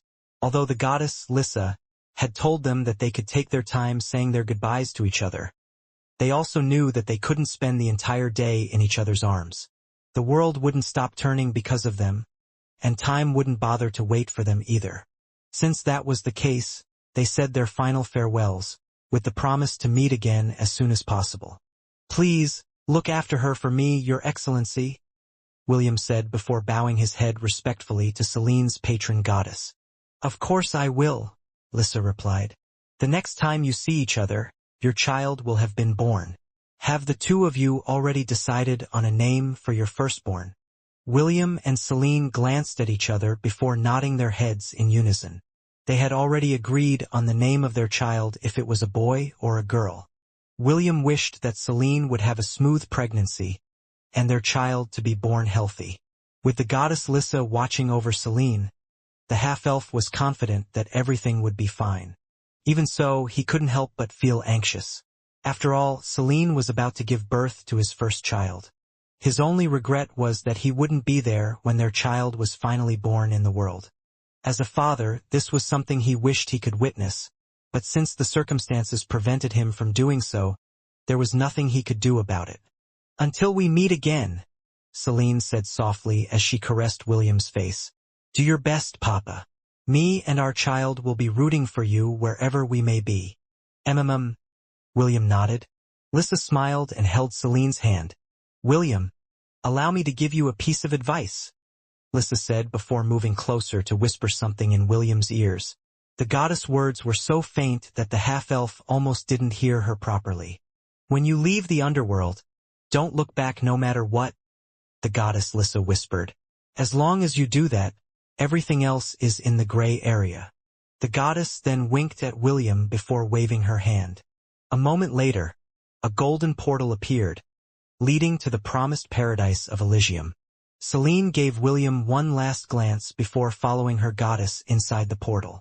As soon as the beautiful elf had fully entered the portal, it disappeared completely, leaving nothing behind but a half-elf, who was still trying to understand the advice that was given to him by the goddess of wrath.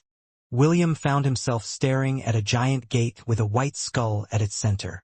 Beyond the gate was the throne room where the god that ruled over the underworld was waiting for him. "Please enter." The black-haired lady politely bowed to William. "This is as far as I go. I bid you a good day." Without another word, the black-haired lady walked away without a backward glance. Her role was complete, and it was now time for her to attend to her other duties that required her immediate attention. William took a step forward and pressed his hands over the gate, pushing it open. He didn't exert a lot of strength, and only opened a gap wide enough for him to enter. "You've kept me waiting, half-elf." A cold voice, that didn't bear a single trace of warmth, reached William's ears as soon as he stepped inside the throne room. William didn't reply and walked forward. His steps were steady as he made his way towards the giant throne where a figure draped in a black robe sat. "Greetings, Your Excellency," William said as he gave the god of death a respectful bow. "Thank you for not kicking me out of your domain the moment I arrived. I am here today because of your benevolence and mercy." "Well, I almost did," Thanatos replied. His voice reeked with restrained anger that threatened to burst out at any minute. "You're just lucky that some troublesome goddesses are on your side. But enough of that. Let's talk about the reason why you came to see me." William nodded his head. He also didn't plan to make any small talk to prolong his conversation with the god of death. He assumed that the goddesses that Thanatos was talking about were the trinity of Adaptation, Astrid, and Lyssa. These were the three goddesses that had descended to Hestia when Ahriman decided to attack him. Since that was the case, he decided to start the negotiation for the lives of the women he loved. "I wish to take the souls of my wives, as well as my lover, Selene, back to the surface world," William stated. "Name your price." The god of death snorted before snapping his fingers. The throne room became pitch black with nothing to see aside from William's glowing golden eyes and Thanatos' crimson eyes. A few seconds later, images appeared above them showing the battle that recently happened in the Ainsworth Empire. The black-haired teenager's expression became serious as he watched the forces of the Holy Order of Light clashed with his subordinates, who were just defending his empire. A few minutes later, William saw how Loxos was captured by the enemy, and how she suffered under the Pope's hands. He also saw his first wife, Wendy, fight against a black-haired young lady wielding a bow, who was perched on top of a rock. The images didn't have any sound in them, so William simply watched as the event transpired. He felt relieved when he saw the six-eared macaque and the bull demon king rescue Loxos from the Pope's hands and taken back to where her sisters were. After losing their hostage, the Pope alongside her subordinates left in haste. The scene once again returned to Wendy's fight, and Thanatos paused the battle to let William take a good look at the black-haired beauty who had a sneer on her face, as she aimed her arrow at the Valkyrie whom William hadn't seen for quite some time. "I want her dead," Thanatos stated. "Kill her and I will return the soul of your wives, as well as Selene to the surface world. This is the price you need to pay for an equivalent exchange." William rubbed his chin as he gazed at the black-haired beauty that was frozen in time. "Well, she sure is ugly," William said after gazing at the black-haired lady for a full minute. "She must have really ticked you off for you to ask for her life." "She didn't tick me off," Thanatos replied. "I have no quarrel with her. I just want her soul in exchange for your wives. That's it." "Well, I have no problem with that. So, what is her name?" "Belle." "Her name is Belle." "Belle," William muttered. "Very well. I will kill this Belle for you. After that you will keep your word, right?" Thanatos nodded. "Yes. Kill her and our transaction is complete. I will keep my word." William nodded. The moment he saw Belle's face, an anger that came from the darkness of his heart surfaced. He understood that he was being influenced by the power of darkness inside his heart, but for such anger to appear made him feel as if his heart was about to burst. After calming himself down, he glanced at the fading image above him one last time before the throne room returned to its normal state. "Can I now return to the surface world?" William asked. "You can," Thanatos replied. "I give you permission to return to the surface world. Just remember, when you take the flight of stairs leading back to your world, you are not allowed to look back. Once you do, you will be trapped here in the underworld, unable to leave." "Understood." William nodded. "I will just first say my goodbye to a person that helped me along the way. This won't take long." "There's no need to say your goodbye," Thanatos snorted. "You may go." Thanatos once again snapped his fingers, making the half-elf disappear from the throne room. "You've already hurt her enough," Thanatos scoffed. "Saying goodbye will break her completely." When William opened his eyes, he found himself staring at a flight of stairs leading towards a golden portal. The throne room and the god of death were gone, and what replaced it was a pin-drop silence, making the half-elf feel bitter because he wasn't able to say a proper goodbye to the halfling who had accompanied him on his journey through the underworld.